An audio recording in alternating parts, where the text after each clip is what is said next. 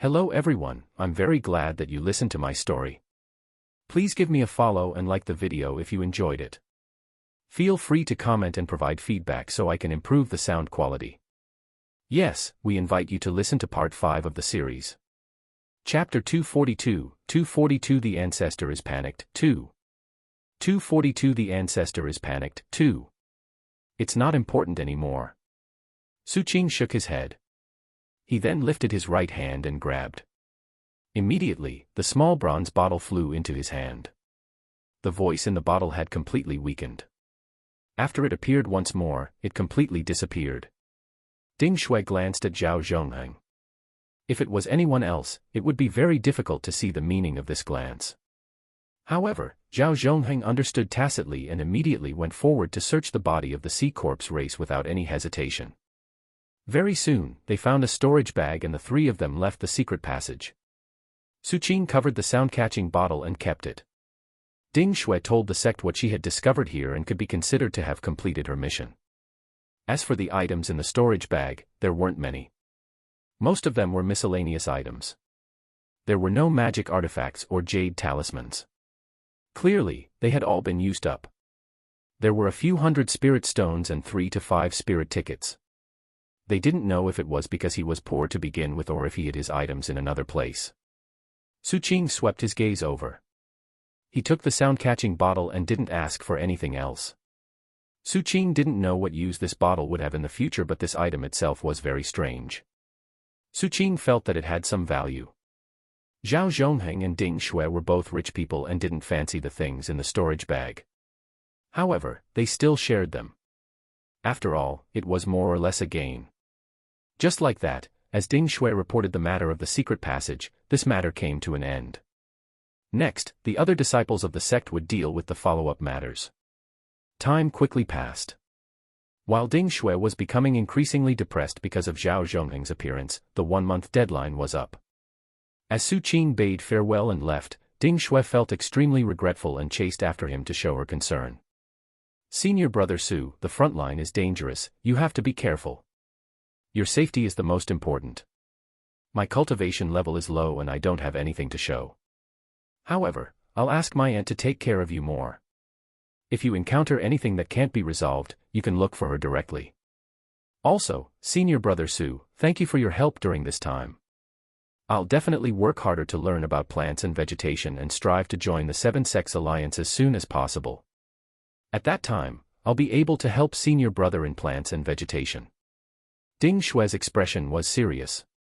After that, she casually spoke. "As for the Tao of plants and vegetation of the second peak, it's a little inferior. I'll definitely be more proficient than the disciples of the second peak in the future. Thank you. You should take good care of yourself too. All the best." Suqing sighed with emotion. He could hear the sincerity in Ding Shui's words. In his heart, he felt that although Ding Shui had some plans in the past month, she was a good person. Moreover, she was very diligent and eager to learn. Suqing approved of this point. As for her saying that the second peak's Tao of plants and vegetation was inferior, Suqing didn't have much contact with the second peak and couldn't comment. He cupped his fists at Ding Shui and turned to leave. Ding Shui reluctantly watched as Suqing's back disappeared from her sight. She turned her head and ruthlessly glared at Zhao Zhongheng. She let out a cold snort and chose to leave the Merfolk Islands. She was very clear that the front line was dangerous and it was not suitable for her to continue staying here with her cultivation base.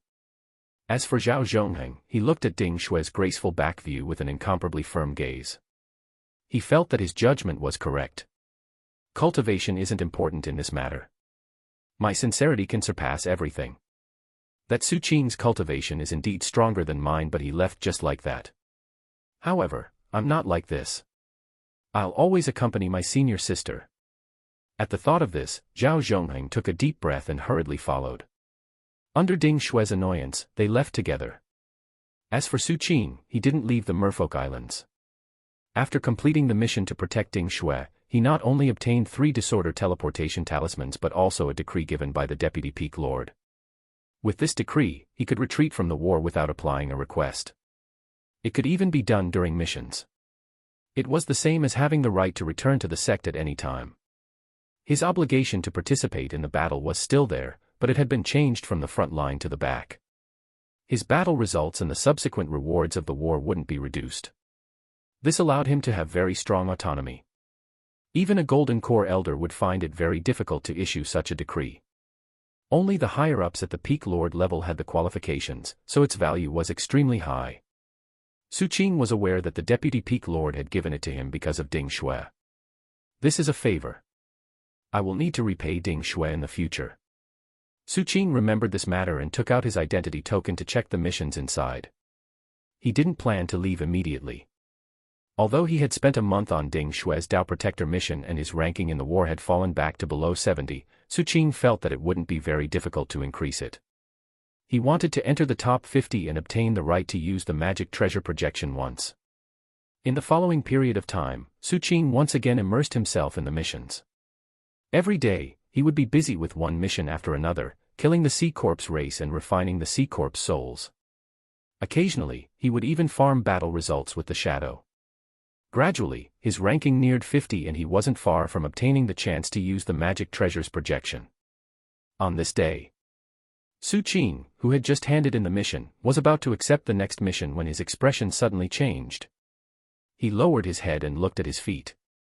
His eyes gleamed with a strange light as he disappeared from his original location. After he arrived at a remote corner, Su Qing calmly spoke. "What do you want to say?" Just now, the Shadow had transmitted some emotions to him. Advancement. Quiet. Safety. Breakthrough. The Shadow tried its best to express itself. In this war with the Sea Corps race, the Shadow had provided a lot of help. Now that it had devoured so many Sea Corps race members, it was finally about to break through. This filled Su Qing with anticipation. After he formed his life fire, the Shadow and the Diamond Sex ancestor clearly couldn't keep up with him. However, Su Qing was still vigilant against the Shadow and the Diamond Sex ancestor, especially the former. As the Shadow transmitted the information that it was about to break through, the black iron stick at the side trembled slightly. The Diamond Sex ancestor inside also quickly transmitted his divine sense. "Master, I was about to report to you that I can break through too. I also need a quiet and safe environment because the artifact spirit technique I cultivate is different from other random things. It will attract heavenly lightning to cleanse my soul. Once I break through, I can erupt with combat strength similar to the mystic brilliance form." The Diamond Sex ancestor's words revealed determination, but his heart was filled with anxiety. In reality, he was still a little short of breaking through. However, he couldn't wait anymore. He felt that once the Shadow broke through first, if he still maintained his current state, losing his status was secondary. What was important was that he might be considered useless. Once he was considered useless, he felt that there was a high chance that he would be thrown out as cannon fodder at some point. Hence, he was prepared to give it a try. Su Qing glanced at the black iron stick and then at the Shadow. He had already made a decision. Chapter 243, 243 Battle of Status. 243 Battle of Status. Top 50 in the war score of 7 Blood Eyes could obtain the qualifications to use the projection of the sex magic treasure once. Su Qing was tempted by this. On one hand, he had never seen a magic treasure, but he had heard too many things about the strength of magic treasures. After all, even in the entire 7 Blood Eyes, there was only one magic treasure. At the same time, Su Qing was also curious about why magic treasures had such rumors. He wanted to know what the 7 Blood Eyes magic treasure looked like and what kind of might it could unleash. These were what tempted him. However, Su Qing felt that he couldn't delay the Diamond Sex ancestor and the Shadow's breakthrough because of curiosity. Su Qing knew very well which one was more important. After all, no matter how strong the magic treasure projection was, he could only use it once. However, the advancement of the Shadow and the Diamond Sex ancestor would increase his combat strength. Hence, Su Qing didn't hesitate and immediately gave up on accepting the mission. He made use of the right to be exempted from the war given by Ding Xue's aunt and chose to leave while the 7 Blood Eyes continued to advance toward the Sea Corps race with an imposing aura. "I have to find a safe and remote island so that the breakthrough of the Shadow and the Diamond Sex ancestor won't be disturbed." This was especially so when the Diamond Sex ancestor said that there would be lightning tribulation when he broke through. This made Su Qing pay even more attention to the location. He made a prompt decision and used the teleportation array on the Merfolk Island to activate a long-distance teleportation in the opposite direction of the battlefield. This time, the place he teleported to was an island of non-human races called the Cape Sand race. They were one of the 7 Blood Eyes allies, and most of them had gentle personalities. Because they were good at refining a material called the Flickering Sea and had extremely high attainments in puppet research, they had been protected by the 7 Blood Eyes for more than 100 years. As for the members of the Cape Sand race, they were very strange. Their appearances were similar to humans, but their bodies were only the size of a palm. Humans were like giants in front of them. Their clan's territory was also a small kingdom. However, in order to receive foreign friends, they built a large city not far from the teleportation array that could allow cultivators to stay. When Su Qing appeared in the Cape Sand race's teleportation array, it was already dusk. The afterglow of the setting sun scattered down in the distance, reflecting the purple color on the black surface of the sea. It contrasted with the fiery red glow in the sky and gave off a mysterious feeling.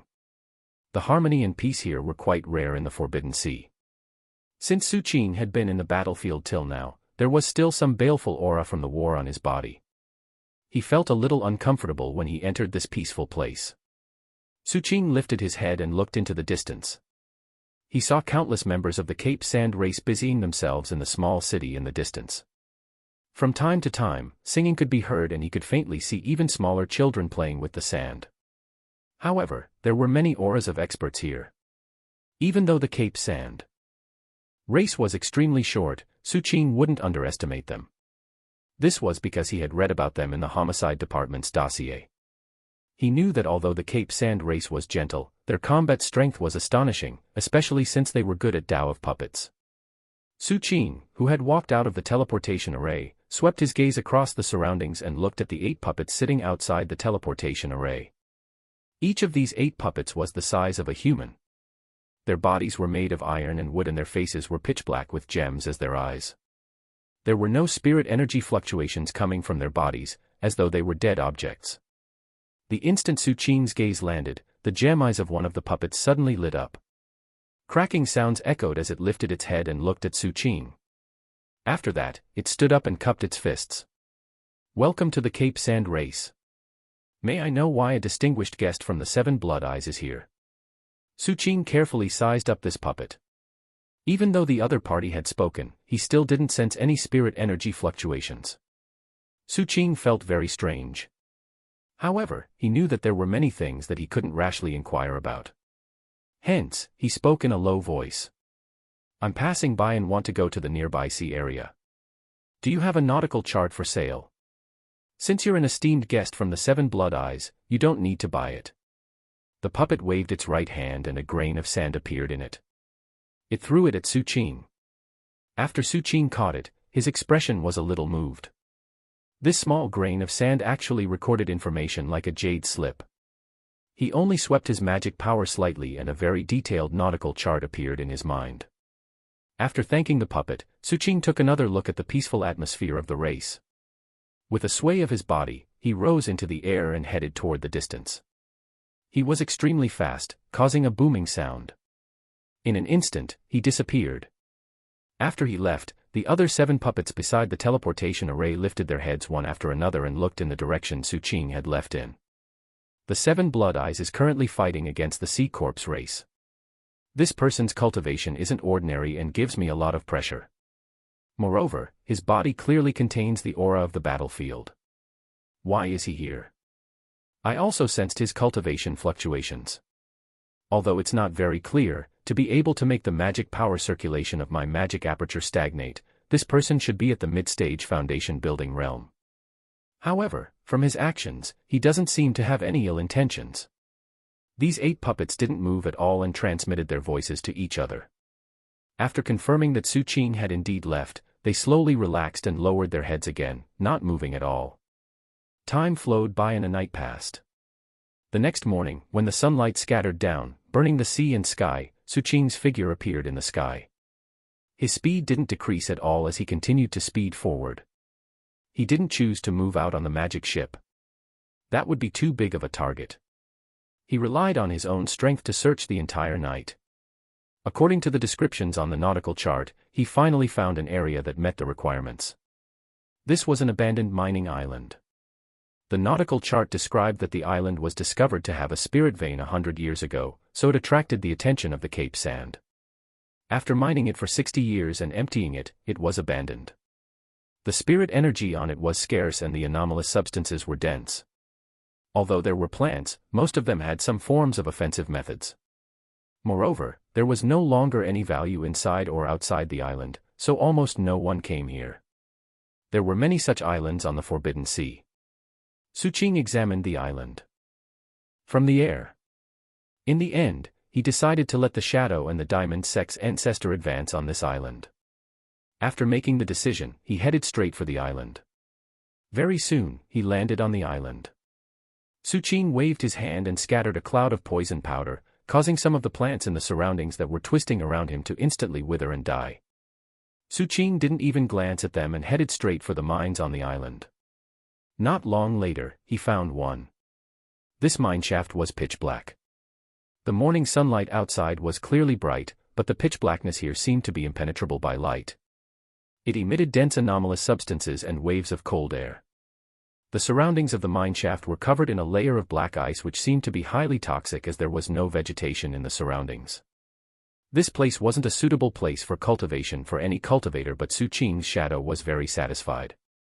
In fact, its figure under the sunlight couldn't help but extend a little toward the mine shaft. Suqing was also satisfied with it. After he got closer and confirmed that there was no danger, he broke off a piece of black ice on the ground. The cold air coming from the black ice was astonishing and the anomalous substances in it were extremely dense.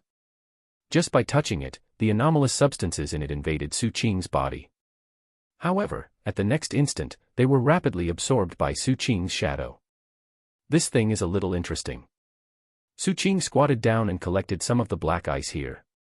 Unfortunately, it was very difficult to preserve this item. They would volatilize quickly after they were broken off. With regret, Suqing was about to step into the mine shaft. "Master, be careful. You should not enter a strange place rashly. Let me clear the way." The diamond sex ancestor quickly spoke and took the initiative to control the black iron stick.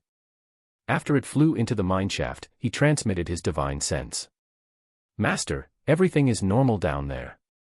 At the side, the shadow that was happily absorbing the black ice paused for a moment. It also hurriedly extended a section to the bottom of the deep pit and similarly emitted safety fluctuations. Suqing didn't care about the matter between the diamond sex ancestor and the shadow. He was also happy to see them targeting each other. His expression was as calm as ever. He first set up some poison in the surroundings before stepping into the mine shaft. The anomalous substances in the mine were clearly denser and the cold air in it was oppressive. It was also pitch black. Even though magic power gushed into his eyes, Suqing could only vaguely see a huge tunnel ahead with traces of mining. Suqing didn't hesitate to light the life lantern. In the blink of an eye, invisible flames spread out from his entire body, vaguely forming a black umbrella above his head to protect his soul. He instantly disappeared and began to investigate if there was any danger in the mine shaft. Although he had sensed that this place was safe earlier, Suqing would not be at ease till he inspected it. At that moment, under the mystic brilliance form, his entire person was like flames, sweeping through the entire mine shaft. Even though there were many tunnels here, with Suqing's speed, he only used the time it takes for an incense stick to burn to finish examining them all. Other than some bats, this place was safe. After confirming this, Suqing sat down in the depths of the mine shaft and spoke softly in the darkness. "Shadow, you can advance now." As Suqing's voice rang out, his shadow instantly spread out. Although there was still a trace of connection with Suqing, 99% of it spread into the distance and rotated rapidly there. Outsiders couldn't see this scene. Only Suqing could sense it. He could sense that as the shadow rotated rapidly, the anomalous substances in the surroundings gathered crazily and surged into the vortex. This vortex grew larger and deeper until all the anomalous substances in the mine shaft were absorbed. The vortex suddenly trembled and stopped spinning. Instead, it transformed into something like a deep pool. Its shape was circular and was a full 100 feet long. The shadow had melted and turned into a pool of black mucus. Bubbles kept popping up on the surface of the water as though the pool was boiling. Every time a bubble shattered, waves of soul-stirring roars would ring out, as though some evolution was unfolding inside. Su Qing's eyes revealed anticipation, but his vigilance didn't decrease. After all, the shadow had an untamed personality. It was hard to say if it would suddenly act foolishly after breaking through. Hence, he silently poured a portion of his magic power into the purple crystal and was prepared to suppress the shadow at any time. At the same time, the Diamond Sex ancestor saw that the shadow had already begun and Demon Su was clearly looking forward to it. He even seemed to be protecting him. This caused him to feel an extremely strong sense of danger and intense nervousness. He's protecting it. Demon Su clearly values the silly shadow more. According to the logic in the book, once the silly shadow breaks through first, the pressure on me will definitely be extremely great. Moreover, even if I break through later, I'm still too slow. In the stories, the slower one will be until they are completely left behind. This won't do. The Diamond Sex ancestor's mind trembled. He definitely couldn't let such a thing happen. For the sake of status, for the sake of not becoming cannon fodder, I have to break through before the silly shadow. At the thought of this, the eyes of the Diamond Sex ancestor turned slightly red. His voice was incomparably solemn and carried intense determination as he spoke in a low voice. Master, I want to advance. Chapter 244, 244 Lightning Spirit Body. 244 Lightning Spirit Body. Su Qing was surprised. He glanced at the Diamond Sex ancestor and felt that the other party's sudden words were a little strange. Are you sure? Su Qing slowly spoke. He could sense that the aura of the Diamond Sex ancestor was much stronger than before, as though it had reached a certain critical point, but it was still a little unstable. It didn't seem like it had reached the point of breakthrough. I'm extremely sure. The Diamond Sex ancestor quickly glanced at the shadow and spoke loudly. Su Qing had never been an artifact spirit before and didn't know what its state of breakthrough was like, so he fell silent for a moment. Seeing Su Qing pondering, the Diamond Sex ancestor became nervous. He was worried that Su Qing would reject him in order to do his best to take care of the shadow. At the same time, he recalled that there was a plot in one of the countless ancient books he had read. The plot described that after the protagonist rejected his pet once, he somehow fell in love with the feeling of rejecting the requests. Hence, he rejected everything from then on. In the end, he treated his pet as food. Demon Su cultivates fiendish fire soul-devouring art. Did he already plan to devour me one day? Although the Diamond Sex ancestor was an elite among humans, he had a habit of saying incomprehensible things when he was alive. Now that he had become an artifact spirit, he became even more sensitive amidst his fear all day. He felt that he was going to die. This was a sign that Demon Su was about to devour him. Hence, in his horror, he hurriedly shouted before Su Qing could agree. Master, I can't hold it in anymore. My breakthrough is here. As he spoke, the Diamond Sex ancestor's soul body erupted as he forcefully attempted the breakthrough. In fact, his eyes were red and he had gone completely crazy. I want to break through before the shadow. He roared inwardly. Amidst the eruption, soul shadows rose from the black iron stick and balls of fog rapidly formed in his body like dark clouds. They continued to collide with each other. Traces of lightning flashed through his entire body, causing the Diamond Sex ancestor to involuntarily let out a blood-curdling scream. Su Qing was shocked. The cultivation art the Diamond Sex ancestor cultivated was an incomplete version that could turn cultivators into artifact spirits. The name of this cultivation art also revealed that it was extraordinary. It was called Great Enlightening Spirit Transformation. There was no way to investigate the origin of this cultivation art. It seemed to have been created by some almighty figure through reference from lightning souls. Once one cultivated it to the small success stage, they would be able to transform their body into lightning spirit body. The first part of this stage required talent. At the same time, this was also a process of accumulation. As for the second part, they had to have the willpower to suicide to become a soul body. Then, they would borrow the accumulation of cultivation in the first part to transform into an artifact spirit. They could begin the third part and transform into lightning spirit body. Once they turned into lightning spirit body, they were considered to have reached the small success stage. However, this was only the postnatal lightning spirit. Only when one reached mid-success could they transform into an innate lightning spirit. As for the large success stage, the cultivation art did not have it. What the diamond sex ancestor was desperately trying to break through to was to transform himself into the postnatal lightning spirit. This process was extremely painful and required him to borrow the help of the clouds to collide in his body to produce more lightning. In the end, he had to let the lightning penetrate his soul to attract the heavenly lightning and cleanse his soul. Seeing the diamond sex ancestor screaming and wailing, Suqing took a deep breath. His gaze completely shifted away from the shadow and half of his attention was on the diamond sex ancestor. The other party's current state made Suqing faintly feel that something was amiss. At the same time, he was also rapidly weighing whether his iron stick would be damaged if the diamond sex ancestor collapsed. As for the diamond sex ancestor's miserable cry, not only did it attract Suqing's attention, but the bubbles on the black pool formed by the shadow also paused for a moment before increasing the speed of its emergence. Just like that, under the competition and madness between the shadow and the diamond sex ancestor, more and more clouds appeared in the diamond sex ancestor's body and the collision became stronger. Bolts of lightning slowly accumulated in his soul and continued to swim around. After they filled his entire soul body, the instant the diamond sex ancestor's body was about to collapse, a bolt of lightning finally broke through a gap and crawled out of the top of his head. In an instant, a large amount of lightning flowed out of this gap and surrounded the diamond sex ancestor's entire body, causing his aura to strengthen rapidly. All of this allowed the diamond sex ancestor to heave a sigh of relief in his heart. He felt that it hadn't been easy for him. However, when he thought of the subsequent baptism, he wailed inwardly. He was very clear that the process of breaking through was extremely dangerous. If he wasn't careful, he might disappear like smoke. If it was when he was alive, he would have chosen to give up without hesitation.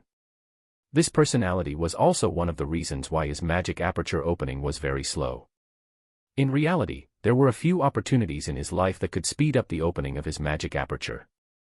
However, he needed to risk his life, so he had given them up and retreated. This hesitation appeared now as well. However, at this moment, the roars coming from the black pool formed by the shadow became increasingly intense. In fact, the pool even began to bulge. This swelling wasn't a bubble but a new existence that had formed in the pool. It was struggling to stand up, and as it continued to form, an aura that exceeded chi condensation spread out from the pool. This aura was very intense and reached the foundation building realm in the next instant. However, it wasn't over. This scene clearly indicated that the shadow was at the critical moment of breaking through and could succeed at any time. This caused the diamond sex ancestor's expression to be sinister. He stared fixedly at the black pool formed by the shadow. After that, his eyes turned red and revealed madness as he roared. Lightning. As soon as the word came out of his mouth, the sky outside suddenly rumbled.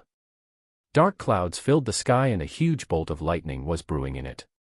It swam in sections and formed the shape of a distorted character as it rumbled toward the island. When this bolt of lightning landed on the ground, it penetrated the soil and seeped into the depths of the mine shaft.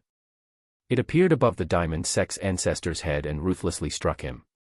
The diamond sex ancestor's entire body trembled. A large amount of external lightning surged into his body and fused with the lightning he emitted. These lightning bolts continued to gather. There were more and more of them, and they became more and more astonishing. As for the diamond sex ancestor, his screams became even more mournful.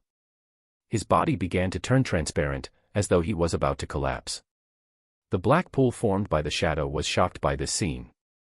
However, very soon, the figure inside struggled intensely and suddenly rose. It was obvious that it was also desperately trying to complete its breakthrough as soon as possible. Suqing's expression changed. He looked at the shadow and then at the diamond sex ancestor. A hint of strangeness appeared in his eyes, but he didn't speak. Time flowed by and very soon, the time it took for an incense stick to burn passed. As the diamond sex ancestor's miserable cries became increasingly tragic, the lightning outside his body finally gathered. Finally, under the low roar of the diamond sex ancestor, all the lightning followed the top of his head and suddenly blasted into his body. The diamond sex ancestor's entire body trembled. His body was being changed by the lightning at a speed visible to the naked eye. All the parts of his soul body were affected and reformed. Gradually, when all the lightning was completely absorbed by the diamond sex ancestor, he suddenly looked at the black iron stick at the side and swallowed it. Countless lightning bolts directly bombarded the iron stick. He was using his body as a furnace, the lightning as a hammer, and his soul power as fire to rebuild the black iron stick.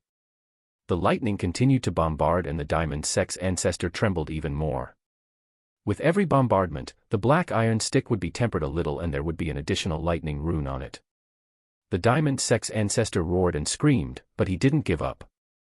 After the bombardment reached 10 times, 20 times, 30 times, 40 times. The black iron stick became increasingly pitch black and the sharpness exceeded the past.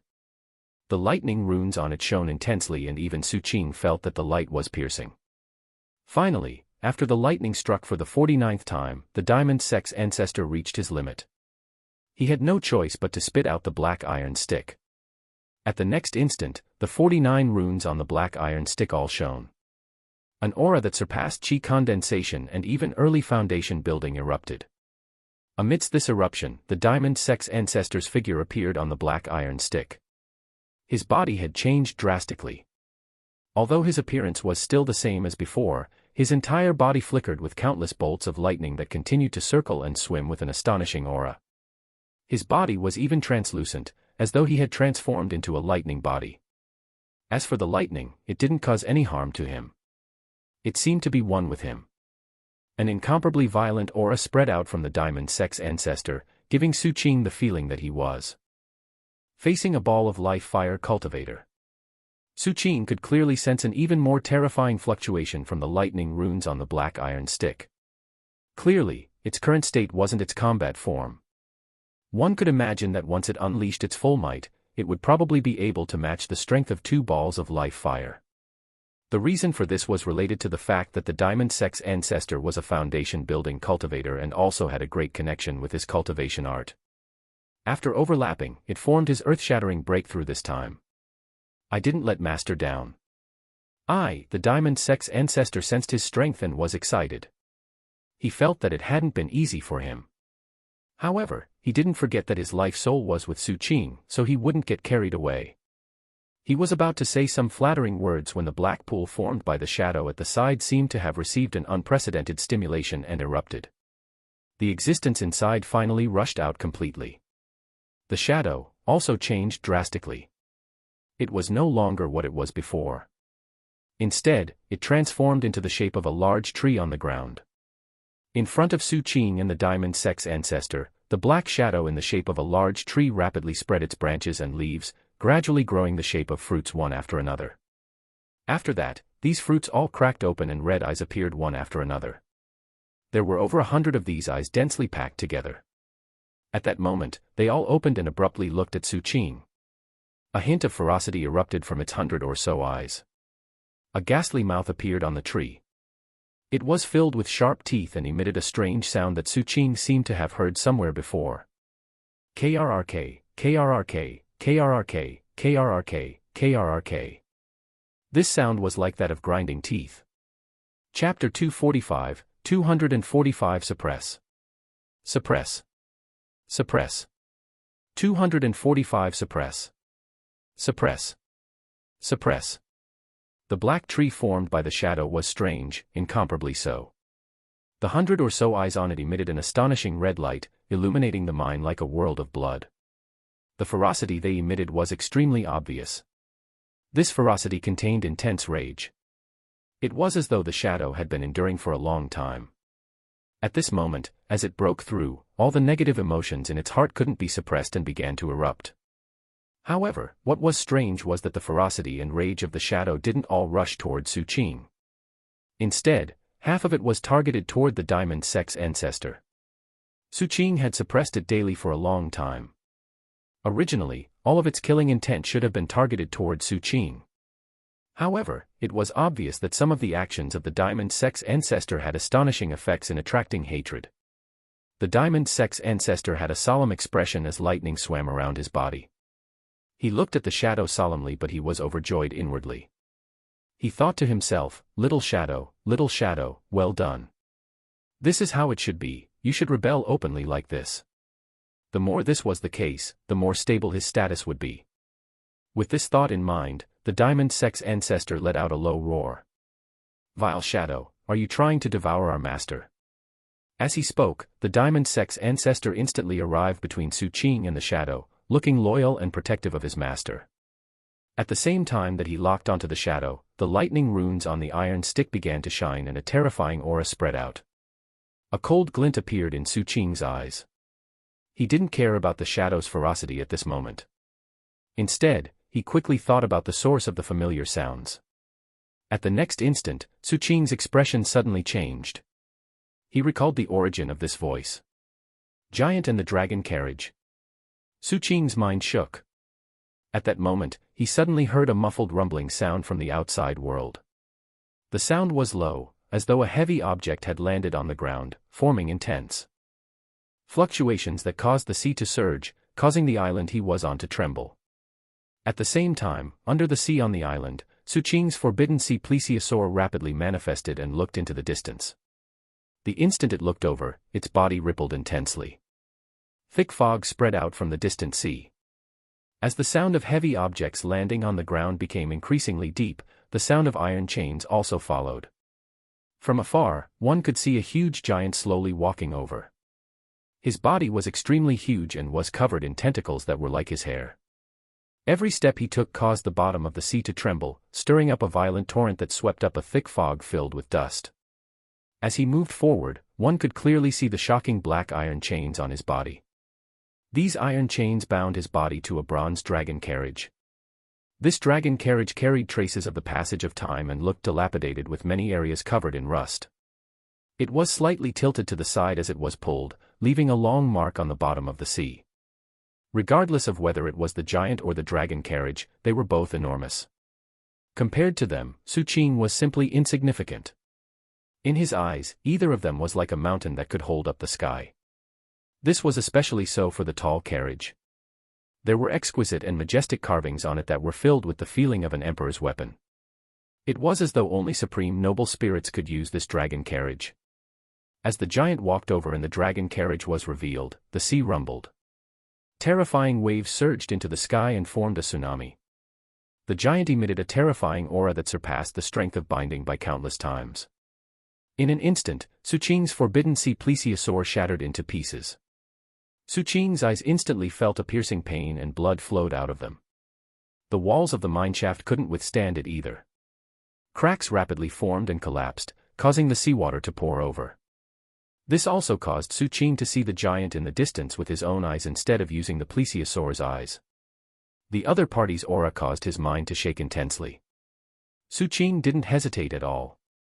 The life lantern in his body was ignited and he activated the mystic brilliance form. It was as though a volcano had erupted in his body. While he resisted with all his might, this close distance also allowed him to see the murals carved on the outer surface of the dragon carriage clearly. A handsome youth in luxurious clothes and an emperor's crown was shown in the murals. He was sitting in the dragon carriage and was propping his chin with a hand as he reviewed a bamboo slip. The entire mural was exquisite and the carvings were lifelike. Even the youth's expression and brows were clear. He seemed to have seen some interesting records and the corners of his mouth curled up slightly with a smile.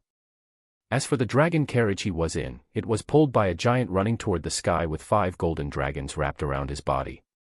This giant was extraordinary. Although he was only carved on a mural, it still allowed those who saw him to sense his powerful aura. At the same time, the giant on the mural seemed to want to turn his head and look at the youth behind him. His expression was filled with loyalty and a hint of fanaticism. It was as though to him, the youth behind him was his fate. To be able to pull the carriage for the other party was his glory. The murals didn't end here. In the next few murals, Su Qing saw the youth with the crown walking down the dragon carriage after it passed through the clouds and arrived at the highest sky. He transformed into the sun. He hung high in the sky and his light illuminated the ground.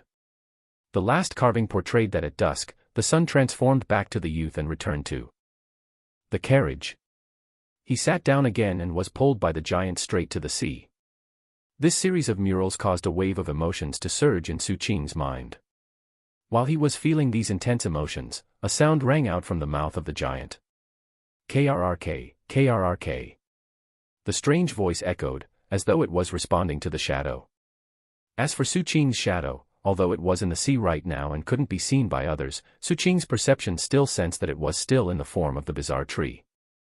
Amidst its ferocity and madness, it let out another sound. The giant's body trembled as he walked toward Su Qing. The closer he got, the more palpitations Su Qing felt. Su Qing cast a deep glance at the giant in the distance and chose to retreat. At the same time, the purple crystal in his body erupted with full force and directly suppressed the shadow. He took out the magic ship and immediately leaped out of the sea. It was early in the morning in the outside world. The sun was shining brightly, and when it landed on Su Qing's body, it also clearly revealed his shadow on the deck of the ship. The shadow was twisting, as though it was crazily resisting Su Qing's suppression. Amidst this distortion, all its forms changed and tentacles extended out from the tree. It was actually gradually becoming similar to the dragon carriage giant. Su Qing's eyes revealed killing intent. The 44 magic apertures in his body circulated and magic power surged into the purple crystal on his chest. The purple crystal trembled from the huge force. A blurry purple light emitted from Su Qing's chest and landed on the distorted shadow. It wasn't over with just one time. Su Qing decisively suppressed it more than 50 times. The shadow trembled intensely, but it was still letting out a low roar. All its eyes were red and its open mouth seemed to be about to make a sound. However, Su Qing let out a cold snort and simply fused the power of his life fires into the purple crystal. At the same time, he waved his right hand, causing the shadow of a huge black umbrella to appear. As soon as the black umbrella appeared, the color of the sky changed and the wind and clouds churned. Su Qing covered the shadow with it, blocking the sunlight and cutting off some of its connection with the outside world. Outsiders couldn't see the shadow under the umbrella.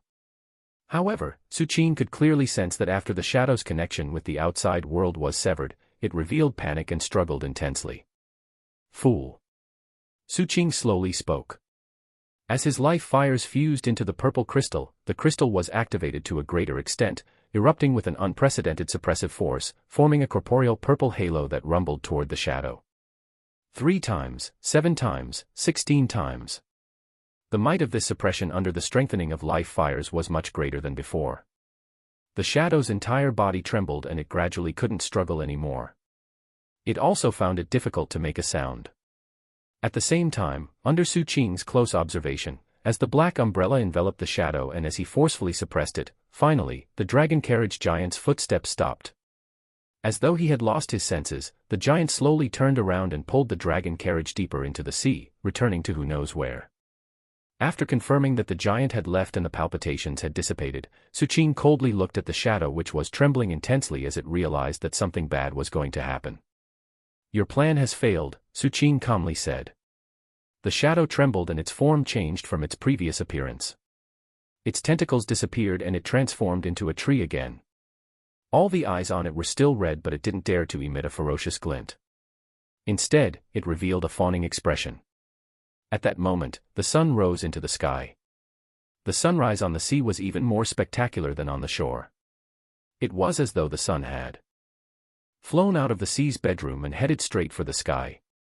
The fiery red light illuminated the surroundings like a red fire that wanted to burn the world. Even the black forbidden sea couldn't compete for brilliance at this moment. It was as though the sun was the only main character. However, Su Qing wasn't in the mood to pay attention now. With a wave of his right hand, the black umbrella dissipated and the shadow reappeared. As the sunlight grew denser, the shadow reflected on the deck could be seen with the naked eye. It was very clear. However, compared to before, after being suppressed many times, its color wasn't as dark as when it had just broken through. Now, under Su Qing's cold gaze, its trembling became even more intense.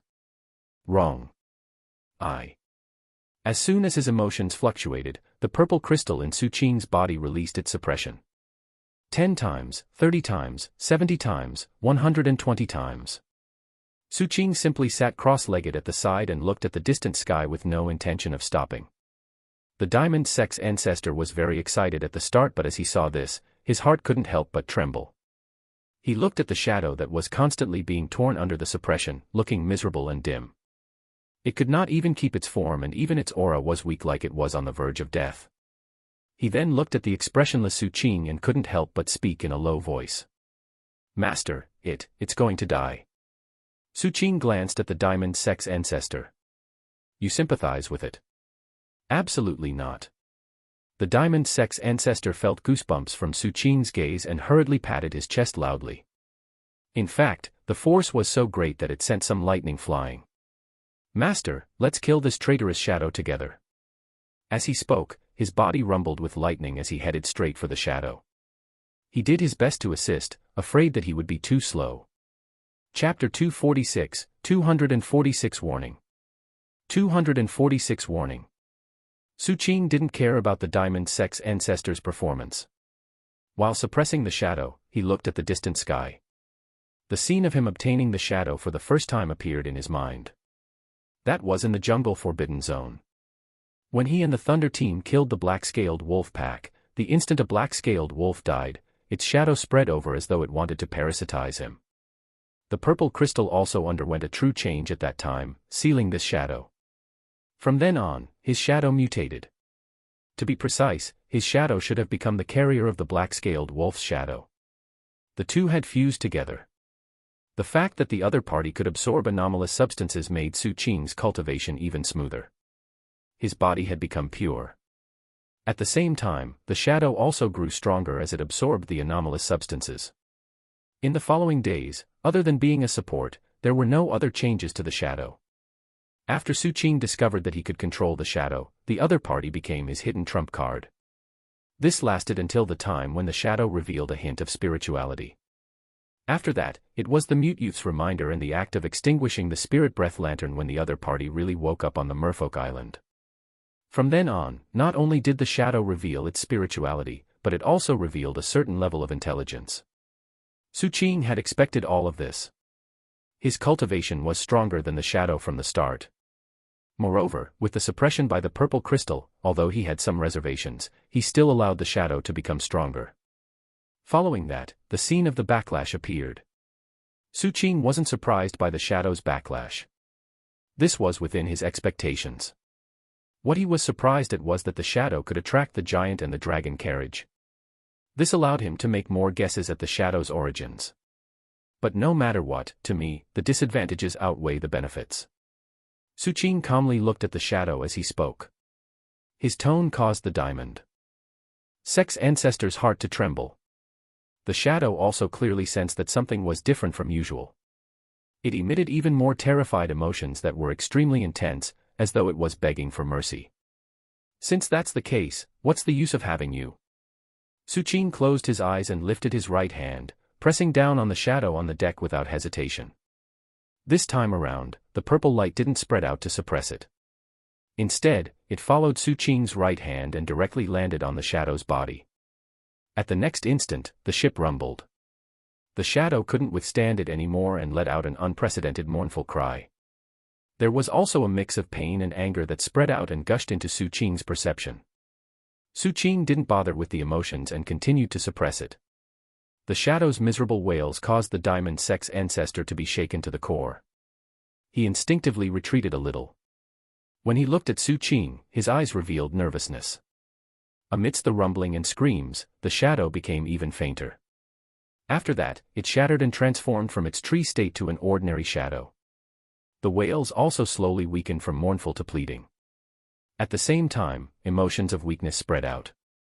Su Qing was expressionless and continued to suppress it.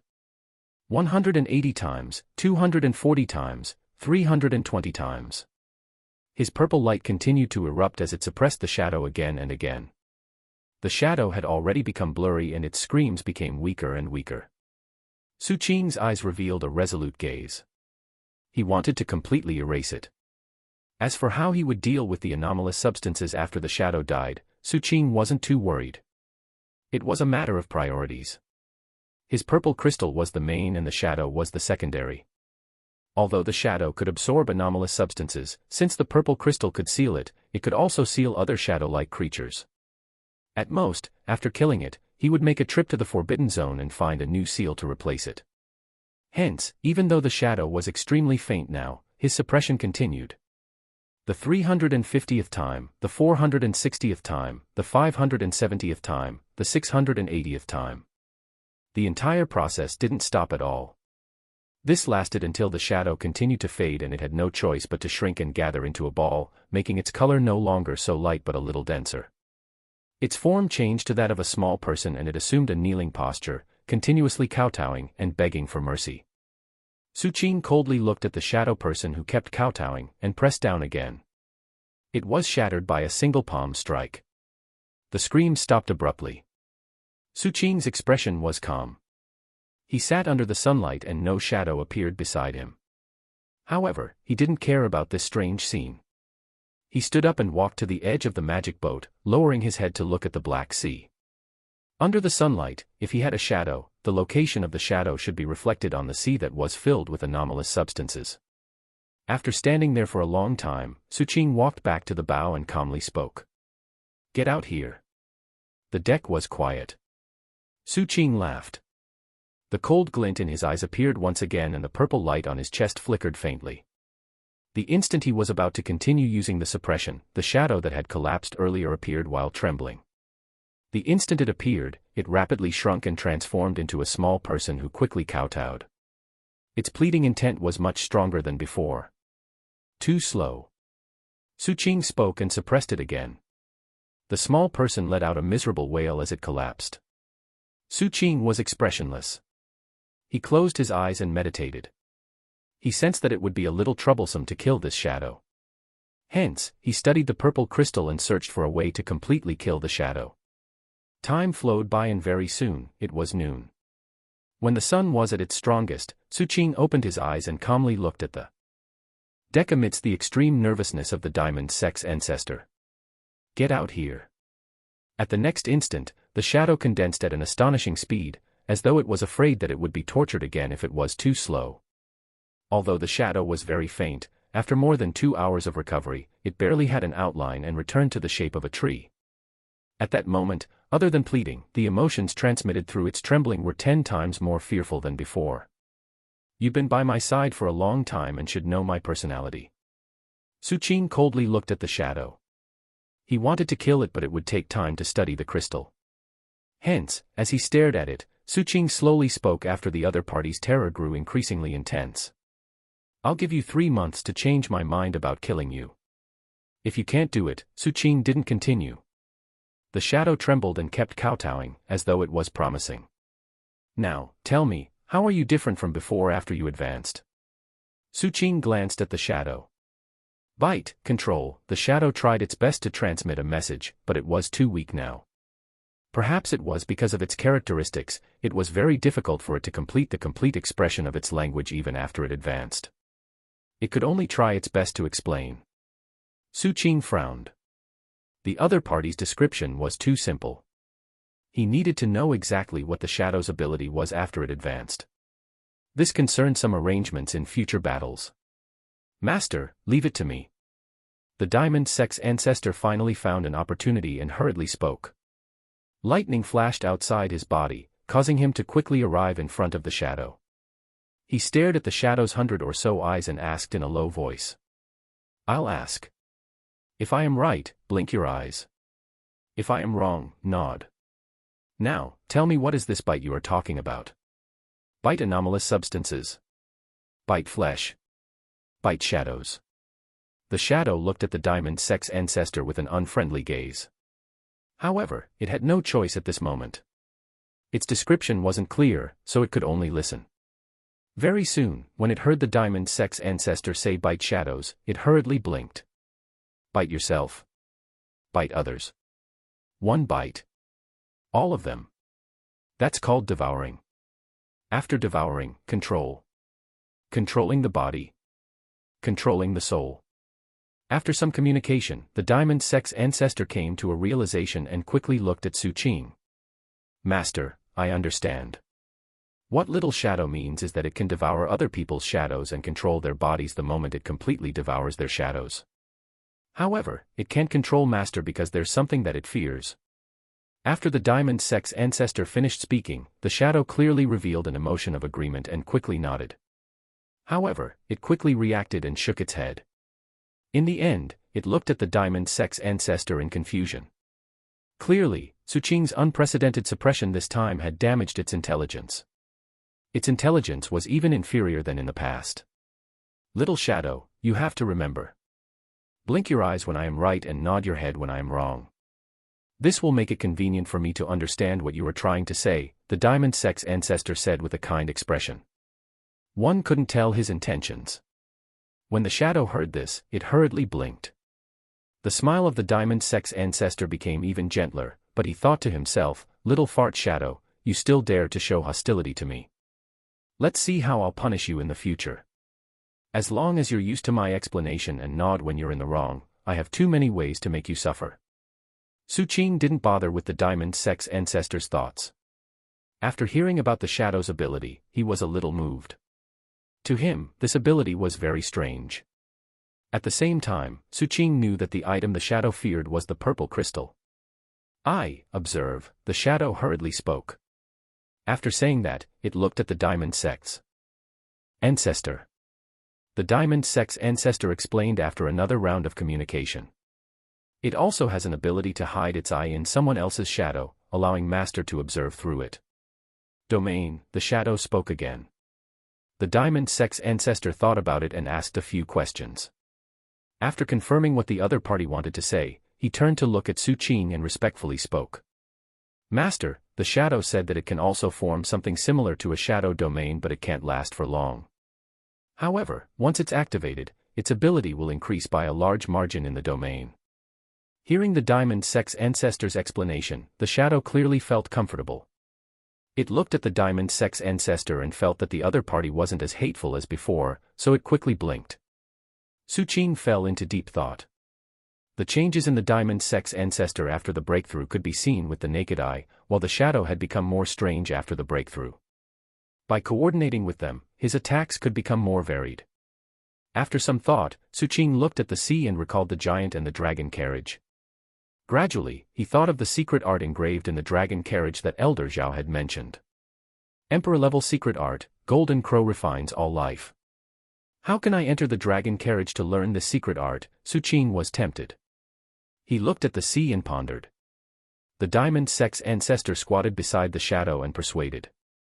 "Little shadow, I know that you actually don't like Master, right?"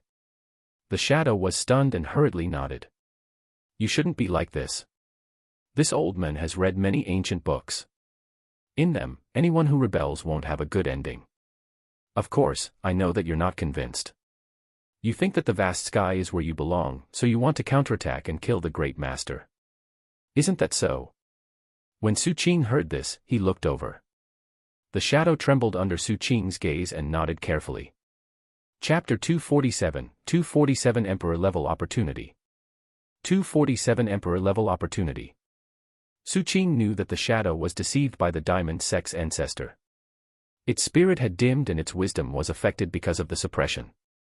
Even so, he still had the urge to suppress it again. However, he was reasonable after all. Hence, he suppressed the thought of suppressing and glared at the Diamond Sex ancestor. The Diamond Sex ancestor hurriedly revealed a fawning expression and didn't continue to bait the shadow. Su Qing looked at the shadow and suddenly spoke. "How did you attract the dragon carriage giant? What exactly are you? Are there other existences like you?" The shadow shivered and tried its best to express. "Connect." Shadow, with that, it hurriedly looked at the Diamond Sex ancestor. The Diamond Sex ancestor squatted down and asked in a low voice. After the shadow continued to blink and nod, the Diamond Sex ancestor turned his head and bowed to Su Qing before respectfully speaking. "Master, what little shadow is saying is that it doesn't know what it is either.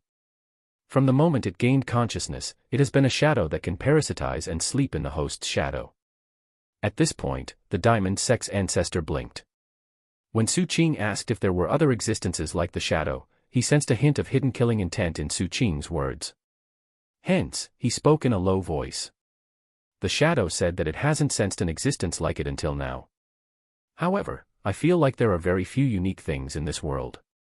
As for the matter of attracting the dragon carriage giant, it doesn't know. For some reason, when it saw the giant, it could instinctively circulate the other party's voice and summon it. My analysis might be that its formation is related to the dragon carriage. Su Qing's eyes narrowed. He only believed a portion of the shadow's words, but the other party had said so much. There was no point in continuing to suppress and interrogate it. Moreover, the probability of it saying the truth was very high. It can. Attract the dragon carriage giant. If I use this well, it will also be a trump card. Su Qing sat on the magic ship and continued to look at the sea. It was already afternoon. Although the sunlight was still bright and dense, it seemed to be flowing. Elder Zhao's description of the giant and the dragon carriage kept echoing in his mind. The more he thought about it, the more tempted Su Qing became and the desire grew increasingly intense. It would have been fine if he had only encountered it once. Now that he had encountered it again and the shadow clearly had a way to lure it over, Su Qing felt that if he planned it, it wasn't impossible for him to have the opportunity to obtain the emperor-level cultivation art. However, this matter was too difficult. Su Qing recalled the feeling he had when he saw the dragon carriage giant earlier. The pressure from the other party caused his body and soul to be unable to withstand it. He could imagine that if the giant got any closer, his body would definitely collapse. Su Qing had once felt a similar feeling in the merfolk race's murals. Although his cultivation was different from back then, the level of this dragon carriage giant clearly surpassed the divine existence in the murals. If I can't get close, I can't step onto the dragon carriage. Moreover, even if I use some methods to forcefully barge through at all costs, as long as that giant turns its head and takes a look, I'll definitely be unable to withstand its might. I wonder how the Lord of the Seven-Sex Alliance broke in back then. Su Qing sighed with emotion. He felt that unless the giant was in a deep sleep, it was impossible for him to enter the dragon carriage. Shadow, I'll give you a chance to redeem yourself. Summon the dragon carriage giant and cover it. Imprint the emperor-level cultivation art inside for me. Su Qing looked at the shadow. The shadow instantly emitted a clear fluctuation of horror. Restrict, afraid. The diamond sex ancestor was in high spirits. Without needing Su Qing to speak, he hurriedly went up to communicate and quickly turned to explain. Master, Little Shadow said that there are strange divine fluctuations on that giant's body. It can't get close and will be restricted. Moreover, it sensed that the giant doesn't have a shadow, so the shadow I can't be placed inside. I also asked why it summoned the giant just now.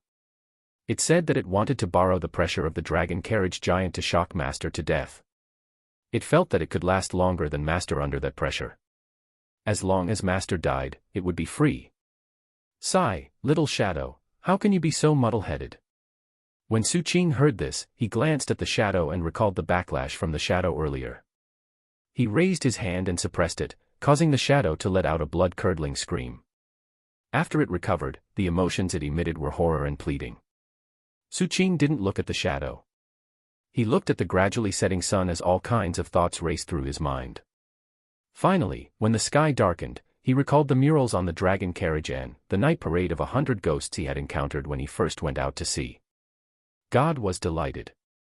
When he closed his eyes and looked, the endless sea became forbidden. The 100 sounds became een. These sentences were the sea record's description of the night parade of 100 ghosts. When Su Qing recalled them, his heart raced slightly as many thoughts quickly rose in his mind. Elder Zhao said that the dragon carriage is the sun's carriage, so the youth in the murals on the dragon carriage should be the sun. Moreover, the murals also portray the scene of him transforming into the sun. This point matches the description in the sea record. The sun is the golden crow. When it is time for sunrise, it rides the dragon carriage to the sky and transforms into the sun. When it is time for sunset, it returns on the dragon carriage and listens to heavenly voice welcomes the moon in its bedroom. If that's true, then that giant must have listened to heavenly voice welcomes the moon many times when it was alive. Even though it has fallen now, it still has some instincts to pull the carriage under the forbidden sea. If it hears heavenly voice welcomes the moon again, will it be dazed? When Su Qing thought of this, his eyes gleamed. If he wanted to accomplish this, he first had to search for the night parade of 100 ghosts. Secondly, he had to have an item that could store music. Moreover, the quality of this item was extremely important. Su Qing looked at his storage bag where there was a sound-catching bottle. Other than these conditions, he also had to find the dragon carriage giant. The forbidden sea was too large. The other party was usually in the deep sea and would only be seen occasionally. It was basically impossible for him to take the initiative to search. If my judgment is feasible, then if I can think of it, others should be able to think of it too. Perhaps the Seven-Sex Alliance's headquarters did this back then. However, I have an additional ability compared to them. Even if they think of this method, they can only passively seek opportunities to encounter it. However, the shadow can take the initiative to summon it. The difference between the probability of active and passive state is extremely great. Su Qing was tempted. He felt that he had to speed up his plan. Even though the difference in taking the initiative and being passive was huge, as long as someone was willing, they could still do it. In fact, it was very likely that someone was already prepared to search for the dragon carriage. Su Qing clearly remembered Elder Zhao saying that every time the dragon carriage appeared, it would search for an inheritor. As long as the emperor-level cultivation art engraved on it was comprehended by someone, it would dim on its own. The giant would then return to the bottom of the sea with the dragon carriage and wait for many years to accumulate the power of inheritance before appearing again. This also indirectly shows that cultivation arts of that level might only be obtained through inheritance, and it's difficult to impart it to others. However, whether it's true or not will be determined in the future. Su Qing felt that what he thought should be feasible. He planned to give it a try. Then, the first thing I have to do is to search for the night parade of 100 ghosts. Su Qing took a deep breath. He knew that the night parade of 100 ghosts only appeared at night and didn't exist for long. Whether he could find it depended on luck. Hence, Su Qing didn't hesitate. He spread out his perception with all his might and controlled the magic ship to move forward rapidly on the Forbidden Sea, beginning to search for the night parade of 100 ghosts. Just like that, days passed. Su Qing's search wasn't very smooth. After all, the Forbidden Sea was too vast. Although the difficulty of searching for the night parade of 100 ghosts couldn't be considered a needle in a haystack, it was about the same. It depended on luck. However, Su Qing wasn't in a hurry. During this month, he was also familiarizing himself with the changes to the black iron stick. After the diamond sex ancestor became a lightning spirit, the speed and lethality of the iron stick became astonishing. This was especially so after the lightning runes formed by the refinement of the black iron stick shone completely. Su Qing was quite surprised by the aura that erupted. That speed had completely surpassed that of a foundation building cultivator with 1 ball of life fire and was comparable to 2 balls of life fire. Although it was slightly inferior, it was enough to be of help to Su Qing's current cultivation and allow his combat strength to increase greatly. At the same time, Su Qing understood the abilities of the shadow as well. Su Qing tested the ability to control other beings after devouring their shadows on a megalodon. He watched helplessly as the shadow devoured its shadow and controlled the megalodon to twist its huge head. The neck broke with a loud cracking sound. This scene was extremely strange, and even the diamond sex ancestor was shocked. He was glad that as an artifact spirit, he didn't have a shadow. The only flaw was that the devouring process was a little slow. Other than that, the shadow's other ability, Shadow Eyes, also gave Su Qing a huge surprise. He controlled the shadow to release 100 shadow eyes and scattered them on many sea beasts. As these sea beasts spread out in a disorderly manner, it was equivalent to Su Qing having countless eyes. As for the sea beasts he had placed the shadow eye on, they were all those who liked to travel at night and jump on the surface of the sea. Hence, their help in searching for the night parade of 100 ghosts was extremely great. Just like that, another month passed. That night, Su Qing, who was observing through the shadow eyes, suddenly locked onto one of the shadow eyes. Through the shadow, Su Qing clearly saw that in that sea area, groups of ghosts were rising into the air. Night Parade of 100 Ghosts. Chapter 248, 248 Contact. 248 Contact. Su Qing immediately put away the magic ship and activated the Mystic Brilliance form. The life lantern burned like a volcano and Su Qing rapidly headed in the direction of the shadow eye. What was parasitized by this shadow eye was a moonfish. This fish was usually hundreds of feet in size. Its head was extremely large and occupied almost 90% of its body. Its short fins, small tail, and its mouth that was always open it look a little stupid and adorable. Its swimming speed wasn't very fast either, and it especially liked light. Regardless of whether it was sunlight or moonlight, it liked both. Hence, although it clearly had the ability to dive to the bottom of the sea, it still appeared on the surface and floated there like a dead fish. This moonfish had a strange ability in the Forbidden Sea. Once it appeared, there would definitely be ferocious injured sea beasts in its surroundings. Most of these sea beasts wouldn't kill the moonfish. Instead, they treated it like a floating rag and rubbed it against their bodies, especially the wound area. The Seven Blood Eyes Sea record also introduced this. It was said that the body of the moonfish would produce some strange mucus. This mucus possessed a certain amount of healing effects, allowing the moonfishes to have a place in the Forbidden Sea. Su-Ching was moving in full speed. According to the direction indicated by the shadow, after flying for a full 2 hours, he finally saw the souls of malicious ghosts rising into the sky in the distance. It was the night parade of 100 ghosts. The range wasn't large, about tens of thousands of feet.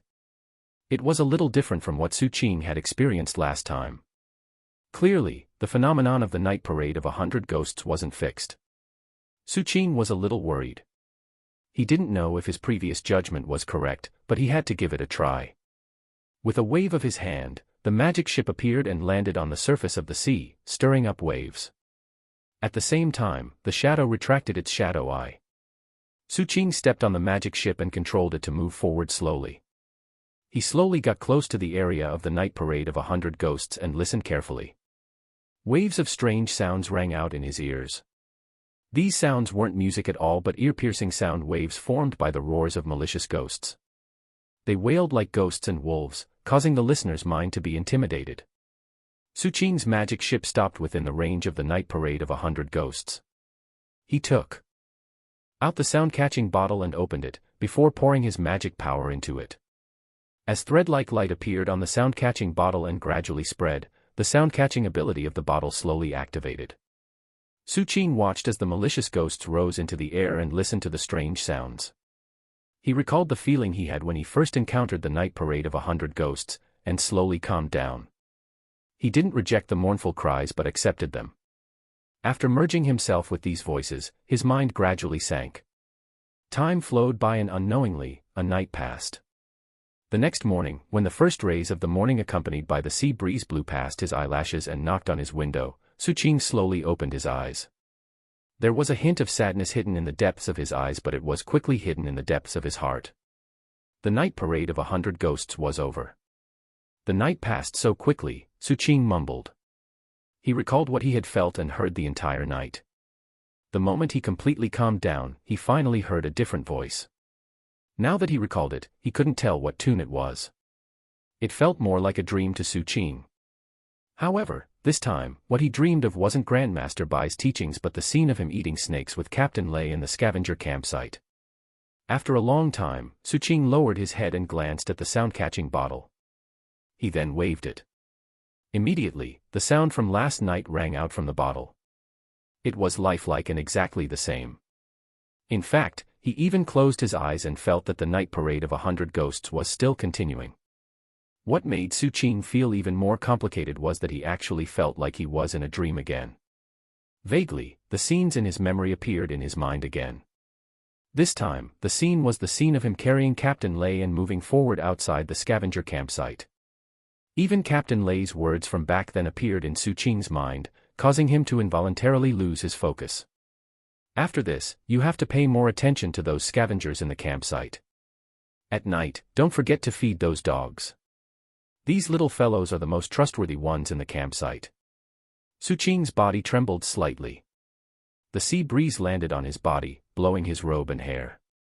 However, it couldn't blow away the memories and sadness that rose in his heart. After a long time, Su-Ching sighed softly and lowered his head again.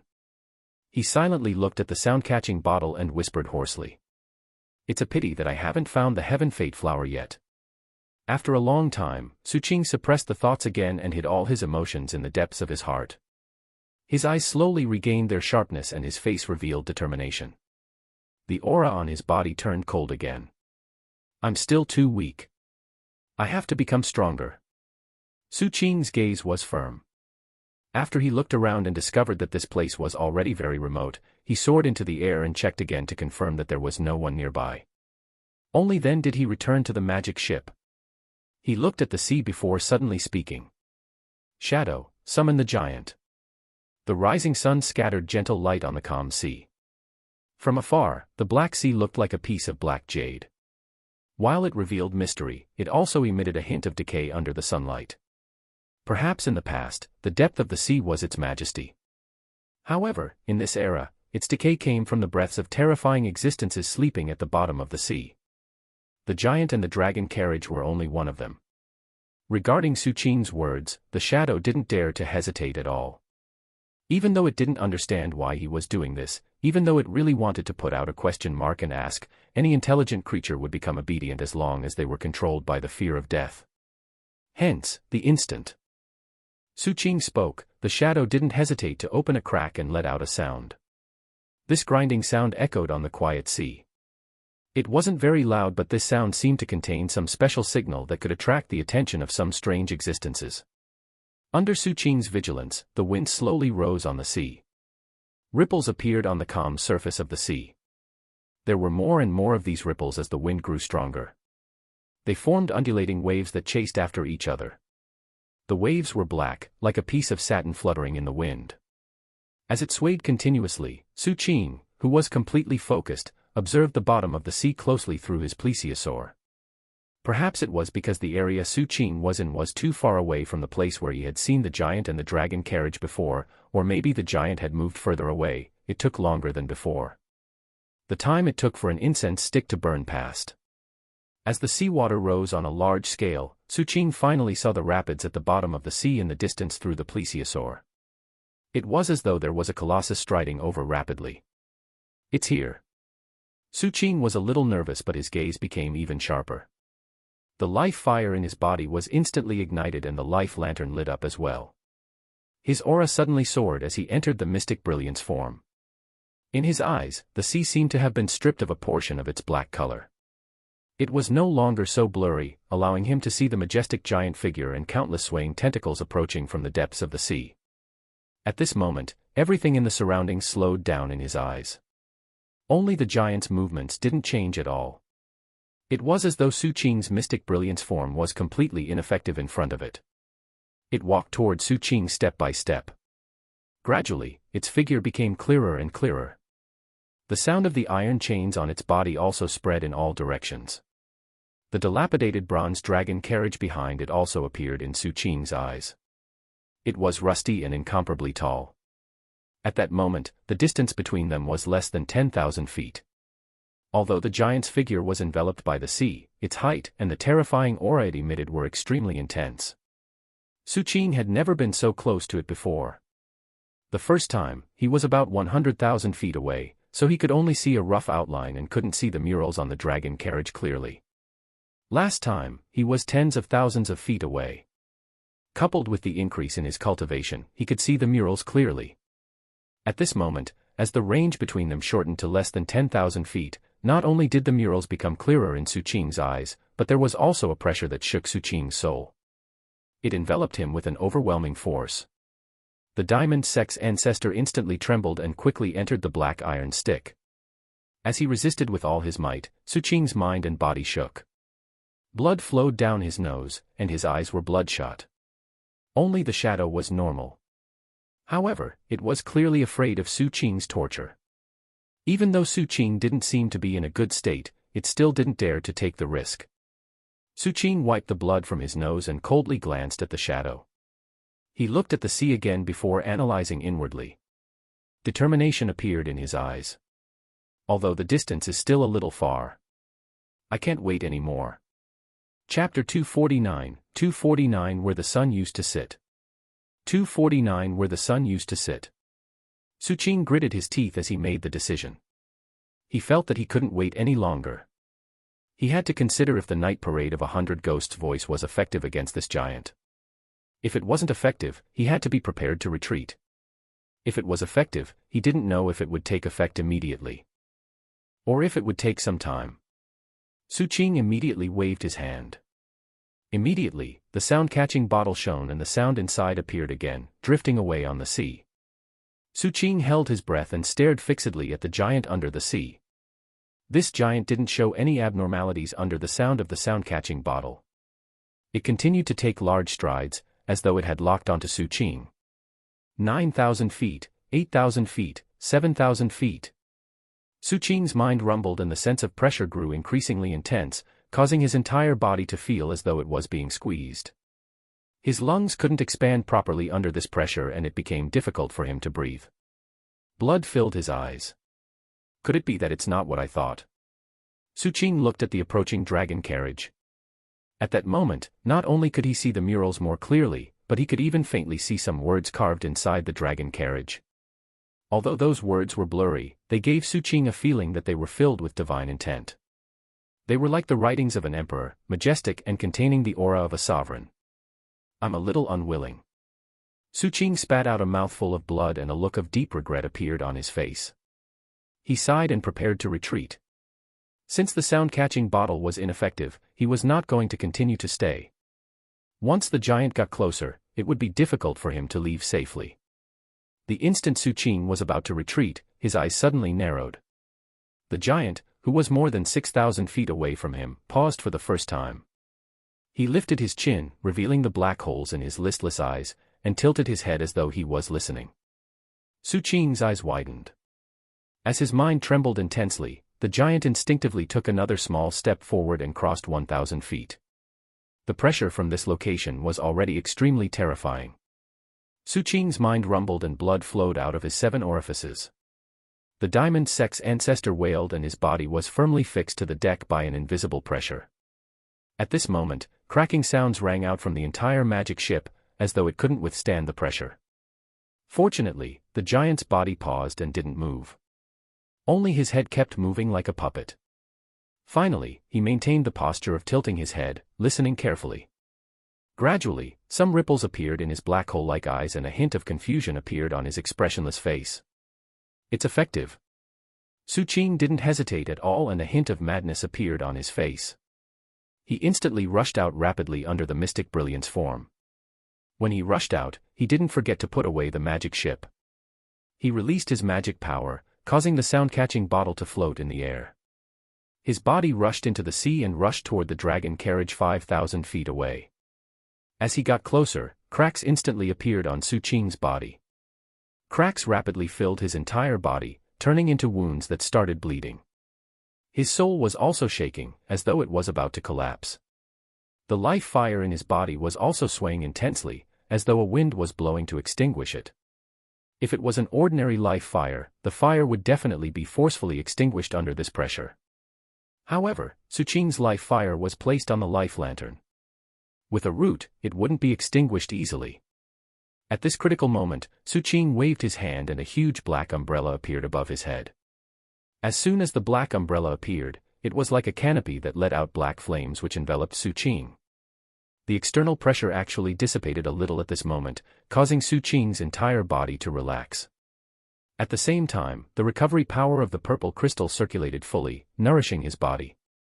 However, at this moment, Su Qing couldn't care less. His speed erupted. While the giant was still listening, he directly crossed the distance of 5,000 feet and appeared beside the giant. Su Qing's location was at the waist of the giant. Compared to the giant, his body was like a bug that could be killed with a single slap. Hence, Su Qing felt an extremely terrifying soul-stirring sensation. At such a close distance, he could even see the rotting of the giant's body. At the same time, he also noticed that the giant's entire body was covered in shocking wounds. There were too many wounds, as though the giant had protected an important existence and blocked all the damage with his body. All of this caused Su Qing's expression to change. His previous plan was clearly correct. Even with the protection of the canopy and the healing effect of the purple crystal, it still caused his entire body to continuously split open and his body seemed to be about to collapse. However, in the end, he was only facing pressure and the aura that the giant passively emitted. The giant didn't actively target him. The difference between the two was like heaven and earth. At that moment, he whistled past the giant and rushed toward the tall bronze dragon carriage in front of him. He got closer and closer until he finally arrived in front of the tilted emperor's carriage. Although it was covered in rust, it was still filled with the aura of an emperor. Although it was filled with dilapidation, its carvings were still incomparably luxurious. Although it had been buried for countless years, the dignity of an emperor had yet to dissipate. At this moment, it was clearly reflected in Su Qing's eyes. It was imprinted in his mind and soul. A feeling of reverence rose in his heart. However, the sense of danger from the giant forced Su Qing to ignore all of this. At that moment, he lifted his right foot and took a step forward, driving his body into the bronze dragon carriage in an instant. This was the place where the sun sat. This was where the emperor sat. This place was a place that ordinary people couldn't approach. The dragon carriage was too big. The instant Su Qing stepped in, it was as though he was in a huge palace. He saw the huge throne that occupied half of the space. He saw the countless auspicious totems and paintings in the surroundings. He saw the lampstands that were shattered all over the ground and also saw countless densely packed runes carved crookedly on the walls of the dragon carriage. These runes gave off a hurried feeling, as though someone, who didn't want their inheritance to disappear, left them behind before they died. The instant Su Qing looked over, he felt like endless heavenly lightning bolts had exploded in his mind at the same time, forming an earth-shattering boom that could tear through everything, filling every corner of his body. As his body trembled intensely, countless dazzling lights appeared in front of his eyes. These lights were golden and continuously gathered, transforming into a golden crow with folded wings that rushed into the 9 heavens. This golden crow was so large that even without spreading its wings, it still occupied more than half of the sky. Its entire body shone with golden light like a god, and its aura surpassed all existences Su Qing had seen. Regardless of whether it was binding or the flame phoenix, they seemed to be ordinary beings in front of it. Its aura was dignified, like an emperor. The records on the 7 Blood Eyes Sea record, the Third Elder's information back then, and the murals Su Qing had seen outside the dragon carriage told him the same thing. The sun in this world was a vast existence like the ancient king. Its main body wasn't a human but a golden crow divine bird. It rose at dawn and returned at sunset. Its light illuminated the great earth. Perhaps it didn't cover all of Wangu, but at least within the range of its light, it was the god of all living beings. At that moment, Su Qing's mind rumbled, stirring up monstrous waves. His soul and body trembled. He had an indescribable feeling. That was the surreal feeling of walking into a myth. It was the dazed feeling of stepping into an era. Before the god's fragmented face appeared. He also felt the shock of standing in the sun carriage that was once high and mighty and worshipped by all living beings. This series of feelings caused Su Qing's mind to be impacted intensely. The golden crow that looked like an emperor charged into the 9 heavens. As it rushed over, its wings were still folded. However, one could see that every feather on it was shaking, containing an indescribable Tao rhythm. This feeling was similar to the golden statue with the saber Su Qing had seen in the temple in the scavenger campsite Forbidden Zone back then. That saber strike back then had shaken him greatly. Even now, the heavenly saber was still one of his trump cards. However, his realm back then was too low and he couldn't even comprehend 10% of it. Hence, he couldn't display more power. However, it was also precisely because of this that one could tell that Su Qing's comprehension ability exceeded that of ordinary people. His aptitude might be quite good in the 7 Blood Eyes, but in the entire Wangu continent, there were many people who surpassed him in terms of pure aptitude. However, since Su Qing could sense the Tao rhythm of that saber strike at the Qi condensation realm, it was enough to show that his comprehension ability was extremely high. His comprehension ability was completely revealed right now. His entire person was already completely immersed in the holy golden crow. He watched as it soared into the 9 heavens, broke through the sky, and shook the world. Outside Su Qing's life lantern, a lump of phantom shadow vaguely appeared. Its appearance quickly became solid from blurry, vaguely forming the outline of the golden crow. This outline was rapidly becoming clear. In Su Qing's eyes, the golden crow divine bird that illuminated the world with its golden light suddenly spread its wings and waved them fiercely. This was its first time spreading its wings. The world shook and cracked. Deafening sounds rang out, like countless thunderclaps exploding. At the same time, it also caused a shocking wave in Su Qing's mind. His mind was also about to explode. The outline of the golden crow outside the life lantern rapidly changed and formed even faster. At the same time, a large amount of information spread out from the golden crow and surged into Su Qing's mind, merging into the outline beside the life lantern. This information was like a storm and the content was too majestic. Su Qing didn't have time to check it at all. At that moment, his body was trembling and the veins on his forehead bulged. His eyes were bloodshot as he endured everything. This was an inheritance. Chapter 250, 250 Golden Crow refines all life. 250 Golden Crow refines all life. Every time it spread its wings, it would be the eruption of an inheritance. After an unknown period of time, amidst the earth-shattering turmoil in Su Qing's mind, the golden crow in his eyes spread its wings for the second time. This time around, its speed was even faster, and the fluctuations it stirred up were even more terrifying, causing the world to lose color. The wind and clouds churned, and Su Qing's mind rumbled endlessly. He didn't even notice that blood was flowing out of his nose at this moment, and the sound of the sound-catching bottle in the distance had begun to weaken. The giant, who was focused on it, moved slightly, as though he was about to wake up from his daze. At the next instant, Su Qing sensed that the golden crow divine bird, which was soaring higher and higher in the golden sky, had spread its wings for the third time.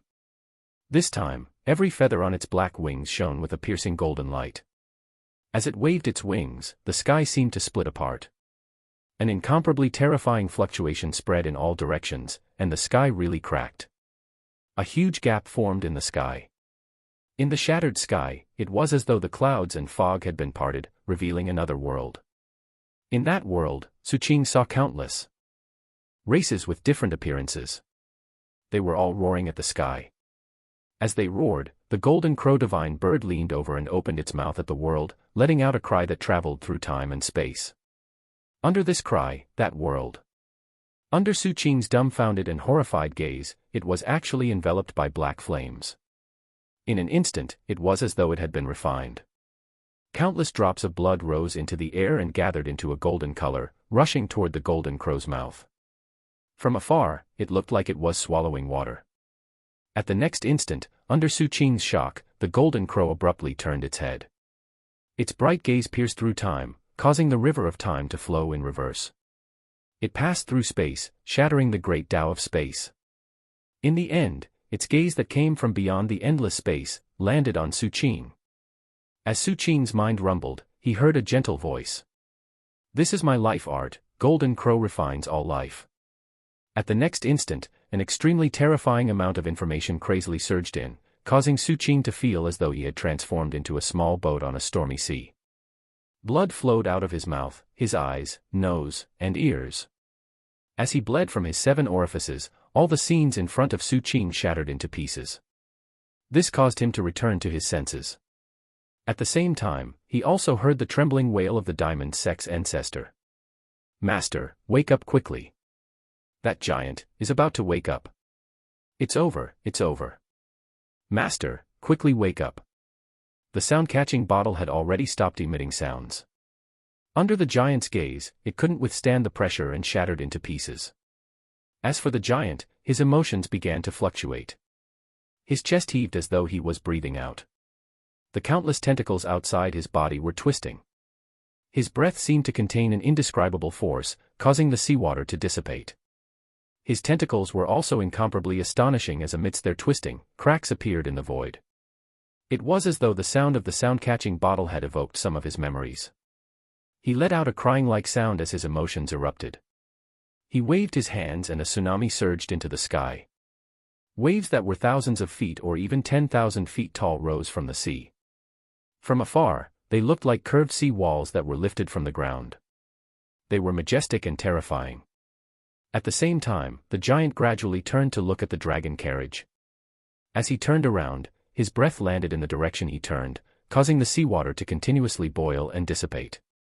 For a moment, the surroundings were clearly filled with astonishing tsunamis, but there was nothing near him.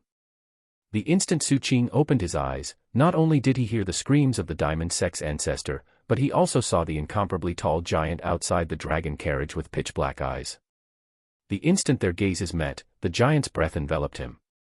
The dragon carriage's material was special, so the giant's breath couldn't destroy it at all. However, Su Qing's flesh body couldn't withstand it at all. At the next instant, an indescribable pain erupted from Su Qing's entire body. His face, chest, stomach, and his frontal torso were instantly mangled. It was the same for his hands and feet. Under this breath, his flesh and blood were rapidly wiped away. At this critical moment, a large black umbrella suddenly appeared and blocked in front of Su Qing, coming into contact with the breath. The black umbrella shook and blocked with all its might. At the same time, Su Qing trembled and lifted his right hand that only had strings of flesh on it. He took out the disorder teleportation talisman and crushed it. A resplendent teleportation light erupted from the shattered disorder teleportation talisman and enveloped Su Qing. In the blink of an eye, he disappeared with the black umbrella. As he and the black umbrella disappeared, the giant's breath no longer had any obstruction and gushed into the dragon carriage. After the breath spread out, the giant stared blankly at the empty dragon carriage and let out a sorrowful cry. He didn't care about Su Qing's arrival or departure. He was only looking at the dragon carriage. Clearly, under the effect of the sound from the sound-catching bottle, his thoughts were stirred and he thought of his master who he had once accompanied. The sound of crying rang through the world. Finally, the giant squatted down and knelt in front of the dragon carriage. The whimpering grew louder and louder, as though he was unwilling to give up and wanted to summon something. However, there was no response. His emotions gradually calmed, as though he had slowly forgotten everything again. Only his instincts were left as he pulled the dragon carriage toward the bottom of the sea. The inheritance was over. He would fall into a deep sleep and wouldn't awaken until 100 years later. However, the sea wasn't calm. The tsunami earlier stirred up a storm, and with this place as the center, it continued to surge in all directions, its range growing larger and larger. On the surface of the sea, which was about thousands of kilometers away and was not yet affected by the disaster, Su Qing's figure suddenly appeared amidst the flickering light of teleportation and landed on the sea. When the seawater that was filled with anomalous substances touched the wounds all over Su Qing's body, it caused Su Qing, whose vision was blurry from the intense pain and serious injuries, to be stimulated intensely. His eyes abruptly widened and he instinctively waved his hand to take out the magic ship. After he climbed onto it with great difficulty, he activated the magic boat's defenses. After that, he lay on the deck and his entire body trembled. Blood kept on flowing out of his injuries and his chest heaved violently. He didn't have much flesh left on his front. It was the same for his hands, legs, and even his face. Many of the exposed bones were shattered and a portion of them even had holes on them. If someone he knew was here, they would find it very difficult to recognize him. Blurry, double images appeared in front of Su Qing's eyes. He endured the intense desire to close his eyes and swallowed a large number of medicinal pills. He also activated the purple crystal, allowing its recovery power to quickly spread. As the purple light permeated his body, Su Qing endured the pain as he coldly glanced at the shadow. Under the sunlight, when the shadow was swept by Su Qing's gaze, it instantly trembled intensely, revealing an extremely obvious intention to curry favor. It was really afraid. Back then, it was the one who had helped Su Qing obtain the life lantern. Hence, although Su Qing's injuries were serious at that time, it didn't think much of it. However, this time, not only was it afraid of Su Qing's suppressions, but it also personally witnessed Su Qing's magnificent feat and that indescribable madness. It felt that since this person was so ruthless to himself, how ruthless would he be to others? Hence, it didn't dare to take the opportunity to cause trouble earlier. At this moment, it tried its best to transmit its fawning emotions. It even spread out over a small area to block the sunlight for Su Qing. The black iron stick at the side also couldn't help but tremble. The diamond sex ancestor's face was pale and his eyes were filled with horror and shock. I've lived for so many years, but I've never seen such a reckless person. Previously, in that inexplicable world of the merfolk race, I already felt terror. But now, it was even more direct. This demon Su is too crazy. If this continues, he might kill himself one day. Once he dies, I'll definitely die too. If he doesn't die from his madness, he will definitely continue to obtain more treasures. In that case, I might be killed one day when I am no longer helpful to him. There's no solution. The more the diamond sex ancestor thought about it, the more fear he felt. This feeling was so intense that the diamond sex ancestor even ignored the shadows fawning toward Su Qing. He felt that the only way was for him to work even harder and surpass Demon Su's gains. This thought caused the eyes of the diamond sex ancestor to turn red. He wasn't a person who liked to take risks, but he had no choice now. He felt that if he didn't risk his life, he would definitely lose his life. There was another thing, which was also an important reason why he felt a sense of danger. According to the ancient books he had read, characters who knew too many secrets of others would most likely die a horrible death. At the thought of this, the diamond sex ancestor trembled even more. He finally noticed the shadow's actions and quickly controlled the black iron stick to circle around Su Qing with an expression of loyalty. If there was the slightest danger, he would definitely risk his life to protect Su Qing. Master, you can recover in peace. I'll take care of everything. The Diamond Sex ancestor's eyes were red as he spoke loudly. After that, he stared fixedly at the shadow. Clearly, he felt that the greatest threat was the shadow. Noticing the shadow's fawning and the Diamond Sex ancestor's guarantee, Su Qing fell silent for a moment before calmly glancing at the shadow. He then nodded in appreciation at the Diamond Sex ancestor. When the Diamond Sex ancestor saw the appreciation in Su Qing's expression, he was so excited that he felt like crying. At that moment, all the fear of life and death seemed to have disappeared with Su Qing's appreciation, allowing him to obtain the greatest relief. What followed was an unprecedented feeling of gratitude. This feeling caused the Diamond Sex ancestor's body and mind to tremble, as he spoke without thinking. Master. Unless I'm destroyed, I'll definitely make sure of your safety. I'm even prepared to self-destruct. Su Qing nodded and retracted his gaze. He seemed to be healing with all his might, but in reality, he was paying attention to these two as well. He was prepared to instantly suppress the shadow and crush the Diamond Sex ancestor's life soul if they wanted to counterattack. At the same time, Su Qing felt that although his injuries were basically equivalent to losing half his life, wasn't he still left with half of it? After experiencing the danger of getting the life lantern and seeing the captain's madness, Su Qing felt that this was nothing. Hence, although he was in extreme pain and his aura was extremely weak, there was a hint of madness and excitement in his eyes. It was worth it. Su Qing struggled to get up and lean to the side, not caring about the seriousness of the injuries on his body. At this moment, what appeared in his mind was the huge harvest from risking everything. He didn't know how many breaths he had stayed in the dragon carriage. However, he knew that the shadow of the golden crow that had formed beside the lantern in his body was no longer an outline but lifelike. This was an incomparably precious emperor-level cultivation art inheritance seed in the whole Wangu continent. Golden Crow refines all life. Chapter 251, 251 Like a Demon or a Devil. 251 Like a Demon or a Devil. The so-called emperor-level cultivation arts were secret arts created by those ancient kings and sovereigns, and were not handed down to posterity.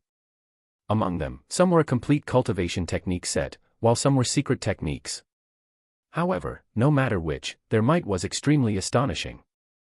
Their mysteries and strengths were inconceivable and were naturally incomparably precious. In addition, emperor-level cultivators were rare, so they became one of the foundational resources of all forces. However, most of them were basically unable to be cultivated because of the harsh requirements.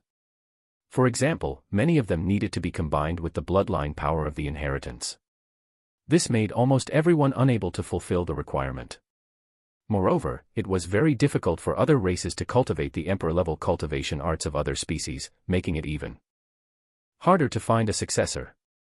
There were only a few that didn't require bloodlines and could be cultivated by any species. The value of such an emperor-level cultivation art was the greatest. Any one of them could make people go crazy and helpless. Madness was due to envy, but helplessness was due to inalienability. Once an emperor-level cultivation art formed a seed, even if outsiders killed the possessor, they would get nothing. Even if the possessor described the content of the cultivation art, outsiders would forget it immediately. Even if they used a special way to preserve the memories, as long as they didn't have the inheritance seed in their body, they still couldn't cultivate it. The inheritance seed was like a certificate. Only those with it were qualified to cultivate. Golden Crow Refines All Life was like this. To be precise, Golden Crow Refines All Life wasn't a cultivation technique but a secret art. This secret art was astonishingly powerful. According to the information Su Qing had obtained, after cultivating this secret art to the large success stage, it could allow the cultivator to achieve the Golden Crow Emperor body. Once the Golden Crow Emperor body was formed, the cultivator's physical combat strength would step into the Emperor realm. They could even transform into a Golden Crow and command the 9 heavens. These descriptions and understandings made Su Qing realize that this Golden Crow Refines All Life was a body-refining secret art. The cultivation process emphasized natural selection. By refining the origin blood of myriad races and fusing them into their body, they would constantly improve their body, causing it to become stronger and stronger, like nurturing a magic treasure until it finally transformed into the Golden Crow Emperor body. After all, this was a method created by the Golden Crow. Clearly, in the Golden Crow's understanding, there wasn't much concept of good and evil. To it, the strong preyed on the weak and continuously evolved to become the strongest.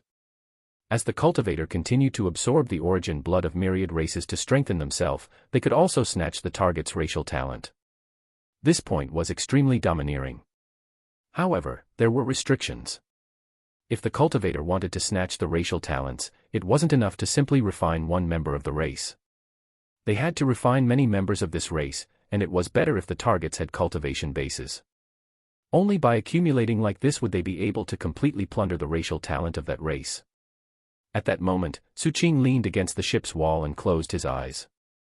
The information he had obtained this time quickly surfaced in his mind. The more he sensed, the faster his heart raced. A long time later, Suqing opened his eyes, revealing a hint of shock. Emperor-level body refinement secret art. Suqing wasn't unfamiliar with body refinement.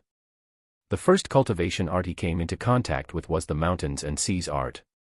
This gave him a high lethality when he was in the scavenger campsite.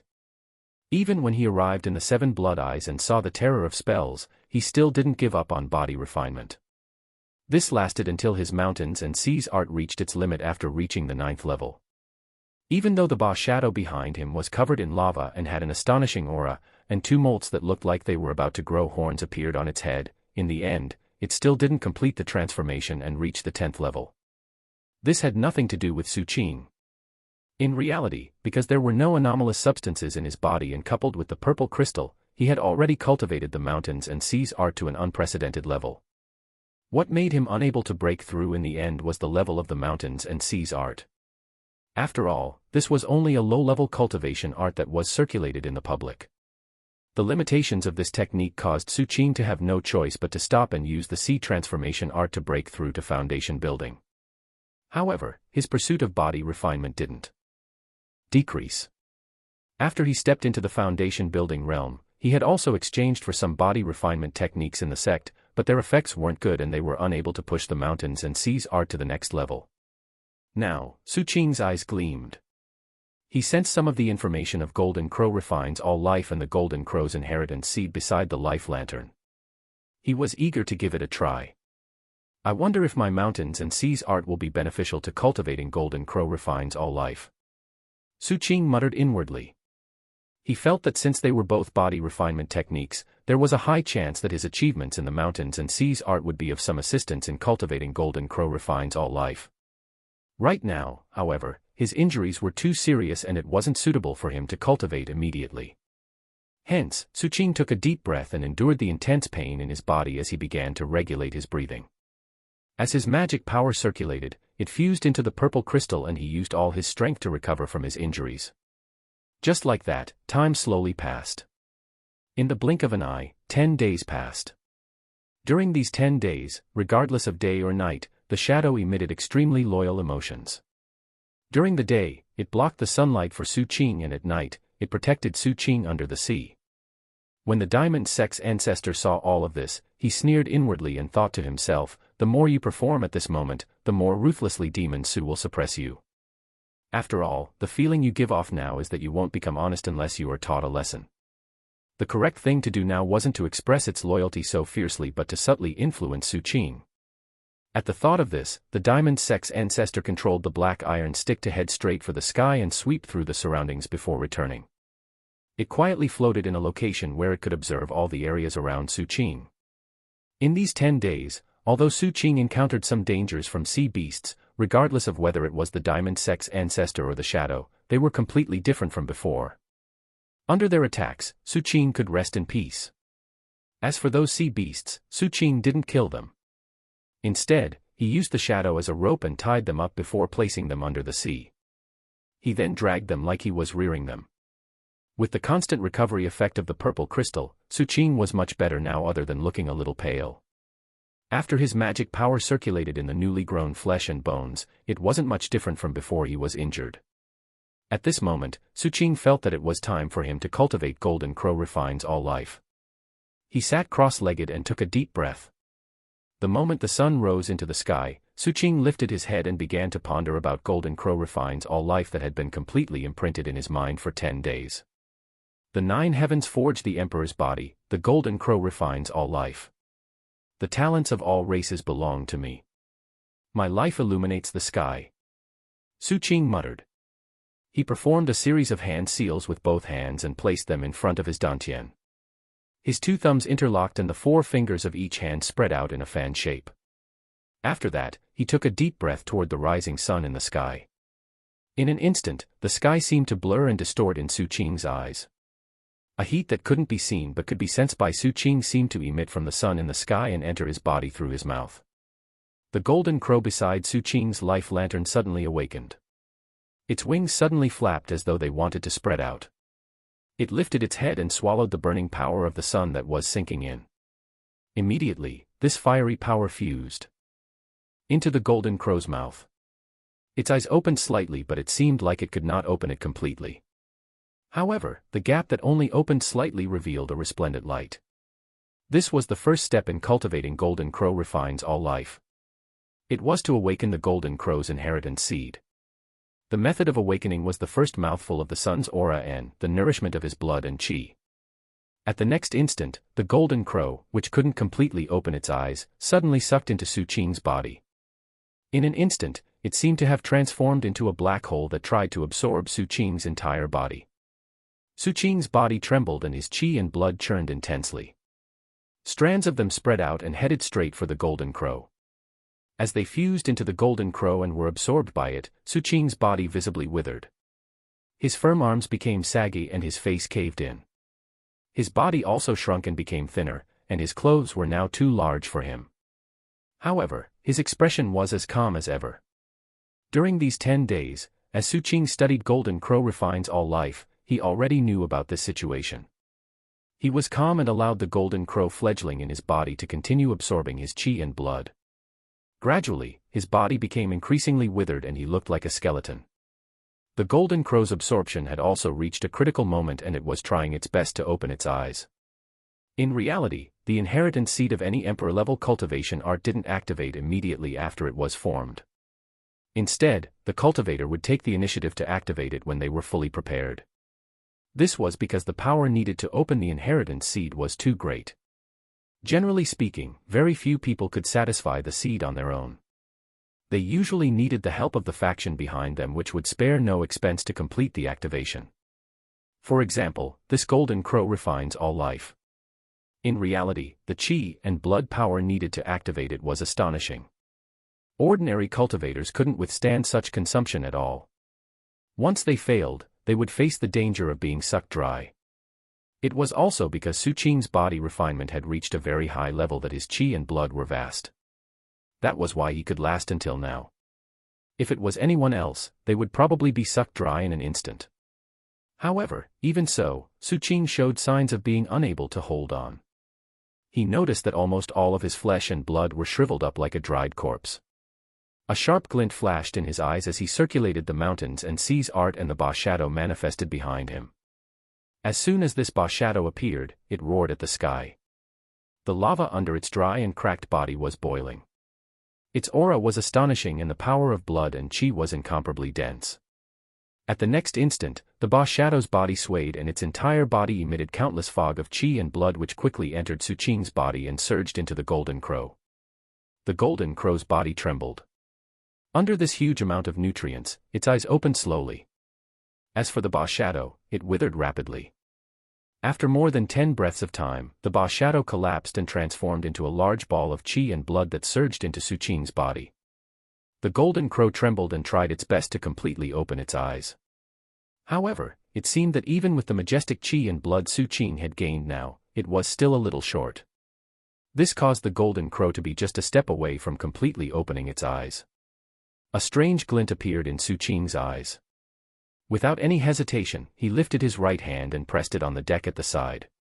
Immediately, the suction force spread out of his palm and directly spread to the core area of the magic ship, which was where the flesh of Binding was. The instant he came into contact with Binding's flesh, Su Qing's body shook. An astonishingly dense qi and blood spread out from Binding's flesh and crazily surged into his body. After being swallowed by the Golden Crow, it finally gained the energy it needed. Its eyes opened completely and it let out a cry. This sound contained the power of the Tao. After it spread out from Su Qing's body, the surface of the sea in all directions fluctuated intensely. Waves rose and fell in all directions with Su Qing's magic ship as the center, like a small tsunami. If one looked at this scene from above, as the waves swept in all directions, it seemed to form a strange painting. This painting seemed to be of a huge eye. The eye of the Golden Crow. As for Su Qing's magic ship, it was the pupil of the Golden Crow's eye. Although Su Qing's entire body was withered, his eyes were bright like the stars. When his messy hair fluttered in the wind, he looked like a demon or a devil. Chapter 252, 252 Locking the Mosasaur. 252 Locking the Mosasaur. The sea rumbled. As the waves spread out, Su Qing, who was sitting cross-legged on the magic ship, slowly trembled. His breathing became even more hurried and the coldness in his eyes quickly turned into madness. This was because he was hungry. He felt a hunger like never before. One source of this hunger was his withered body. It needed a large amount of replenishment before it could return to normal. Even the purple crystal couldn't help him with this. The purple crystal could speed up the recovery of his injuries, but it couldn't provide him with qi, blood, and nutrients from nothing. Another source of this hunger was behind Su Qing. Behind him was an empty space that looked like there was nothing there. However, regardless of whether it was the diamond sex ancestor or the shadow, they were extremely nervous now. They could sense that there seemed to be great danger and malevolence hidden behind Su Qing. Su Qing knew that there wasn't nothing behind him. To be precise, what made the diamond sex ancestor and shadow feel intense fear and nervousness was his back. As the Golden Crow opened its eyes earlier, it formed a totemic tattoo. The tattoo had the appearance of the Golden Crow and emitted waves of soul-stirring aura. This was the second stage of activating the inheritance seed. Su Qing had studied the information about Golden Crow refines all life in the past 10 days and was understood that activating its inheritance seed required 2 steps. The first step was to stimulate the inheritance seed and transform it into a totemic tattoo that would be imprinted on his body. The second step was to let this totemic tattoo manifest outside and form the shadow of qi and blood. Only then would the inheritance seed be completely activated. The second step required a large amount of blood and qi to nourish it, so he felt hungry. Amidst his hurried breathing, Su Qing's eyes were bloodshot. He turned his head and looked at the diamond sex ancestor. The diamond sex ancestor trembled. He felt as though the other party wanted to devour him. As he trembled, he hurriedly revealed his body and deliberately became more transparent, indicating that he didn't have qi and blood. Su Qing shifted his gaze and looked at the shadow. The shadow also trembled under his gaze. Send them over. Due to the withering of his body, Su Qing's voice was extremely hoarse. The shadow didn't hesitate at all as it swung its part that had fused into the sea. Immediately, a huge torpedo scad broke through the surface of the water and was sent to Su Qing. Su Qing stared at the torpedo scad. The totemic tattoo on his back suddenly heated up, as though it wanted to transform. However, it couldn't do it yet. It could only transform into golden feathers like phoenix feathers around Su Qing. These feathers spun rapidly around him, forming a suction force that swept toward the torpedo scad. At the next instant, the 1,000-foot-long torpedo scad's body shook as its qi and blood left its body. This blood and qi gathered together and formed a blood sphere that was hundreds of feet wide. It continued to contract and be refined until 99% of it dissipated, forming a drop of light golden blood. The golden phoenix feathers enveloped it and absorbed it. At the same time, Su Qing waved his hand and a ball of black fire enveloped the torpedo scad, extracting its soul. The shadow couldn't help but take a deep breath as well, swallowing the spirit energy filled with anomalous substances. It was as though they were eating. Very soon, the shadow sent the second sea beast over, followed by the third and fourth. In the past 10 days, after Su Qing studied Golden Crow refines all life, he had intentionally reared some sea beasts. Hence, very soon, the phoenix feathers formed by the totemic tattoo on his back absorbed 23 sea beasts. As the phoenix feathers absorbed the qi and blood, not only did they reveal more parts, but they also provided nourishment to Su Qing, causing him to no longer be so shriveled and recover a little. He could clearly sense that his physical strength had improved a little from his previously stagnant state. His speed was faster and his strength was greater. At the same time, he also had a strange perception. This perception seemed to be the resonance of some spells. Su Qing vaguely felt that he didn't need to perform hand seals to use some spells he had never learned before. However, after he tried, he couldn't do it. Could this be seizing the race's talent mentioned by Golden Crow refines all life? I've refined too little now, so the spells can't take shape. Su Qing wanted to ponder on it, but his hunger had only eased slightly, which did not give him time to think too much.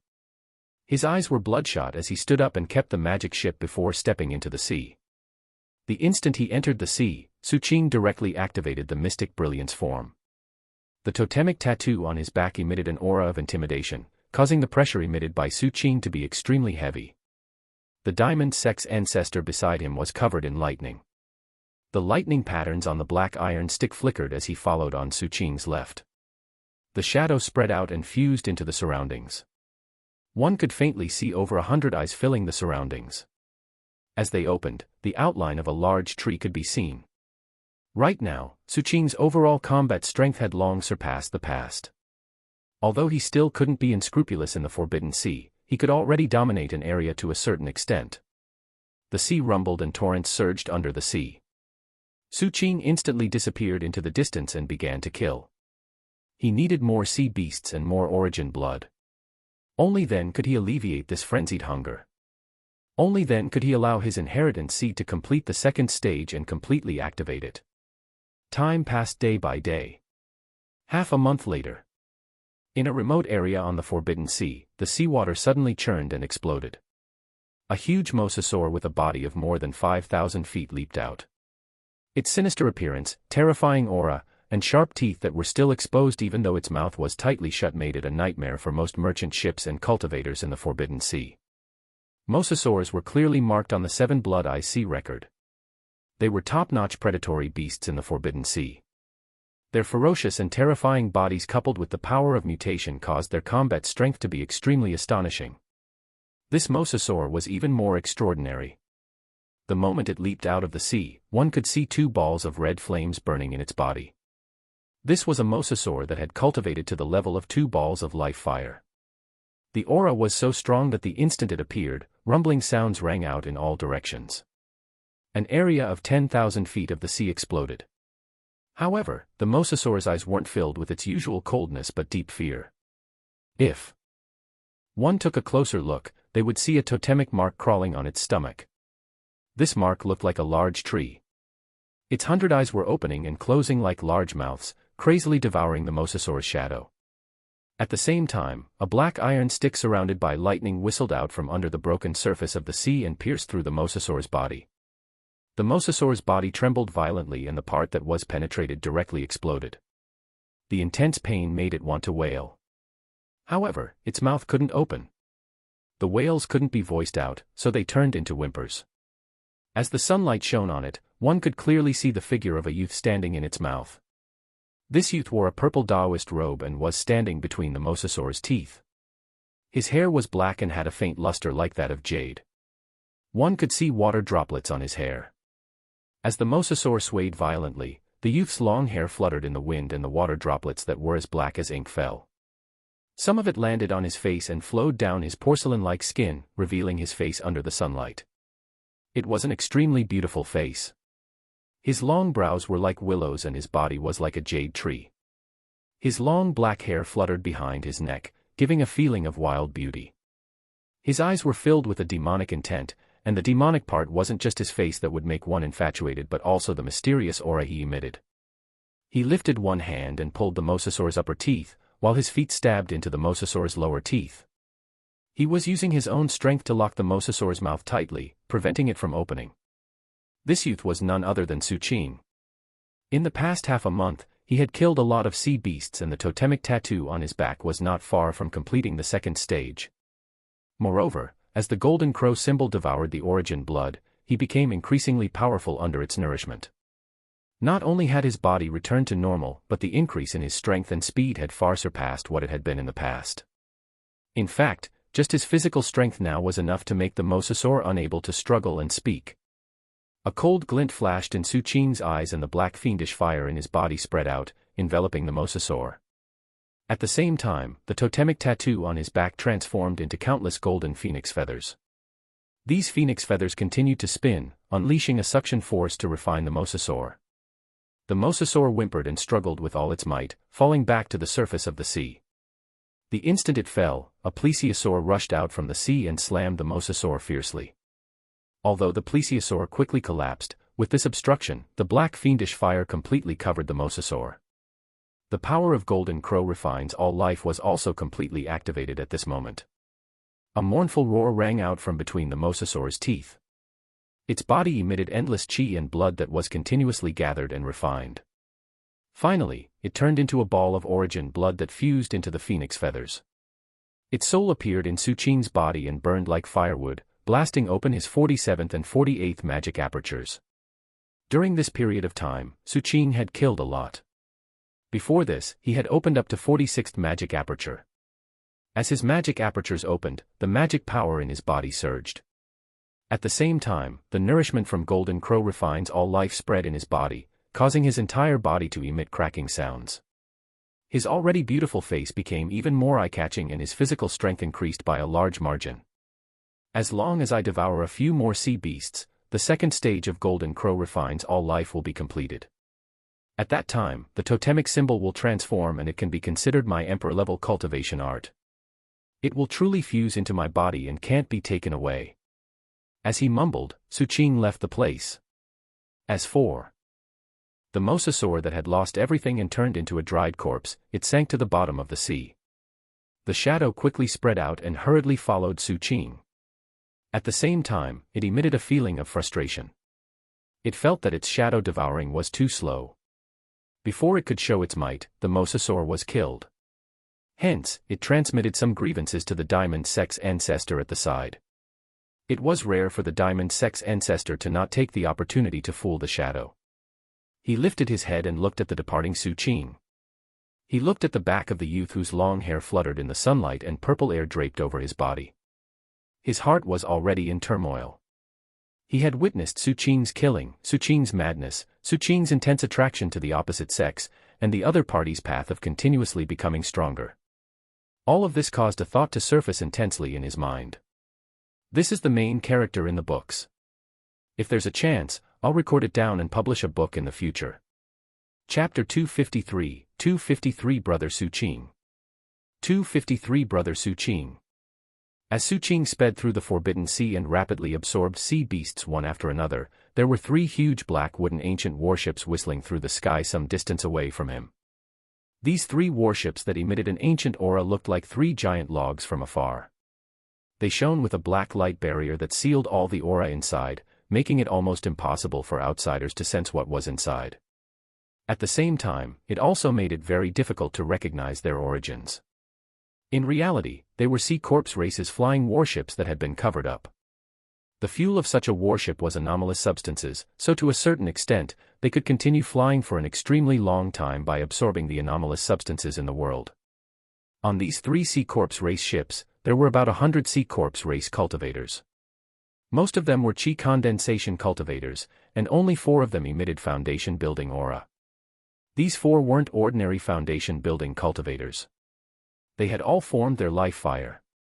A white-robed Sea Corps race member stood on the leading ship.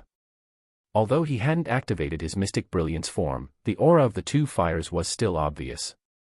He was clearly the leader of the cultivators on these 3 warships. At that moment, he was staring into the distance with a cold expression. He stood there like a piece of ice, as though it was very difficult for anything to attract his attention. Beside him was a young girl. This young girl was also from the Sea Corps race. Her appearance was that of a human. Clearly, she had lived a luxurious life when she was alive and her status was extremely high after she was transformed. Hence, not only did she not emit any corpse poison, but her skin was also snow-white without any livor mortis spots. Her appearance was also very good-looking, revealing a hint of innocence. The intelligence in her eyes was much more than that of an ordinary Sea Corps race member. In fact, if she was placed in a crowd, it would be almost impossible to tell that she was from the Sea Corps race if one didn't take a closer look. At that moment, she was holding the arm of the white-robed Sea Corps race member and speaking coquettishly. "Brother Su Qing, please tell me how exactly you found me. I was clearly very careful in hiding my identity." The white-robed Sea Corps race member shook his head when he heard this. However, he really couldn't withstand the soft pleading of the young girl beside him. Hence, after the young girl took out a black stone, he kept it before calmly speaking. Third princess, knowledge is priceless. Since you respect knowledge so much, I'll tell you. Before I became a member of the Seven Blood Eyes, I was a disciple of the seventh peak of the Seven Blood Eyes. I had learned some small spells before which allowed me to see through the princess identity. Princess, the king is very anxious, so he issued this mission to find you. Please don't make things difficult for me. It won't be long before we can return to the clan's territory. Don't casually throw things anymore. It won't be good if you provoke an existence you can't provoke. The white-robed Sea Corps race looked calmly at the young girl beside him. All right, but Brother Suqing, don't forget that you promised me that you would transfer over and become my exclusive Dao protector after we return to the clan. Brother Suqing, I really like your personality and feel that you're very special. I asked you a question but you actually want me to pay with the bizarre stone before answering. The other clansmen don't dare to do this. And those words of yours, such as knowledge being priceless and respecting knowledge, I like them very much.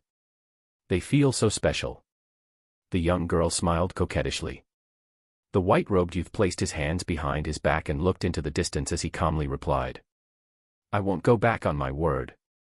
As long as the princess allows me to complete the mission, forget about becoming a Dao protector. Even if the princess wants me to become your male pet, it's fine. If I go back on my word, I'll be poisoned and be struck by lightning. Can you really be my boy toy, Brother Suqing? The third princess' eyes lit up. Of course. White Robe coughed lightly. At the same time, in the forbidden sea in the distance, Suqing's entire body trembled and a vigilant glint appeared in his eyes. He stared at the pitch-black bottom of the sea in front of him and slowly retreated. At the bottom of the sea in his vision, there was a group of illusory and blurry figures moving toward a city. There were a large number of buildings in this city and countless figures could be seen shuttling in and out. There were even sounds of bustling activity. There were also many shops and street stalls in the city. At first glance, it was not much different from the main city of the Seven Blood Eyes. It was quite lively. However, this scene caused Suqing to be extremely vigilant. Even with his current cultivation and combat strength, he still felt his heart skip a beat and felt an intense sense of danger. This was a ghost city. What gave Suqing a sense of danger wasn't the ghosts in the city but the city itself. He immediately left without hesitation. The ghost city didn't seem to be interested in him and didn't chase after him. However, Suqing still chose to move in a different direction. He only heaved a sigh of relief when he was far away. With my current cultivation, I can't explore the dangers at the bottom of the sea too often. This was already the second existence Suqing had seen during this period of time that caused him to feel intense danger. Previously, he had seen a huge head floating up from the bottom of the sea and rushing out of the surface of the sea. It then dove back into the sea again like it was playing. This cycle continued and waves of joyous laughter could be heard. That time was the same as this time. Suqing stayed far away and there were no conflicts. However, Suqing wasn't sure if his good luck would continue. The third time he encountered such a thing might be when the danger descended on him. After pondering for a moment, he left the bottom of the sea and took out the magic ship. He relied on the shadow and his forbidden sea dragon whale to observe and hunt. The second stage of Golden Crow refines all life is almost completed. It's best to be cautious for now. When Suqing thought of this, he sat down and spread his sense under the sea, landing on his forbidden sea dragon whale. His natal dragon whale no longer had the appearance of a plesiosaur. Instead, it had transformed into a body similar to a mosasaur. This was something Suqing had comprehended after killing that mosasaur. It's a pity that I only killed one. Otherwise, it could have resembled the mosasaur even more. Suqing closed his eyes. 7 days passed in the blink of an eye. Suqing had been out at sea for several months, and the sea area he was in was far away from the Merfolk Island battlefield. He didn't know how the war had progressed, but he could see that his overall ranking on his identity token had changed from just below 50th to below 100th. This meant that the intensity of the war had increased. However, Suqing didn't care about these at the moment. During these 7 days, his golden crow refines all life was infinitely close to saturation after devouring some sea beasts. Absorbing another foundation-building sea beast will completely activate the inheritance seed.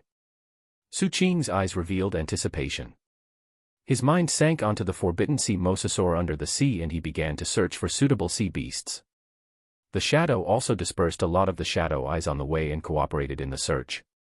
As for the diamond sex ancestor, he was searching under the sea with the mosasaur.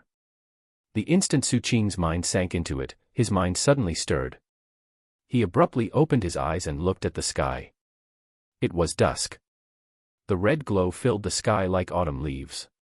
And within the red glow, in the distant horizon, 3 strange black warships that were like giant logs were reflected in Su Qing's eyes.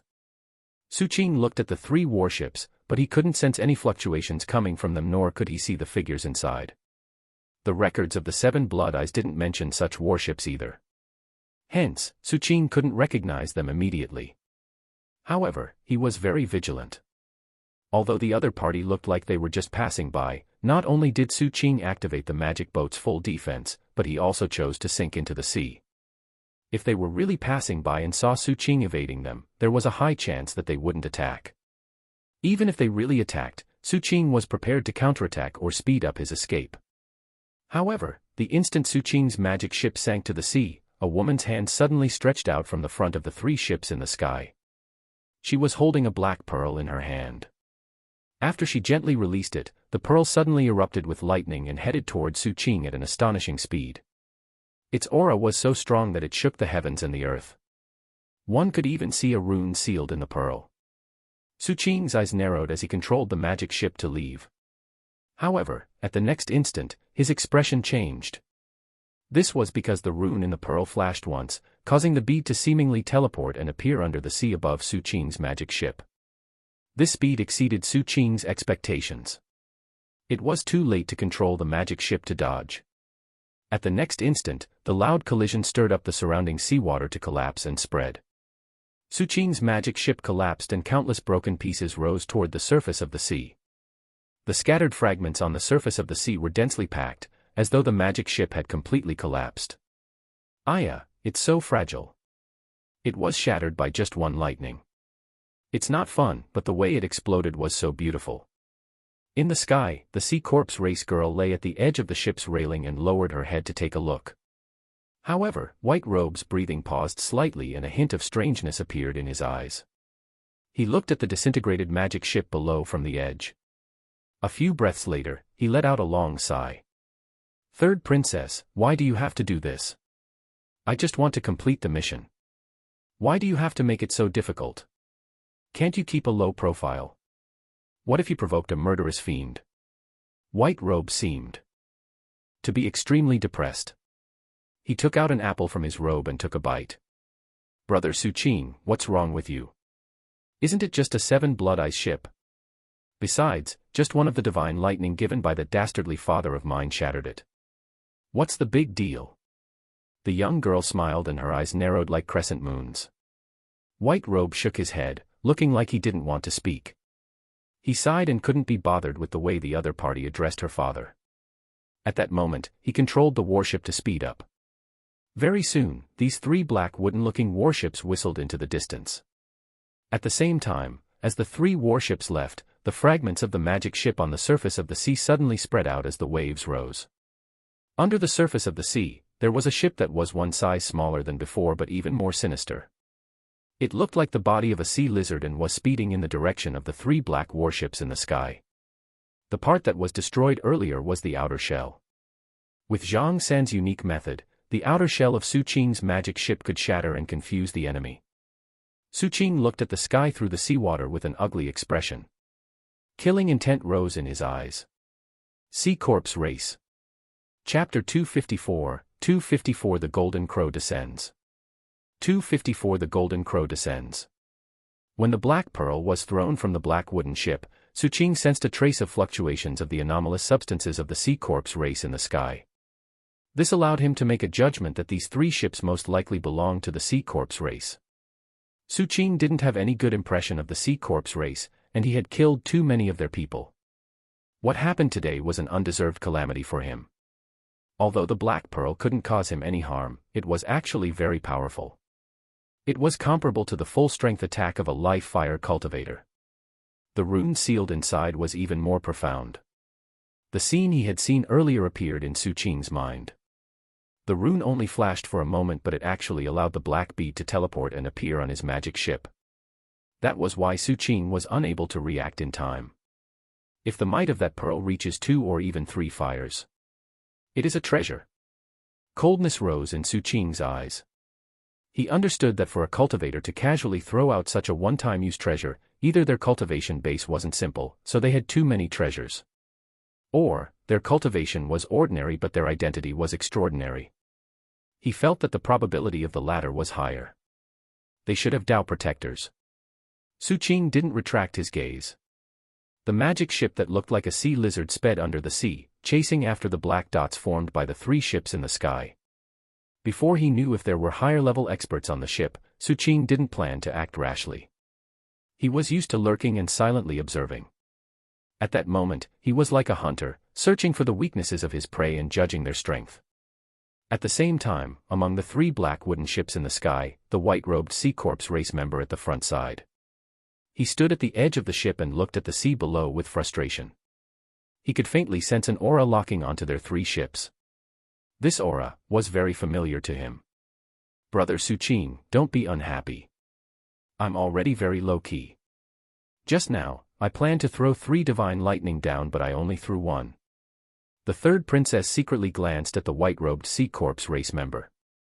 Seeing that the other party was ignoring her, she took a few steps forward and grabbed the white-robed person's arm, shaking it a few times.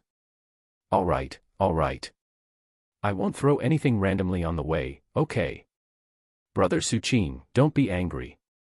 Why are you frowning? What are you thinking about? When the white-robed Sea Corps race member heard the name Su Qing, he sighed again and turned to look at the 3rd princess. I'm thinking about how to persuade that guy to not kill you.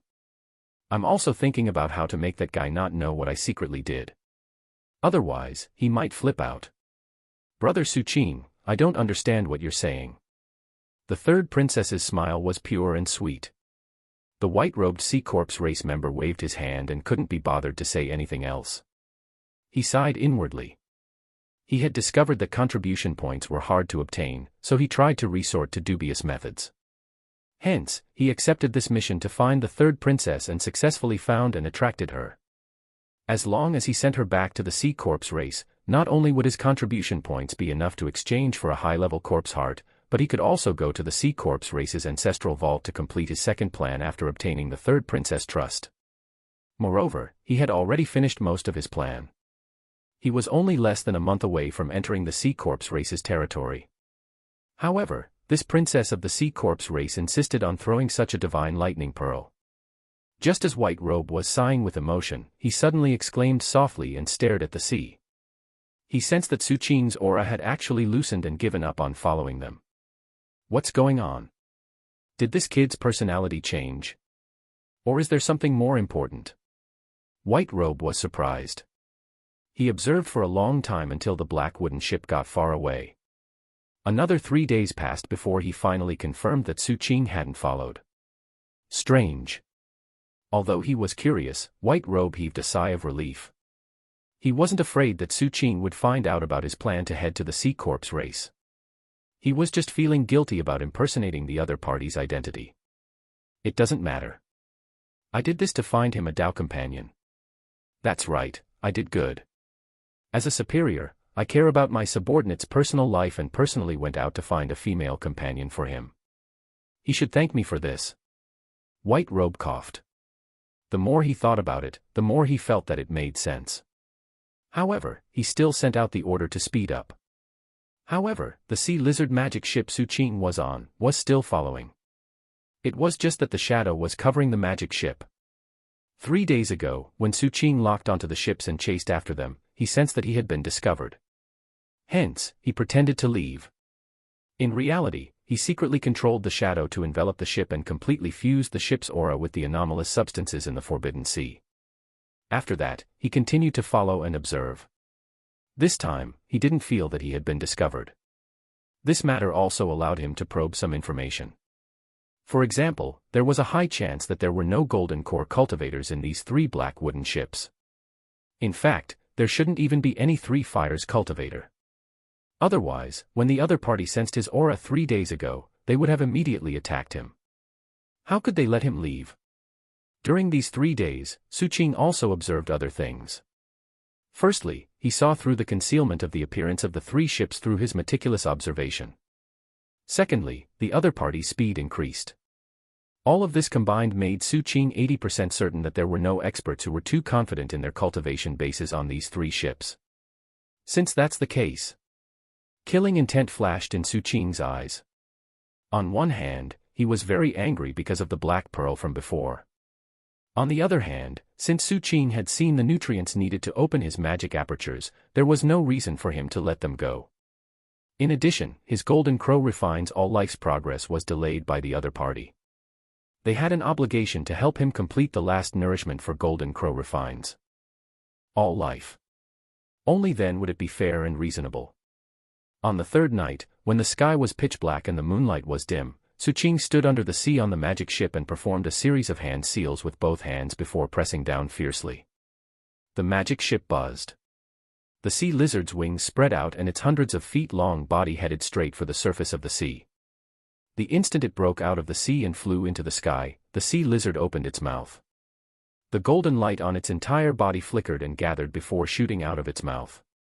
This golden beam of light was an attack condensed from the divinity contained in the sea lizard magic ship. As soon as it appeared, the sky changed color and the wind and clouds stirred. The dark night sky shone with the astonishingly fast and dazzling golden light. It headed straight for the second of the 3 black wooden ships. The golden light immediately reached its target. No matter how the ship's defense was, it was useless. In the blink of an eye, the golden beam pierced through the barrier and struck the ship. The entire ship trembled intensely. When its shape was twisting, the surface of the sea erupted again. A huge mosasaur that was more than 3,000 feet long broke out of the sea and roared at the sky, crashing fiercely toward the first black wooden ship at the front. At the same time, Su Qing's figure also leaped up from the magic ship. The life lantern in his body was ignited. The flames on his entire body overflowed into the sky and his speed instantly reached the extreme. He headed straight for the last ship. As for the Shadow and the Diamond Sex Ancestor, they sped toward the second ship that was bombarded by the divinity attack. All of this took a long time to describe, but in reality, it happened in the blink of an eye. In an instant, the sky rumbled endlessly. Su Qing immediately reached the 3rd ship. The moment he got close, he slammed into the ship's defense. Cracking sounds spread in all directions and densely packed cracks appeared in front of Su Qing. After that, the barrier shattered into pieces and Su Qing barged in. There were more than 30 Sea Corps race members on this ship. Among them, other than an early-stage foundation building cultivator who had formed a life fire, there were 2 foundation building cultivators who hadn't formed their life fire. The rest were all at the Qi condensation realm. At this moment, these people's expressions were filled with horror and their movements were extremely slow. Even the life fire in the early-stage foundation building cultivator's body was ignited just now. Su Qing coldly swept his gaze over and didn't stop at all. He took a step forward and arrived in front of the foundation building cultivator of the Sea Corps race who had ignited his life fire. The instant the terror and despair appeared in the other party's eyes, Su Qing had already pressed his palm on the other party's brows. The fiendish fire soul-devouring art circulated. With a cry, the totemic tattoo on his back transformed into countless phoenix feathers and enveloped the early-stage foundation building cultivator. In the blink of an eye, as the 2 cultivation arts circulated at the same time, the Sea Corps race's body withered rapidly. His soul was extracted and his origin blood was also refined. It was a ball of dark blue blood. When the phoenix feathers around Su Qing fought to devour it, Su Qing's body suddenly trembled. The place where the totemic tattoo was branded on his back emitted an intense heat. Su Qing's mind stirred. Before this, his golden crow refines all life was only a strand away from completing the 2nd stage of the inheritance seed. Now that it had swallowed the origin blood of the Sea Corps race, the inheritance seed was finally activated. At the next instant, a cry that seemed to be able to pierce through the 9 heavens rang out from behind Su Qing. The phoenix feathers in his surroundings instantly burned, transforming into black flames that gathered behind him. Countless phoenix feathers and countless black flames gathered behind Su Qing, forming a majestic sea of fire. This sea of fire was hundreds of feet tall and the light illuminated everything here. The cry rang out again. This time, it was even clearer. It was formed from the black sea of fire. The instant it spread out, this black sea of fire suddenly rose into the sky and erupted. A black divine bird took shape inside and soared into the sky. It was as though it was born from flames, as though it had been formed over time. An ancient intent erupted from its body, causing the night to feel like it was about to boil. From afar, this divine bird had the head of a crow, the body of a crane, the tail of a phoenix, and had 3 legs. As it rose into the air, black flames flowed past its body and gathered at its tail, connecting with the sea of fire, forming a shocking fan-shaped fire. It was extremely beautiful and filled with profundity. At the next instant, the black golden crow spiraled and headed straight for Su Qing, who was standing in the air. As it cried, it got close to Su Qing and circled around him with an intimate feeling, as though it was dancing. Wherever it passed, the tail flames would form waves of fire, reflecting Su Qing's face clearly. It then moved below Su Qing. At that moment, almost every Sea Corps race member on the 3 ships in the sky was shaken to the core. When they looked at Su Qing, their eyes felt an unprecedented piercing pain. It was as though Su Qing had become an existence that couldn't be looked at directly amidst the cries and encirclement of the black golden crow. Chapter 255, 255 Trenchant, 1. 255 Trenchant, 1. On the first ship ahead, the third princess' eyes were wide open and she felt a piercing pain, but she still tried her best to see everything clearly even though tears were flowing down her eyes. There was a hint of fascination in her expression, as though she was watching the most beautiful scene in this world. As for White Robe at the side, he was also stunned for a moment. He looked at Su Qing and an even more intense sense of urgency rose in his mind. What the hell? How did this kid become stronger again? This golden crow. Could this be the emperor-level cultivation art that is circulated on the Forbidden Sea? At the thought of this, White Robe immediately approached the third princess and hurriedly spoke in a low voice. Princess, this kid cultivates an extremely vicious cultivation art. I once read about it in an ancient book. It's called the Dark Name Fate Guiding Art. It is quite powerful. Once he knows the enemy's name and uses this art, he can instantly take someone's life. You must not say my name later. Just call me brother. As White Robe quickly reminded, screams rang out from the surroundings. On the ship Su Qing was on, the black golden crow swung its tail as it circled around. Immediately, the black sea of tail flames spread in all directions, transforming into chains of black flames. They were like terrifying fire snakes that rushed toward all the Sea Corps race cultivators on the entire ship. After these chains got close to their targets, they quickly wrapped around their bodies and lifted them into the air. The huge cultivation gap caused the struggles of these Sea Corps race members to be useless. All of them were swept up by the black flame chains and surrounded in all directions. From afar, these chains looked like the continuation of the golden crow's tail. As they were lifted to the air, these Sea Corps race members all let out mournful cries. Their bodies were withering and traces of chi and blood were continuously extracted from their entire bodies, gathering toward the golden crow that was moving in the air behind Su Qing. Su Qing's expression was as calm as ever. He lifted his right foot and stomped down. The terrifying physical strength coupled with the might of the life lantern caused the ship under his feet to directly collapse. It shattered into countless pieces that scattered down from the sky. Su Qing's purple Taoist robe fluttered in the wind. As his long hair danced with the wind, the black golden crow on his back rose and covered him. The fan-shaped tail flames illuminated the surroundings. Numerous dried corpses were wrapped around the black flame chains. Coupled with Su Qing's demonic face, no matter who saw Su Qing at this moment, they would feel as though they had seen a demon. The strange glint in the third princess' eyes intensified. She had never seen such a person. However, Su Qing didn't care about the third princess who was only at the perfected chi condensation realm. His gaze swept past her and landed on White Robe beside her. White Robe, who was suppressing the mosasaur with one hand, also turned his head to stare at Su Qing. Su Qing looked at him and fell silent. White Robe also looked at Su Qing with some awkwardness. Just as the atmosphere became strange, a strange laugh suddenly rang out. Everyone's gazes turned to the place where the laughter came from. It was coming from the second ship. As Su Qing looked over, he saw a bolt of lightning whistling out from the ship and floating in the air. Lightning filled it and flowed continuously. From time to time, lightning would jump up from it, forming lightning cracks in all directions. At the same time, there were also lightning runes flickering on the iron stick. Every rune contained the feeling of Tao, causing the black iron to look incomparably gorgeous like a supreme treasure. In fact, it would make others feel that once they had it, they wouldn't abandon it. There was a bell tied to this black iron stick. This bell was clearly enhanced by lightning and a large number of souls were sealed on it. These souls were clearly from the Sea Corpse race. All of them let out cries of pain but they couldn't escape.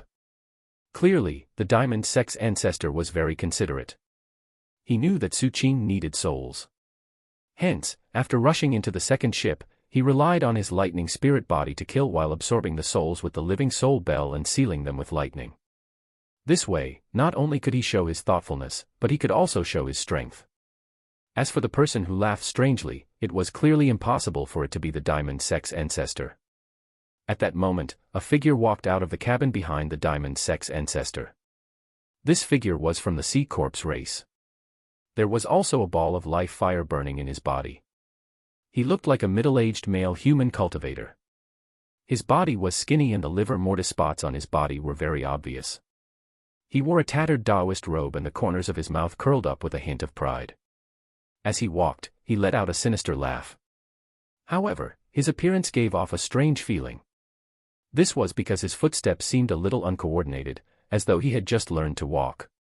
At the same time, his expression was clearly arrogant but his eyes revealed extreme horror. This fear was extremely intense and contradicted his expression, forming a strange scene.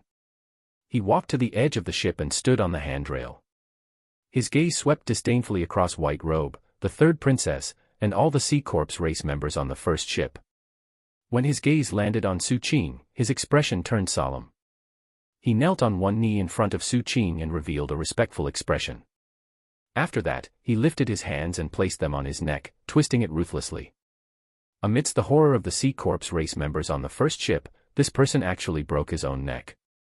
Chapter 256, 256 Trenchant, 2.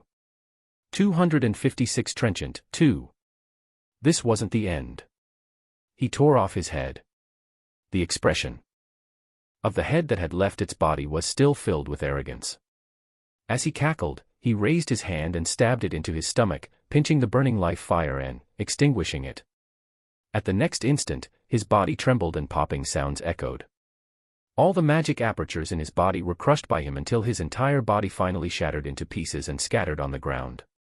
This scene was too grotesque and bizarre, causing the other Sea Corpse race members to have trouble breathing.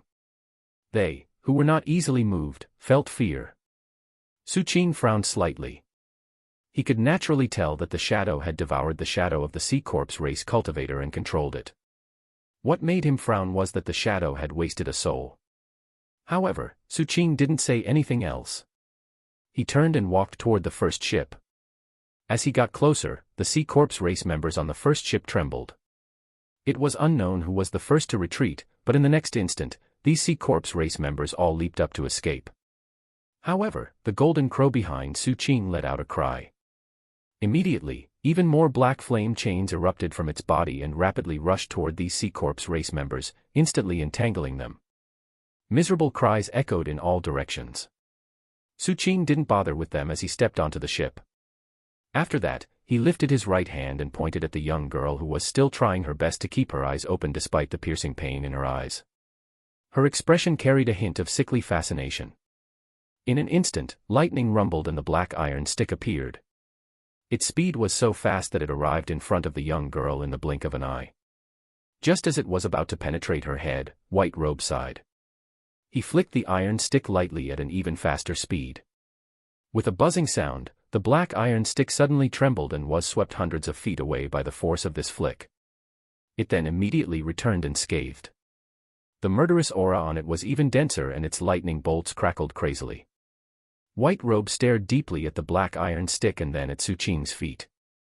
After that, he looked at the golden crow behind Su Qing. These things gave him a headache. Finally, he looked at Su Qing and sighed. Fellow Taoist, she's very important to me. Su Qing looked at White Robe. From the moment he saw the other party earlier, he guessed that the captain must be using this young girl with an extraordinary identity to complete some crazy plans.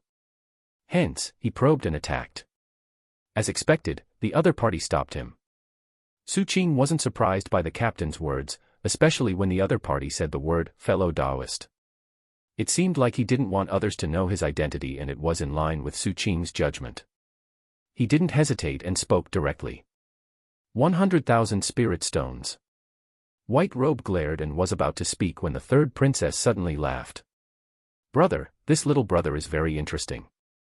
I want him to be my Tao protector too. As she spoke, the girl lifted her right hand on which was a bracelet. At this moment, it swayed gently and broke into pieces with cracking sounds. After the pieces landed on the ground, they gathered together again and squirmed like a living creature before suddenly expanding, turning into a tall and skinny dried corpse with its eyes closed. This dried corpse's entire body was tied with red straps. At that moment, a baleful aura filled the air. Its eyes also opened, revealing a red glow as it took a step toward Su Qing. The instant this step landed, there seemed to be an explosion in its body. 2 balls of life fire ignited in it, causing red flames to rise from its body. Its speed soared as it charged toward Su Qing. However, before it could get close, lightning rumbled in the black iron stick.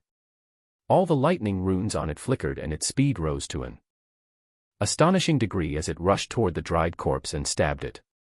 At the same time, the shadow also silently spread out below the feet of the dried corpse. Over 100 eyes opened at the same time and looked at the dried corpse. The dried corpse's body suddenly paused and many parts of its body instantly showed signs of rotting. While a large amount of anomalous substances in its body were lost, the black iron stick directly pierced through its neck. It spun around and then penetrated the back of its head.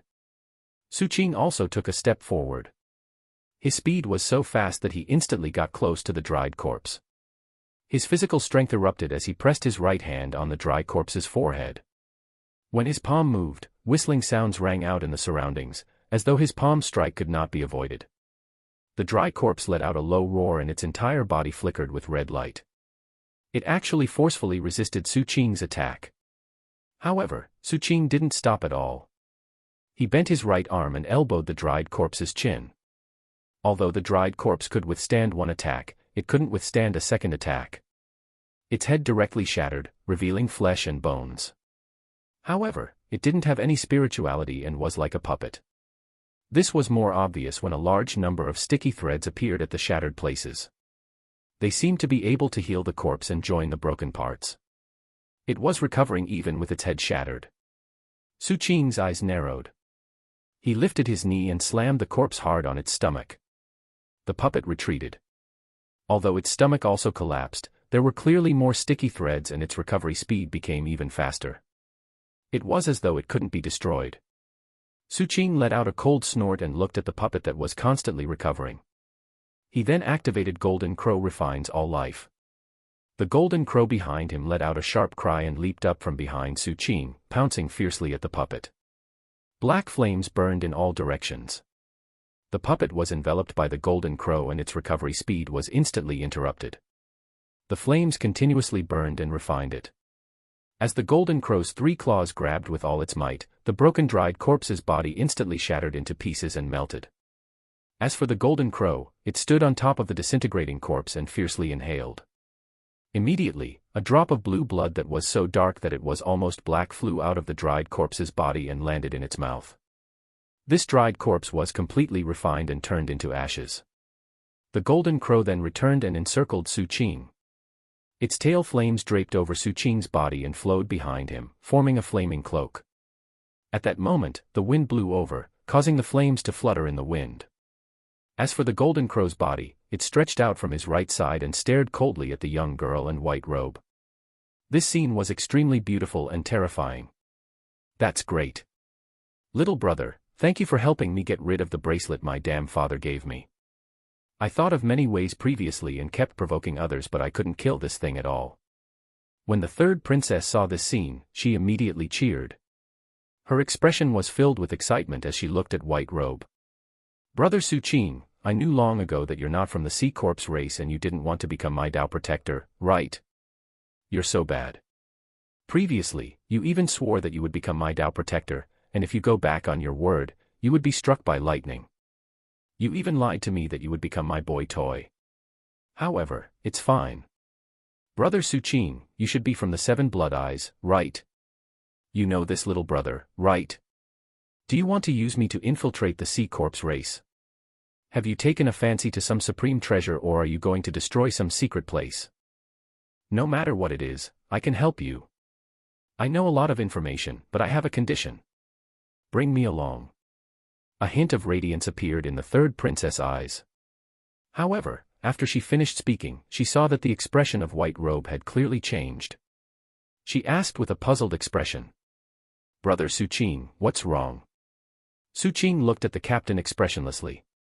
The flames of the life lantern in his body began to rise. Chapter 257, 257 Crazy Plan. 257 Crazy Plan. Seeing the flames rising in Suqing's body, the captain's expression changed and he hurriedly spoke. Don't kill her. I have great use for her. Almost at the instant he spoke, Suqing's body moved.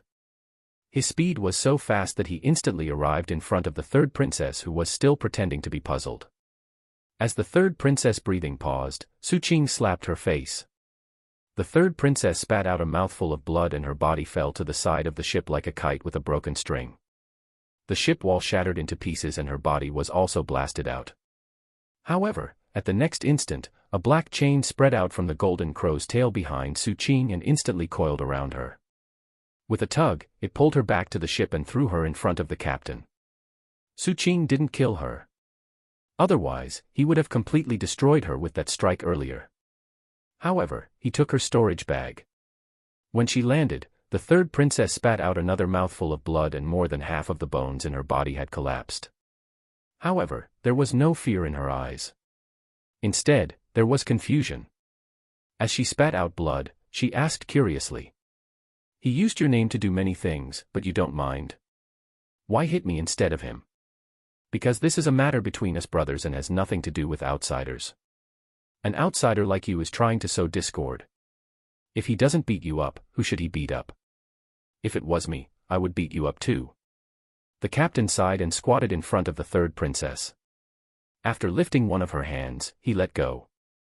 Seeing the third princess' hand lying there bonelessly, he shook his head. They're all shattered.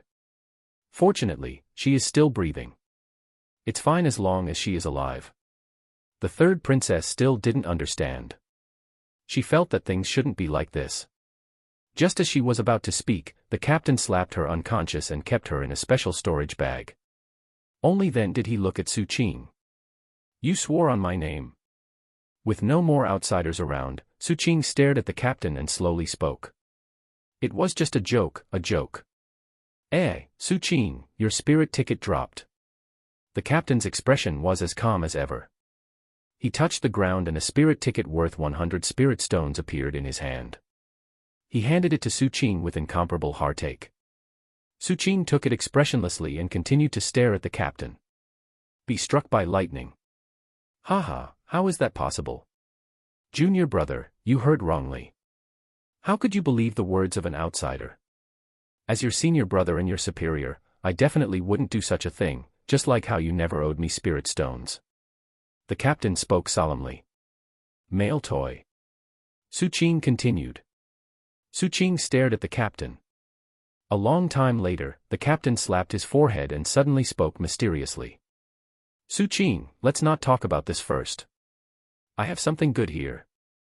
I disguised myself as a member of the Sea Corpse race to obtain a high-level corpse heart. However, this is only my first target. I have an even more important target. Originally, I felt that my situation did not look good and I might not be able to succeed.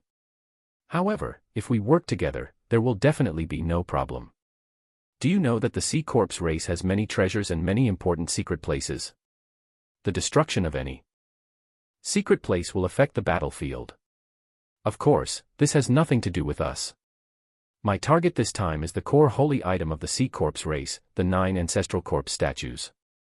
Legend has it that the formation of the Sea Corpse race originated from the 9 statues. The material of these 9 statues is special and unique in the world. They are scattered in the Sea Corpse race's territory and are the source of the transformation of the Sea Corpse race. The territories they are in are also the holy land for healing for the Sea Corpse race. The most important thing is that the experts of the Sea Corpse race's army are all on the battlefield and their internal defense is weak right now. Although there are some contingency measures, the identity of the young girl you were about to kill is extraordinary.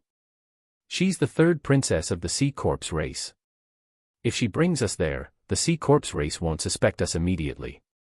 By the time they realize the problem, we'll have already fled far away. When the captain said this, he was beaming with joy. His eyes revealed the madness of risking his life that Su Qing had seen on the Merfolk Island before. The captain's words also caused Su Qing's eyes to narrow. He was very clear that only extremely bold people would head to the Sea Corpse race's territory. And the captain's target in the enemy's territory was actually their core holy item. This was no longer something that could be described with boldness. Even though the Sea Corpse race was empty now, only crazy people could have such crazy thoughts. Su Qing cast a deep glance at the captain. He felt that the captain's madness hadn't gotten better. Only a lunatic would do such a thing. Hence, he was about to refuse. The captain spoke again excitedly.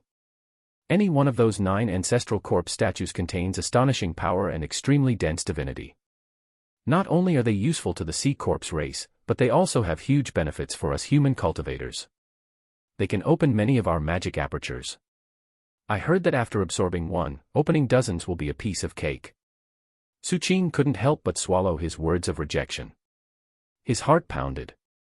Right now, he had opened 49 magic apertures and there were many cracks in his 50th magic aperture. He wasn't far from opening it, but it was becoming increasingly difficult. Every 10 magic apertures were usually considered one level. From the 40th to the 50th magic apertures, the magic apertures could only be opened smoothly by absorbing the soul of a life fire cultivator. In reality, Su Qing was already progressing very fast. If it wasn't for the fiendish fire soul devouring art and this war, it would be impossible for Su Qing to open his magic apertures so fast. Normally speaking, a foundation building cultivator would usually need 10 years to form the first ball of life fire. As for forming the second ball of life fire, if one purely relied on daily cultivation, it would take at least 30 years. Moreover, during this process, there was the risk of death and it would take time to resolve the accumulation of anomalous substances. This was also the reason why there weren't many 2-fire cultivators. As for reaching 3 fires, it would take even longer. From 50 to 60, the soul power required will definitely be huge. Su Qing pondered. He felt that his cultivation progress was still a little slow, so he was extremely tempted by the ancestral corpse statues that the captain had mentioned. He thought for a moment and looked at the storage bag where the captain had kept the 3rd princess. I don't believe she'll help us. Don't worry, I can convince her. You don't know, but this 3rd princess is a pitiful person. I'm confident. The captain patted his chest. Su Qing shook his head. The key to the success of this matter depended on that 3rd princess. Only with her sincere help could they successfully enter the Sea Corpse race's territory. Only the 3rd princess could lead them through countless protective barriers and inspections and step into the areas where the statues were kept. If there was any mistake in this process, what awaited them would definitely be eternal damnation. No need to worry. The captain sized up Su Qing before chuckling. I have a way. I will disguise you as the 3rd princess. Isn't that enough? Besides, I have become familiar with the habits of the 3rd princess. Although I can't say that I know her like the back of my hand, I know her way of speaking and other habits. It will be a stress to deceive them for a long time, there won't be a problem as long as we're fast enough. Since you know so much, why don't you disguise yourself? Su Qing raised his brows and looked at the captain. Vice Captain Su, I'm your superior. The captain said solemnly. Male toy. Su Qing replied. The captain instantly relaxed and sighed. Let's make a bet. Whoever loses will dress up. As he spoke, the captain looked around and suddenly looked at the sea. There was a sea snake swimming rapidly there. It seemed to be lacking in intelligence as it looked fiercely at the ship they were on with hostility. Whoever kills it first will win. Almost as soon as the captain finished speaking, he attacked. His life fires were ignited and an astonishing cold air erupted. At the same time, it froze the surroundings and enveloped Su Qing. His body swayed and he headed straight for the sea. At the same time, a huge palm formed on the sea and grabbed fiercely at the sea snake. Su Qing narrowed his eyes and the golden crow behind him let out a cry. As the flames erupted, it ignored the captain's cold air and also rushed out. With a wave of his hand, a large hand formed on the sea. Its target wasn't the sea snake but the captain's divine power spell. The two large hands collided. Su Qing directly collided with the captain in midair. In an instant, a monstrous sound resounded in all directions. The black iron stick which had moved at the same time was about to approach the sea snake. At the next instant, the cold air in the surroundings suddenly soared and formed ice in the blink of an eye, sealing the black iron stick. The diamond sex ancestor's expression changed as he couldn't even move. Ice appeared around the sea snake as well. Just as the sea snake was about to be sealed, the golden crow let out a cry and a sea of fire rose. As the golden crow charged forward, the ice melted. As for Su Qing, with a wave of his hand, the heavenly saber slashed down. He lit the life lantern and punched out with much faster speed than before due to the enhancement from golden crow refines all life. This punch formed a shocking force that directly created a vortex in the void in front of him. As it devoured everything, a wisp of corpse poison spread out. The captain's eyes narrowed and he performed a series of hand seals. The explosion sent the captain a few steps back. Su Qing then rushed over without slowing down. How long has it been? How could you have changed so much? Your physical strength has already reached this level. Coupled with the mystic brilliance form, this is comparable to 3 fires. Also, what's wrong with this corpse poison? It resembles the sea corpse race more than me. An emperor-level cultivation art is really a bully. A hint of madness appeared in the captain's eyes. In order to make Su Qing disguise as the third princess and protect his face, he made a decision. His eyes suddenly let out golden light. Under this light, one could see a rhombus-shaped golden rune flickering in his eyes. An aura that surpassed 2 fires erupted from his body. Chapter 258, 258 Enchanting Beauty. 258 Enchanting Beauty. The second seal, unlocked. The identity of the captain was a mystery. Su Qing had many guesses about it, and had even wondered if the other party was the first. Highness of the 7th Peak. However, to Su Qing, these guesses only surfaced in his mind occasionally and weren't very important. This was because no matter who the other party was, it wouldn't affect the subtle relationship between them. For example, at this moment, when he saw the captain's aura rising suddenly, Su Qing's eyes also revealed a ferocious glint. He didn't want to lose either. In fact, he really wanted to see the captain dress up as the third princess. Almost at the instant the captain erupted, the life lantern in Su Qing's body burned even more intensely. At the next instant, the two of them came into contact again. A rumbling sound erupted into the sky. The captain, who had unlocked the seal, emitted a golden light from his entire body. This light gave Su Qing the feeling of divinity, but it was a little different. Divinity was holy, but the light from the captain carried a strong sense of dominance, as though it could suppress everything. The captain waved his hand, and a sea of golden light transformed into a large hand that suppressed Su Qing. You will be the third princess. The captain roared. Su Qing's entire body trembled violently and he kept retreating. Under the envelopment of the sea of light, he could sense the madness and extreme domineeringness of it, causing him to almost suffocate. Even the circulation of his cultivation was affected and the life fires in his body swayed intensely. From afar, Su Qing's figure was less than 1/100th of the large hand formed by the golden light. Under the pressure of the large hand, his body was pressed toward the sea. This strength surpassed 2 fires in Su Qing's perception. In fact, his speed was not enough to dodge the large hand. Only the power of 3 fires could do it. Su Qing's eyes narrowed and battle intent flickered in them. The veins on his forehead bulged as he waved his hands fiercely. Immediately, a cry rang out in all directions from behind him and black flames surged into the sky. The golden crow inside danced out and circled Su Qing before roaring at the sky, suddenly overlapping with Su Qing. The golden crow's body overlapped with Su Qing's body, covering the purple Taoist robe. It seemed to have transformed into an emperor's robe formed by feathers. Although this emperor's robe was a little illusory, it still emitted a noble aura. The golden crow's head transformed into a crown and floated above Su Qing's head, brewing the aura of a supreme being. There was also the golden crow's phoenix tail, which became streamers on Su Qing's body. The black sea of fire emitted by the phoenix tail transformed into a cloak behind him. From afar, the current Su Qing, coupled with his handsome face, looked like a young emperor. In fact, he even had a faint resemblance to the golden crow emperor he had seen in the dragon carriage. Even the captain was shocked by this scene. Su Qing was expressionless and his gaze was dignified. He clenched his right hand into a fist and punched out at the huge palm above. This punch fused with the power from his life lantern and life fire. It used his battle intent and ferocity and also fused with the violent body of Golden Crow refines all life art. This punch was currently his most powerful attack. The world trembled and rumbling sounds rang out in all directions. This fist formed a phantom which grew larger and larger. Finally, it was on par with the large hand, and also emitted a domineering aura. However, Su Qing's domineeringness was the disdain of an emperor, while the captain's domineeringness was the madness of the wilderness. When they collided, the sound resulting from the collision was deafening. An astonishing impact exploded where the fist and palm collided. Su Qing spat out a mouthful of blood and his body rolled back. He couldn't maintain the emperor body formed by Golden Crow refines all life. His right fist was in intense pain and his arm was dislocated.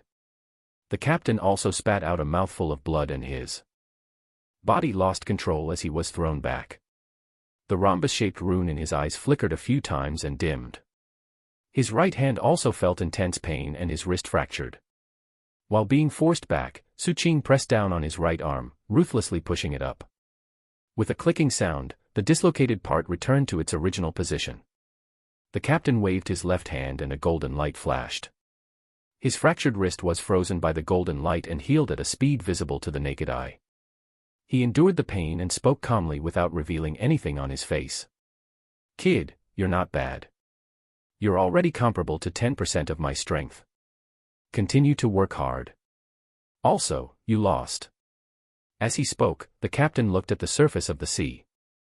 At that moment, on the surface of the sea snake that the two of them had bet on was grabbed by a tentacle that suddenly stretched out from the void and dragged out of the sea.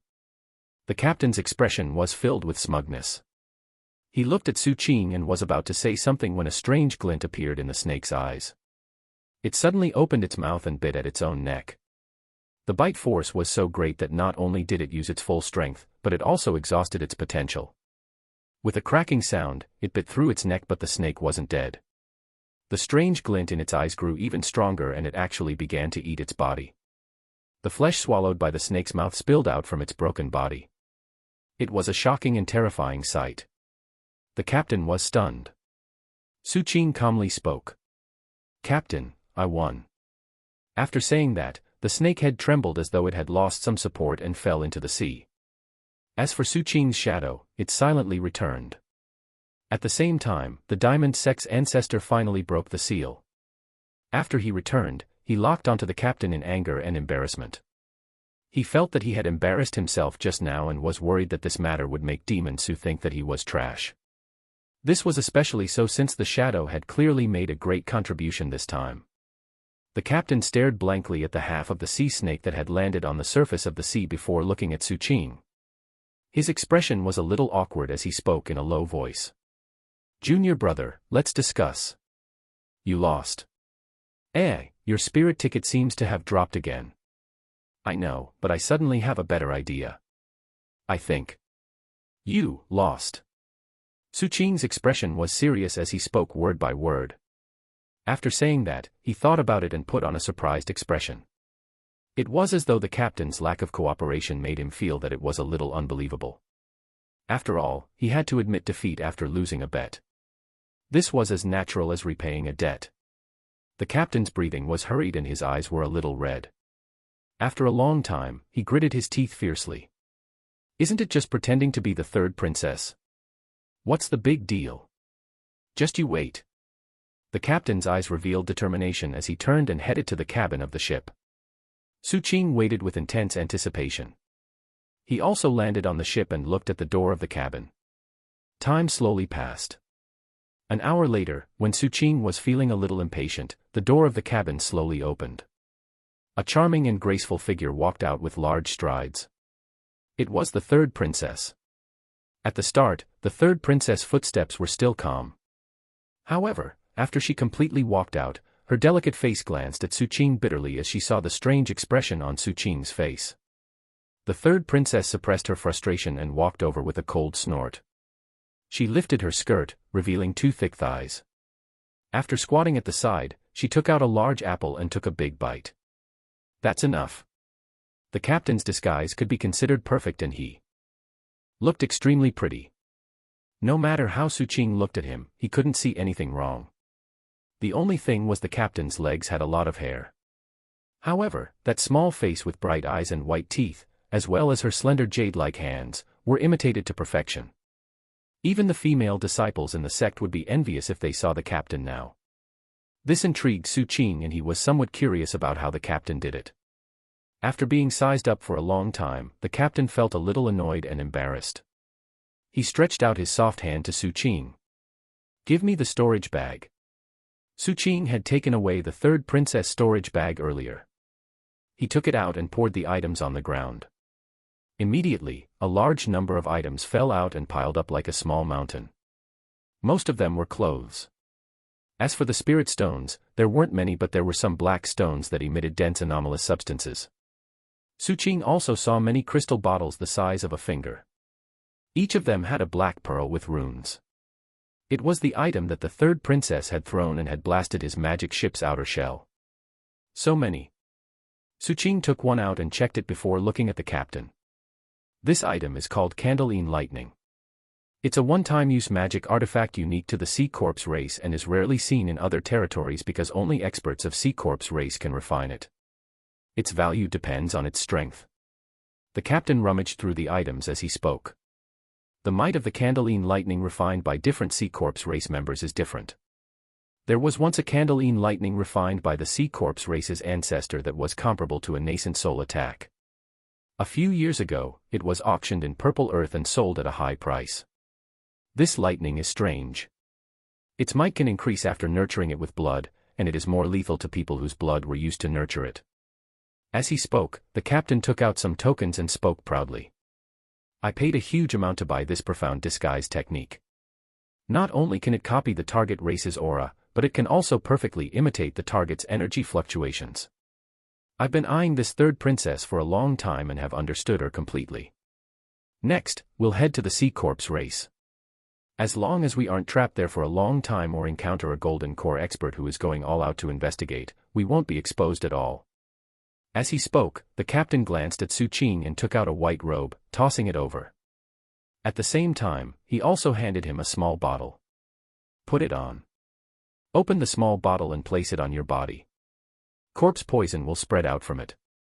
It can hide your aura and form some changes to your appearance." Suqing wore the robe and opened the bottle before putting it in his pocket. His aura instantly changed and he faintly emitted corpse poison. His appearance also became withered. He looked no different from the Sea Corpse race in terms of aura and appearance. Suqing knew that this small bottle that caused such changes to his body couldn't be made by ordinary cultivators. This allowed him to have a certain understanding of the captain's various unorthodox methods. "You will be my Dao protector and escort me back to the Sea Corpse race. We have to get into character from now on. We can't reveal any flaws. Do you agree?" the captain said solemnly. Suqing nodded. He felt that what the captain said made sense. Seeing Suqing nod, the captain coughed and stretched, revealing his graceful waist. After that, he elegantly sat at the side and stretched out his long-haired leg. As he ate the apple, he swayed his leg and spoke lazily. "Come, little Qing, massage my legs." Suqing glanced at the captain and took out some poison powder from his storage bag, and was about to put them in his hands. The captain instantly retracted his leg and looked at Suqing with a solemn expression. "I suddenly remembered that we should discuss the plan." Chapter 259, 259 Strange News in the Sea Corpse, 1. 259 Strange News in the Sea Corpse, 1. In the sky, a black wooden ship was whistling forward, breaking through the clouds at an extremely fast speed. The air was torn apart, creating loud sounds. Its target was the island of the Sea Corps race that was 10 days away from here. Through the nautical chart distributed during the Seven Blood Eyes War, Suqing knew that although the place was an island, its size actually far surpassed that of the islands of the merfolk race. Its size was about 10% of the non-Huang continent. On this black wooden ship, Suqing and the captain finally decided on a plan for this trip after many discussions. We'll be able to reach the Sea Corps race in 10 days. Your plan is good, but it won't be a problem to carry it out in a few days. Why do I feel that you are quite eager? On the black wooden ship, the captain looked at Suqing and asked suspiciously.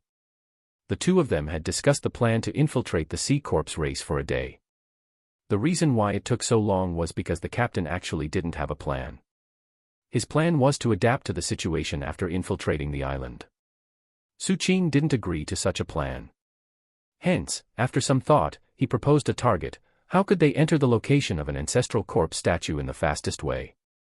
With this target, the plan became simple. The fastest way was to be personally escorted by the cultivators of the Sea Corps race as soon as they entered the island. This way, they wouldn't waste any time. Suqing and the captain had already discussed how to accomplish this. That was to be injured. The third princess was heavily injured and barely managed to escape. Hence, the first thing she did was to recuperate. Her identity also determined that she would definitely be sent to the location of an ancestral corpse statue. After all, according to the information bought by the captain, other than being able to transform the dead into their race, the ancestral corpse statues also possessed astonishing healing effects. Hence, the captain's words of doubt from before. If an injury is formed just recently, outsiders will see through it at a glance. This won't be good. Suqing shook his head. After glancing at the captain, he spoke again. I'll add some every day, and in 10 days, the new and old injuries combined will make the situation look more real. The captain's suspicions didn't diminish. He looked at Suqing, wanting to infer something from his face. He wondered if Suqing was using this to take revenge. Suqing looked into the captain's eyes without dodging. Looking at Suqing's gaze, the captain sighed. He recalled that he had taught Suqing this method, and now, even he couldn't tell if the latter was lying or not. However, he was a decisive person. He took out a dagger and stabbed himself in the stomach. Blue blood flowed out and soaked his robe. It's just a small thing. What's the big deal? The captain said nonchalantly and even took a bite of the apple. Captain, self-inflicted wounds are different from injuries caused by others. For our plan, you will have to suffer a bit. Let me help you with this. The captain stopped chewing on the apple and glared at Suqing. Suqing looked into the captain's eyes seriously. After a moment of silence, the captain sighed and threw the dagger in his hand over, opening his arms wide. Come. Suqing smiled slightly. After he walked closer with the dagger, he stabbed the captain's stomach. After that, he pulled it out and stabbed again. He felt an indescribable comfort as he did this. The captain's breathing was hurried as he endured the pain. Suqing pulled the dagger out and stabbed the captain's thigh. He then slammed the captain's chest with the power of sea transformation art. The captain spat out a mouthful of blood and his face turned pale. Suqing didn't stop and continued to slash rapidly. Very soon, the captain's entire body was covered in blood. He looked extremely miserable and weak. Enough, Suqing. Suqing stopped with some regret. His heart felt very relieved after slashing the captain. After he stopped, he looked at the captain's left leg and wondered if he should cut there tomorrow. Seeing that Suqing's gaze had landed on his leg, the captain's eyelids twitched. He looked Suqing up and down and suddenly spoke. Deputy Su, as a Dao protector, your protectee, the princess, is injured so badly, but you're actually fine. This doesn't make sense. Suqing's smile froze. So, in order to complete our great plan, you will also have to suffer a bit. It's fine, I'll help you. The captain's lips curled into a smile that was not a smile. His heart was filled with anticipation as he took the dagger back from Suqing and stabbed it fiercely into Suqing's thigh. Suqing wanted to dodge, but he had to admit that what the captain said made sense. Hence, he took a deep breath and endured. He lifted his head and glanced at the captain, allowing the captain's blade to stab into his thigh. Suqing gritted his teeth fiercely. The captain leaped up excitedly and quickly stabbed him 3 times in the stomach. There was also a blood stain on his neck and there were marks near many important organs on his body. Seeing that his flesh was badly mangled, Suqing suddenly took a step back and stared at the captain as he spoke hoarsely. Your right leg has many injuries but your left leg doesn't. This doesn't make sense. As he spoke, Suqing waved his hand and a dagger appeared, piercing into the captain's left leg. The captain bared his teeth and stabbed Suqing again. Just like that, the two of them attacked each other. After a long time, they both stopped and panted as they leaned against the handrail. They both looked to be severely injured. Suqing. I don't think there's a need to be so injured every day. We have to escape when we're being chased, right? The captain said weakly. Chapter 260, 260 Strange News in the Sea Corps, 2. 260 Strange News in the Sea Corps, 2. That's right. We can escape for 7 to 8 days before we are caught again. Suqing nodded in agreement. He thought about it and asked. Also, after we enter the Sea Corps race's territory, once we're discovered by them and our identities are exposed, what plan do you have to escape? When the captain heard this, he raised his brows and took out the half-eaten apple. He took a big bite and smiled proudly. Vice Captain Su, regarding this problem, I have a plan to escape but you don't have to worry too much. When you risk your life, it needs to be a little stimulating to be satisfying, so take good care of yourself. However, seeing that you're my subordinate, it's not like I can't tell you. However, this is my greatest secret. It's worth 1,000,000 spirit stones. Suqing cast a deep glance at the captain. The despicable expression on the other party's face caused Suqing to dispel the thought of selling him a disorder teleportation talisman. He felt that there was no need. The captain was surprised when he saw Suqing keep silent. He glanced at Suqing and felt that Suqing should have some means to escape. However, he felt that no matter what method the latter used, it wouldn't be as powerful as his. When the time comes and he needs my help, I'll obtain 1,000,000 spirit stones. At the thought of this, the captain felt comfortable. Just like that, time flowed by and very soon, 7 days passed. The ship was only 3 days away from the Sea Corps race's territory. Other than meditating on the ship, Suqing and the captain would communicate with each other. The captain wanted Suqing to be more natural, so he would tell him some things about the Sea Corps race. We're almost done talking about the Sea Corps race. Let me tell you about this third princess. This girl is also a pitiful person.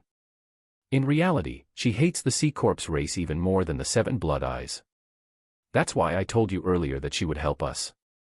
The captain looked at his storage bag. Inside was the third princess of the Sea Corps race.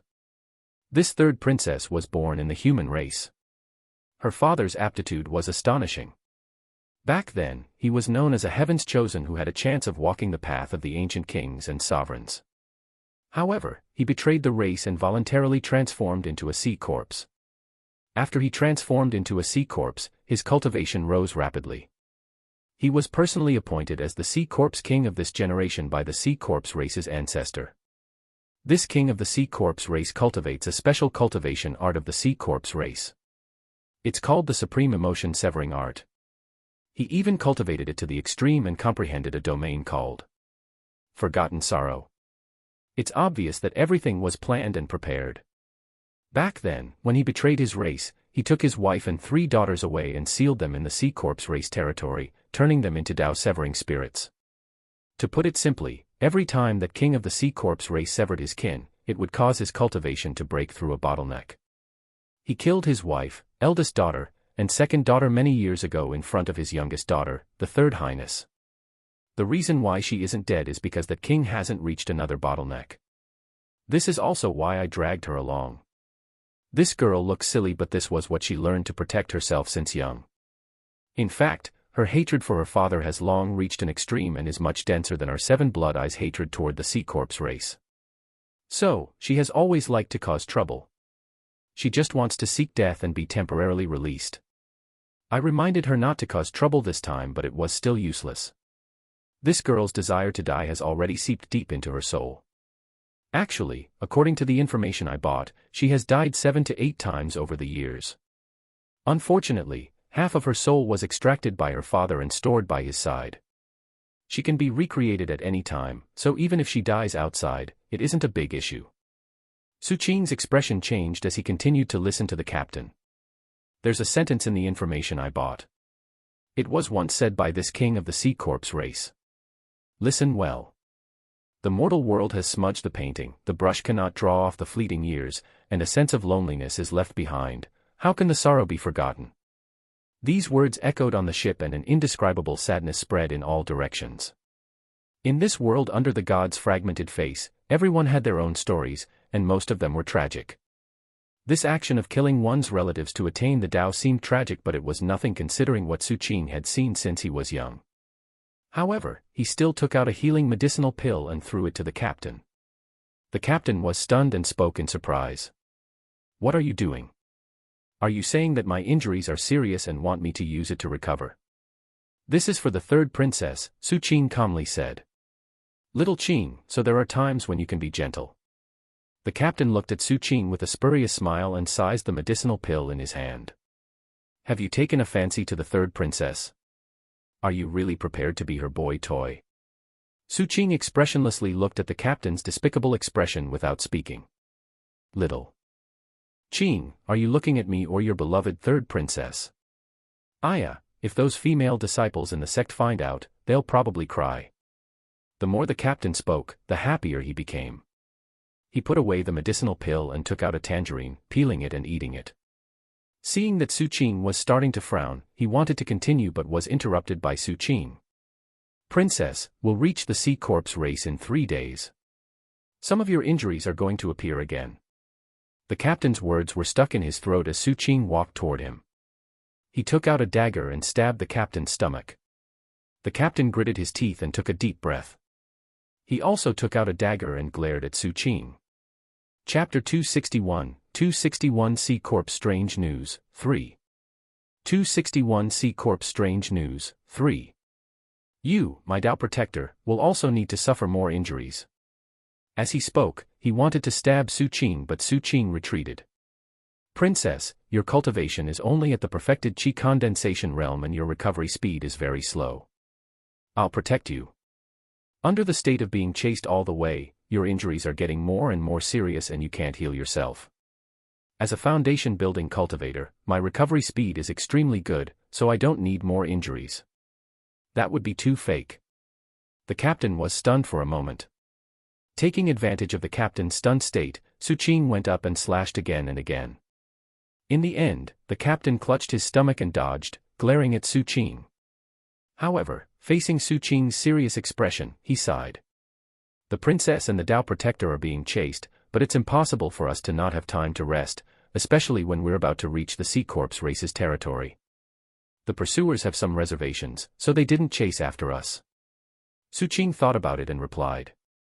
Yes, but the closer we got to the clan's territory, the more serious the princess' old injuries became. She was on the verge of death, so she was sent to the forbidden area to recuperate immediately. The captain had a bitter expression on his face as he looked at his injuries and then at Su Qing. Under Su Qing's serious expression, he let out a long sigh and closed his eyes. Su Qing felt comfortable in his heart. He went over and stabbed the captain 5 more times, causing the captain to look extremely seriously injured and weak. Only then did he end this pursuit. Time slowly passed just like that. Very soon, 3 days passed. The black wooden ship they were on finally approached the Sea Corpse race's territory. When the island continent of the Sea Corpse race appeared in his sight, Su Qing's expression turned solemn. He took a deep breath and checked his body. After confirming that there was nothing wrong, he was still worried, so he made the shadow emit the aura of the Sea Corpse race. This way, Su Qing was basically no different from the Sea Corpse race. In fact, with Golden Crow refines all life, he himself could emit some of the Sea Corpse race's innate corpse poison. Under this concealment, his disguise could be said to be perfect. Although the captain didn't have these methods, he had clearly prepared for this for a long time. Hence, Su Qing didn't worry about his exposure. I've finally escaped. I have returned home. The captain was clutching his stomach and leaning against the railing weakly. The wind blew over and fluttered her blood-stained black hair, revealing the delicate and moving beautiful face under his beautiful hair. His pale skin and the complex look in his eyes made the captain no different from the real third princess. He even seemed to have grasped the third princess' thought process. If it wasn't for the fact that Su Qing had witnessed the captain's disguise and was familiar with it, it would be very difficult for him to recognize the captain right now. "Thank you for protecting me." The captain's body was on the verge of collapse and his voice was weak with a hint of gentleness. His hand that was holding onto the railing at the side was trembling. He was suppressing the seriousness of the injuries in his body with all his might, as though the slightest relaxation would cause all his injuries to act up and exterminate his life. There was an almost fatal wound on his chest that would have pierced through his heart had it deviated even a little bit. Even so, it still seemed to have injured his heart meridian. As for Su Qing, his originally white Taoist robe was now dyed with blue blood. His pale appearance became even paler. His breathing was unstable, as though he was forcefully enduring his wounds. His most serious injury was on his neck, as though his windpipe had been slit before. Although he had recovered a little, he couldn't speak much. In fact, blood could even be seen seeping out from the edges of his robe. Facing the captain's words, Su Qing was expressionless, as though he didn't have many emotions. He ignored his injuries and cupped his fists and bowed to the captain. At that moment, a powerful fluctuation swept over from ahead, instantly enveloping their ship. The ship they were on paused in the air. This powerful fluctuation wasn't emitted by a cultivator but by the power of the array formation. It was the protective array of the Sea Corps race's territory. Now that it was wartime, the Sea Corps race's array formation was activated permanently. While stopping all outsiders from entering, it could also allow speed up the arrangements of the Sea Corps race in their territories. Su Qing knew this identification by the array formation was their first test in infiltrating the Sea Corps race's territory. However, Su Qing and the captain were already prepared for this. As the array formation's power spread out, the captain's body emitted an energy fluctuation in response. It was the same for Su Qing. He opened the small bottle and similarly, energy fluctuations spread out. The array formation quickly swept past them and acknowledged their identities. This scene made Su Qing have a high opinion of the captain's preparations. He looked at the Sea Corps race's island continent below. This vast island that was like a continent had a completely different style from anything he had seen before. This place was the coastal area, and it was filled with huge vegetation that looked like lingji. However, they were black in color and emitted dense corpse poison along with astonishing pressure. Each of these black lingji was over 1,000 feet long. At first glance, there were about 100 of them in the coastal waters, spreading along the coastline. On each lingji, there were many berths built from bones. One could see a large number of coffin-like warships waiting to take off. Countless tentacles grew under these lingji, drooping on the ground and in the sea. Chapter 262, 262 Sea Corps Strange News, 4. 262 Sea Corps Strange News, 4. They were absorbing anomalous substances, and also spread ropes that connected to the boats floating on the sea. This place was clearly a port, and the entire coastline of the Sea Corps race seemed to be a port as well. The sky here was enveloped by thick dark clouds. There were teleportation arrays shining inside. Cultivators were teleporting out and returning at all times. Numerous battleships of the Sea Corps race and the figures of Sea Corps cultivators filled the entire island. The sound of explosions and sonic booms could be heard frequently, but people's words were rare. The land was also black and was covered in huge lingji like the ones in the coastline. However, the color was a little different. Most of the lingji on the shore were red. Giant trees were common on this island. Those trees were rotting, emitting dense anomalous substances. Countless black butterflies moved between them. There were long rivers that were as red as blood. The entire world was like the land of the netherworld. While it was a shocking sight, there was also an indescribable terrifying pressure that spread in all directions. When Su Qing and the captain's black wooden ship was frozen in the air above the sea, coffins immediately soared into the sky from the coastline below. They instantly got close to the ship and stood in the surroundings. A total of 16 old coffins surrounded the black wooden ship, seemingly in a formation.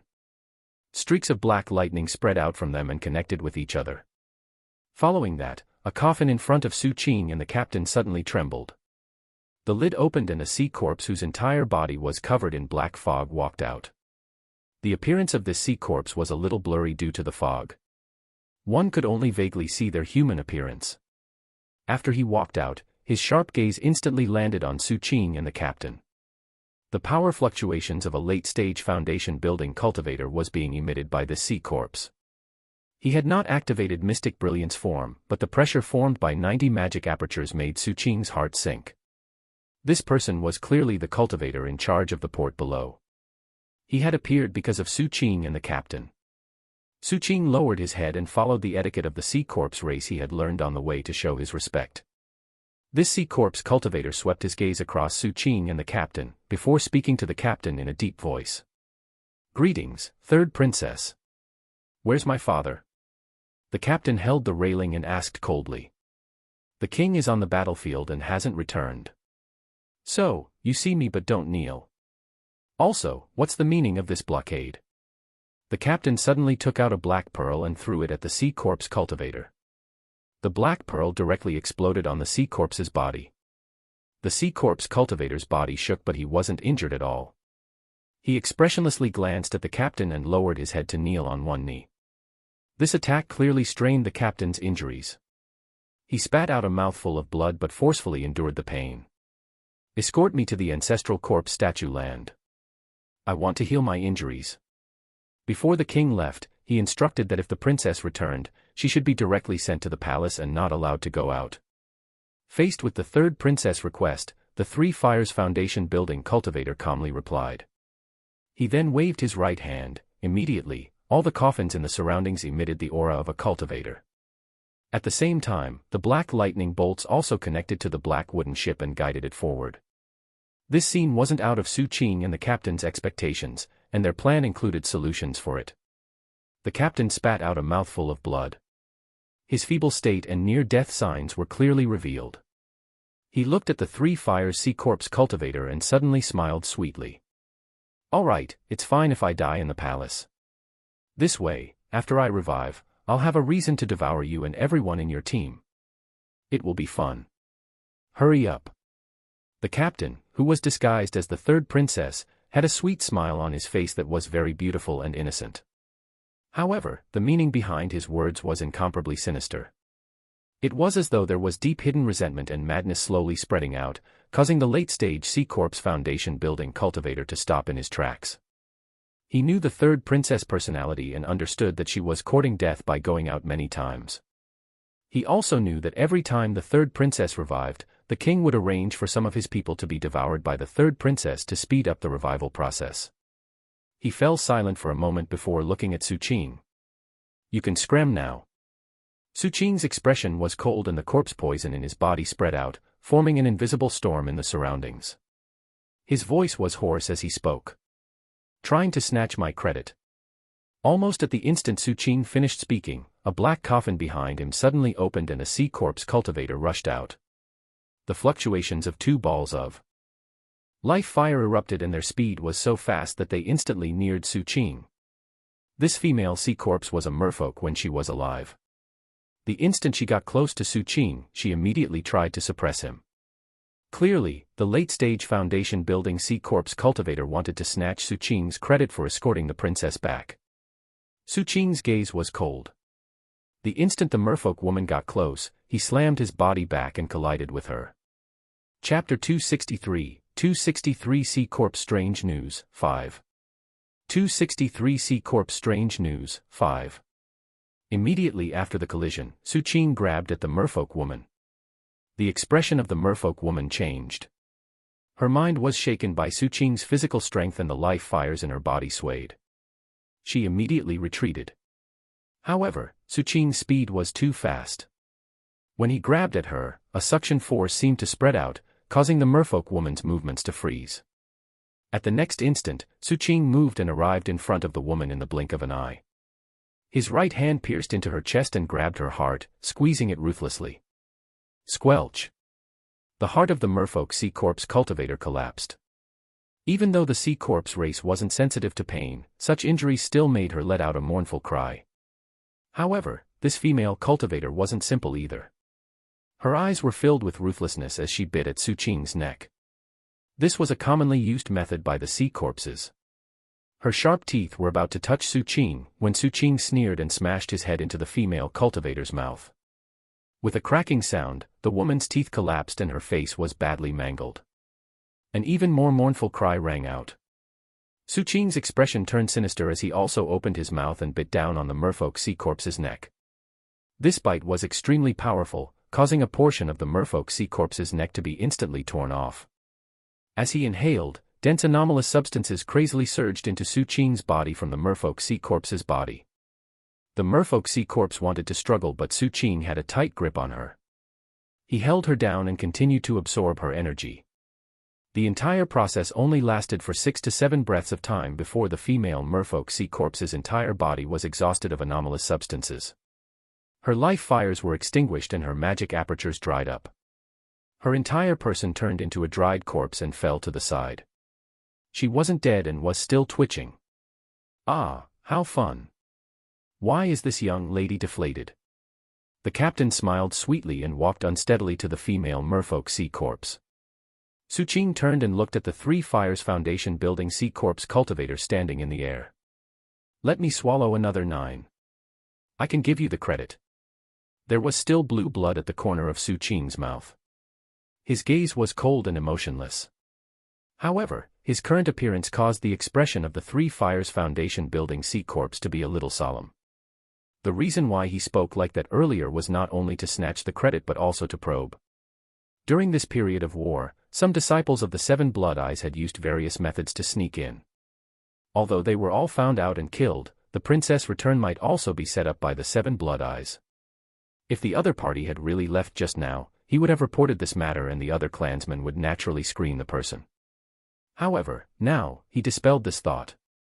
The array formation had confirmed the princess' identity. As for the clansman who escorted the princess back, not only had the array formation confirmed his identity, but the other party also devoured anomalous substances, which was something only sea corpses dared to do. To be able to kill one of his 2 Fires subordinates so easily, it meant that the other party wasn't far from breaking through to his level. He raised his hand and waved. The lightning on the 16 black coffins in the surroundings instantly dissipated and they fell down. Send the princess to the forbidden area of the 7th Ancestral Corpse statue. After removing the blockade, the late-stage Foundation building cultivator Ray spoke. Immediately, a Lingji on the ground started twisting and emitting a large amount of black fog. After this black fog squirmed and gathered, it formed a huge octopus. This octopus floated over. One of its tentacles wrapped around the black wooden ship while the other tentacles extended into the distance on the ground, bringing Su Qing and the captain straight into the distance. Behind them, the Three Fires sea corpse cultivator lowered his head and respectfully saw them off. At the same time, he let out a low voice. Princess, it's my duty. Please don't mind my disrespect just now. With that, the Three Fires sea corpse cultivator bit off one of his fingers and threw it forward. Immediately, the finger transformed into a dense corpse poison that spread to Su Qing and the captain's ship, transforming into a mark that shone with black light. With this insignia, no one will disturb you on the way. Princess, please forgive me for my sins. You can scram now, the captain lightly said. Thank you, Princess. The Three Fires Foundation building cultivator thanked before leaving. He returned to the coastline and continued to guard against foreign enemies. Just like that, the ship Su Qing and the captain were on was carried very quickly by the running octopus. It continued to approach the location of the 7th Ancestral Corpse statue. In reality, they had planned this as well. There were a total of 9 Ancestral Corpse statues in the Sea Corpse race. They were scattered in different areas and were heavily guarded. The location of the 7th Ancestral Corpse statue was relatively close to the sea and was somewhat far from the royal city, so it became the captain's first choice in his plan. Most importantly, according to the information bought by the captain, the Golden Core experts of the Sea Corpse race who were guarding the 7th Ancestral Corpse statue were transferred to the battlefield because they were hard-pressed in the front line. The one guarding it now only had the cultivation base of perfected Foundation building realm. Su Qing was originally hesitant, but the captain guaranteed that there was nothing wrong with the information, so Su Qing didn't question closely. As they moved forward and entered the inland, this world of the Sea Corpse race was completely revealed to Su Qing and the captain. The ground was pitch black and covered in countless black grass. These grass contained astonishingly dense anomalous substances, causing this place to be no different from the forbidden zone Su Qing had been to. Chapter 264, 264 Sea Corp Strange News, 6. 264 Sea Corp Strange News, 6. To the Sea Corp's race, lands with such dense anomalous substances were naturally holy lands. However, to other cultivators who absorbed spirit energy, this place was equivalent to a poisonous land. Moreover, once they stayed here for too long and the anomalous substances in their bodies accumulated without control, the possibility of mutation would increase infinitely. However, the captain clearly had methods to ignore the poison of anomalous substances for a short period. Su Qing didn't know why, but he felt that there was a high chance that it had something to do with flesh with divinity. Clearly, the episode on Binding Island couldn't be the captain's first act of madness. He should have done crazy things many times. Su Qing also saw that other than the black grass, blood-colored lingji, and withered tall trees, there were also blood-colored rivers. Although the sky was pitch black, it didn't affect one's vision. There were many eyes in the clouds, and these eyes were all red. Every time they opened, light would spread to the ground. As they opened and closed at different times, this land covered by the black sky always had light. Although the lighting was dim, it was enough for cultivators to observe their surroundings. As for what these eyes were, Su Qing soon knew the answer.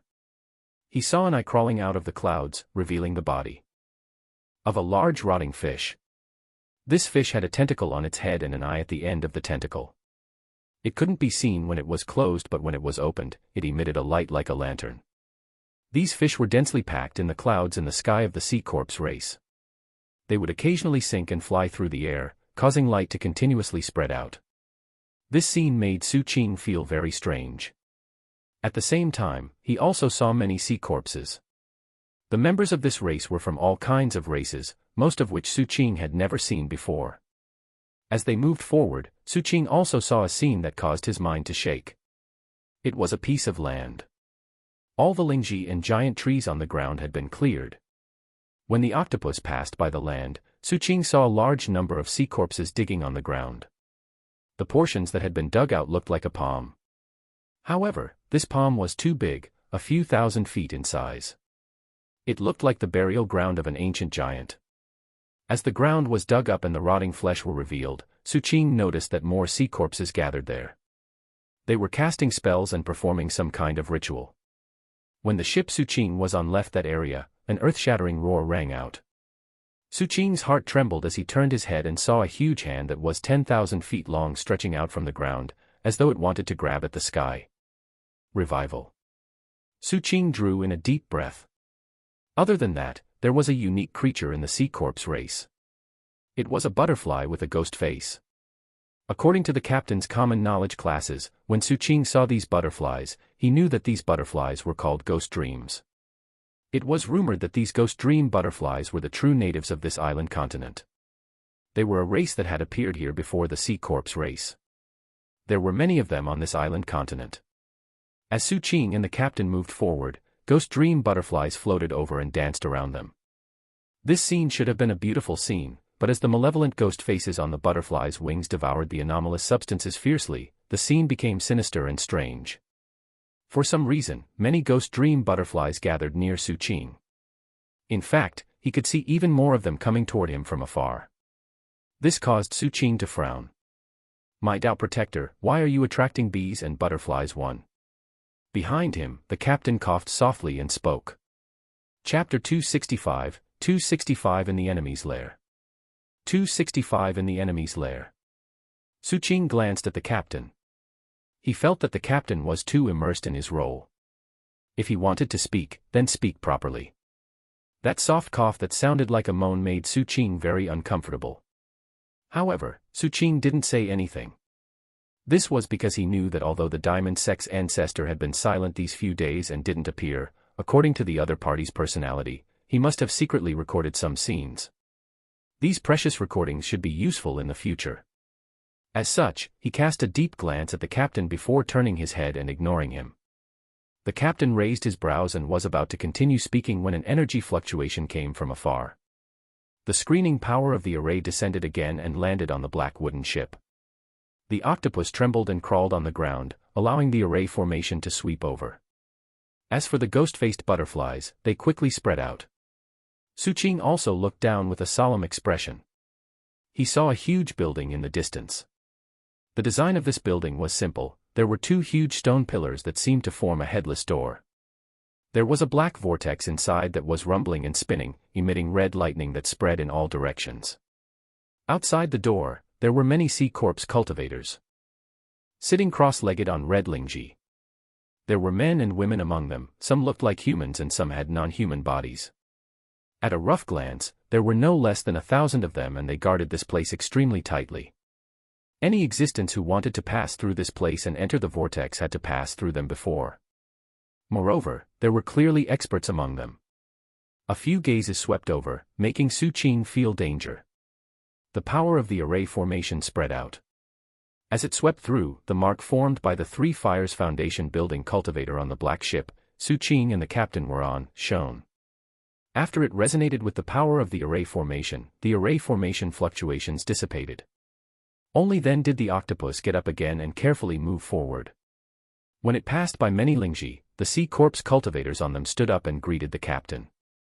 Suqing looked calm, but he was vigilant inwardly. With so many people staring at him, if he wasn't careful and revealed a flaw, all his previous efforts would be in vain.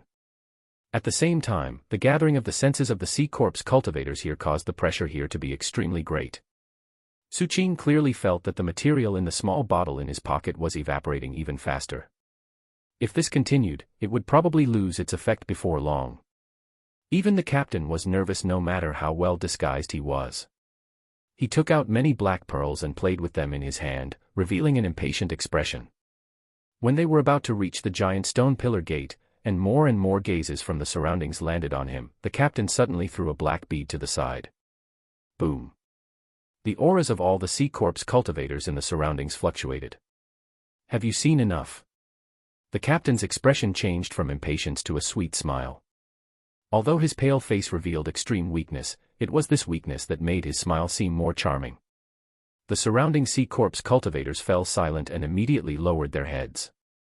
Help me in. The captain smiled and walked to the front of the ship, raising his hand at Suqing. Suqing really admired the captain's acting skills. He lowered his head and walked over. He held the captain's small hand and took a step forward, leaving the black wooden ship and the octopus below. They then rapidly approached the huge black vortex.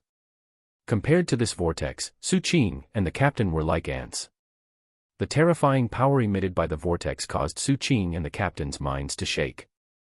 However, the two of them had mentally prepared themselves. They still continued to move at a moderate pace.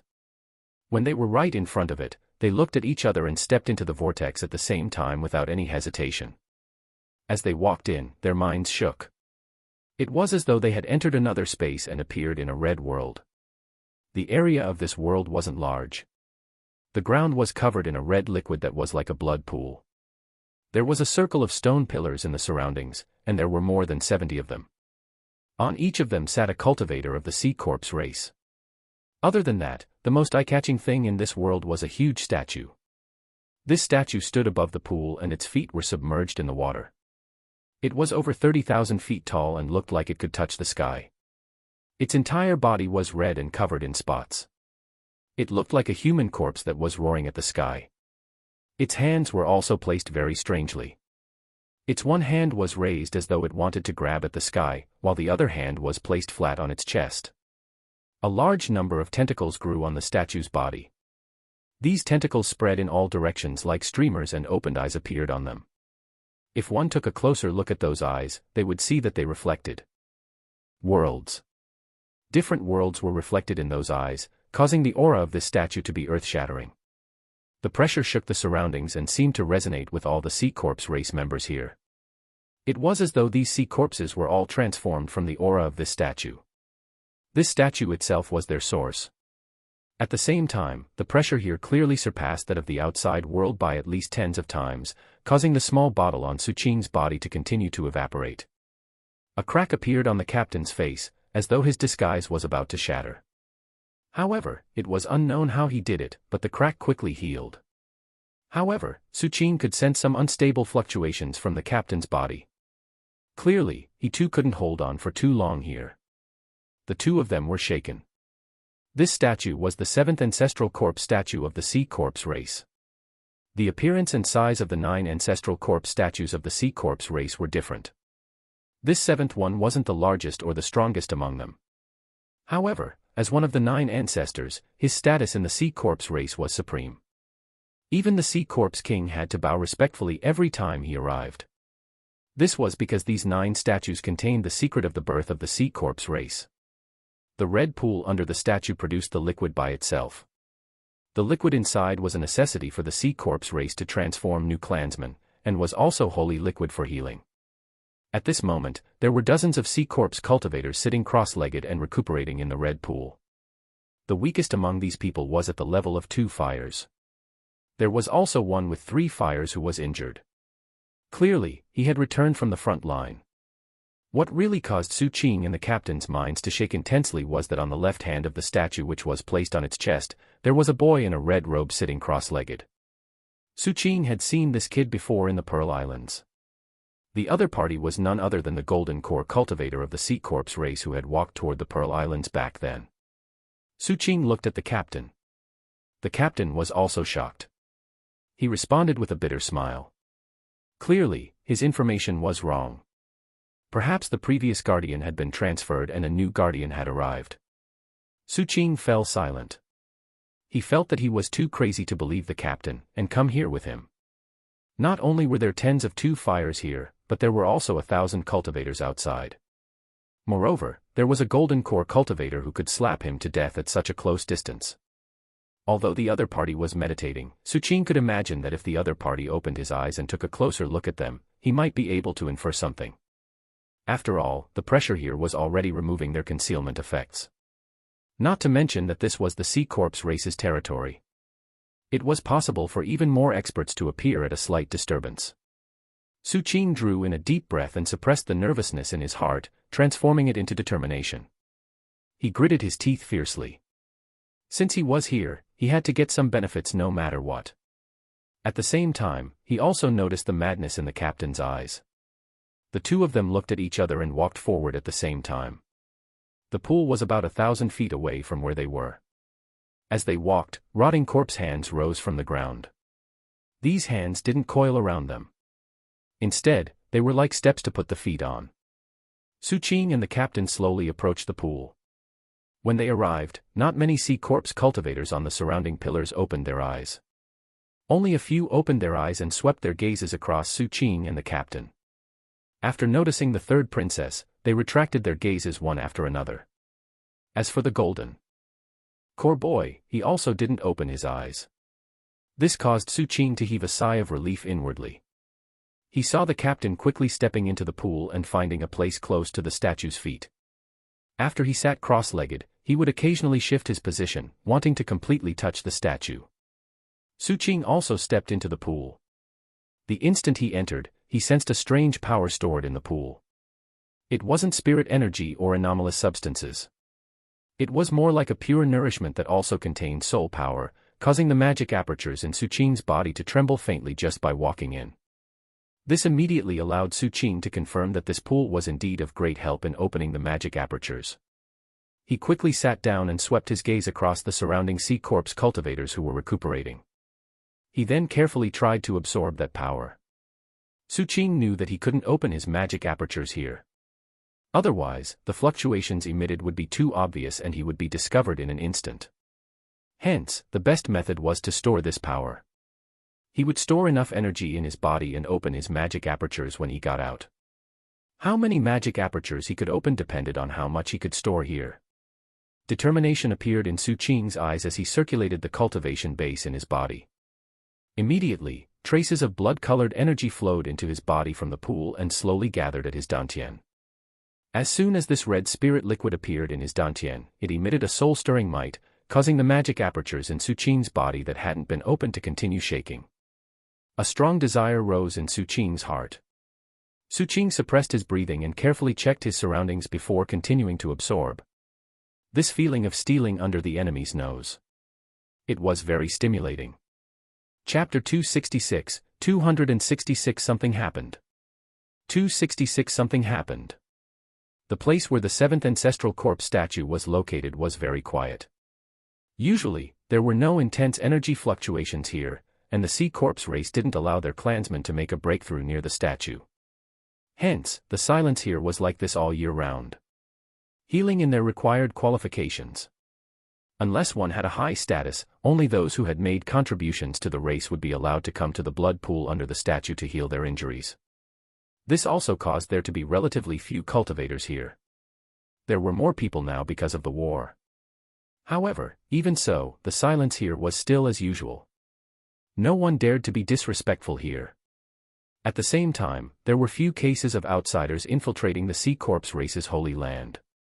After all, under layers of protection and with the screening of array formations, it was extremely difficult to break in. It wasn't that infiltration cases didn't exist. In the history of the Sea Corps race, such a thing had happened several times. In the past, the reason why people sneaked into this place wasn't to absorb the blood pool but for the ancestral statue itself. The 9 ancestral statues of the Sea Corps race were made of special materials that were rarely seen in the world. It seemed that only these 9 statues possessed them, so they attracted the curiosity and attention of many races. However, the material of these ancestral statues was extremely sturdy, and even if a part of the statue was destroyed, it could quickly recover. In addition, not everyone could suppress the Sea Corps race, so the statues were preserved perfectly. Naturally, if the attacker's strength was astonishing, they could completely destroy the statue. However, most of those with powerful strength wouldn't infiltrate. They could rely on their strength to request the cooperation of the Sea Corps race. Moreover, once the material of these statues left the island of the Sea Corps race, they would turn into an ordinary item and lose their profundities. As time passed and after experiencing the exploration of the powerful races time and time again, these 9 statues were finally ignored by others. Moreover, because the statues recovered on their own, they seemed to have never suffered any damage. There were rumors that the Sea Corps race originally had more than 9 ancestral statues. It was just that the Sea Corps race could only preserve 9 till now. However, no matter what, to the Sea Corps race, these statues were their holy items. Anyone who had designs on the holy items would be treated as their biggest enemy. Even if the infiltrators couldn't cause any damage to their holy items, it was still a humiliation in the eyes of the Sea Corps race. The most recent infiltration was 100 years ago. At that time, the infiltrator was only at the foundation building realm. He used some unknown method to come here and absorb a large amount of spirit liquid before escaping alive. The Sea Corps race was furious and chased after the infiltrator for many years. However, that person was peerlessly talented. After escaping danger after danger, he was taken in as a son-in-law by a big shot. Only then did the Sea Corps race have no choice but to postpone this matter. However, they became even more vigilant after that. As for this foundation building cultivator back then, he had risen in the past 100 years and was Old Master 7th of the 7th Peak of the 7 Blood Eyes. Today, the event that had happened in history was happening next to the 7th Ancestral Corpse statue. Su Qing carefully absorbed the spirit liquid. The amount of blood-colored spirit liquid gathered in his body gradually increased, and the aura it emitted that made his magic apertures covetous grew increasingly intense. However, the dangers in the surroundings and the golden core expert caused Su Qing to be extremely careful. I can't be too greedy. Once my body is full, I'll leave this place. Su Qing warned himself. Seeing that no one noticed him, his absorption speed became even faster. In addition, at this moment, the shadow silently entered the pool. After the 100 eyes blinked at the same time, it took a sip with some curiosity. After that, all its eyes narrowed as though it was very intoxicated and quickly absorbed the liquid. Seeing this, Su Qing secretly took out the black iron stick and placed it in the pool. The diamond sex ancestor was clearly shaken. After absorbing a little, his eyes also lit up. Both of you can absorb it. Is this spirit liquid effective for everyone? Su Qing was surprised. After some thought, he secretly used Golden Crow refines all life. Immediately, the totemic tattoo imprinted on his back shone slightly under Su Qing's control. A large amount of red liquid flowed into it. This scene caused Su Qing to be very surprised. The captain quickly noticed his absorption speed. His eyes turned red with envy. Su Qing's absorption speed was clearly faster than his. This made the captain feel embarrassed. Hence, after looking around and discovering that no one was paying attention, he took out a small bottle and placed it in the water before knocking it fiercely. Immediately, a large amount of blood-colored spirit liquid flowed into the bottle. This bottle was mysterious and could accommodate a lot. However, it was quickly filled. After the captain calmly kept it, he took out another one and began to store the liquid again. Just like that, he used item after item to store the liquid. His speed wasn't any slower than Su Qing's. Su Qing also sensed this scene. He glanced at the captain with a frown. The captain also looked at him with a provocative gaze. Su Qing fell silent. He knew that his captain was a lunatic, so he wouldn't argue with a lunatic. At the same time, he continued to remind himself not to be greedy and just take enough. After he absorbed enough, and the shadow, the diamond sex ancestor, or golden crow refines all life reached the limit, he would leave. However, the shadow, the diamond sex ancestor, and himself hadn't absorbed enough yet. Su Qing thought about it and slowly moved his body closer to the statue. He had already sensed that the closer he got to the statue, the better the quality of the blood-colored spirit liquid. As he moved closer to the statue, Su Qing's heart was filled with surprise. He discovered that his absorption speed had increased even more. It was the same for his shadow. The diamond sex ancestor was the most useless. He actually reached his limit soon after. Su Qing glanced at the black iron stick unhappily. After he stored it, he thought inwardly. I'll leave when the shadow and I are full. After having this plan, Su Qing continued to move slowly. Very soon, the time it took for an incense stick to burn passed and he silently arrived at the foot of the statue. At the same time, after the captain noticed Su Qing's actions, he also moved toward the statue. Just like that, when Su Qing arrived beside one of the statue's feet, the captain also arrived beside the statue's other foot. He felt that Su Qing was a little too crazy. He had been sucking for so long but he still didn't leave. No, I can't be compared by my subordinate. Hee, are you trying to compete with me in madness? The captain muttered in his mind. He directly took out 10 bottles and began to store the liquid. Su Qing's brows rose immediately. The captain is too greedy. If this continues, we will be easily exposed. I can't stay here for too long. I just need enough. I can't be greedy. Su Qing mumbled inwardly and continued to absorb. After the time it took for half an incense stick to burn passed, he regretfully discovered that the blood-colored liquid in his body had been contained to the extreme and couldn't continue. Although his entire body looked normal, Su Qing felt as though it was about to explode. At the same time, the shadow also sent emotions of satiety. Su Qing sensed that his golden crow refines all life seemed to be able to accommodate more. Hence, he pressed his back against the statue. I can't be greedy. Shadow, iron stick, and I are all full. Only the golden crow is left, Su Qing muttered inwardly and quietly circulated golden crow refines all life. His back was pressing against the statue, so with this circulation, the power from both the statue and the pool instantly surged over. Vaguely, some ripples appeared on the surrounding water.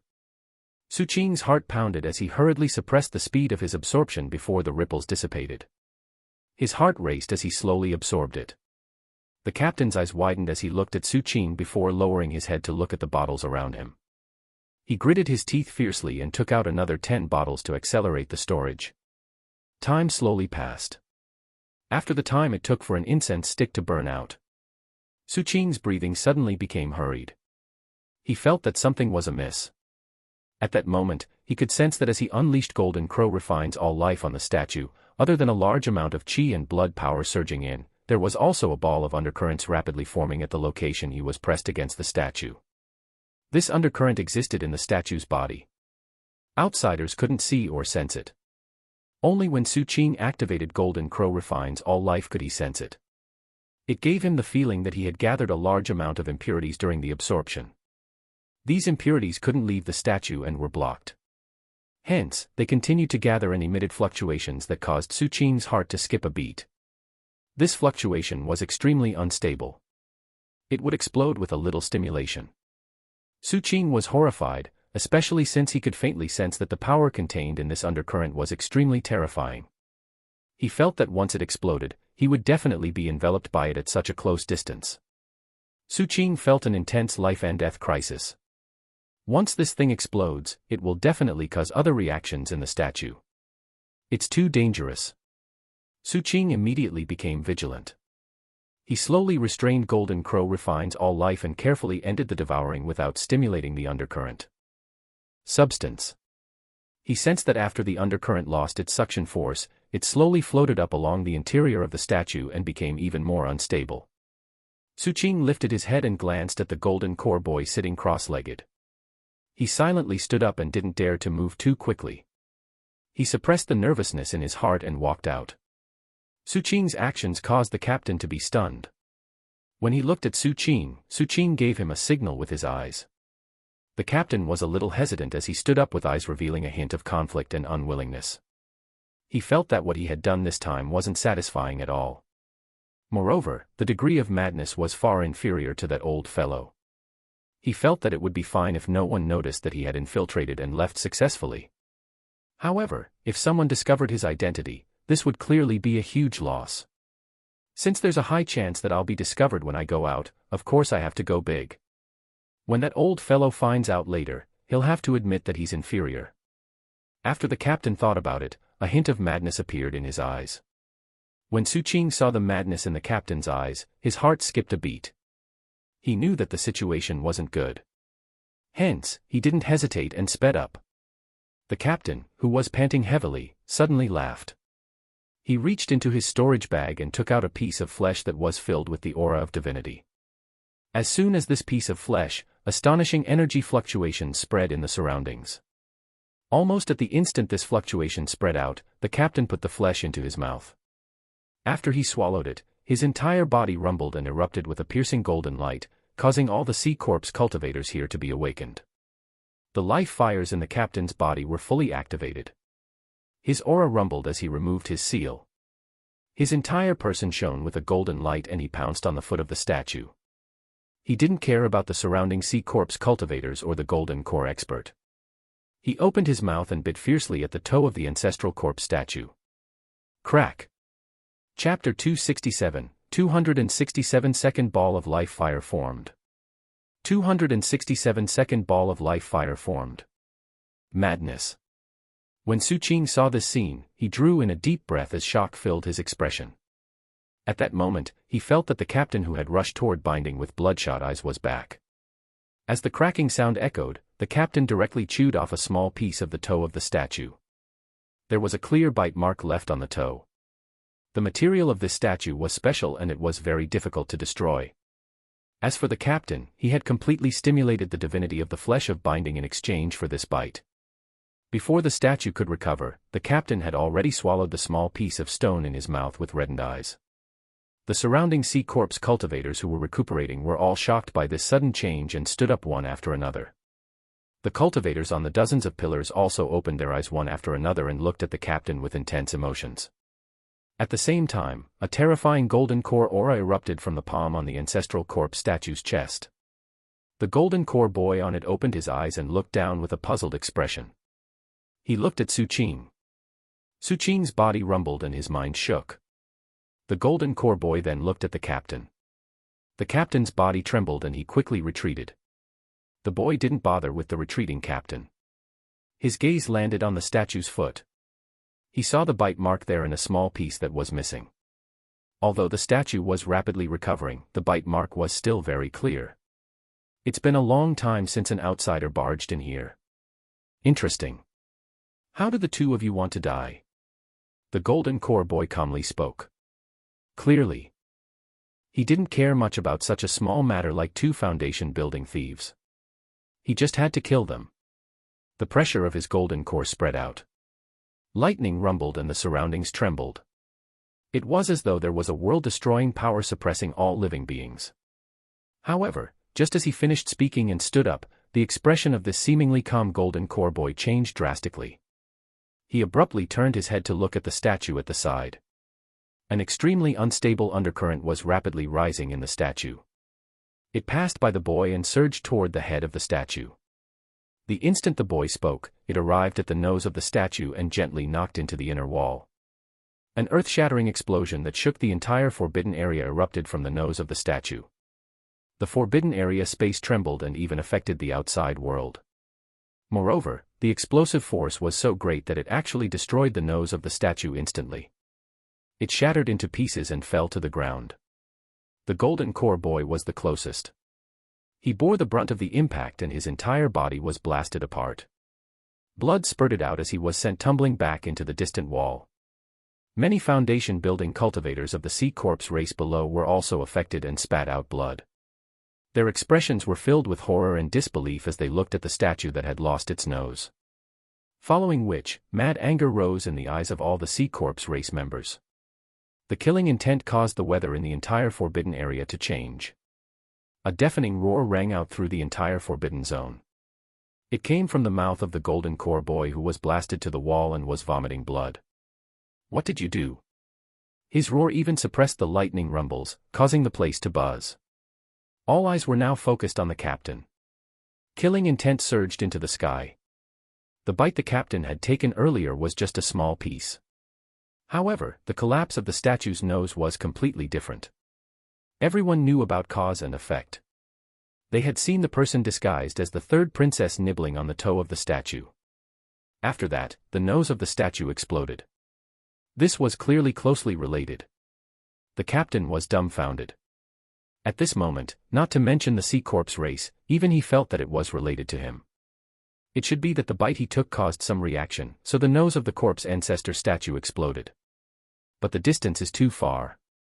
The captain's breathing was hurried. The instant the golden core roared angrily, Suqing didn't hesitate to keep a piece of the statue's nose that had landed beside him. He then turned and rushed out. Right now, there wasn't much attention on him. Most of the anger was targeted toward the captain. The golden core boy roared angrily as he headed straight for the captain. Although he didn't have the time to pay attention or cared about Suqing, he wouldn't let him off either. "Go and kill the other one." The captain's eyes widened as he put away a piece of nose beside him. His speed erupted explosively and the seals in his body were undone one after another. He instantly went from 2 fires to 3 fires, before actually reaching the level of 4 fires. There was also monstrous divinity spreading out from his body as he escaped. Although he was fast, the golden core boy's speed was even faster. He caught up to him in the blink of an eye. The captain spat out some blood and used some unknown secret art to escape again. The golden core boy's eyes were bloodshot and filled with madness. Such a vile incident had happened while he was guarding. This was extremely humiliating for him and his killing intent toward the captain had already reached the extreme. Such an incident had not occurred in the C-Corps race for many years now. It would be fine if the person who came was an unstoppable expert, but the infiltrators were only foundation building cultivators. The golden core boy's emotions fluctuated much more intensely when he discovered that the toes of the ancestral corpse statue had recovered but the nose hadn't. Impossible. It only shattered a bit more, so it is taking a while. The golden core boy was shaken. To the C-Corps race, whether it could recover or not was two completely different things. If it could recover, although this matter was bad, as long as he killed the invaders, this matter would be resolved. At most, they would be more vigilant in the future. However, if it couldn't recover, the golden core boy didn't dare to continue his thoughts. He felt that it was impossible. The ancestral corpse statues of the C-Corps race had been damaged and blasted open by others in the past. However, the statues had recovered in a few breaths of time. Even the much heavier destruction was restored in about 15 minutes. So, this is impossible. The golden core boy took a deep breath and couldn't help but take another look. However, there was still no change to the nose of the statue. This caused the uneasiness in his mind to transform into madness as he chased after the captain. He was fully focused on capturing the captain. Otherwise, he wouldn't be able to bear the terrifying consequences if the statue really couldn't recover from the damage. Due to the special material of the statue, if it really couldn't be recovered, this missing nose would never be fixed. In other words, no matter how many years it was in the future, as long as the members of the C-Corps race used or saw the 7th Ancestral Corps statue, they would feel that naked humiliation over and over again. If the other party had the ability to truly destroy this statue, then it was equivalent to having the ability to erase the future of the entire C-Corps race. The impact of this matter was so great that it even surpassed the war with the 7 Blood Eyes. This golden core boy went completely crazy. At that moment, Su Qing's heart was pounding as he fled rapidly. Fortunately, the Golden Core boy's target wasn't him, so the Sea Corpse cultivators chasing after him were all foundation-building cultivators. However, even so, it still caused Su Qing to have no time to take a break. This was because there were more than 20 people who had activated their Mystic Brilliance form to pursue him. Most of them were at the 2 fires level, and there was even one at the 3 fires level. That 3 fires cultivator was an old man, and he gave Su Qing an extremely great pressure. The terrifying fluctuations coming from his body distorted his surroundings. Generally speaking, with 3 fires cultivation, he could catch up to a 2 fires cultivator in an instant. However, due to Su Qing's physical strength and the activation of the life lantern, the 3 fires couldn't do so, but the distance between them was still rapidly closing at a speed visible to the naked eye. Once he was caught, Su Qing knew very well that it would be difficult for him to deal with so many foundation-building cultivators, especially since this wave would not be the end. The energy fluctuations here had already spread to the outside. There was no need to guess how furious the Sea Corpse race would be. Even other Golden Core experts might appear. At the thought of such an outcome, Su Qing's scalp went numb. This time, he was very clear that what he and the captain had done was a little too much. Moreover, he was in the Forbidden Area space, so he couldn't use the Disorder Teleportation Talisman. If he wanted to use it, he had to leave the Forbidden Area. I can only open my magic apertures. Su Qing's eyes were red. As he fled crazily, he knew that the only solution was to quickly open his magic apertures and form a second ball of life fire. Once the second ball of life fire was formed, coupled with his life lantern, it was equivalent to him possessing the power of 3 fires. In addition to the body refined by Golden Crow refines all life, Su Qing was confident that he could suppress all 3 fires cultivators. He even felt that at that time, he should be able to break the concept that foundation-building cultivators couldn't fight across realms. He would be able to cross realms to fight against 4 fires. With this thought in mind, Su Qing mobilized the blood-colored spirit liquid that had filled his dantian and directed it toward his 50th magic aperture. Su Qing's entire body trembled as the 50th magic aperture instantly opened. With more magic power, Su Qing's speed was even faster. However, he didn't stop opening the magic apertures. In the next breath, Su Qing's body rumbled like thunder, the sound of which spread to his surroundings, causing the hearts of the pursuers behind him to tremble. The magic power fluctuations continued to spread from Su Qing as his magic apertures opened. The 51st, 52nd, and 53rd magic apertures were blasted open one after the other. This wasn't the end. The blood-colored spirit liquid Su Qing absorbed was still surging violently. In the blink of an eye, his 54th magic aperture was opened, and so was his 55th magic aperture. 1 aperture opened in each breath. 7 breaths later, the 56th magic aperture in Su Qing's body opened. At the 8th breath, his 57th magic aperture was opened. The magic power in his entire body rumbled and his life fire burned even more exuberantly.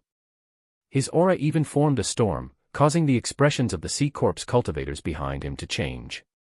The expression of the 3 fires Sea Corpse cultivator changed drastically, and he shuddered as he looked at Su Qing, who was fleeing. Seeing that just the opening of the magic apertures of the fleeing cultivator formed such a terrifying pressure, he gritted his teeth and activated a secret art. His speed was boosted, causing everything in the surroundings to slow down in front of his eyes as he rapidly approached Su Qing. At this critical moment, Su Qing's eyes turned red. He couldn't care less and used his physical strength as support to erupt all the red spirit liquid in his body in an instant. Open, open.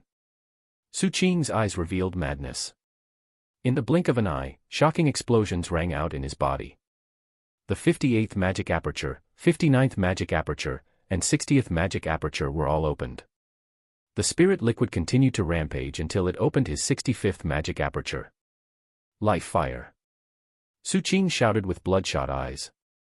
Countless threads rose from the 31st to the 60th magic aperture and rapidly gathered in his body.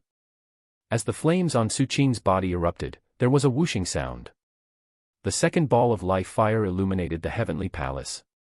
Chapter 268, 268 Divine Might of the 2 Fires. 268 Divine Might of the 2 Fires. In Su Qing's body, the 65 magic apertures transformed into 65 vortices that continued to spin while producing rumbling sounds. The appearance of the second ball of life fire was even more dazzling. It reflected the light of the first ball of life fire in his dantian, causing the light to reveal the heavenly palace more clearly. At the same time, the burning of the 65 magic apertures also provided Su Qing with a terrifying power, causing the two balls of life fire to transform into a sea of fire. When it spread out, the air around Su Qing distorted as an indescribably high temperature erupted around him. All of this caused Su Qing to feel that it was a continent burning inside his body, not a volcano. Among the Sea Corpse cultivators chasing after him, a few of the two fire's cultivators who were more heavily injured let out miserable cries the moment Su Qing's second ball of life fire erupted. They were fully focused on Su Qing earlier, so the light from the life fire burned their eyes directly. Blood trickled down their eyes. Even the recovered two fire's cultivators felt their minds shake. The cultivation bases in their bodies fluctuated and their life fires showed signs of extinguishing under this crushing force. As for the three fire's cultivator, waves of emotions were surging in his mind before turning into horror. He slowed down involuntarily. One ball of life fire was the early-stage foundation building realm, and two balls of life fire meant the mid-stage foundation building realm. At this moment, Su Qing's cultivation base instantly stepped into a new stage as the second ball of life fire was formed, advancing to the mid-stage foundation building realm. Although it looked like a breakthrough of a small realm, in the world of the Wangu continent, the difference between the different realms of cultivation was like heaven and earth. It was fine in qi condensation. Once one reached foundation building, this difference was extremely obvious. A cultivator with the mystic brilliance form could easily kill a cultivator without the mystic brilliance form. It was the same between two fires and one fire. As for Su Qing, because of the existence of the life lantern, his two fires' combat strength was no different from the late-stage foundation building with three fires. In addition, his emperor-level cultivation art, Golden Crow Refines All Life, allowed Su Qing's improvement at this instant to be earth-shattering. At that moment, flames raged all over his body. As everything in the surroundings distorted, the pressure from his body spread in all directions. Most of the pursuers behind him stopped. The instant the three fires cultivator took a deep breath and wasn't willing to chase anymore, Su Qing suddenly turned around with deep killing intent. His speed was so fast that he couldn't be seen by the two fires cultivators at all. The three fires cultivator felt his hair rising on their ends because even he could barely see Su Qing's figure. However, as a late-stage foundation building cultivator, he had plenty of combat experience. At the critical moment, he bit the tip of his tongue and spat out a mouthful of blue blood as he decisively chose to burn his magic apertures. As a heaven chosen with some renown in the Sea Corpse race, he had opened a total of 92 magic apertures. These 92 magic apertures erupted at the same time to stimulate his three flames to burn even more vigorously. However, his expression still changed drastically. This was because in this state, he could clearly see some of Su Qing's movements and also saw that Su Qing's target wasn't him but the Sea Corpse cultivators behind him. With strength comparable to three fires and physical body refined by Golden Crow Refines All Life, Su Qing's speed had already reached the limit of what a foundation building cultivator could unleash. He directly appeared in front of an injured two fires Sea Corpse cultivator. He directly slammed into the latter. The body of the two fires Sea Corpse cultivator collapsed like a fragile paper. As flesh and brain matter splattered everywhere, Su Qing had already arrived in front of another two fires Sea Corpse cultivator and rammed into him.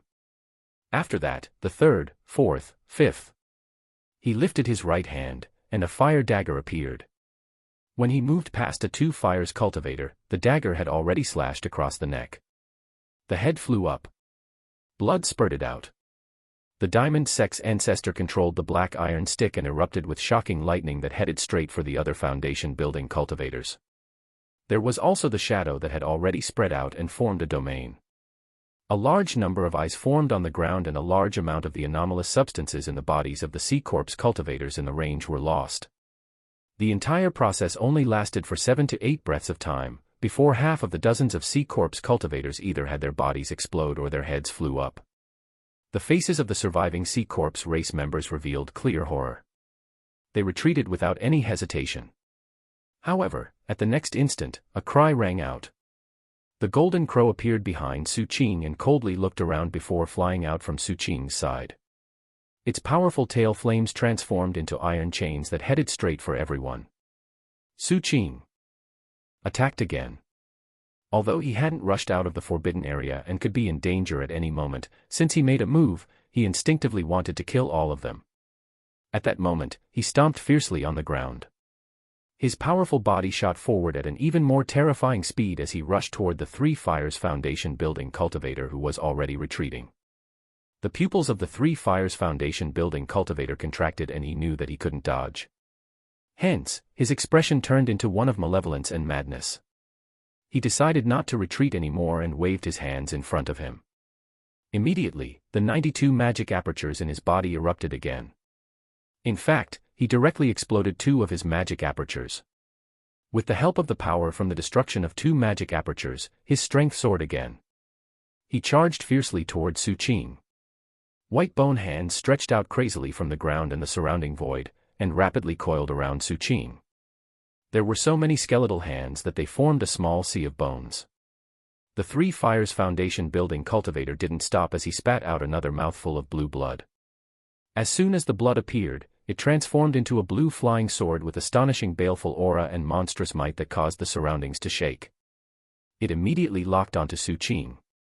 The Three Fires Foundation building cultivator performed another hand seals and slapped his chest. His body turned blurry and overlapping shadows appeared. They split into 4 identical bodies that headed straight for Su Qing from 4 directions. Su Qing let out a cold snort. With a wave of his hand, the flames in his body erupted again, creating a violent impact when they came into contact with the bone hands in the surroundings. At the same time, he lifted his right hand and ruthlessly slammed down. Immediately, the heavenly saber appeared above his head. With his current cultivation base, it was much stronger and faster. In an instant, it collided with the incoming small blue sword. The instant they collided, Su Qing fiercely punched to the side, colliding with a clone that was rushing over. The clone was sent rolling back and was spitting blood. Su Qing instantly caught up and kneed the clone with all his strength. The sound of bones and flesh collapsing rang out as half of the clone's body exploded. Su Qing spat out a mouthful of black fiendish fire, forming a sea of fire that enveloped another clone of the Three Fires Sea Corpse cultivator. When a mournful cry spread from the sea of fire, the third clone had already approached. This clone's eyes were filled with madness. The moment it got close, its body instantly rotted on its own. After it melted at a speed visible to the naked eye, it condensed into a black nail that flew toward Su Qing's head. A strange glint appeared in Su Qing's eyes. The Three Fires old man had many methods, especially this black nail. The trace of soul-suppressing power from it caused Su Qing to feel a little surprised. He immediately lifted his right hand and grabbed the nail. The nail struggled intensely, but it was useless. The void in the distance distorted and the true body of the Three Fires cultivator was revealed. He immediately turned to escape. However, the instant he retreated, his body suddenly paused. At the next moment, his eyes revealed horror, but a sinister laugh came from his mouth. He quickly ran a few steps and arrived in front of Su Qing. He knelt on one knee and handed over his storage bag. After that, he broke his neck. Popping sounds echoed from his body. Seeing that the magic apertures were exploding, Su Qing spread the fiendish fire over the old man, absorbing his soul. The golden crow had cleaned up the enemies and returned happily, sucking at the Three Fires cultivator's blood. The Three Fires cultivator's body trembled and the fear in his eyes turned into despair. At the next instant, his soul was extracted and his body withered. The chi and blood in his entire body were refined into a drop which then entered the golden crow's mouth. The shadow also had a full meal and was satisfied. Only the black iron stick was a little disappointed. An intense sense of danger rose in the diamond sex ancestor's heart. No matter how he looked at it, he felt like he had become a little redundant. This can't go on.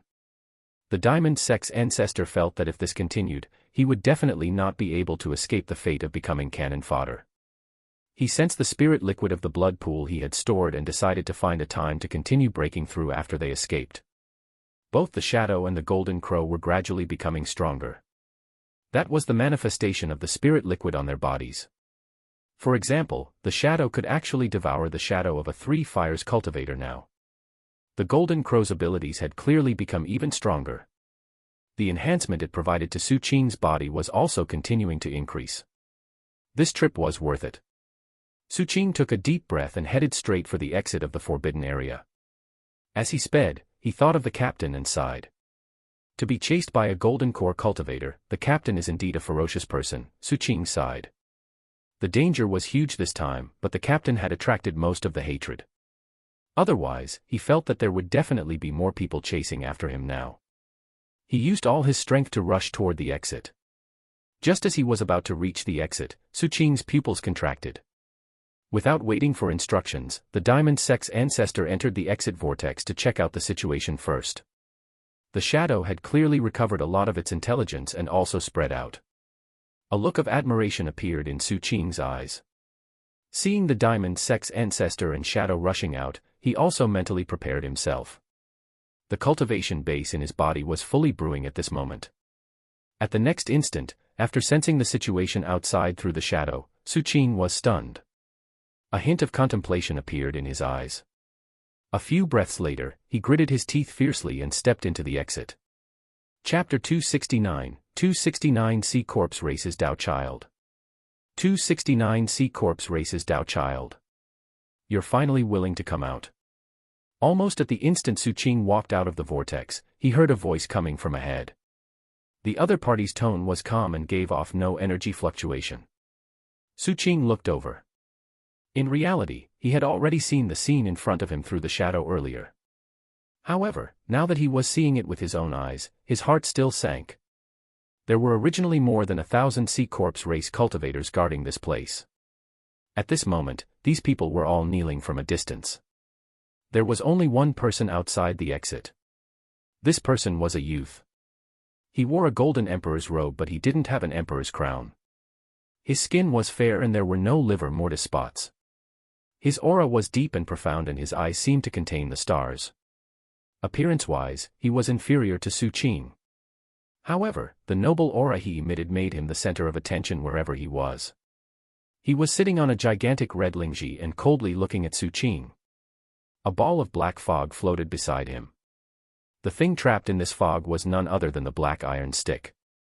Clearly, the instant he rushed out earlier, the Diamond Sex ancestor was captured alive by this person. As for the shadow, because it was special, it wasn't discovered. At that moment, it was hiding on the lingji and carefully spreading out, as though it wanted to get close and devour the other party's shadow. My name is Miao Chen. I'm a Dao child of this generation of the C Corpse race. Your companion is being chased by Eldering Ling. It's impossible for him to escape. As for you, I was very curious about who dared to be so arrogant here, so I came out of seclusion to take a look. I'm a little disappointed now, but your artifact spirit is still all right. Can you give it to me? Miao Chen calmly asked. Su Qing didn't say anything. He stood at the exit and sensed his surroundings. There was still some energy that restricted teleportation here. He had to head further out. You don't have to watch anymore. Although I don't know how you plan to escape, it is meaningless because you will become my spoils of war today. Miao Chen looked at Su Qing. You're very talkative. Su Qing's gaze landed on the youth. When Miao Chen heard this, he stood up and laughed. His laughter grew louder and louder until it stirred up the energy in the surroundings, forming a resonance force that created a storm in the surroundings. This storm spread out, stirring up countless dust on the ground like an avalanche. It even swept the ghost dream butterflies out of this area.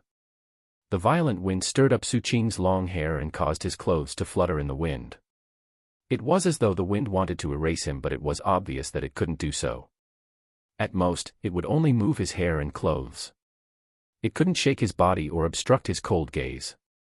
Su Qing coldly glanced at the imposing youth in front of him and suddenly rushed out toward the youth. The life lantern in his body burned and his life fires were ignited. The golden crow totemic tattoo on his back emitted heat. With the enhancement of his physical strength, his speed was astonishing. He directly broke through all the wind obstacles in front of him and arrived in front of Miao Chen. He then punched out fiercely.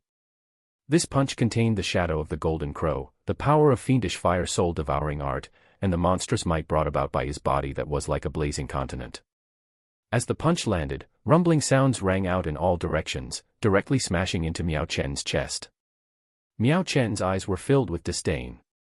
Just as he was about to wave his hand, the Lingji below him suddenly turned from red to black. One eye after another opened in this blackness.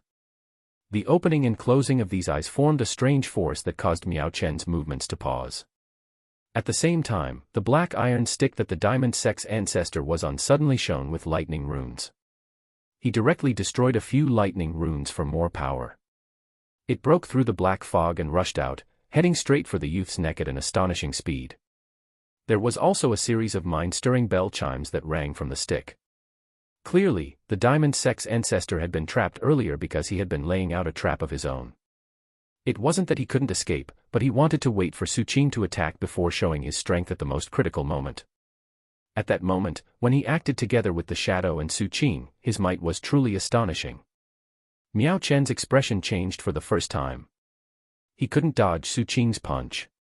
At the critical moment, his body suddenly swayed and a palm-sized jade coffin instantly appeared above his head.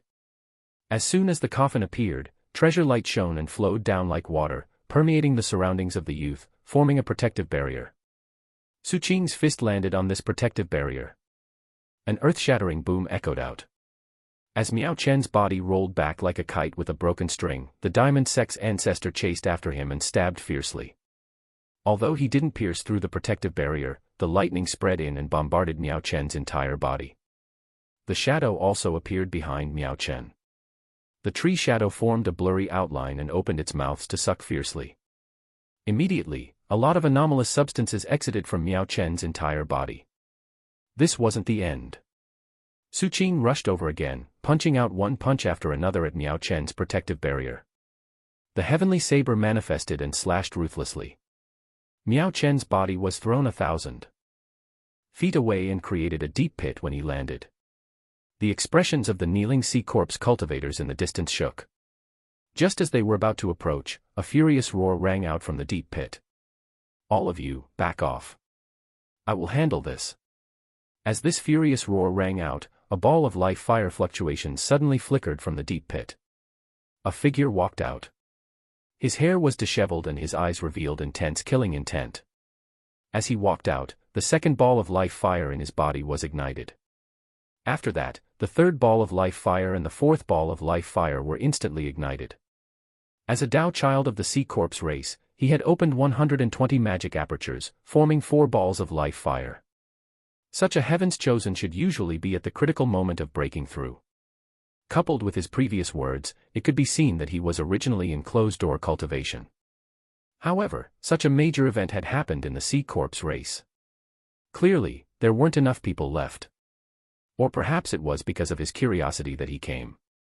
However, he didn't expect Su Qing to combine his attacks with strange methods to suppress him immediately. This caused him to feel a little embarrassed, so he erupted in full force. The instant he erupted, Su Qing's figure approached again. Under the burning of his life lantern, he possessed the cultivation of 3 fires. Coupled with Golden Crow refines all life, Su Qing's true combat strength had reached 4 fires. He attacked again and suppressed the youth who walked out of the deep pit. As a Dao child, Miao Chen was naturally extraordinary. With a wave of his hand, droplets of black liquid instantly formed around him. In the blink of an eye, they gathered into a black sea that swept fiercely toward Su Qing. Rumble. The churning black sea formed a large mouth that fiercely devoured Su Qing. Killing intent flashed in Su Qing's eyes, but he knew that he couldn't stay here for long. Hence, without any hesitation, the spirit sea in his 65 magic apertures erupted and directly spread out outside his body, forming a magic power pool with a range of 10,000 feet. Relying on his dense magic power, he ruthlessly suppressed the youth. The black sea formed by the youth's spell instantly collapsed. Su Qing's magic power pool also dissipated. At the next instant, 4 fires burned ferociously in the youth's body and he suddenly appeared in front of Su Qing, grabbing at his heart. Su Qing dodged slightly, then kneed the youth. At the next instant, the black iron stick whistled over from the side. All the lightning runes on it shone and another 10 or so exploded. It suddenly appeared in front of Miao Chen and stabbed his neck. Miao Chen's expression changed. Just as he was about to dodge, the shadow pounced up from the ground again. Su Qing also erupted with speed. The fiendish fire in his body rose as he slammed his palm toward Miao Chen's forehead. At this critical moment, Miao Chen let out a low roar. The power of the 4 balls of life fire in his body spread out with all their might, forming a powerful impact force and suppression of the cultivation base, causing the diamond sex ancestor to let out a blood-curdling cry and roll back. Su Qing was also the first to receive the brunt of the force. His internal organs shook and killing intent flashed in his eyes. The shadow was also scattered by this force, but there was still a wisp that touched the youth's body and infiltrated his body. It arrived at his dantian and pounced toward a ball of life fire like it had extinguished the spirit breath lantern back then. As it pounced over, the ball of life fire instantly swayed and showed signs of extinguishing. The mind of the Tao child shook violently.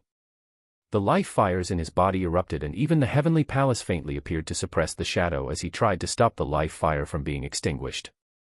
He was not able to care about other things, which gave Su Qing a chance. The coldness in Su Qing's eyes flared up at this moment. In such a life-and-death battle, he couldn't care less about exposing himself. The golden crow formed behind him and as black flames surged into the sky and pressed down on the Tao child of the sea corpse race. The golden crow behind him let out a shocking cry and also pounced over. The moment Miao Chen was aware of the danger, black flames covered him and sucked fiercely at his head. Refine. Su Qing was prepared to use the opportunity exchanged by the shadow to refine the other party alive. The two of them attacked incomparably quickly. Outsiders couldn't see their movements clearly at all. The sea corpse race's Tao child seemed to be suppressed, but he was actually extremely strong. Su Qing had to use all his methods to obtain this decisive opportunity. When experts fought, being able to see and create the decisive opportunity was extremely important. Following the ruthlessness in Su Qing's eyes and the devouring by golden crow refines all life, the sea corpse race's Tao child let out a mournful cry. For the first time, horror appeared in his eyes. He clearly felt that his qi and blood were being extracted and his head was melting. This was indeed the case. From afar, the qi and blood of the sea corpse race's Tao child were spreading out.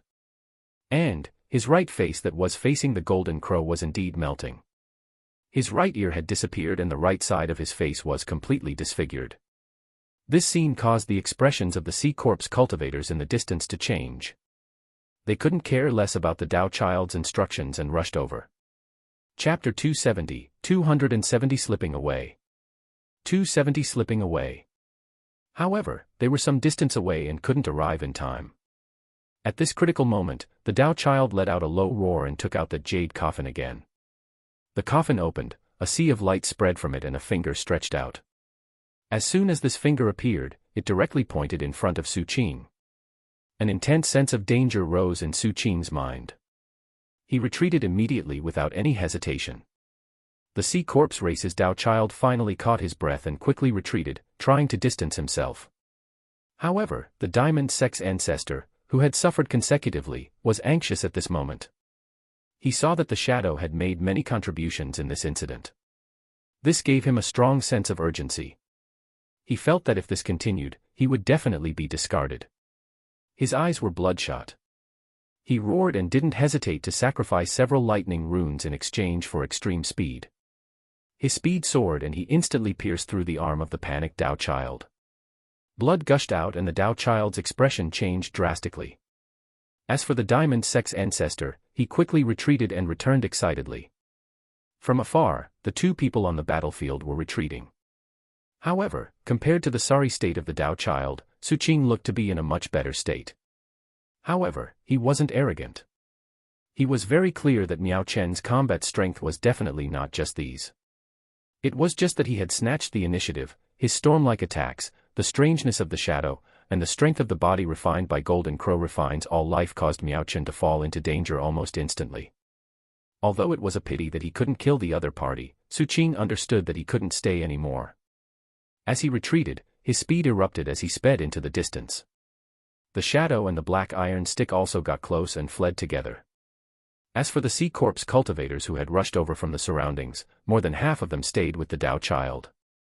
The remaining portion was about to chase after Su Qing, but after taking a few steps, they spat out blood as the poison that Su Qing had scattered took effect.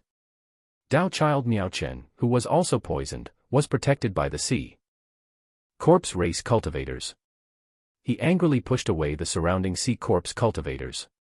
His eyes were filled with killing intent and the grievance he felt reached the extreme. When he was alive, he was a heaven's chosen of the spirit jade race. He sensed 120 magic apertures and transformed into a sea corpse after he died in an accident. He was also valued by the sea corpse race and was listed in King's sequence. Under their full nurturing, he finally stepped into the Four Fires realm. It could be said that regardless of whether it was the spirit jade or the sea corpse race, he had never suffered such humiliation other than the time he died. The right side of his face was disfigured and his right ear had melted. This caused him, who cared a lot about the appearance, to be seething with madness and anger. "I'm going to kill you." The Tao child touched the right side of his face. The fires in his body burned violently as he gave chase. Su Qing, who was in the distance, turned his head and narrowed his eyes. Just as he was about to attack again, his expression changed. In the distant sky, 3 energy fluctuations erupted into the sky. The strength of these auras surpassed the foundation-building realm. They were golden core experts of the sea corpse race. There were a total of 3 of them who were rushing over from the horizon. Their energy fluctuations caused the weather itself to change. It was like the anger of the heavens, wanting to punish all living beings. Su Qing took a deep breath. The sense of danger spread out from every inch of his flesh. He didn't stop at all and circulated his cultivation base fully. He fled even faster and ran into the distance. At the same time, there was also an explosion behind him and a faint roar echoed through the area. "Thief, I don't believe that a mere invisibility technique of yours can escape the search of my sea corpse race." Su Qing was familiar with this furious roar. It was none other than the golden core boy who had chased after the captain earlier. From his words, it was obvious that the captain had actually escaped from his pursuit. This caused Su Qing to have more guesses about the captain's identity and cultivation base. At the same time, he became even more anxious. He was very clear that the captain was treated as the chief culprit and had attracted the attention of countless people. Once the captain wasn't found, he would be the target of all this attention. Su Qing looked at the black iron stick. The diamond sex ancestor in the black iron stick didn't hesitate at all. At the next instant, another 7 to 8 lightning runes on the iron stick exploded in exchange for an even faster speed. He dragged Su Qing and rushed forward with all his might. With the help of the diamond sex ancestor, Su Qing escaped much faster. In an instant, he crossed 1,000 feet and directly stepped out of the edge of the forbidden area to the outside world. The golden core boy behind him roared angrily.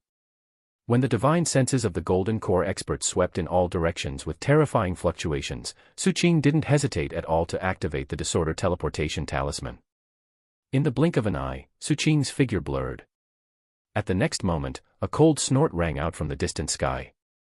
It was a 3-headed and 6-armed sea corpse.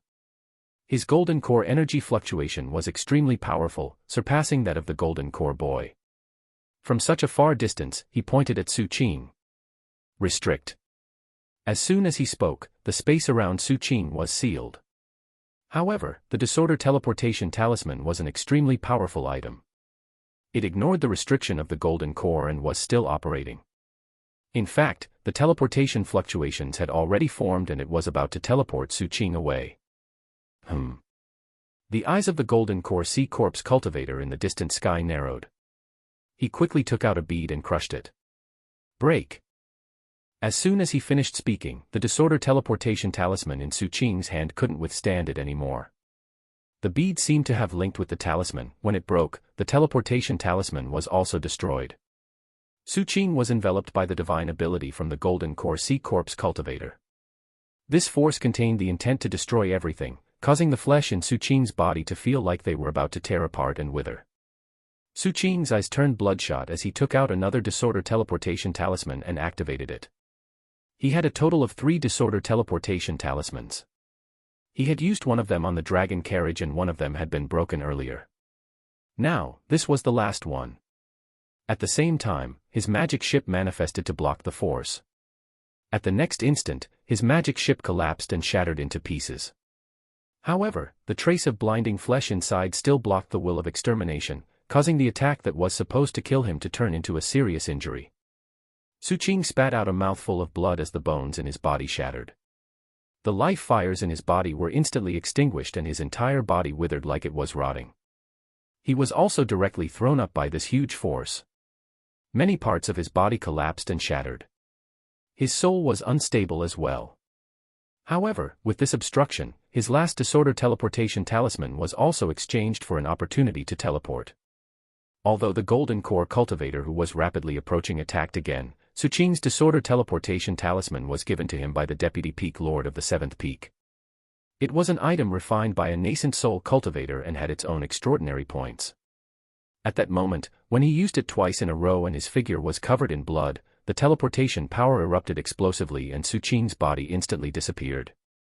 Almost at the instant he disappeared, the Golden Core expert descended and landed at the place where Suqing had disappeared, causing a deep pit to appear on the ground. The surrounding area shook intensely. 2 teleportation talismans refined by a nascent soul cultivator. This person's identity is definitely extraordinary. However, he has been hit by my spirit nether curse, and with his cultivation base, he will definitely die in 3 days at most. The expression of the Golden Core expert was ugly. He turned and headed straight for the forbidden area. While the Sea Corpse race searched crazily in the vicinity, a slight distortion appeared in the empty space in the distance. That distorted place looked like there was nothing there, but in reality, the person hiding inside was none other than the captain. His entire body was covered in injuries and one of his arms was already crippled. There was also a huge wound at his waist that was about to split him into 2, causing his aura to be extremely weak. He was holding a rainbow-colored shell in his remaining hand. The rainbow light emitted by the shell had a miraculous concealment effect, causing his existence and aura to disappear without a trace. This was also the captain's way to escape the pursuit of the Golden Core cultivators. However, at this moment, he was a little dumbfounded. He had watched helplessly as Suqing crushed the disorder teleportation talisman and left. Originally, he wanted to come over and greet him, but the scene he saw caused his mind to tremble. Gone. Gone. Teleported away. The captain suddenly wailed inwardly. He felt that this matter had become a little strange. He had only taken a bite, but why did the statue's nose explode? In reality, even now, he still felt that this matter was unbelievable. It wasn't that he hadn't suspected Suqing, but it just so happened that the nose exploded right after he took the bite, causing him to feel this was possibly related to him. The old man didn't say that it would be like this. Back then, he didn't do such a big thing. The captain let out a long sigh. As he frowned and carefully fled, pride rose in his heart. However, this matter can also indirectly mean that I'm better than the old man. This was exciting. The captain took a deep breath and felt smug. Rumbling sounds filled the sky and the auras of Golden Core cultivators erupted. Even energy fluctuations from nascent soul cultivators appeared. This caused the captain to instantly lower his head. He lay on the ground and moved bit by bit. On one hand, he had to hide. On the other hand, he was also afraid that his movements would be too big and he would really split in 2. At worst, I'll leave half of my body behind. As this matter fermented, the entire Sea Corpse race was completely enraged and searched crazily in all directions. To the Sea Corpse race, this matter was extremely humiliating. This was because the scene that the Golden Core boy was most worried about had happened. Even after 3 days had passed, the nose of the 7th Ancestral Corpse statue still didn't recover. At that moment, the Golden Core boy was standing in front of the 7th Ancestral Corpse statue with his head lowered. Beside him stood a middle-aged cultivator. This middle-aged cultivator wasn't a human. He had 2 wings on his back and his aura was restrained. However, as he stood there, the Golden Core boy at the side shook incomparably. Marquis Anzua, Yingling, the king is furious. The middle-aged cultivator lifted his head and stared at the statue that looked extremely odd due to not having the nose. He also stared at the actions of the few Sea Corpse cultivators who were probing and trying to repair it. The Golden Core boy's body trembled even more intensely. Not long later, the Sea Corpse cultivators at the nose of the statue arrived in front of Marquis Anzua with grievance and helplessness and respectfully spoke. Marquis, the destruction is very strange. We are unable to repair it. Maybe there is hope if we can get back the 2 missing pieces. Marquis Anzua fell silent. After a long time, he spoke softly. What you mean is that one of the holy objects of our Sea Corpse race, this 7th Ancestral Corpse statue will have to show its noseless appearance in front of all our clansmen from now on, is that right? Chapter 271, 271 Wanted List. 271 Wanted List. The wind was gentle and the sun was bright. The sea was filled with waves. The noon sun, the blue sky, and the Black Sea made for a gorgeous scenery. This was even more so when swordfishes flew out of the sea and stirred up some waves. At the same time, the seawater under the sunlight also reflected a rainbow light. The beauty of the rainbow and the warmth of the sunlight washed away some of the mystery of the black, cold sea. It seemed to be tranquil at this moment. This sea area was very far from the Seven Blood Eyes and was closer to the territory of the Sea Corpse race. Due to the war, there weren't many merchant ships moving in this region. Moreover, due to the density of anomalous substances, there were clearly a lot of large sea beasts in the sea. A mosasaur was moving rapidly under the sea. Its sinister face, sharp teeth, and the aura it emitted caused most of the sea beasts on the way to scramble away. With no obstruction, the mosasaur's speed continued to increase. However, if a golden core cultivator investigated carefully and stared at this mosasaur, they would discover that this mosasaur wasn't a living creature. It was formed by a spell and there was a youth sitting cross-legged inside. The black canopy above the youth's head flowed with waves of flames, enveloping him and hiding his aura. His clothes were tattered and he was in a sorry state. Many parts of his body were sunken and his aura was unstable. His injuries were extremely serious and there was a faint black thread in his body. This thread wasn't corporeal but an illusory existence. However, it was deeply buried in the youth's flesh and blood, obstructing his recovery. Moreover, wherever it passed, his flesh would wither and he even felt as though his body was about to break. The youth was none other than Su Qing, who had escaped from the Sea Corpse race. His teleportation had gone quite smoothly. Although he didn't directly enter the sea, he still appeared on the coastline. Relying on his disguise, he endured his injuries and used the fastest speed to dive into the sea, escaping far away. During the process, he sensed some experts from the Sea Corpse race. However, he was able to flee safely. The main reason for this was that the Sea Corpse race had placed most of their energy on the captain. Although they were also looking for Su Qing, there was clearly a difference. At this moment, 10 days had passed since the nose of the Sea Corpse race's ancestral corpse statue collapsed. In these 10 days, Su Qing had been escaping in the mosasaur. However, what made his heart gloomy was that his injuries were recovering extremely slowly in these 10 days. That illusory black thread was affecting his recovery. This thread came from the Golden Core Sea Corpse cultivator with 3 heads and 6 arms. Although Su Qing escaped, this black thread appeared in his body after he left. This thread was very tenacious. Su Qing couldn't kill it even when he burned his life fires, but when he tried to suppress it with the life lantern, it seemed to be afraid. However, Su Qing's cultivation was clearly unable to display the true power of the life lantern. Hence, he could only make it stop being active and not kill it. Su Qing manifested the black umbrella and blocked its aura from spreading out. He was also using Golden Crow refines all life in these 10 days to refine the black thread. The level of Golden Crow refines all life was extremely high. Even though Su Qing's cultivation base couldn't unleash all its power, he was able to slowly grind the black thread down along with the power of the life lantern. In the end, he even arranged for the shadow to devour it. With the power from 3 sources, it finally showed signs of dissipating. This lasted for another 7 days. After half a month, Su Qing finally eliminated the black thread. The moment it completely dissipated, he spat out a large mouthful of black blood. This blood clearly contained lethal poison. Just as it was about to taint the mosasaur and spread to the seawater outside, Su Qing quickly took out a small bottle and stored the blood he spat out. He could sense that the mouthful of blood he spat out contained a poison he had never seen before. Or to be precise, this wasn't poison. He could sense countless black bugs that were difficult to detect with the naked eye in this blood. The black thread had been formed by a large number of these black bugs. I need to study it. This blood can become one of my trump cards. Su Qing drew in a deep breath. After carefully storing the bottle, he focused on healing his injuries. Without the obstruction of the black thread, Su Qing recovered quickly. During this recovery, he recalled his harvest this time around, and felt greatly satisfied when he felt the burning of the 65 magic apertures in his body. It was worth it. Su Qing mumbled as he thought of an item in his storage bag. That item was over 100 feet in size and its shape was irregular. It was difficult to guess what it was at a glance.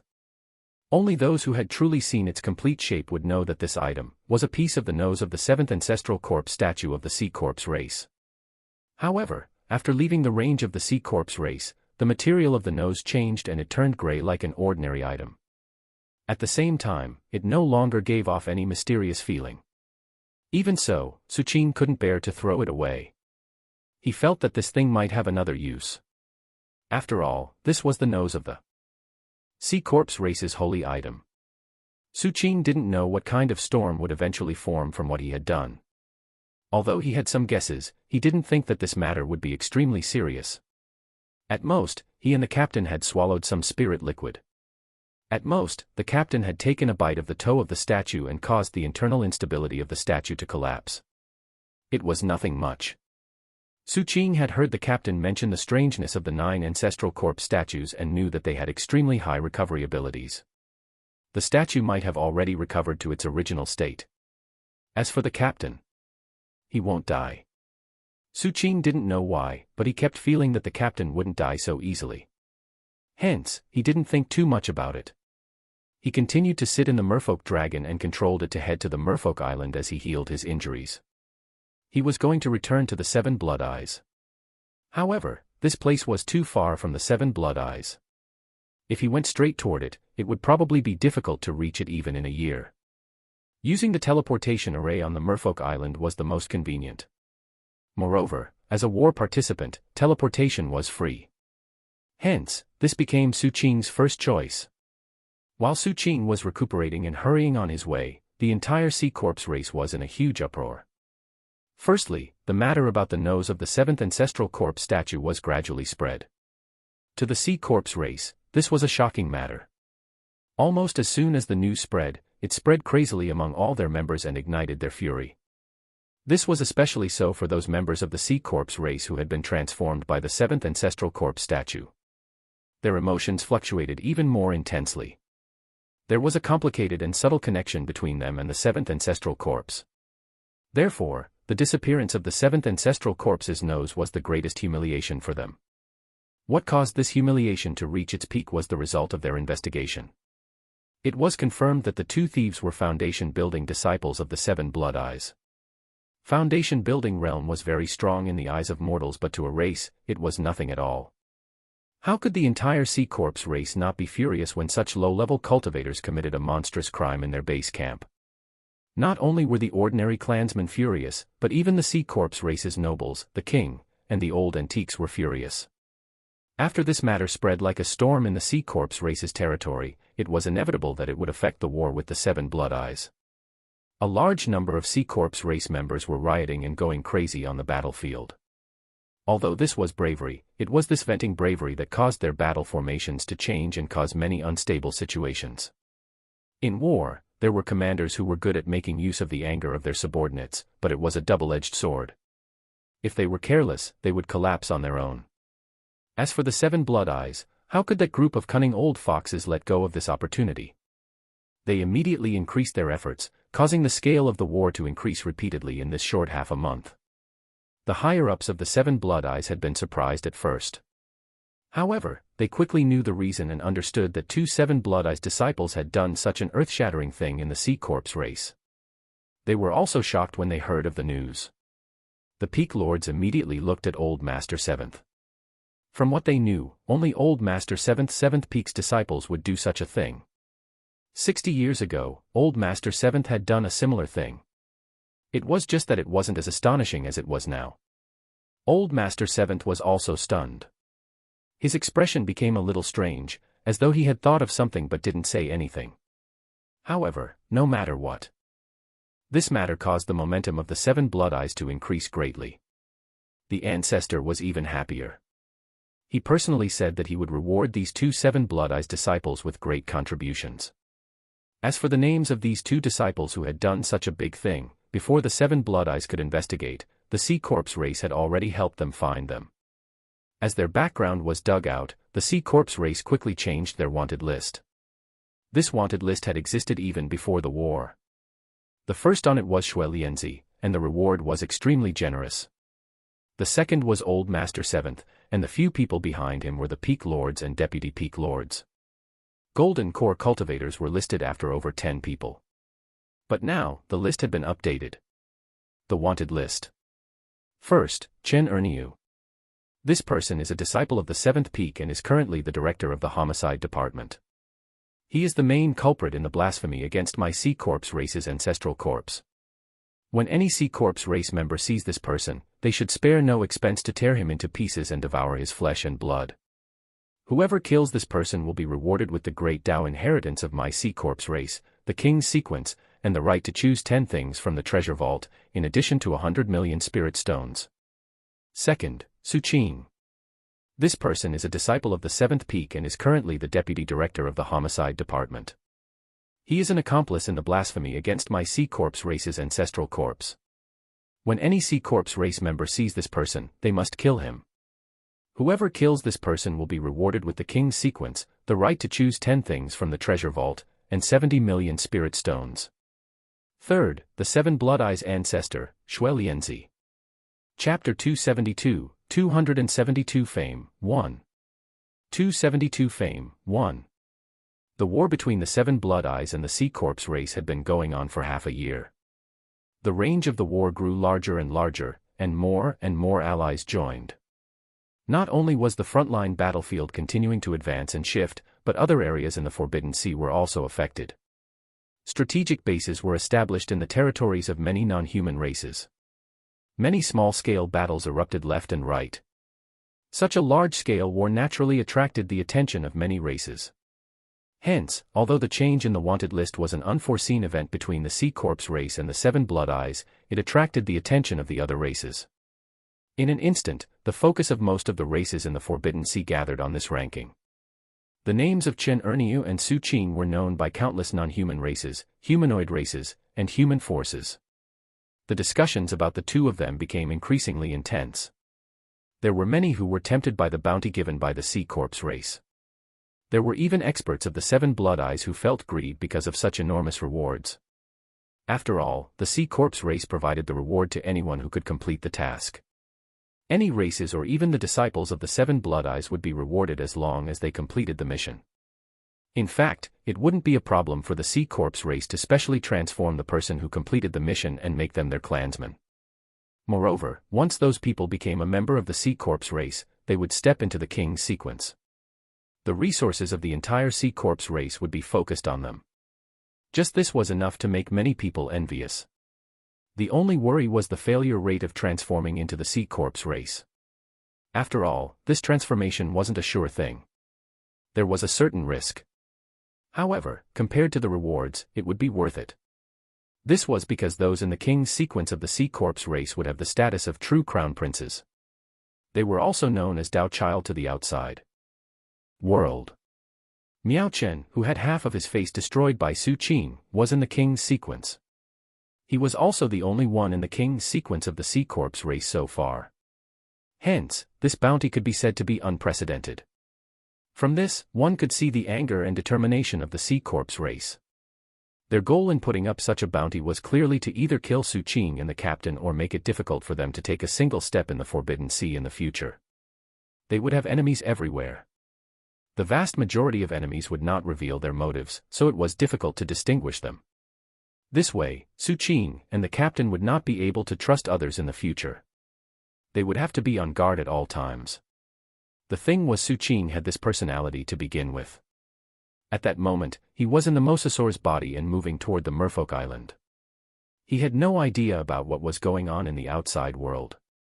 His identity token that could receive information from the outside world had long lost its effect because it was too far from the Merfolk Island.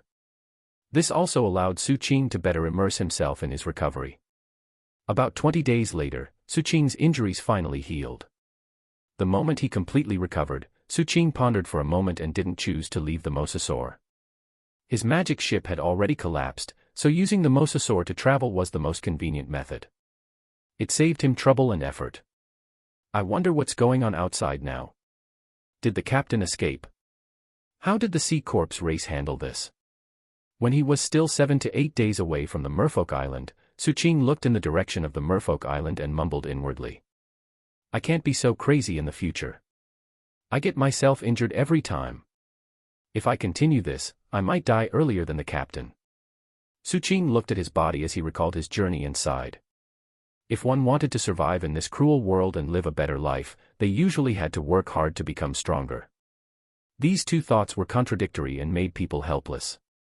I'm still too weak. Suqing thought of the 4 fires heavens chosen of the Sea Corpse race, Miao Chen. This was the first true 4 fires cultivator he had seen. Although the captain had also revealed the same thing when he was chased by the Golden Core boy, Suqing felt that the captain's cultivation was bizarre and wasn't very clear. However, Miao Chen was different. He really had 4 life fires. Suqing felt that such people should be rare. However, when he thought about how vast the Wangu continent was and how there were countless races, he wasn't too surprised. Suqing was very clear that he had gained the advantage in the fight with Miao Chen because he had snatched the initiative. In addition, the shadow, the diamond sex ancestor, and his body enhanced by Golden Crow refines all life were the factors which led to him finally suppressing the other party. The next time they met, the other party would definitely be vigilant, and it would be much more difficult for him to suppress the latter. However, Suqing analyzed that Miao Chen would also find it extremely difficult to suppress him. 4 balls of life fire. Suqing's eyes revealed desire. He had now fully stepped into the mid-stage foundation building realm. Coupled with the life lantern and the enhancement from Golden Crow refines all life, he could fight against 4 fires. This combat strength already allowed him to stand at the peak of the foundation building realm. He could even escape from a Golden Core cultivator and neutralize some damage. To others, he was already extremely strong. However, Suqing was not satisfied. There are still 25 magic apertures left before I can ignite the 3rd ball of life fire. At that time, at the foundation building realm, unless I encounter other life lantern cultivators, I can suppress everyone. I should be able to live a little better. It's too slow to open the magic aperture the normal way. Chapter 273, 273 Fame, 2. 273 Fame, 2. Suqing muttered. He suddenly hoped that the captain would return soon. This was because with the captain's madness, Suqing felt that it wouldn't be difficult for him to form the 3rd ball of life fire by participating in similar matters of the Sea Corpse race a few more times. When the captain returns, I'm going to ask him if there are other places to make it big. Suqing made a decision. As for the thought of not continuing with the madness, he threw it to the side. I have no choice. My cultivation is too slow. In order to open more magic apertures, I'll have to look for an opportunity to take the risk again. When my magic apertures are fully opened, I won't take such risks anymore. Suqing nodded in deep agreement at his thoughts. Just like that, days passed. 5 days later, when he was still 3 days away from the Merfolk Island, Suqing's identity token vibrated. He took it out and saw a large number of familiar missions refreshing rapidly. At first glance, there was nothing different. Suqing checked around and noticed that at the top of the many missions, there was a hero rankings. Suqing knew that this ranking was the wanted list of the Sea Corpse race. It recorded the bounty provided by the Sea Corpse race for killing the 7 Blood Eyes cultivators. However, it wasn't free to check, so Suqing didn't use it. At this moment, he swept his gaze over and hesitated. He felt that what he and the captain had done in the Sea Corpse race was neither big nor small. There was a certain chance that they would be wanted. Hence, he wanted to take a look but discovered that it actually cost 100 spirit stones. This made Suqing feel that it wasn't worth it. The instant Suqing was about to give up on buying, as the Mosasaur got closer and closer to the territory of the Merfolk Island, more tremors appeared in his identity token. They were private messages sent by everyone who knew him. Senior Brother Suqing, are you back? All hail Senior Brother Suqing. There were too many messages. Suqing looked at them in surprise.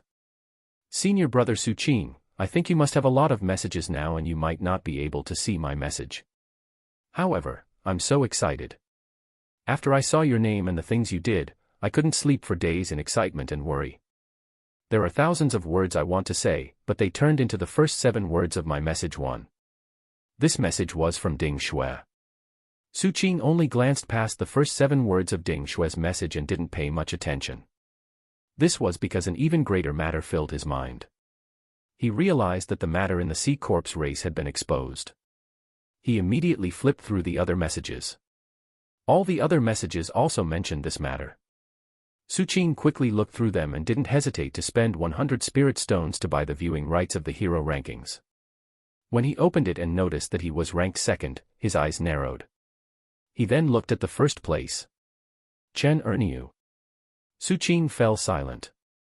He clearly knew that the other party was the captain, but he was still stunned by this name. He suddenly realized that the captain had never mentioned his name. Perhaps it had a lot to do with the latter thinking that his name was a little old-fashioned. Su Qing carefully checked the rankings. After a long time, he took a deep breath and frowned slightly. He then looked at the piece of the nose in his storage bag. On the way back, he had already analyzed it. Seeing that the C Corp's race's reaction was so intense, he felt that there was a high chance that the explosion caused by the unstable fluctuation due to Golden Crow refines all life was unrecoverable.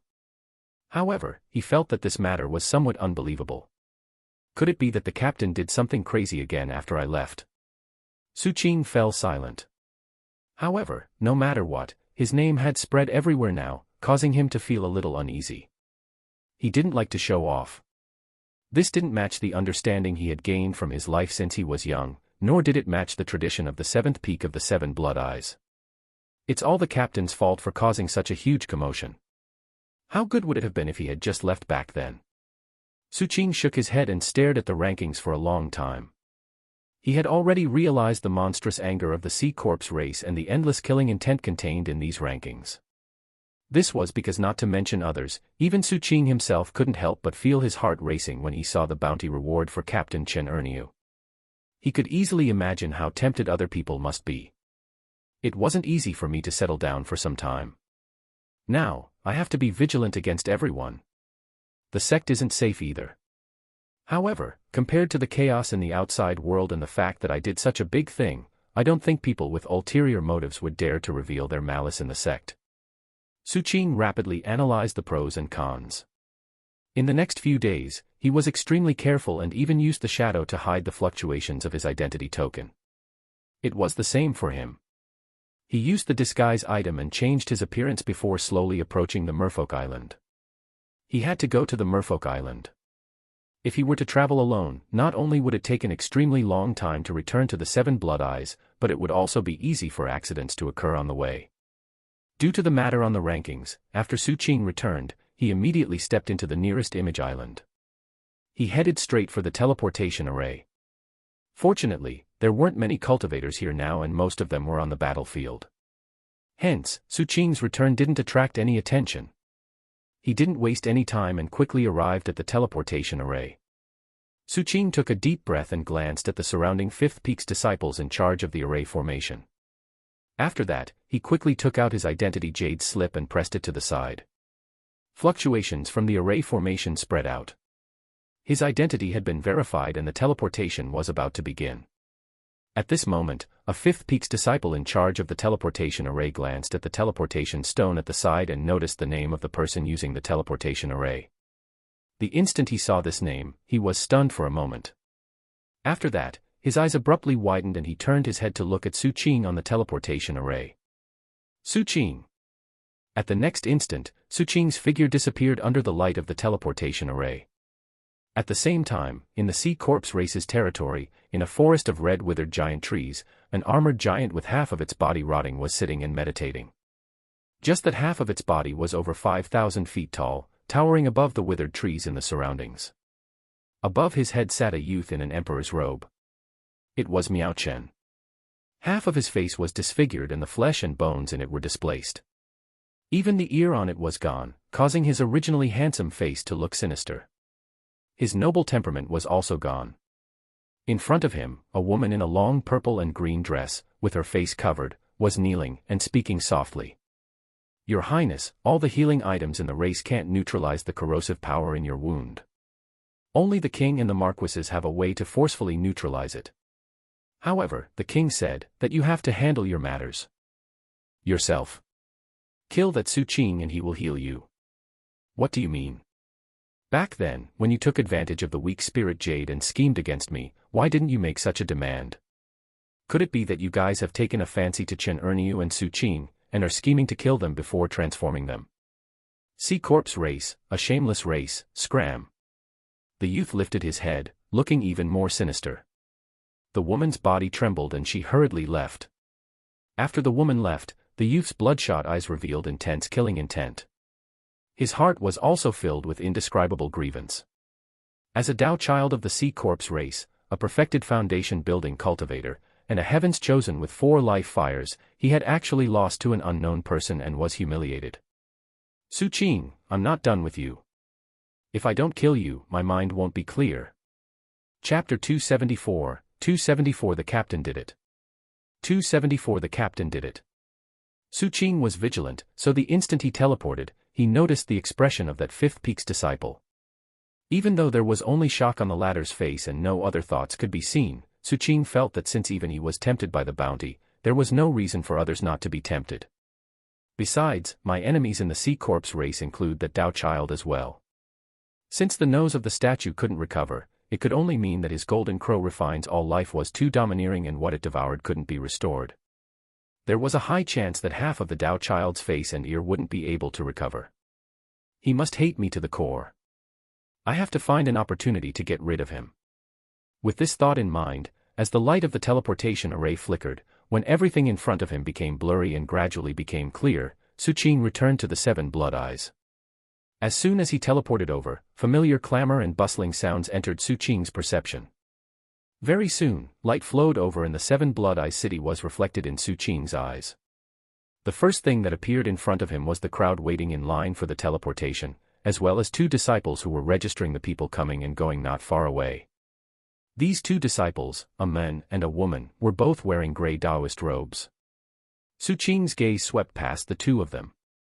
He felt that they were a little familiar, but didn't pay much attention to them. However, the moment he walked out, the purple Taoist robe he was wearing caused a commotion in the surroundings. The expressions of the 2 disciples in charge of records changed and they hurriedly stood up. Greetings, martial uncle. Su Qing was about to walk past them. However, when his gaze swept past the female disciple from the corner of his eyes, he stopped in his tracks and sized her up. This woman had a beautiful appearance and her long hair was tied into a ponytail. Only her figure was slightly skinny. When Su Qing's gaze swept over, she tensed up and her heartbeat sped up. She lowered her head even more. Your cultivation isn't bad and you're not far from the 6th level. However, the forbidden sea aura in your sea transformation art is lesser than the disciples of the 7th peak of the same realm. You have to deepen the aura of the forbidden sea for a smooth breakthrough. Su Qing gave some pointers and left after the woman thanked him with a trembling voice. The reason why he gave pointers was because Su Qing remembered who this woman was. Back then, when he first came to the 7 blood eyes, he had encountered these 2 disciples. At that time, this woman had kindly reminded him of the dangers of the sect. Although it was a small matter, Su Qing felt that since he encountered them again, he could pay her back by giving some pointers. After he left, these 2 disciples' backs were drenched with sweat. In the eyes of these 2 chi condensation disciples, the pressure Su Qing's cultivation base naturally emitted and the baleful aura he had gotten from the battlefield made him look like a demon. This senior's cultivation is extremely strong. The male disciple among the 2 took a deep breath. The fan in his hand was about to break. After saying that, he looked at the woman beside him and couldn't help but speak with a strange expression. Do you know that, senior? The woman's expression was a little dazed. She quickly turned around and ran to the side to check the information record of the teleportation array. After reading it, her eyes suddenly widened. Su Qing. The man's entire body trembled. Is it that Su Qing who has been famous recently and destroyed the C-Corp's race's holy item, causing the C-Corp's race to be furious and issue a bounty on him? The woman nodded blankly. How does he know you? The man's eyes revealed unprecedented envy. My memory is better than yours. I remember that a year ago, a scavenger youth came with a white token. Back then, when I reminded him of the dangers of the sect, I glanced at his identity token. That youth's name was also Su Qing. The woman said softly, her eyes filled with uncertainty. The man at the side gasped again and was stunned as he recalled carefully. You said that he wouldn't live for more than 3 months. The woman glanced at her companion. The man's face instantly turned pale and his breathing became hurried. At the same time, he suddenly realized that this Seventh Peak's junior sister's actions in the past, that he had thought to be stupid, actually contained such an opportunity. Su Qing didn't know that his casual action had sparked a discussion between these two disciples. At that moment, he was walking in the city in a gray Taoist robe. He headed straight for Port 170 SIX's transportation department. His magic ship was destroyed and he had nowhere to rest. Unless he returned to the Seventh Peak's cave abode, he could only find a place to stay for a few days. The homicide department was his first choice, but Su Qing decided to look for Zhang San to refine the magic ship before he went to the homicide department. He hadn't returned for half a year. Su Qing, who was walking in the Seven Blood Eyes main city, looked at the crowd bustling around in the surroundings and the familiar shops and stalls. He felt a rare calmness. As the battlefield was far away, the atmosphere of war in the Seven Blood Eyes wasn't that obvious. It didn't look much different from usual. Only many of the ports were requisitioned by the sect as a transportation station for strategic goods. After all, the expenditure when using the teleportation array to transport materials would be huge. Although the merchant ships were slow, they were still acceptable in a war that would last for a long time. Senior brother Zhang San made the right bet. Su Qing was very happy when he thought of the benefits he would gain in the future. However, he was still vigilant. After all, the thing the captain had done had incited too much greed. Fortunately, the captain has more bounty on him. If those people attack, they should attack him first. Moreover, he cares about his reputation. I think he's happy to see this happen, so it's not good for me to reveal the truth to him. Su Qing seriously thought about it and nodded in deep agreement. His heart also felt slightly more at ease as he looked forward to the captain's return. Not long later, Su Qing arrived at Port 176. Most of this port had been requisitioned by the sect. On the surface of the sea, there were cargo ships filled with strategic resources waiting to be dispatched. Su Qing's gaze swept over and he sighed with emotion. Port 176 was clearly much more developed than half a year ago. The streets were orderly and there were many shops opening for business. Compared to before, the crowd was dozens of times larger. Moreover, because the three ports had been joined, the area was very large, so the number and types of shops were more abundant. Su Qing walked fast. While looking at the prosperous scene, he arrived at Port 170 SIX's transportation department. He didn't enter immediately. Instead, he took out a jade slip and transmitted his voice to Zhang San. At the next instant, a figure rushed out from the transportation department. It was Zhang San. Su. Zhang San's excited voice rang out. However, he knew his limits. After he blurted out one word, he quickly swallowed the other word. In the blink of an eye, he arrived before Su Qing. His eyes were filled with excitement as he pulled Su Qing into a warehouse in the transportation department. The moment they entered, Zhang San spoke excitedly. You and the captain have become famous this time. The captain did it. Su Qing immediately corrected him. The two of you are too crazy. You actually went to the Sea Corpse race and destroyed the nose of their holy item. I heard that the 7th Ancestral Corpse statue's nose cannot be restored. Zhang San spoke excitedly. The captain did it. Su Qing hurriedly said. This matter is too wild. I heard that the Sea Corpse race has exploded from anger on the front line. In fact, the higher-ups of the Sea Corpse race even tried to talk to the ancestor and the others, wanting to get the nose pieces back, but the ancestor directly rejected them. The captain is too crazy. I was also implicated. You know that this was all done by the captain. Su Qing sighed. At this moment, Zhang San's emotions had calmed down a lot. He looked at Su Qing and his eyes lit up as he hurriedly asked in a low voice. Su Qing, is that nose piece still with you? Let me take a look. Yes, but after leaving the Sea Corpse race, it became an ordinary stone. There's nothing strange about it. Su Qing felt some regret. He took out the nose piece and placed it to the side. This nose piece was over 100 feet long and completely gray. Although it didn't emit any aura, it carried a sense of desolation. This was especially so for the countless beehive-like holes on it, which seemed to reveal the passage of time. Place it gently. Zhang San hurriedly exclaimed and moved around the nose piece rapidly. As he touched it, the light in his eyes became even more intense. Finally, he looked at Su Qing. Su Qing, who said that this nose piece doesn't have any effect. This is a part of the ancestral corpse statue of the Sea Corpse race. It's the thing the entire Sea Corpse race desires to take back the most because this is their dignity. Zhang Sen was beaming with joy. I have a plan. I will build a huge museum in our port. After that, I'll embed the nose you and the captain obtained together and place it inside. With this museum, let me tell you, Su Qing, our port will be completely invincible. We don't even need to hire people to guard it. The sect will help us do it. They will also promote our port greatly. Our port will definitely become famous. Countless people will come to visit, and it's only a matter of time before we become the #1 port of the 7 Blood Eyes. The shops and streets near the nose of the Sea Corpse race's holy item will become even more valuable. We will make a killing.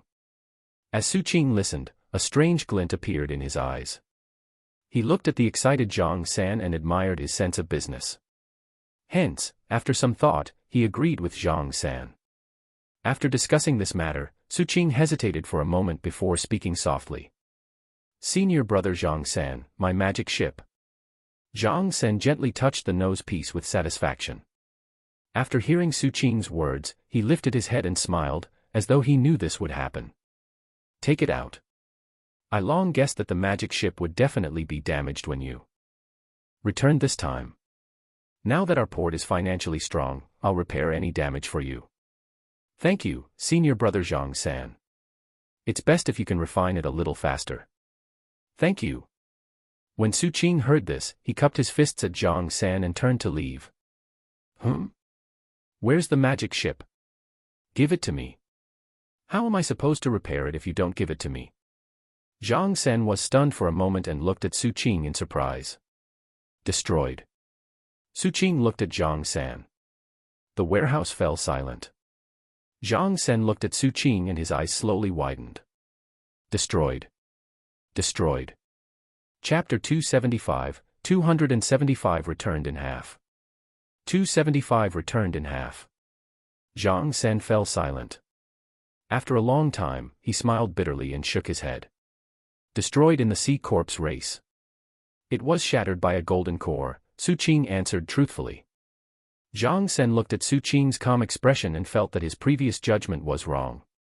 This guy in front of him was as crazy as the captain. He was only at the foundation building realm, but he actually provoked a golden core and got his magic ship destroyed. This kind of thing wasn't something that could be encountered by just any foundation building cultivators. Moreover, he had returned alive. Where's the captain? Zhang San couldn't help but ask. He felt that since Su Qing was like this, the captain shouldn't be much better. When he thought about how these two were people who had done such a huge thing in the Sea Corpse race, it seemed reasonable for the magic ship to be gone. Captain. Su Qing recalled the auras of the 3 golden cores that appeared in the sky when he teleported away and fell silent. Forget it. When I refine the magic ship for you, I'll also make a coffin for the captain. If I can't use it this time, it might be of use next time. Zhang San sighed. Su Qing nodded and bade farewell. After watching Su Qing leave, Zhang San shook his head and walked into the workshop.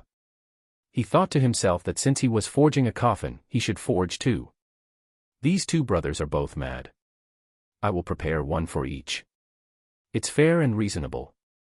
Night had fallen outside. Su Qing walked on the streets and looked at the harbor, listening to the sound of the waves. The familiar feeling made his heart relax a lot. Now, I have to lie low in the sect. Su Qing fell silent for a moment before entering Port 170 SIX's Homicide Department. As the deputy director of the Homicide Department, Su Qing's arrival caused all the members in the department to be nervous, especially since the Homicide Department, which was established in Port 176, was the headquarters of the Black Division. As the deputy director, Su Qing was in charge of the Black Division. Hence, his appearance caused all the disciples in the Homicide Department to be respectful. There were even Qi condensation disciples from the Homicide Department guarding Su Qing's residence, waiting to be summoned at any time. The mute was among them. After Su Qing entered the house, the mute had quickly arrived and squatted outside the gate, looking at everyone fiercely. To him, regardless of whether they were from the Homicide Department or not, as long as anyone got too close, they would be his enemy. Su Qing clearly sensed the commotion outside and also sensed the mute. His cultivation is improving quite fast. In Su Qing's eyes, the spirit sea in the mute's body outside the house had already reached 700 feet. This meant that he had already stepped into the 7th level of the sea transformation art. Although Su Qing paid attention to it, he didn't have any thoughts of probing. Everyone had their own secrets, and he didn't care about the matters of others. Just like that, half a month slowly passed. Su Qing's return was low-key, but the news still gradually spread. However, he was in the homicide department and had a ferocious reputation. Although he received visiting appointments one after another, very few people took the initiative to disturb him. Other than Huang Yan, Ding Shui, and a few others. During this half a month, many things happened on the battlefield. The war between the 7 Blood Eyes and the Sea Corpse race had reached a new climax. Since a week ago, both sides had launched a large-scale battle. The 7 Blood Eyes divided into 7 groups and launched an all-out attack on the 7 secondary islands outside the Sea Corpse race, wanting to break through them. The Sea Corpse race did their best to stop them, but the 7 Blood Eyes forces were divided into feint and real. 4 groups were just feigning attacks. Their strategic goal wasn't to capture but to restrain. The remaining 3 groups were the true forces. Their goal was to occupy the secondary islands and use them as a springboard for the 7 Blood Eyes army to directly threaten the Sea Corpse race's territory. This battle was extremely fierce. Although Su Qing didn't see it with his own eyes, the dossier of the homicide department on this battle described it very clearly. In the end, the 7 Blood Eyes successfully took down 2 sub-islands. This immediately put the Sea Corpse race in an extreme disadvantage. In fact, the higher-leveled cultivators also attacked many times.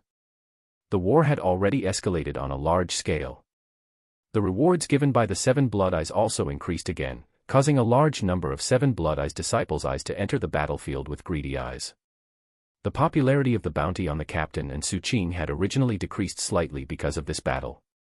However, very soon, an additional bounty appeared, causing Su Qing's popularity to surpass the captain's in an instant.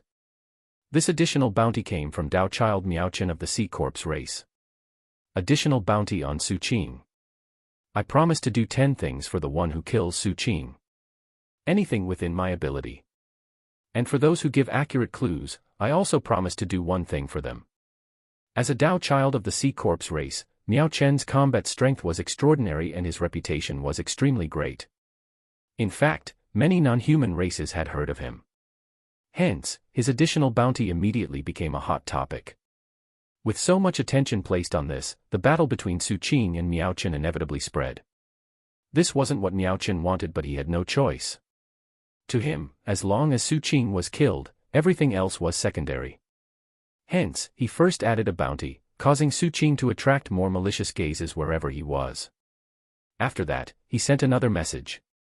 Su Qing, do you dare to come to the battlefield and fight me? It will be just between you and me, and no one else will interfere. Su Qing naturally saw these 2 messages, but he ignored them. He felt that this Dao Child Miaochen was stupid. Regardless of whether it was his attitude toward life in the slums or the experience in the 7 Blood Eyes, Su Qing wasn't interested in such a duel. He preferred to ambush and slit the neck of the enemy. It was clean and efficient. During this half a month, many things happened at the sect.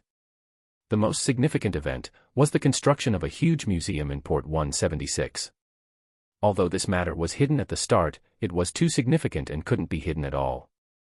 Moreover, Zhang Sen no longer hid anything. Instead, he added fuel to the fire. Very soon, all the cultivators at the sect knew that there was only 1 item in the museum at Port 176. That was the nose piece of the 7th Ancestral Corpse statue of the Sea Corpse race.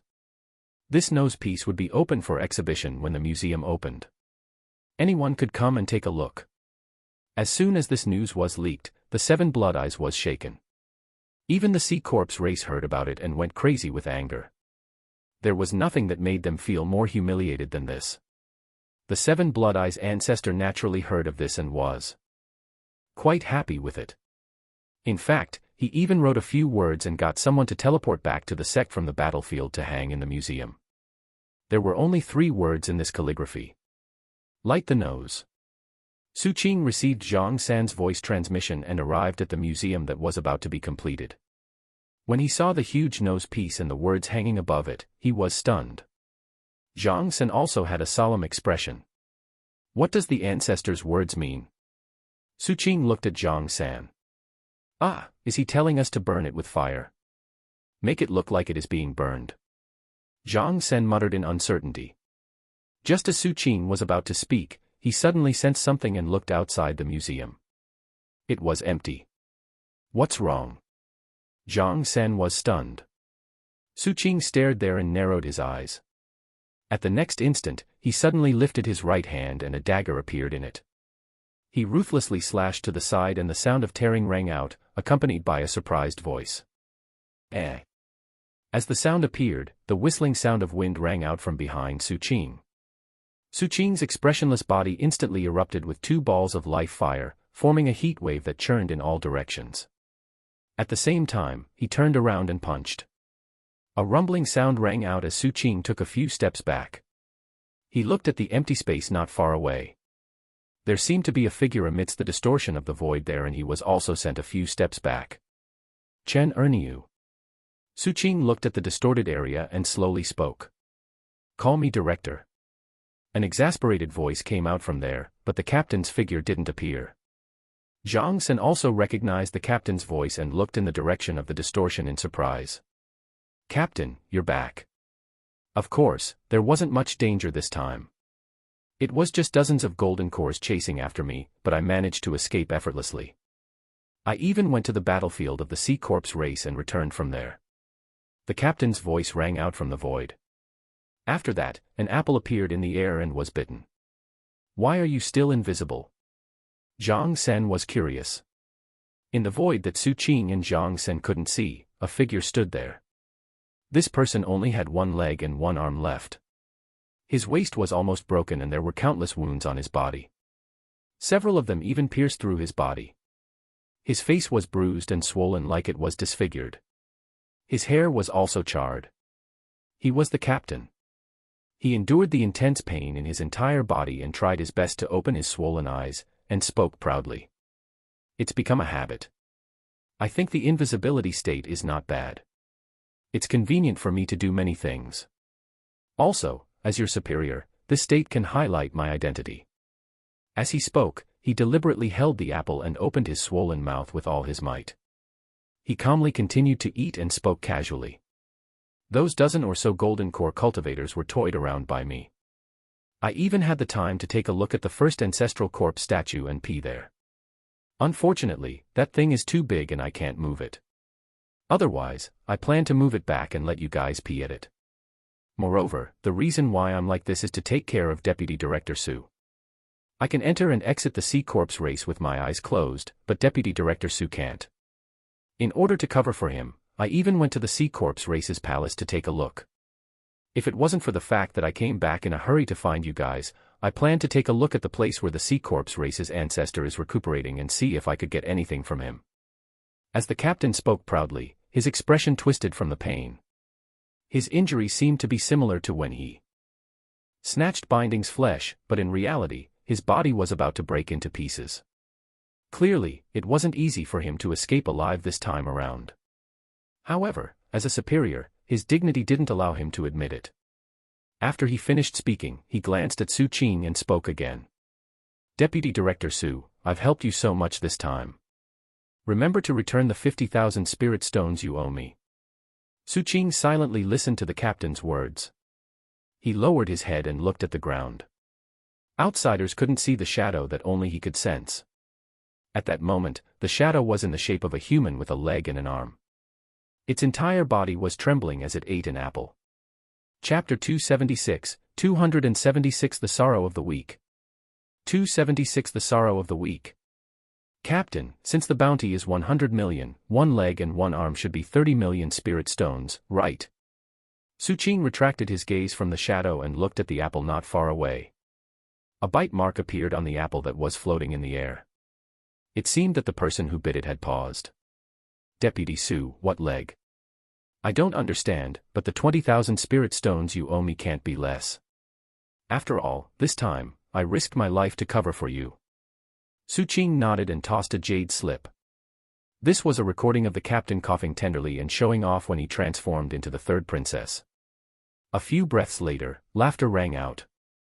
My dearest junior brother, I was just joking with you. Zhang-san, why are you here too? What is being built here? Why is there a nose? Zhang-san had a strange expression. The largest item here was that nose piece. He thought to himself, Captain, your way of changing the topic is too random. He looked at the place where the apple was being eaten bite by bite and shook his head. Captain, do you still have the nose piece of the statue? Take it out. I'll put them together for the exhibition. Just as Zhang-san finished speaking, a large gray stone landed loudly in the empty space at the side. It was 70 to 80 feet long and was none other than the nose piece that the captain had taken away. However, there were many bite marks at the corners, as though someone had bitten it many times before. This thing is useless. I tried to bite it a few times on the way back but it was completely ineffective, the captain said lazily. Zhang-san didn't care. He stepped forward and carried the nose piece, placing it together with Su Qing's piece. His expression revealed excitement and his eyes gleamed. All right, I just returned and still have some official matters to deal with. I've been preparing a big plan recently. Now that I have a high-level corpse heart, I'm only lacking some information. When I'm done, the three of us will do something big. The captain's voice echoed with excitement. Again. Zhang-san took a deep breath and looked at the apple as though he was looking at a god. Su Qing's eyes narrowed as he asked. Can open magic apertures? It's not just opening the magic apertures. Deputy Director Su, your ambition is too small. If we succeed in this job, we'll reach the heavens in a single step. I prepared Binding's flesh and the high-level corpse heart for this big plan. The captain became more and more excited as he spoke, but some of his wounds opened, causing him to grimace in pain. I'll tell you in detail later. I'll leave first. Sigh, I am so busy, there are so many official matters for me to deal with. Enduring the intense pain, the captain calmly spoke and skipped away. Zhang-san couldn't see, but Su Qing was looking at the shadow. At that moment, the shadow was hopping away unstably. With these two nose pieces, our museum will be famous. Zhang-san didn't pay attention to the captain. At that moment, all his energy was on the museum. After circling the nose pieces, he became excited again. Su Qing silently retracted his gaze and looked at Zhang-san. Senior brother Zhang-san, is my magic ship ready? I'm done refining it. The instructions are inside. Take a look for yourself first. I'm going to piece these two nose pieces together and try to make them more perfect. Zhang-san threw a small bottle to Su Qing before observing the nose pieces and thinking about how to repair them. Su Qing took the small bottle and bade farewell. He didn't return to the homicide department. Instead, he went to the shore of Port 176 and released the magic ship. As the rumbling echoed and the waves rose and fell, a huge ship appeared in front of him. The shape of this ship was exactly the same as before. However, it was obvious that the materials were better. With the income from Port 176, Zhang-san had invested a lot in this magic ship. In fact, Su Qing could even faintly sense a fluctuation that suppressed the ignition of life fires on the magic ship. This reminded him of what Zhang-san had said. Once the magic ship reached level 8, it would possess the might to suppress mystic brilliance form. Su Qing looked at the magic ship and took out the jade slip that Zhang-san had given him. Although this time around, the magic ship no longer had Binding's flesh and the divinity couldn't continue to spread, the quality of the magic ship's materials was quite good. All the components inside were made of high-level materials. This level 8 magic ship's price had already reached an extremely astonishing level. Su Qing, magic ships are different from magic boats. Because magic boats are simple, every increase in level can increase their might by a lot. However, magic ships are different. Although there's a gap between the first 7 levels of the magic ship, it's not very big. Only when it reaches the level 8 will its strength advance by leaps and bounds. I mainly focused on defense of your level 8 magic ship. I used the heart of the boulder beast as the core and it's also used to augment the defense. The defense can be comparable to the early stage foundation building mystic brilliance form. However, the divinity is gone, but I still have left a spot for it. If you can obtain the heart of a divine creature, it can instantly advance your magic ship to level 9. At that time, regardless of defense or other aspects, it would be comparable to the mid-stage foundation building realm. The greater the origin of the divine heart you obtain in the future, the greater the might of your magic ship. Once it reaches level 10, it'll be comparable to a late-stage foundation building cultivator. There are very few level 10 magic ships in the entire sect. Also, I have added the disguise explosion technology like last time in your magic ship. At the same time, I've specially developed a new direction for you and added self-destruction. This might be more convenient for you, and I'll also have a sense of participation. When your magic boat explodes later, you'll know how I participated. As he looked at Zhang San's jade slip, Su Qing stared at the magic ship in front of him. Although the magic ship no longer had the divinity attack, Su Qing still walked on it in satisfaction. After activating the protective barrier, he walked to the cabin. The moment he sat down, he felt very comfortable. I'm still used to being on the ship. However, what was the sense of participation in the self-destruction Zhang San mentioned? Su Qing was a little curious, but he didn't care too much. After taking a deep breath, he closed his eyes and silently meditated. 3 days passed in the blink of an eye. As the captain returned, the matter of Su Qing and the captain's magnificent feat caused another commotion in the sect. Su Qing was also looking forward to what the reward the sect mentioned would be. At the same time, he heaved a sigh of relief. Before the captain returned, Su Qing felt very unsafe. If there were really any higher-ups in the sect who had ill intentions, he would face a huge crisis. Although this possibility was very small now, he still had to maintain vigilance. However, Su Qing was relieved that the captain was back. After all, he's the main culprit. The nose was blown up by him, and the bounty on his head is even more exaggerated. Moreover, he's ranked first. If someone really wants to make a move, they will definitely choose him. Su Qing's heart was calm, but on the dusk of the third day, a person whose heart wasn't calm at all arrived at port 176 with sorrow in his heart. He arrived outside Su Qing's magic ship. This was a woman. She wasn't tall and looked very skinny. She wore a gray Taoist robe, and her qi condensation cultivation was only at the 3rd level. Such a person often had to be careful in everything they did in the 7 blood eyes, regardless of gender. This person was none other than Su Xiaowei, who had entered the 7 blood eyes with Su Qing back then. She silently stood beside Su Qing's magic ship with a bitter expression. Her heart was filled with sorrow and trepidation. In reality, if she had a choice, she wouldn't have dared to look for Su Qing. Although they were in the same batch, they didn't have much interaction after all, especially since Su Qing had already become a foundation-building cultivator and was now famous in the entire 7 blood eyes. She couldn't compare to such an influential figure no matter how hard she tried. She suffered for several months before she finally braced herself and arrived. At that moment, as soon as she got close to Su Qing's magic ship, she immediately knelt down. Disciple Su Xiaowei requests to see Martial Uncle Su Qing. In the magic ship, Su Qing, who was meditating, opened his eyes and looked outside. His gaze passed through the barrier and landed on Su Xiaowei outside. His voice rang out from the magic ship and echoed in Su Xiaowei's ears. Su Xiaowei's body trembled as she spoke softly. Martial uncle, senior brother Zhou Qingping, died tragically in the sect 3 months ago. It was silent on the ship. A few breaths later, Su Qing walked out of the cabin and stood on the ship. He looked at Su Xiaowei, who was kneeling on the ground. The scene of the 4 of them going up the mountain together and the matter of Zhou Qingping generously giving him the ghost desires appeared in his mind. In reality, he wasn't very familiar with Zhou Qingping, but the other party's gift back then could be considered a favor. Moreover, the ghost desires had helped him a lot. Now that he heard Zhou Qingping had died tragically, he sighed inwardly. However, he wasn't too surprised. The cruel environment at the foot of the 7 Blood Eyes Mountains wouldn't soften because of the war. There would always be people who died, and there would always be people who yearned to join the sect. However, since he owed him a favor, Su Qing had to ask about this. He looked at Su Xiaowei and slowly spoke.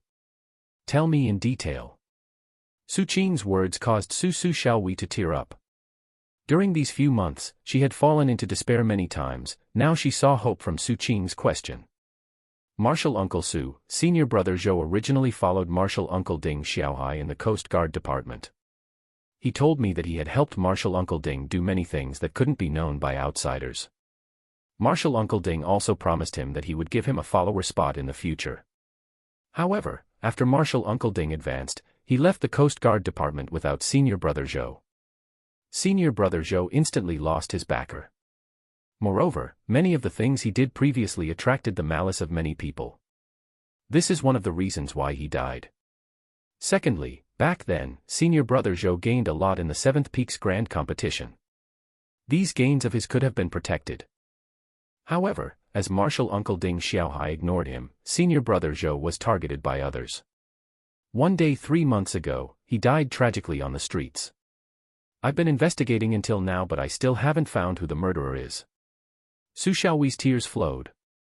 Although her face was filled with sorrow, her words were very organized. Clearly, she had been preparing these words for a long time. You and Zhou Qingpeng. Su Qing fell silent for a moment before looking at Su Xiaohui. Senior Brother Zhou has done me a great favor. Previously, in order to obtain the magic boat, I borrowed a large sum of spirit stones, but I couldn't pay it back. I had no choice but to give up my dignity to curry favor with some disciples of the sect and become their plaything. In front of others, I look glorious, but in reality, I live like an animal. I have to cater to all kinds of torture from them, and my body is covered in scars. This is me being cheap and too vain. Su Xiaohui bit her lower lip and spoke softly. Senior Brother Zhou pitied me and helped me repay the debt. I originally thought that he had taken a fancy to me, but in the end, he didn't touch me at all. Instead, he helped me many times. I, Su Xiaohui, have a cheap life, but I still know that I have to repay a debt of gratitude. However, my ability is limited. In the past few months, even though I sacrificed my body to investigate, there was still no result, so I could only come here and beg Marshal Uncle Su. Su Xiaohui lowered her head and her forehead touched the ground. A gentle force spread out, stopping her from kowtowing. There's no need for that. I once owed Zhou Qingpeng a favor. I'll investigate this matter. Chapter 277, 277 The Secret of Erniu. 277 The Secret of Erniu. Su Qing's words were the best thing Su Xiaohui had heard in the past few months. She wasn't lying. Everything she said to Su Qing was true. What she didn't mention was the heartache and pain she had suffered in the past few months to investigate. She now had no belonging to the 7 Blood Eyes. However, she didn't hate anyone. She just didn't understand why such a good person like Senior Brother Zhou would suddenly die a tragic death. She just wanted to do her best to repay the other party's kindness. Occasionally, she would wonder if it was worth it for her to have done so much to investigate. However, Su Xiaohui felt that if she gave up, then perhaps she would give up the last trace of warmth in her heart. This warmth was her most precious thing since she came to the 7 Blood Eyes, so she didn't want to give up. Hence, even though Su Qing spread out his strength to help her up, she still chose to kneel down after her strength dissipated. It was as though to fragile people, kneeling to others would help them have a peace of mind. Su Qing sighed inwardly. He took out the voice transmission jade slip and contacted someone. Come and see me. Not long later, a small and skinny figure sped through the alley in the distance. He ran as fast as he could and headed straight for Su Qing. Su Xiaohui sensed it and her eyes narrowed when she turned her head. She saw a kid. He wore a gray Taoist robe and a dog-skin coat, making him have a bulging appearance, but the coldness in his eyes and the murderous aura he emitted were enough to make the hearts of many people shake. Su Xiaohui took a deep breath. She had heard of this person who liked to wear a leather coat under his Taoist robe. She knew that the other party was a mute. In the past half a year, he had gained a lot of reputation. He was someone who rose after Su Qing in the homicide department and liked to kill messily. Many wanted criminals had been killed by him. Moreover, this person looked to be only at the 7th level of qi condensation, but in reality, some 9th level qi condensation cultivators from small sects had also died tragically at his hands. This was because this mute was even more reckless than those desperados. It was as though life was nothing to him. Once he confirmed that it was an enemy, it would be either he died or the enemy. Hence, when she saw the mute arrive, Su Xiaohui instinctively felt some fear. The mute didn't even glance at Su Xiaohui and knelt down in front of Su Qing. The fanaticism and joy on his face were very obvious. Go and investigate the cause of Zhou Qingpeng's death. As for the details, you can ask her through the message transmission jade slip. Su Qing pointed at Su Xiaowei. The mute nodded vigorously and turned to leave. He didn't ask Su Xiaowei any questions at all. It was as though, in his opinion, if he settled this matter after asking others, it would show that he was useless. Su Qing glanced at the mute's back and didn't speak. He stood there and waited silently. Dusk was passing. The sunset in the distant horizon was dyed pitch black by the night and the moon rose. Su Qing had chosen a specific place for his ship's berth. Regardless of whether it was day or night, it was very quiet and no one came to disturb him. The mute didn't make Su Qing wait for long. The entire process only lasted for the time it takes for 2 incense sticks to burn. The mute returned and knelt before respectfully handing Su Qing a jade slip. Su Xiaowei had paid a huge price to find the answer after months of investigation. To the mute, it only required 2 incense sticks of time. Of course, this was also related to the homicide department. Amidst Su Xiaowei's excitement, Su Qing took the jade slip and checked it. The investigation into the cause and effect of Zhou Qingping's death was extremely detailed. Su Qing wasn't interested in these. He only glanced at it and looked at the murderer's information. The murderer wasn't a disciple of the 7th peak. The person's name was Li Zilin. He was a Piedmont disciple of the 1st peak. His cultivation level was at the 9th level of qi condensation. He had a gloomy temperament and was murderous. The mute's jade slip indicated that the deaths of at least 11 disciples from the other peaks were directly related to this person. However, this person was cautious and killed in other areas. Moreover, the targets he chose were calculated, so he didn't cause irresolvable trouble. After all, such a thing often happened in the dark of the 7 blood eyes. As long as it wasn't out of line and no experts pursued the matter, the various departments wouldn't care. For example, if Zhou Qingping didn't owe Su Qing that favor, his death would have gone unresolved. The mute's investigation was very detailed. Other than these, he even found Li Zilin's current location and his recent connections. He was taken in as a follower by the 1st peak's Wu Jianwu. At this moment, Wu Jianwu is in Knowing Dreams restaurant. I couldn't find out who he arranged to meet, but this Li Zilin is guarding outside the Knowing Dreams restaurant. Su Qing nodded and passed the jade slip to the very nervous Su Xiaowei. Su Xiaowei took it and took a closer look. Her breathing was clearly hurried, and her face was pale by the time she finished reading the report. She looked at Su Qing with a bitter and hesitant expression. "Marshal Uncle Su, about this." The contents of the jade slip allowed her to know about the murderer. At the same time, she also knew that the murderer had a very powerful background. She wasn't sure if Su Qing would continue to help. "Let's go." Su Qing's expression was as calm as ever.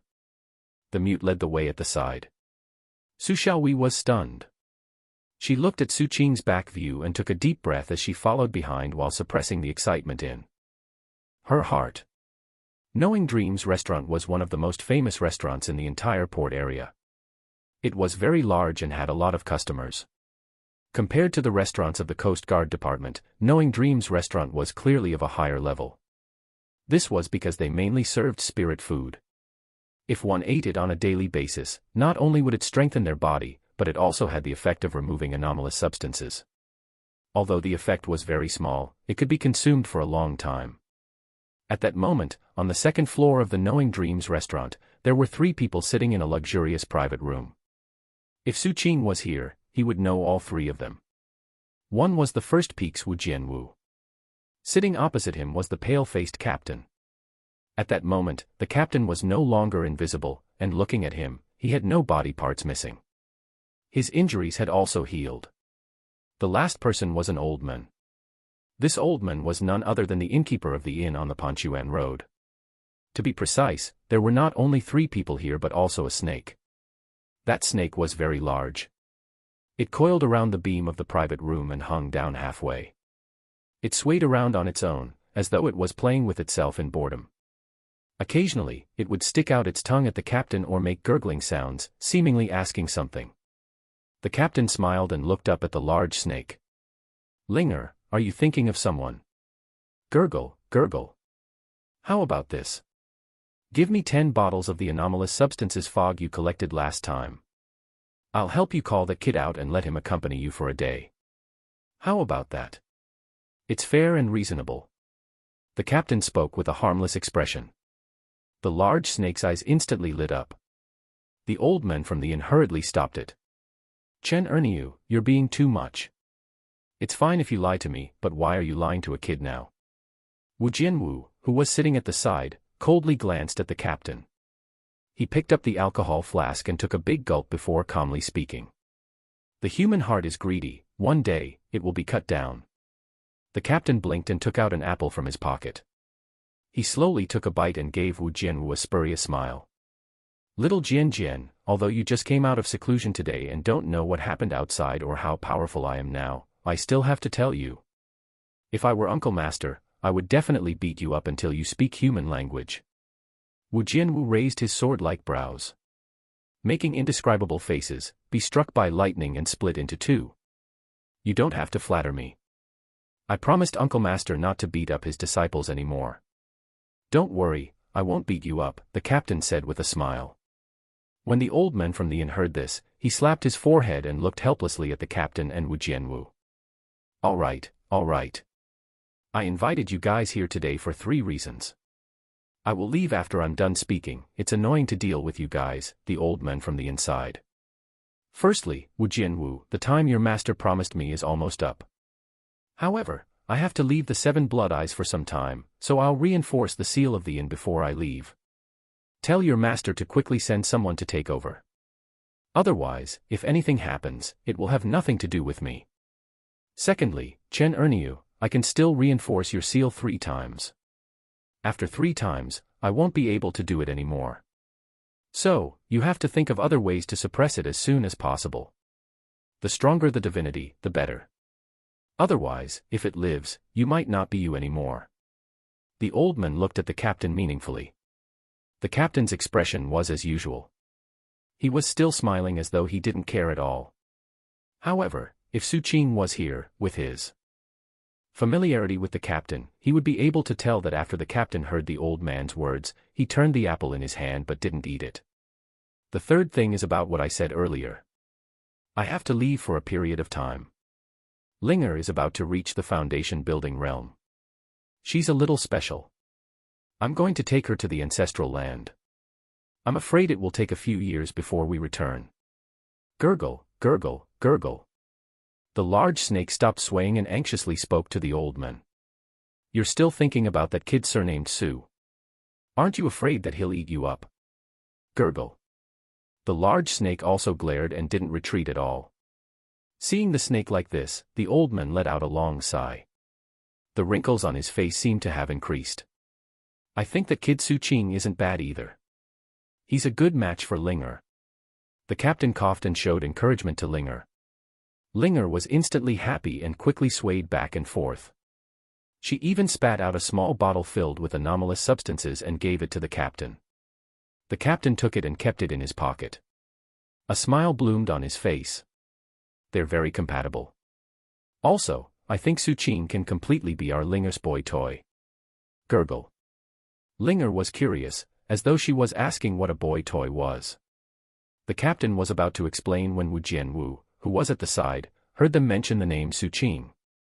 His eyes straightened and his body, which had been lazily leaning against the wall earlier, instantly tensed up.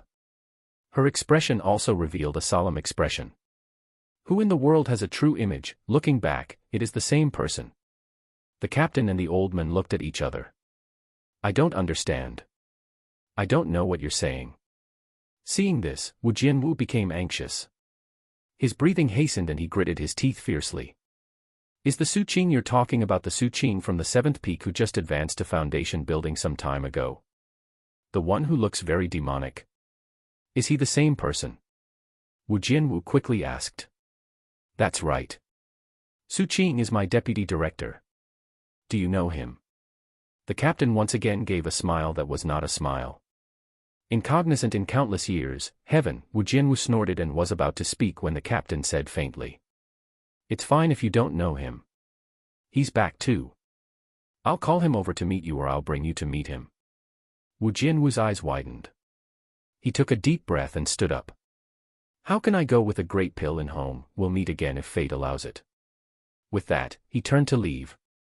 However, the instant he turned around, an astonishing pressure suddenly erupted from the street outside the private room. This sudden fluctuation caused Wu Jianwu's expression to change. As for Linger, her eyes lit up. She pushed open the window and looked out.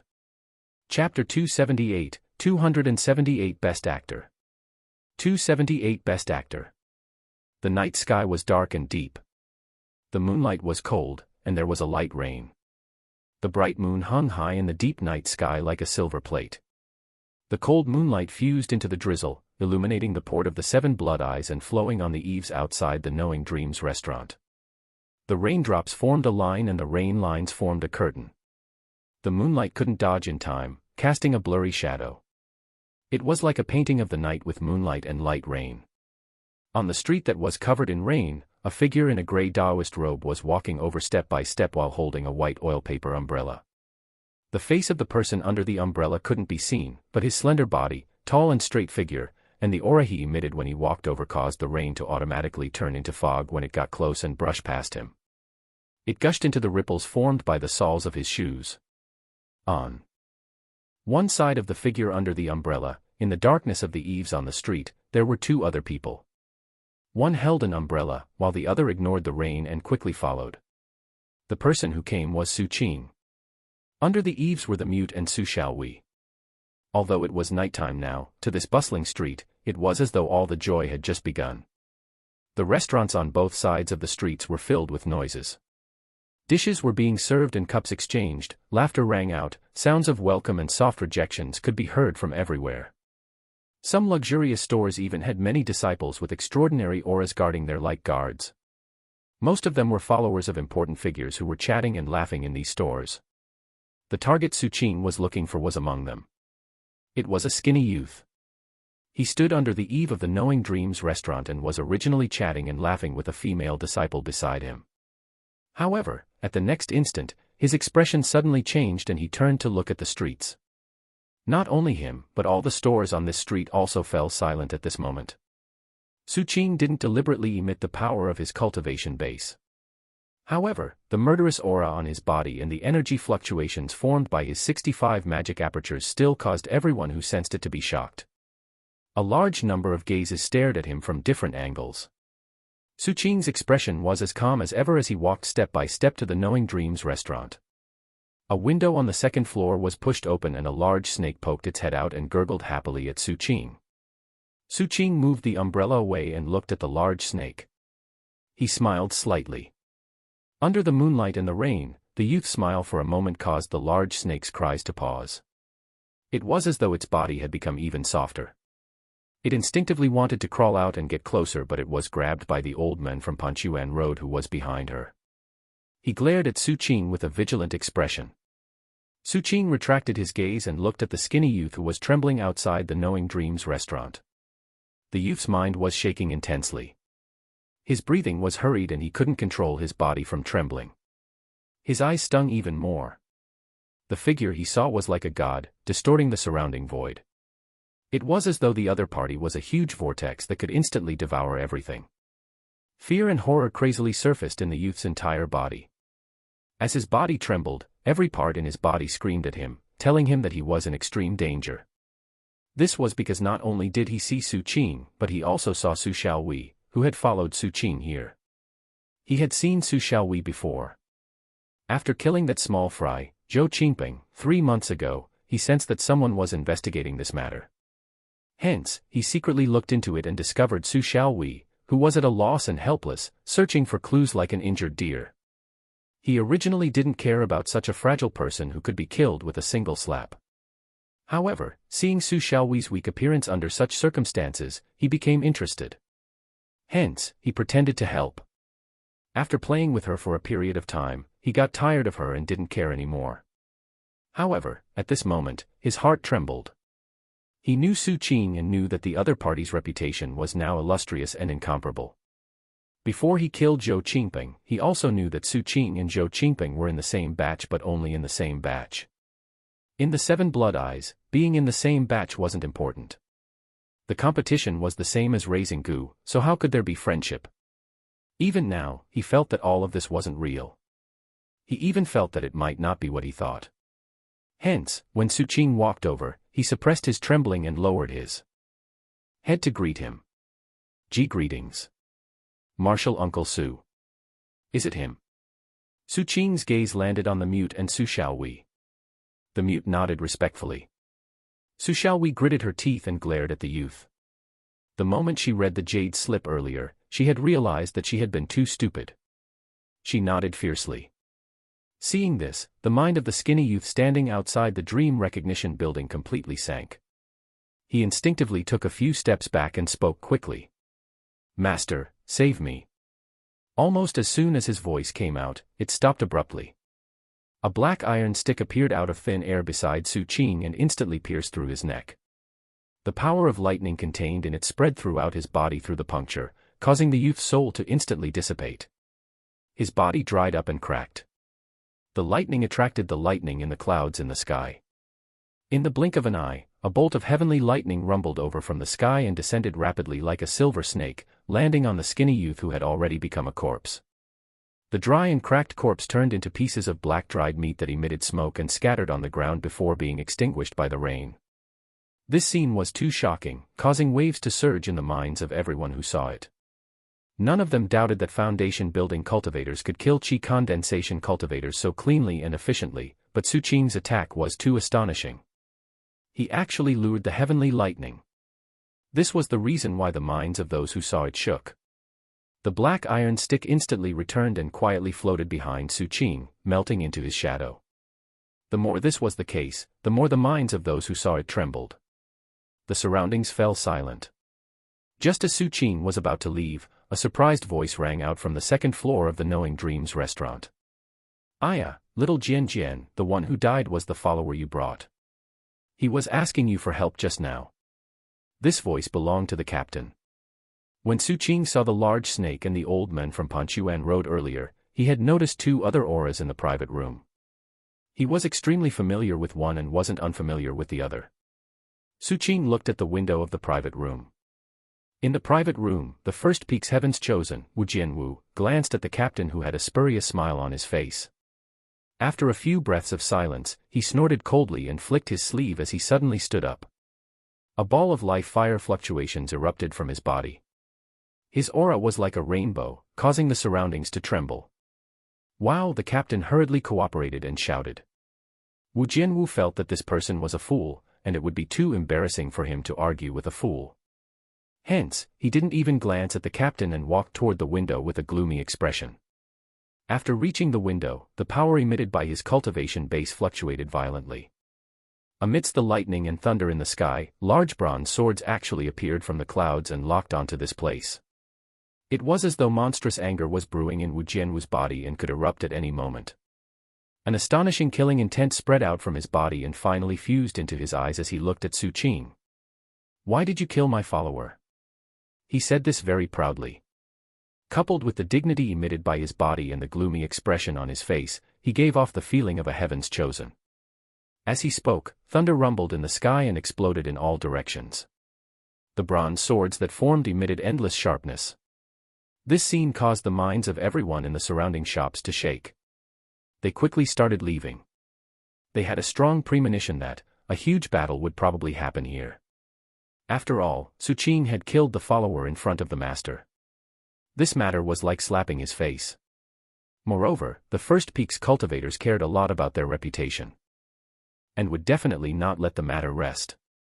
The eyes of the large snake in the private room revealed a ferocious glint as it locked onto Wu Jianwu. It looked like it wanted to whip him but was held back by the old man. The old man was overjoyed. He thought to himself, Su Qing, oh Su Qing, let's see what you do next. The First Peak is the most protective of their own. The 8 senior brothers of Wu Jianwu love to fight in groups. At the same time, the minds of the mute and Su Xiaowei shook. The mute lifted his head. Even though his body was trembling under Wu Jianwu's pressure, he still revealed his sharp teeth and stared fixedly at the other party's neck. As for Su Xiaowei, she bit her lower lip and felt extremely anxious. She felt that she had implicated Su Qing. However, amidst the changes in everyone's emotions, only Su Qing's expression was as calm as ever. He looked at Wu Jianwu, who was standing beside the window. His gaze was cold and he didn't say a word. As he lifted his right hand, the black iron stick buzzed and rose from the shadow behind him. At this moment, a long laugh came out from Wu Jianwu. He threw his head back and laughed loudly, nodding as he laughed. He even let out a voice of agreement. Moreover, his voice was very loud, as though he wanted everyone to hear him. I see. What you said makes sense. Since this matter is your private feud, I really shouldn't participate. Su Qing frowned but didn't speak. There's no need for wine, I understand this matter. Wu Jianwu laughed loudly.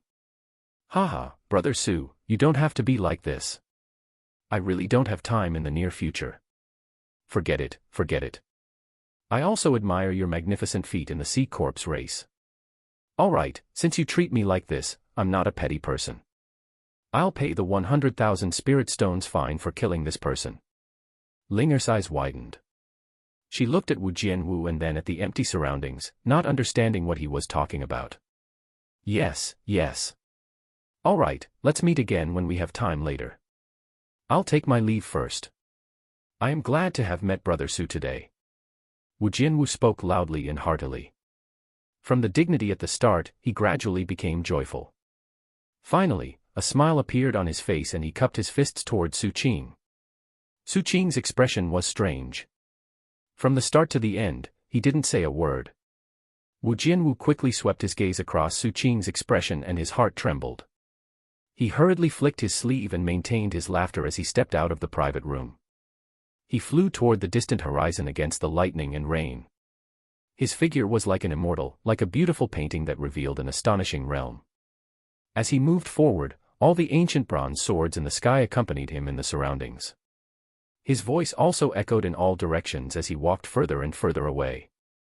Chapter 279, 279 Don't try to take the blame. 279 Don't try to take the blame. When he was far away and no one was around, Wu Jianwu's body trembled and his face turned pale. His eyes revealed horror and cold sweat covered his forehead as he let out a long breath. What's going on? 2 fires. This fiend was already so powerful previously, but now, he has actually formed 2 life fires. If this was outside, he would have killed me. As his heart trembled, Wu Jianwu kept taking deep breaths.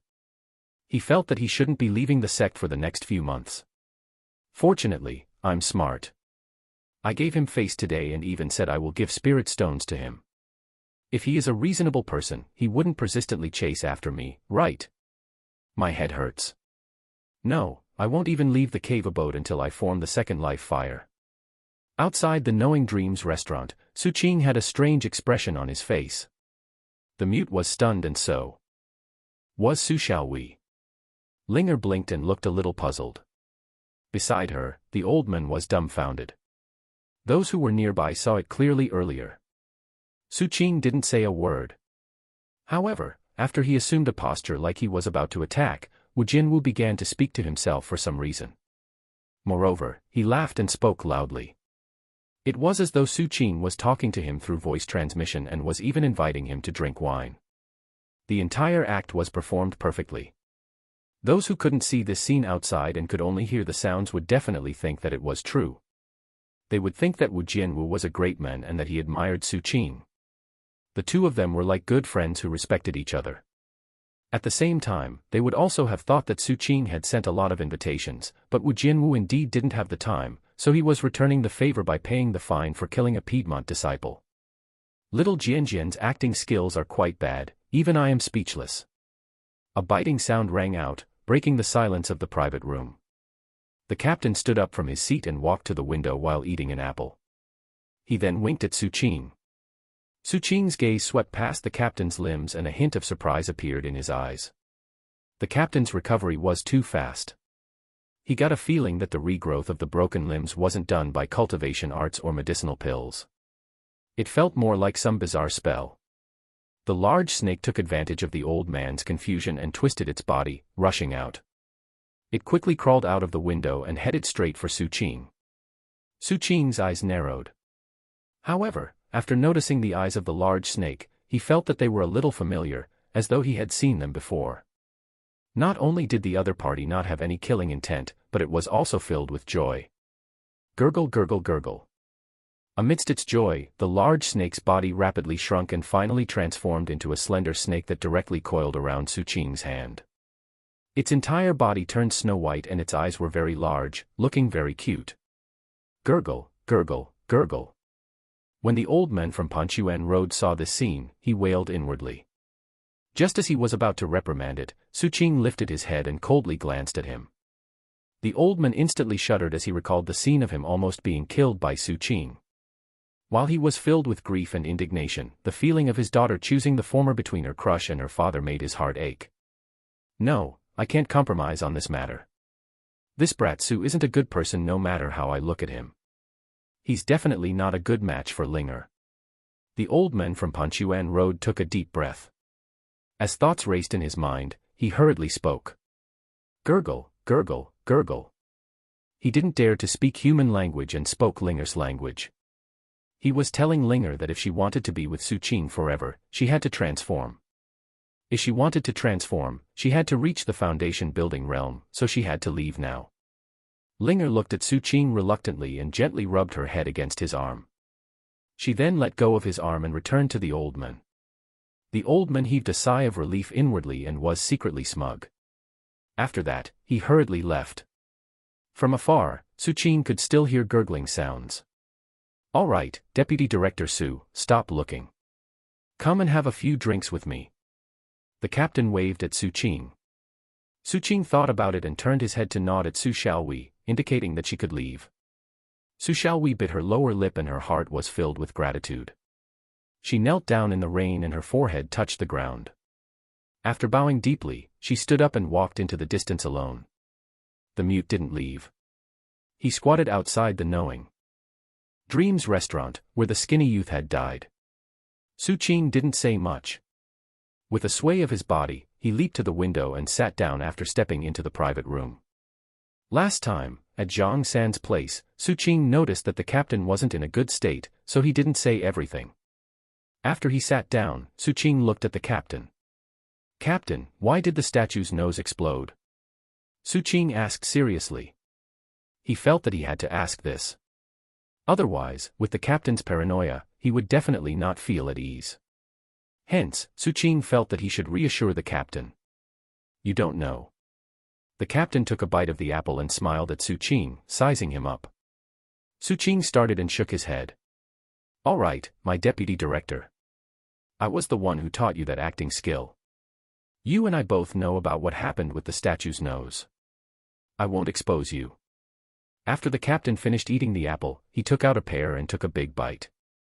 This time, I'll take the blame. Who asked me to be your superior? I won't ask you for spirit stones, but I have two conditions. The captain's eyes revealed a deep look. He looked like he had seen through him and became serious. Su Qing frowned and his expression was a little hesitant, as though he wasn't sure either. Seeing this scene, the captain took out a pear and threw it over. No need to think about it. It's that reason. I saw it with my own eyes back then. Forget it, forget it. Let me talk about my two conditions. Firstly, you can't mention the matter of me transforming into the third princess again in the future. The second thing is that you still have to return the 100,000 spirit stones you owe me. As long as you agree, I'll take the blame for the Sea Corpse race. The captain took a deep breath and fiercely bit half of the pear in his hand. After that, he observed Su Qing's subtle expression closely. Su Qing fell silent. After some thought, he shook his head and looked at the captain as he spoke seriously. Since it's my fault, I'll spread the news to the outside world that I was the one who did this. I'm the first on the bounty.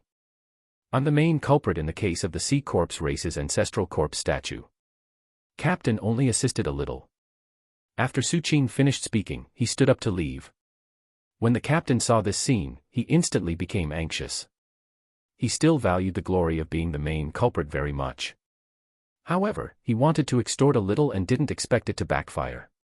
He hurriedly stopped him and coughed before laughing dryly. Look at you, why are you so serious? I was just joking with you. I was the one who did that. I'm the main culprit. No one can snatch this achievement from me. No, it's me. Su Qing said seriously. It's not you, it's me. The captain was even more anxious. No, it's me. Su Qing looked at the captain. Su Qing, I told you it's not you, it's me. The captain was serious. Is it really you? Su Qing frowned as uncertainty appeared in his eyes. Of course it's me. After I ate Binding's flesh, the power of Binding erupted, causing a chain reaction in the statue's body which led to the explosion. This is a fight of divinity. After I returned, I checked some ancient books. Binding used to have some connections with the sea corpse race, so her aura can stimulate the ancestral corpse statue. The captain took a deep breath and spoke solemnly. This time around, Su Qing was really stunned. He nodded thoughtfully, but he still seemed a little hesitant and was about to speak. The captain hurriedly stood up and laughed. Junior brother, I still have something on, so I'll leave first. Don't think too much. It was really me. Sigh, there is too much work in the department. As for the big plan I mentioned last time, I'll tell you about it when I get all the clues. With that, the captain hurriedly left the private room. After he walked out of the block, he took out an apple and took a bite. His heart completely calmed down and he heaved a sigh of relief. Looks like it's indeed not this kid. Could it really be me? It should be me. The captain felt very comfortable and felt that this was only reasonable. After all, as the superior, he was the only one who could be matched with the identity of the main culprit. In the private room, Su Qing also heaved a sigh of relief and his heart calmed down. The captain shouldn't be suspicious anymore. Su Qing was satisfied and left the Knowing Dreams restaurant, returning to his berth. As he continued to cultivate, he was also looking forward to the great plan his captain had mentioned. Time slowly passed as he waited. Very soon, a month passed. In this month, the war between the Sea Corpse race and the Seven Blood Eyes had reached a critical moment. The gazes of countless races were attracted. This was because, after capturing 2 sub-islands and having no more obstacles between them and the Sea Corpse race's main island, the Seven Blood Eyes began their general offensive on the Sea Corpse race. The Seven Blood Eyes was trying to step on the Sea Corpse race's main territory. The museum in Port 176 also opened for business. After Zhang San's repair, he successfully fused the 2 nose pieces together, making them look relatively intact. A fire that burned all year round was put below. As for the ancestors' calligraphy, it was hung high up. The opening of the museum caused a commotion in the entire Seven Blood Eyes. The ancestor and the others on the battlefield also praised endlessly. As for the other races, after being shocked, they couldn't help but want to come over and take a look. Very soon, Port 176 of the Seven Blood Eyes was extremely lively. There were a lot more people than ever. Just like Zhang San had said, the sect made the arrangements for guarding the museum. The Golden Core elders guarding the sect had received the ancestors' orders to protect the safety of this museum no matter what. At the same time, the first wave of rewards for making such a great contribution was sent to Su Qing and Chen Erniu with the decree of the ancestor. Conferred Chen Erniu and Su Qing as the image disciples of this generation of Seven Blood Eyes. Chen Erniu's sequence has been promoted and Su Qing has entered the sequence. Both will be rewarded with 3 uses of the Seven Blood Eyes magic treasure projection. Golden Core opportunity rewarded after the war. This is the first wave of rewards. When the war ends, we'll reward you again based on the contributions. As the ancestors' decree was spread, the Seven Blood Eyes were in an uproar. On one hand, it was the sequence. On the other hand, it was image disciple. In reality, everyone in the Seven Blood Eyes was a little unfamiliar with the term image disciple. Before this, there was no such term in the Seven Blood Eyes. However, very soon, they knew what an image disciple was. Su Qing and the captain were appointed to represent the Peak Lords of the 7 Peaks in entertaining all the guests who were visiting to see the nose of the Sea Corpse race's statue. Chapter 280, 282 Phoenix's Drama. 282 Phoenix's Drama. The so-called image disciple was the person who represented the Seven Blood Eyes. This way, all the non-humans who visited the Seven Blood Eyes could see Su Qing and the captain. Every time they saw them, they would remember the humiliation of the Sea Corpse race. In the following period, with the arrival of a large number of non-humans, Su Qing and the captain had no choice but to get busy. At the moment, Su Qing was standing at Port 176, silently waiting for the incoming non-humans at dusk. Under the setting sun, his devilishly handsome face was enough to mesmerize all. living beings. As the sea breeze blew over, the fine hair on his forehead fluttered like a black curtain, hiding coldness and impatience. This was already the 7th batch of non-humans Su Qing had welcomed in this half a month since he received the ancestor's appointment. However, Su Qing still couldn't get used to it. He felt a sense of rejection toward this mission. He didn't like to be ostentatious and it made him feel uneasy. However, Su Qing also understood that the empty name of image disciple was also a form of protection for him. This empty name would dispel most of the malice that was stirring. After all, he represented the 7 blood eyes. However, because of this, danger would either not appear or would definitely be extremely dangerous. There was also the term sequence. Su Qing had heard that it was similar and yet different from the 7 blood eyes sequence. Before this, only the direct disciples of the 7 peak lords could be included in the sequence. Once one entered the sequence, it was equivalent to having a special identity. The future peak lord candidates would all be fought for from the sequence. Their treatment was different from ordinary disciples. Su Qing could be said to be the only person who entered the sequence before becoming a peak lord's disciple. Chen Erniu's sequence is upgraded. The captain should be eldest senior brother. Su Qing was already certain of this now. However, he vaguely felt that there should be an even greater secret behind the captain. With this thought in mind, although Su Qing was unwilling, it was difficult for him to directly reject the ancestor's appointment. Why aren't they here yet? The long hair that was blown by the sea breeze swept past Su Qing's eyelashes, interrupting his thoughts. He looked at the sea with even more impatience. Senior brother Su, I heard that everyone in the starfish race has a strange starfish growing on their backs. They usually don't like sunlight, so they might only arrive in the evening. Su Qing wasn't here alone. There were more than 20 disciples behind him. This was arranged by the captain. The captain was much more enthusiastic about this appointment from the ancestor than him. Many disciples of the sect were called over by the captain to join. At the same time, Su Qing seemed to have become the captain's trump card. If the guests were mainly female, the captain would usually call Su Qing over immediately. Every time Su Qing appeared, it indeed stunned those non-human female cultivators who came to see the ancestral corpse's nose. They would all be very curious about him. Su Qing wanted to refuse at first, but when he thought about how he could come out much fewer times this way, he tacitly agreed to this arrangement. However, the captain seemed to be worried that Su Qing would be lonely. Hence, he even thoughtfully arranged for 2 familiar fellow disciples to be his assistants. One of them was Gumuqing. Gumuqing spoke softly. Her face was delicate and pretty, like a lotus in a cup. Her peerless beauty was stifling. At that moment, a faint smile appeared at the corner of her mouth. The slight innocence in her face was extremely captivating, and her orange Taoist robe accentuated her tall figure, making her look more dazzling. Senior brother Su, the starfish race is being a little excessive. However, it's fine. I've just obtained the recognition of the 7-sex alliance. When the war ends, I can go over and learn the Tao of plants and vegetation. When I get there, I'll have the right to make this starfish race apologize to senior brother. Also, senior brother, these are my learning insights during this time. Please help me check them. Seeing Gumuqing like this, Ding Shui took a step forward and spoke to Su Qing as well. She also took out a bundle of spirit tickets and a jade slip. She smiled sweetly, her arms were fairer than snow, and her black hair was dense like the clouds. Her rosy little mouth under her tall nose was slightly open, like a coquettish rose. Her voice was crisp and pleasant to the ears, revealing innocence. However, her eyes were glistening and seemed to be able to make one completely immerse themselves in them with just a glance. Ding Shui was the second assistant the captain had arranged for Su Qing. These 2 women stood beside Su Qing. They were like plum blossoms and bamboo one, each had its own advantages.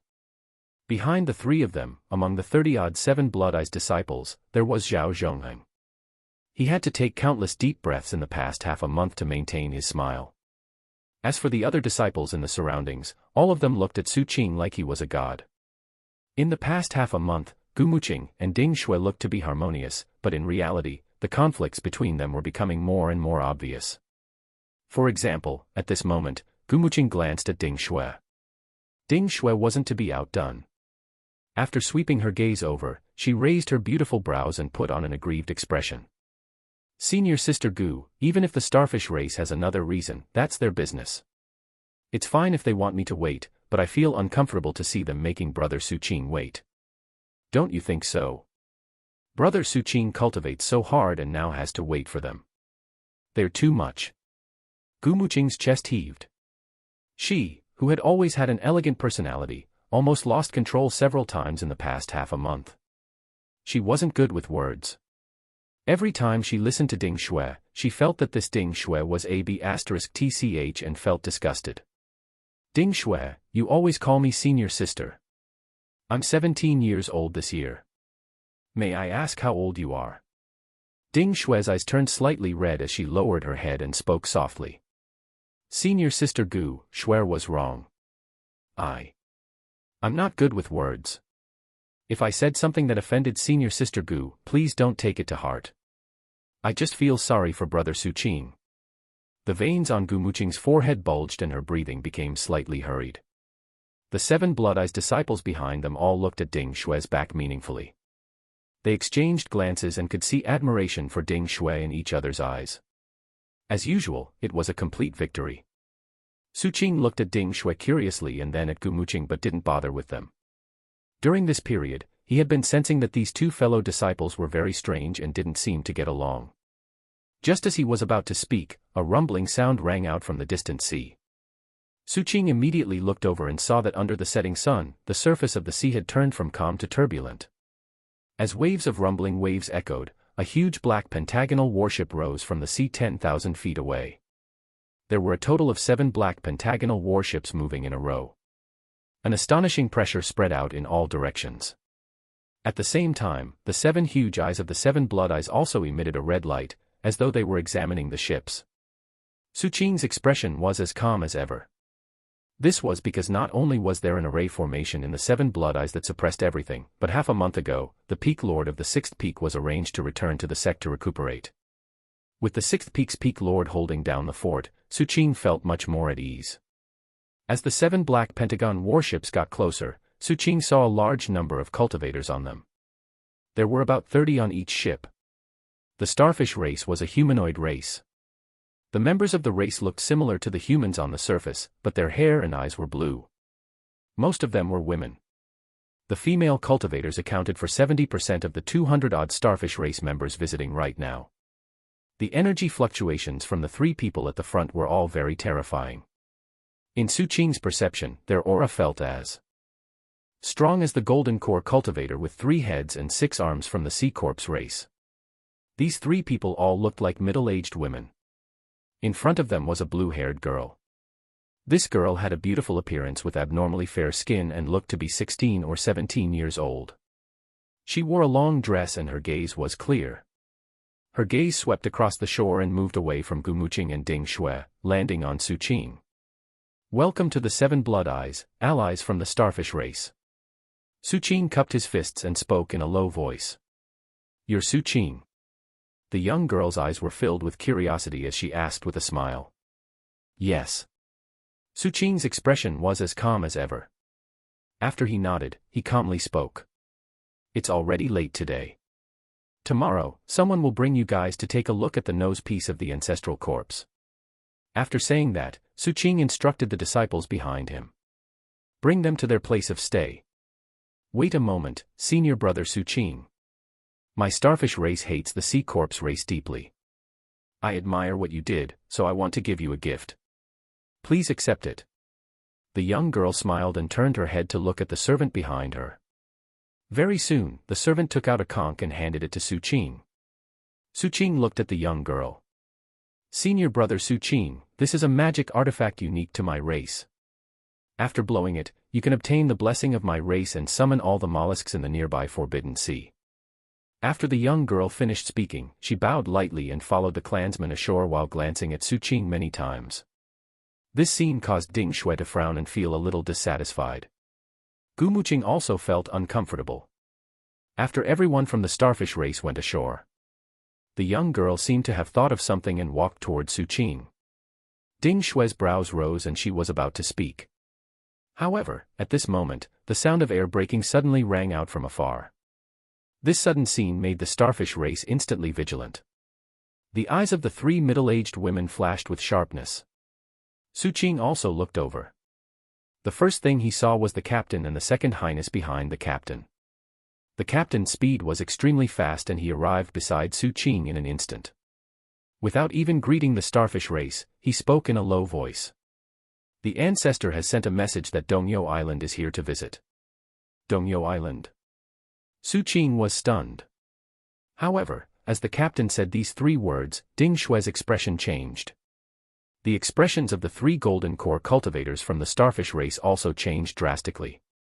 The island lord of Dongyou Island is an old woman named Esteemed Master Dongyou. Her cultivation is in the same realm as the ancestor who broke through. The person who came naturally isn't her but her granddaughter. This person's personality isn't good. You have to be careful. The captain's expression was solemn. Just as he finished speaking, a shocking wave suddenly rose in the distant sea. A powerful pressure descended in all directions. Chapter 281, 281 Ill Intentions. 281 Ill Intentions. This pressure carried a domineering aura. As soon as it appeared, it stirred up a huge wave at the port, causing the black waves to sweep up and transform into a sea wall that blasted toward the gate outside the Seven Blood Eyes port. This enormous wave seemed to contain violent power as it triggered the Seven Blood Eyes array formation. As the Seven Blood Eyes in the distance flickered, a red light screen instantly appeared, blocking the wave. The rumbling and deafening sound spread out at such a close distance that it caused everyone in port 176 to feel as though lightning had thundered right beside their ears. Su Qing frowned and waved his right hand. Immediately, the magic power in his body spread out and enveloped Gu Muqing and Ding Shui, isolating them from the sound that could shake one's mind. However, the remaining 30-odd Seven Blood Eyes disciples were a little miserable. All of them spat out blood and retreated one after another. This sound could already cause damage to Qi condensation disciples. Su Qing narrowed his eyes. The captain at the side stroked his chin and looked at the second highness beside him. The second highness also frowned. She looked at the Seven Blood Eyes gate in the distance and suddenly spoke. What is the meaning of this? Aya, sister, don't be angry. A crisp voice immediately replied from the port gate. At the next instant, a huge octopus foot broke out of the sea outside the Seven Blood Eyes port gate. This octopus leg was dozens of feet thick and hundreds of feet long. It directly crossed the Seven Blood Eyes harbor gate and landed in the port. After that, similar tentacles stretched out from the surface of the sea one after another. At the next instant, an even larger octopus head rose from the sea. On the head of this octopus sat a figure that looked like a young girl. The reason why it looked like her was because she was wearing black tight-fitting clothes. It wasn't a woman's attire at all. In fact, her hair was very short. However, her appearance was extremely delicate. The huge octopus completely crawled out of the sea and directly approached the shore of port 176. Drops of black seawater landed on the ground and some landed on the Seven Blood Eyes disciples. As for the starfish race members at the side, most of them were trembling and lowering their heads. This huge octopus itself emitted an aura similar to a golden core elder. Moreover, due to its size, this terrifying sea beast was much more powerful than other same realm cultivators. The pressure emitted by its strength rampaged everywhere. Su Qing took a few steps back and avoided the falling seawater. He then coldly looked at the black-clothed girl. This young girl was about 15 or 16 years old. She had an oval face, thin lips, lively brows, and a delicate appearance. Her delicate body leaped up from the head of the octopus and landed gently on the ground. She ran straight for the second highness without even looking at the captain and Su Qing. Sister, you can't blame me for this.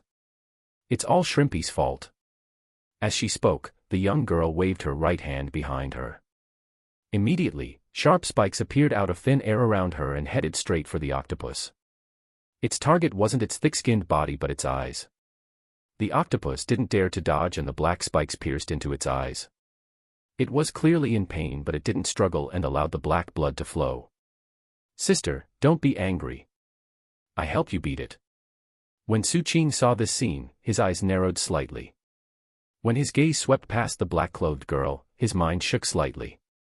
In Su Qing's opinion, the other party was different from anyone he had seen before. Regardless of whether it was the captain, the Dao child of the Sea Corpse race, or even the sex elders and peak lords, they were all different from this young girl. She seemed to be purer. This purity allowed Su Qing to instantly understand the reason. This reason was the source of the fluctuations in his mind. She has no anomalous substances. This was the first time Su Qing had seen someone else with no anomalous substances other than himself. Her body's purity was like that of a goddess. In fact, he could sense over 100 magic apertures shining faintly in her body, but they hadn't reached 120. Su Qing swept his gaze over and confirmed that there were 104 of them. Clearly, this young girl was still at the stage of opening her magic apertures. In the end, she would definitely reach 120 or even surpass it. After all, Su Qing had sensed back then that 120 wasn't the limit.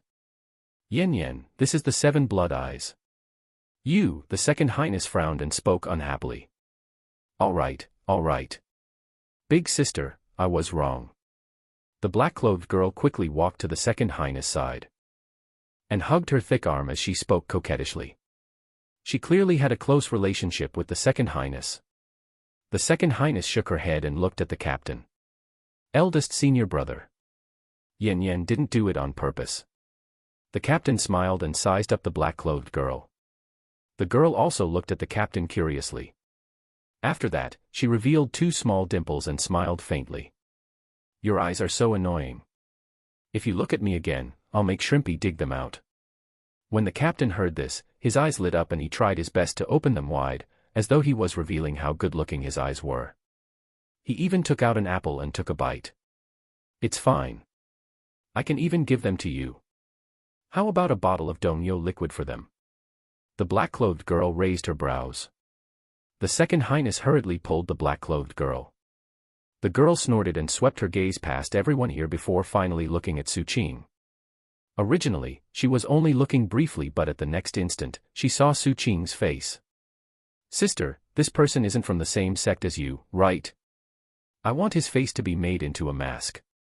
It will definitely look good when I wear it. The black-clothed girl wasn't joking. A strange glint appeared in her eyes. Even the huge octopus at the side revealed a cold glint as its power locked onto Su Qing. The surrounding people were all nervous, especially the starfish race. All of them retreated. Su Qing didn't speak, but the magic power in his body had long gathered. The shadow under his feet was also prepared. The black-clothed girl narrowed her eyes. Beside her, the second highness sighed inwardly and looked at the black-clothed girl solemnly. You cannot. She knew Su Qing and also knew that he was Huang Yan's friend. Hence, she looked at Su Qing after saying that. Su Qing, I'm sorry. You can leave first. I'll get Huang Yan to explain this to you later. Su Qing nodded and turned to leave. However, at this moment, when the black-clothed girl heard Huang Yan's name, she suddenly laughed. Sister, why are you so protective of him? Do you like him? Then I don't want his face. I will only cut it. She suddenly moved and her speed instantly erupted, heading straight for Su Qing. Her eyes revealed intense hostility and ferocity. This ferocious light and hostility came out of nowhere. However, Su Qing was already on guard. The life fires in his body instantly ignited. The instant he stepped into the mystic brilliance form, he also headed straight for the young girl. At the same time, the octopus at the side emitted the pressure of a golden core and was about to attack. However, at this moment, a low shout rang out from the 6th peak of the 7 blood eyes like thunder. Impudent. As the voice rang out, the golden core octopus trembled and its aura directly dissipated, as though it was suppressed. Boom. It was pressed to the ground by an invisible force and couldn't move. As for the captain, he suddenly headed straight for the octopus suppressed by the 6th peak's peak lord. A cold aura erupted from his body.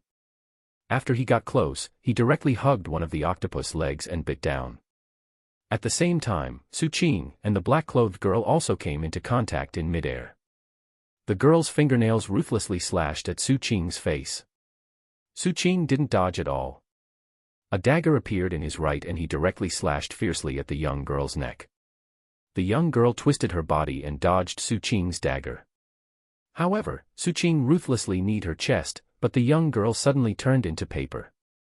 Su Qing's eyes narrowed. Without the slightest hesitation, he took out a small bottle containing black liquid and slammed it behind him with all his might. The small bottle shattered and the black liquid inside spread out. A portion of it landed on Su Qing's palm, but most of it landed on the right hand of the young girl, who suddenly walked out of the void behind Su Qing. For the first time, the young girl's expression changed. She swung her hand, but she couldn't shake the liquid off. The black liquid contained countless small bugs. The moment they came into contact with the young girl's palm, they entered through the pores on her skin. You. Just as the black-clothed girl was about to speak, killing intent flashed in Su Qing's eyes. The black iron stick instantly flew up from his shadow and headed straight for the young girl. At this critical moment, an impatient voice rang out from the sixth peak. Enough. As soon as this sound rang out, Su Qing's body trembled. A boundless obstructive force appeared in front of him and he could only retreat. The black-clothed girl was the same. As she retreated, her face was pale. She looked at her palm and swallowed medicinal pills, but it was still useless. In the end, she could only grit her teeth and take out a golden talisman, directly sticking it on her right hand. Only then was she able to stop the spreading of the black bugs. The second highness also arrived quickly. She sighed inwardly and revealed an apologetic expression to Su Qing while supporting the black-clothed girl. Your name is Su Qing, right? I have remembered you. I'm definitely going to take your face. Also, tell that fatty Huang Yan that if he comes to pester my sister again, I'll kill him. The black-clothed girl's expression was gloomy. After she spoke word by word, she was pulled away from the port by the second highness. The captain also went all out at this moment, but he still couldn't move the flesh of the golden core creature. He finally chose the small part at the end. By using all his strength, he finally bit off a little of the tentacle. The octopus wanted to struggle, but it couldn't move at all. It could only whimper. However, the black-clothed girl had clearly forgotten about it. As for the starfish race, all of them looked at Su Qing and the captain in awe. In their opinion, these two people were lunatics. One took advantage of the fact that the golden core sea beast was suppressed and took a bite of it with no regard for his life, while the other actually dared to attack the little princess of the Dongyo Island. Moreover, he attacked with the intent to kill. One is crazier than the other. We can't afford to offend these two. This made them involuntarily think of the bounty on them put up by the Sea Corpse race. They felt that it was indeed such people who could do such a big thing. They quickly left one after another. Very soon, only Su Qing, the captain, and the suppressed octopus were left at the port. As for Gu Muqing, Ding Shui, and the other disciples, they were also arranged by the captain to leave. Ding Shui was a little worried, but she knew that they had something to talk about, so she bade farewell and left. However, before Gu Muqing left, she gave Su Qing a pill bottle. Senior brother Su Qing, this pill has the effect of suppressing insect injuries. Su Qing nodded in thanks and took it. After everyone left, the captain carried the tentacle he had bitten and ran to Su Qing's side. This matter has nothing to do with me. That girl has liked the second for many years. It's obvious that she found out that you and Huang Yan are good friends. She came this time to find trouble with Huang Yan. You were only implicated. However, she probably didn't expect you to be so difficult to kill. A cold glint appeared in Su Qing's eyes. He didn't speak and walked toward the octopus. What are you doing? The captain looked at Su Qing. Cut off a leg. Su Qing calmly spoke. Don't, the suppression time is about to pass. The captain was anxious. Then come and help me cut it. Su Qing walked in front of the huge octopus. Under the other party's angry gaze, a dagger formed in his hand and he slashed fiercely. Chapter 282, 282 The Homicide Department's Responsibility. 282 The Homicide Department's Responsibility. Why do I feel that you've become greedier than me recently? The captain said angrily. However, he also attacked violently, causing the cut to enlarge faster. Amidst the monstrous anger in the golden core octopus heart, Su Qing successfully cut off a small portion of the end of one of its tentacles. It was about 10 feet long and he carried it on his shoulder as he quickly fled this place with the captain. A long time later, the pressure on the golden core octopus dissipated. It roared and wanted to get up. However, at the next instant, its entire body trembled and it lay on the ground again. This was because a middle-aged man had walked over at some point in time. This middle-aged man had a bitter expression and was drinking from a wine gourd in his hand while walking. It was the Peak Lord of the Sixth Peak. Originally, this Sixth Peak's Peak Lord was a heavens chosen like Old Master Seventh. He entered the sect at the same time, but some tragic things happened to him later. His Tao companion died tragically and only he and his son survived. He gave all his love to his only son while carrying endless grief and indignation. His son indeed didn't let him down. Many years ago, his son had risen to be an outstanding person in the Seven Blood Eyes. However, during an expedition to the sea, his son went missing and the life slip he left in the sect shattered. This matter caused a huge commotion back then, but in the end, they still couldn't find the murderer, and it became a knot in the heart of the Sixth Peak's Peak Lord that he was still unable to let go. From then on, the wine gourd never left his hand. The Peak Lord of the Sixth Peak, who was drinking wine and feeling bitter to the bone, walked in front of the octopus. "I've been refining a magic artifact recently. Your eyes are very suitable. Give them to me." The octopus trembled even more, but it didn't dare to hesitate. It quickly lifted its tentacles and pressed them on its eyes, digging hard. Blood spurted out as it dug out its eyeballs and respectfully handed them to the Sixth Peak's Peak Lord. "You can scram now. Wait for your master outside." The Sixth Peak's Peak Lord took the eyeballs and threw them into the wine gourd. He then walked toward the Sixth Peak. The octopus respectfully lowered its head. It only lifted its trembling head after the Sixth Peak's Peak Lord disappeared. It quickly returned to the sea and dived extremely deep. After leaving the Seven Blood Eyes, its figure shone and transformed into a burly man. Although he was blind in both eyes, as the flesh and blood between his brows squirmed, another one grew out. At that moment, he looked at the Seven Blood Eyes with a wary expression. With the breakthrough of the Seven Blood Eyes ancestor, this Seven Blood Eyes is more confident than before. It looks like an external sect established by the Seven Sects Alliance, but in reality, over the years, the Seven Blood Eyes has almost become independent. The lower levels are put in a cruel goo-nurturing environment, while the middle levels are allowed to grow freely. However, once one enters the sequence and steps into the higher positions, the Seven Blood Eyes will definitely cover their shortcomings and raise them properly.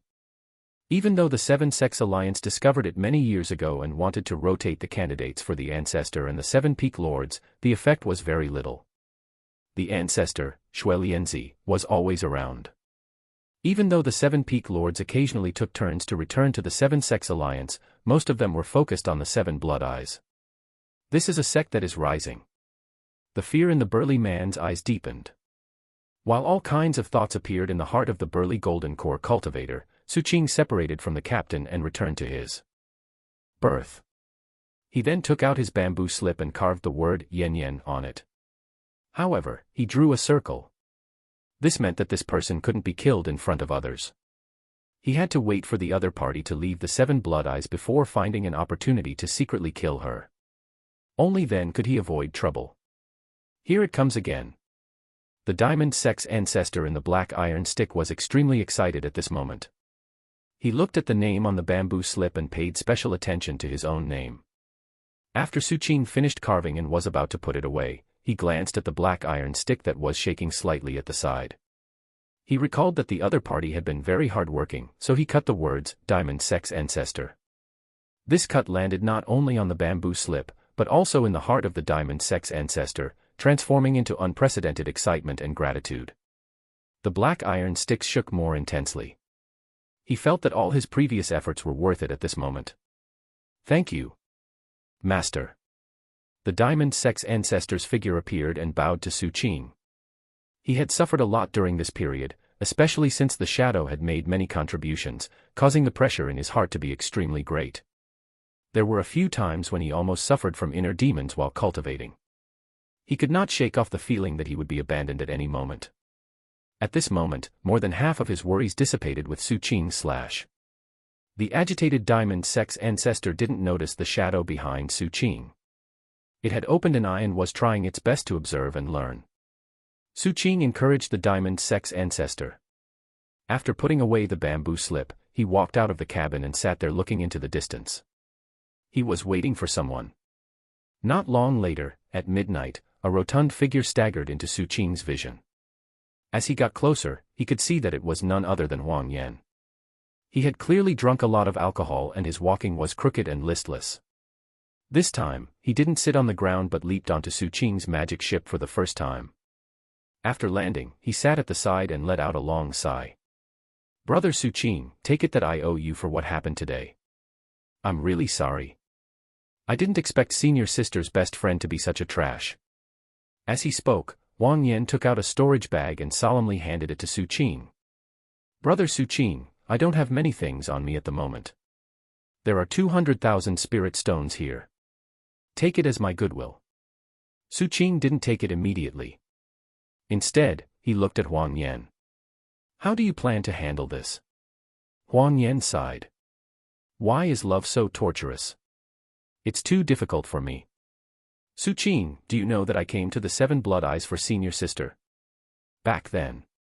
I glanced at her from afar. From then on, my heart was filled with her figure. In the end, I decided to come to the Seven Blood Eyes. I wanted to make her my Tao companion." Huang Yan's mood today was a little different from usual. He took out a wine flask and took a big gulp before throwing it to Su Qing. Su Qing caught it and took a sip as well. "I never expected that her best friend would be my rival. Do you know that after that the *TCH arrived today, she kept pestering senior sister and senior sister didn't have the time to care about me. When I went to look for senior sister today, senior sister sent me away with a guilty expression. I immediately felt that something was wrong. When I went to drink, I asked around and found out that that little girl actually wanted to snatch senior sister from me." Huang Yan gritted his teeth. "Why did it have to be at this time? If it was a few months ago, I would have blown her to death." Huang Yan's emotions fluctuated intensely. A look of confusion appeared in Su Qing's eyes. He didn't understand these things very well and had never experienced such distress. Hence, he didn't understand or know how to comfort him. He could only lift the flask. Huang Yan glanced at Su Qing and sighed again. He then took out another wine flask and clinked it with Su Qing's and took a big gulp. "You're still too young." Just as he said this, the voice transmission jade slip in Huang Yan's storage bag vibrated rapidly. He frowned and took it out. After taking a look, his expression instantly became displeased. At the same time, Su Qing's voice transmission jade slip also vibrated. Su Qing calmly took it out. As magic power surged in, messages quickly appeared one after another. 15 minutes ago, the Black Division of the Homicide Department received a request for help from the Patrol Department. An external Foundation building expert wrecked the Pilotage Department. Many disciples were injured and the Patrol Department went over. Their director was heavily injured and the rest were suppressed. The Black Division responded and went over, but they couldn't stop the expert and were also suppressed. The other party requests for Huang Yan from Port 170 SIXS Pilotage Department to meet her immediately. This matter is beyond our ability. Deputy Director, please make a decision. Su Qing looked at Huang Yan beside him. Huang Yan also lifted his head with an ugly expression. After meeting Su Qing's gaze, he revealed an apologetic expression. After that, he suddenly stood up and walked out of the magic ship in a flash, heading straight for the Pilotage Department. Su Qing looked at Huang Yan's back and thought of the scenes in the Sixth Peaks shop back then. He then looked at the storage bag Huang Yan had secretly placed at the side before he left because he didn't accept it earlier. Huang Yan is a loyal person. Su Qing silently stood up and walked toward the Pilotage Department. His speed was faster than Huang Yan's, so it wasn't long before he saw Huang Yan running in the distance. Su Qing's arrival also made Huang Yan fall silent before he smiled at him. "Why are you here?" "The Pilotage Department reported a case, so I naturally have to go." Su Qing also smiled. "Su Qing, you're a special person. In all the years I've been in the Seven Blood Eyes, I don't have a single friend. I only have senior sister in my eyes, but in the past year, I got a friend like you." "I have very few friends." Huang Yan took a deep breath and didn't continue speaking. He ran with all his might and got closer and closer to the Pilotage Department under Su Qing's company. The building of the Pilotage Department in Port 176 was shaped like a sailboat. The instant they got close, an astonishing energy fluctuation spread from the sailboat. The sailboat building directly collapsed from the middle and shattered into pieces.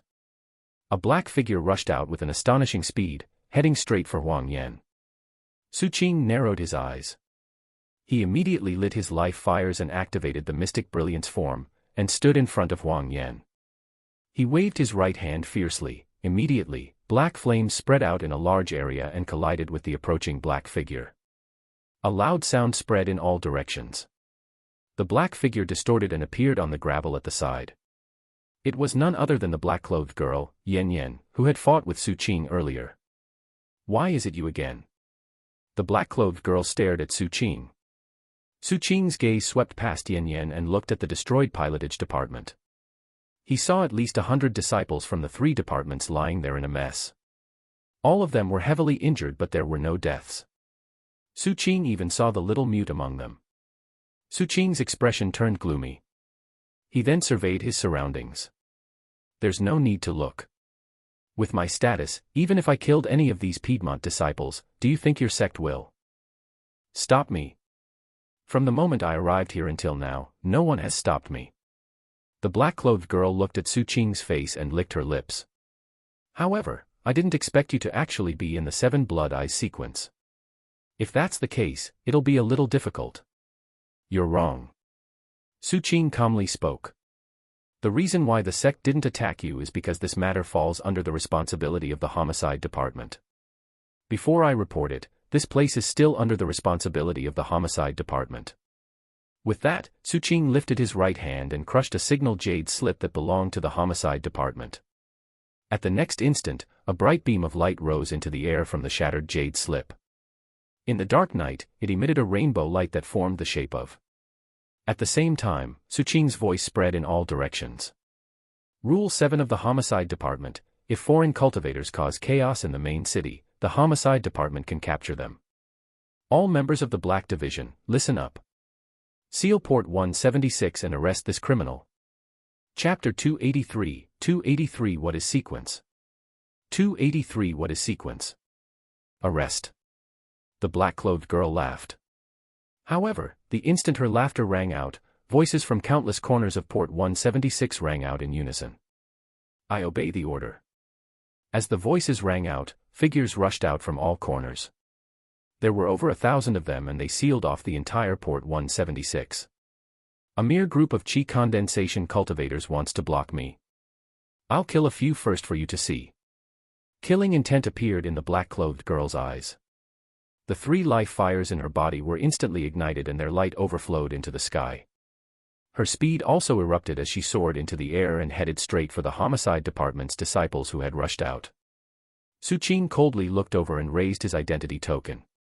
Su Qing, Deputy Director of the Homicide Department, requests for the sex array formation to seal the sky of Port 176, so that no foreign cultivators may fly here.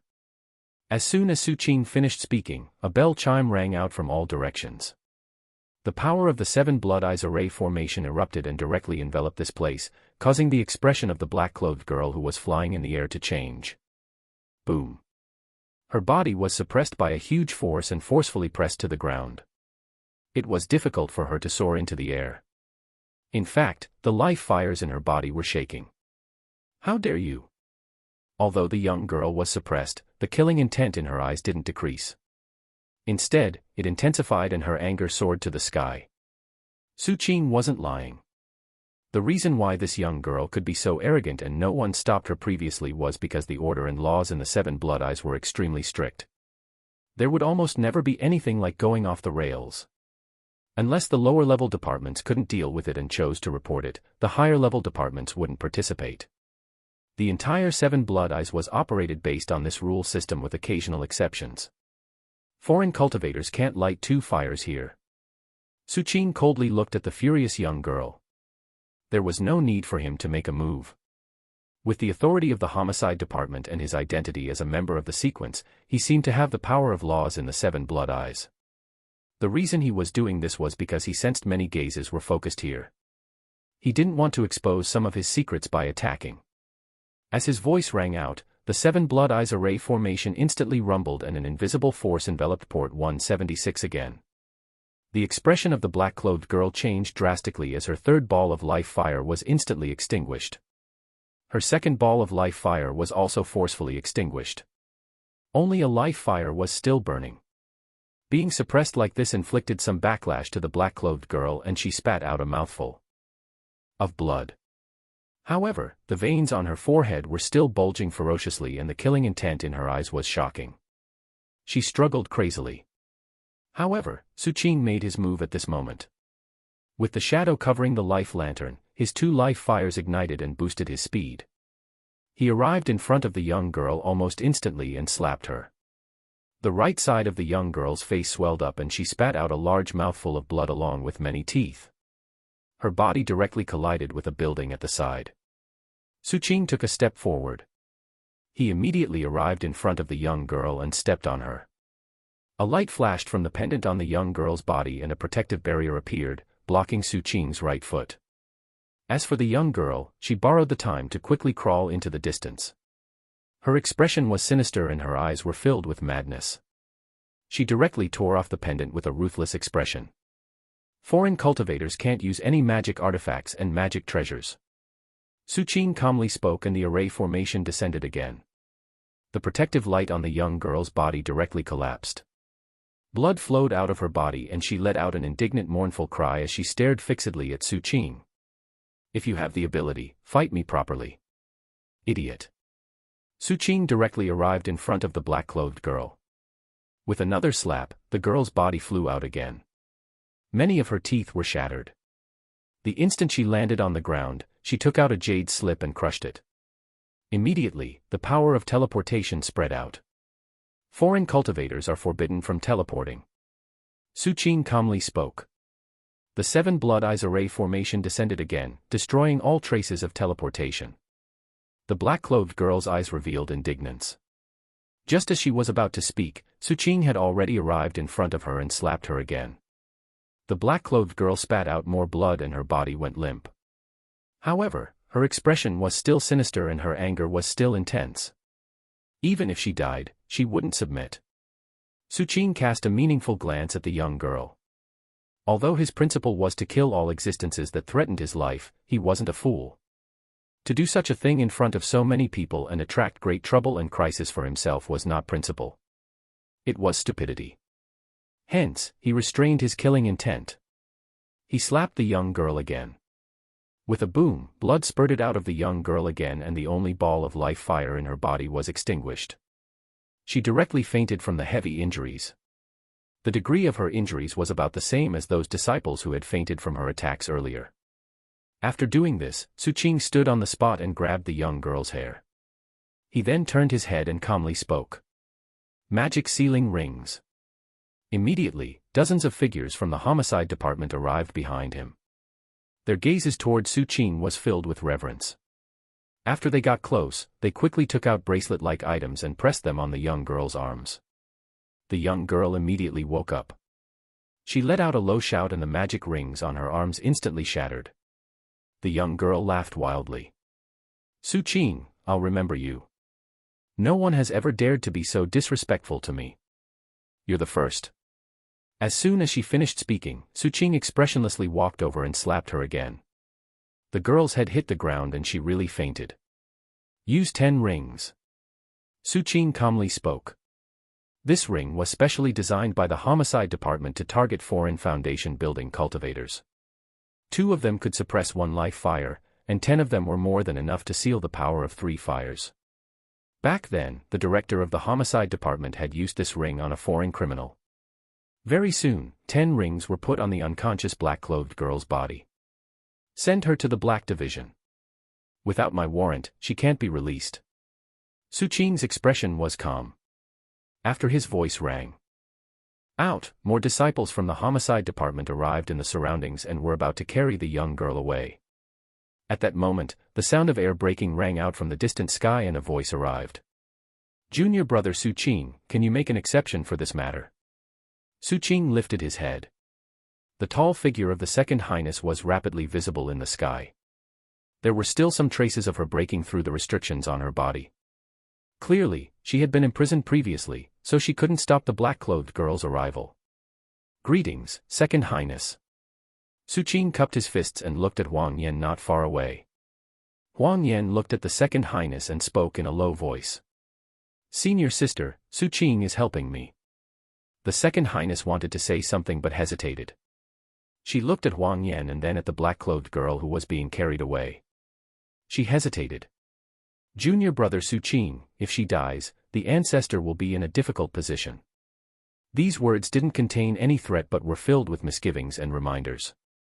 She violated the sex rules, but fortunately, she didn't kill anyone, so her crime isn't punishable by death. However, she still has to be imprisoned. This is the sex rule. Su Qing said softly. The second highness nodded. It's fine as long as she doesn't die. I'm also a little annoyed by her. Thank you for this, junior brother Su Qing. With that, she looked at Huang Yan. Her gaze gradually softened as she walked over. Seeing the two of them like this, Su Qing retracted his gaze and stood on the spot, waiting silently. As for the injured, they had already been taken care of. Very soon, Huang Yan cupped his fists and left. This place became quiet. Su Qing waited silently. This time, he had acted not only to help Huang Yan but also because the black-clothed girl had provoked him. In addition, he also wanted to see to what extent the so-called sequence could protect him in the seven blood eyes. Not long later, a figure walked over from the sky. It was an old man wearing a blue Taoist robe. His golden core cultivation fluctuations were extremely strong. As he arrived, a pressure spread in all directions. Su Qing lowered his head and cupped his fists. Greetings, elder. Su Qing didn't know who it was, but in the seven blood eyes, the person wearing such a Taoist robe and exuding such pressure was naturally one of the elders. The old man stood in the air and sized up Su Qing a few times. A hint of admiration appeared in his eyes as he spoke. Su Qing, old master sixth asked me to ask you something. How do you plan to deal with this matter? Can I kill her? Su Qing asked. No, although that girl is bossy, her crime doesn't deserve death. Besides, her grandmother has a good personal relationship with the ancestor. According to the sex rules, she will be stripped of her cultivation base and be imprisoned in the Candlebone Cave for 3 years. The Sixth Peak's elder smiled when he heard this. He naturally saw Su Qing's intentions and knew that the girl was the one who provoked this matter first. If Su Qing wasn't in the sequence, he wouldn't be so kind. However, entering the sequence meant that he was the future and seed of their seven blood eyes. Such a person couldn't be allowed to be humiliated casually, especially now that the ancestor was clearly very gratified by what they had done. Also, as an image disciple, being provoked by outsiders in the sect could not be allowed. Do as you see fit, but forget about crippling her cultivation base. With that, the Golden Core elder turned and left. Su Qing cupped his fists and sent him off respectfully. After the other party left, he walked toward his berth. At the same time, he was rapidly analyzing the pros and cons of what he did. Other than attracting the hatred of the black-clothed girl and the force behind her, there was no other disadvantage. He had instead benefited a lot. Putting aside Huang Yan, the most important thing was that he had discovered the value of the sequence in the seven blood eyes. From the looks of it, the seven blood eyes' tolerance and kindness toward those in the sequence are extremely high. Su Qing recalled his experience after entering the seven blood eyes and fell into deep thought. He thought of what Zhang Yunshi, who had guided him on the seventh peak, had said. Back then, the other party had said that the Piedmont disciples were nurtured in a gu-nurturing environment while the disciples on the mountain were allowed to grow freely. From the looks of it, due to Zhang Yunshi's identity, he didn't know about the sequence. Now, in Su Qing's judgment, the sequence was similar to the true core of the seven blood eyes. As long as I don't do something like betraying the sect, I'm safe in the seven blood eyes. Su Qing pondered. At the same time, he understood the drawback of the sequence. It was that his bond with the seven blood eyes had become extremely deep. This wasn't an emotional bond but a matter of status and the perception of the outsiders. Chapter 284, 284 Promotion Again, 1. 284 Promotion Again, 1. Time flowed by and in the blink of an eye, 7 days passed. The black-clothed girl from Dongyo Island was imprisoned in the Black Division. Even though her cultivation base was sealed with 10 magic sealing rings, she was still unconvinced and hurled all kinds of curses at Su Qing. Unfortunately for her, sound couldn't be transmitted from the dungeon room she was in. However, she was clearly energetic.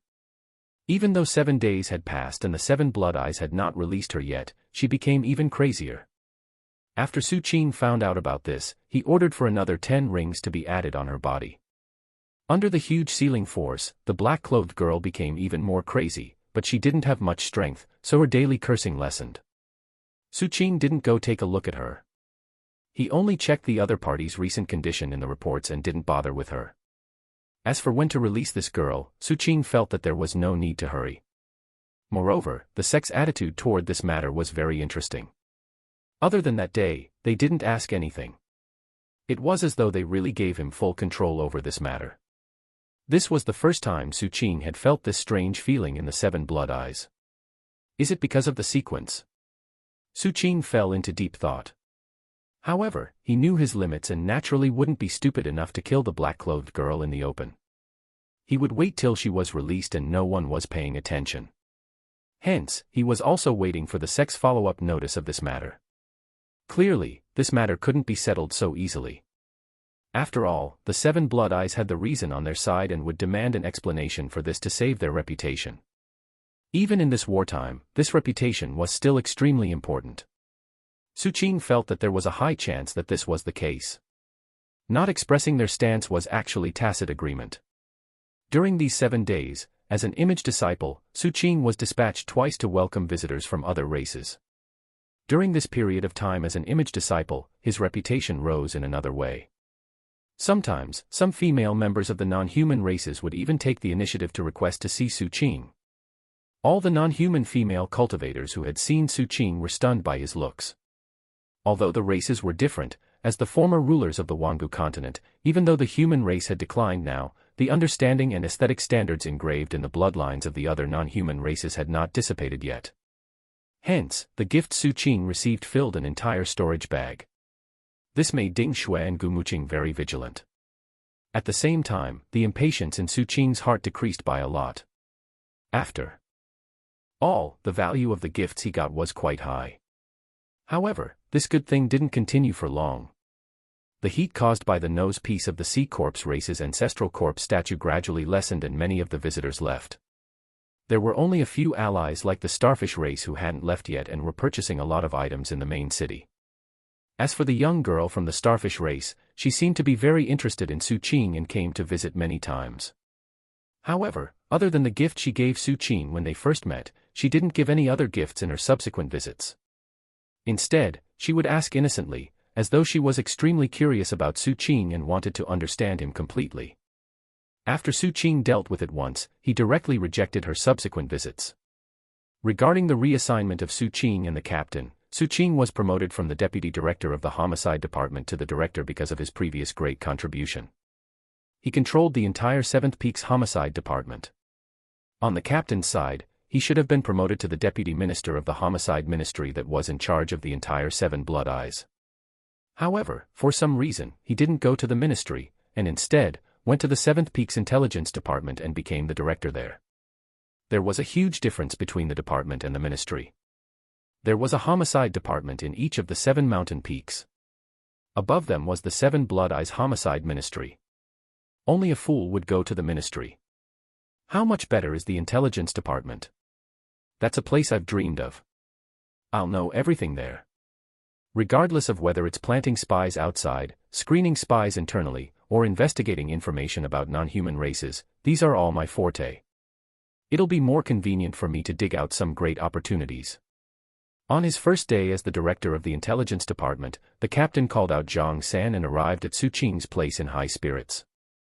The 3 of them sat together and drank.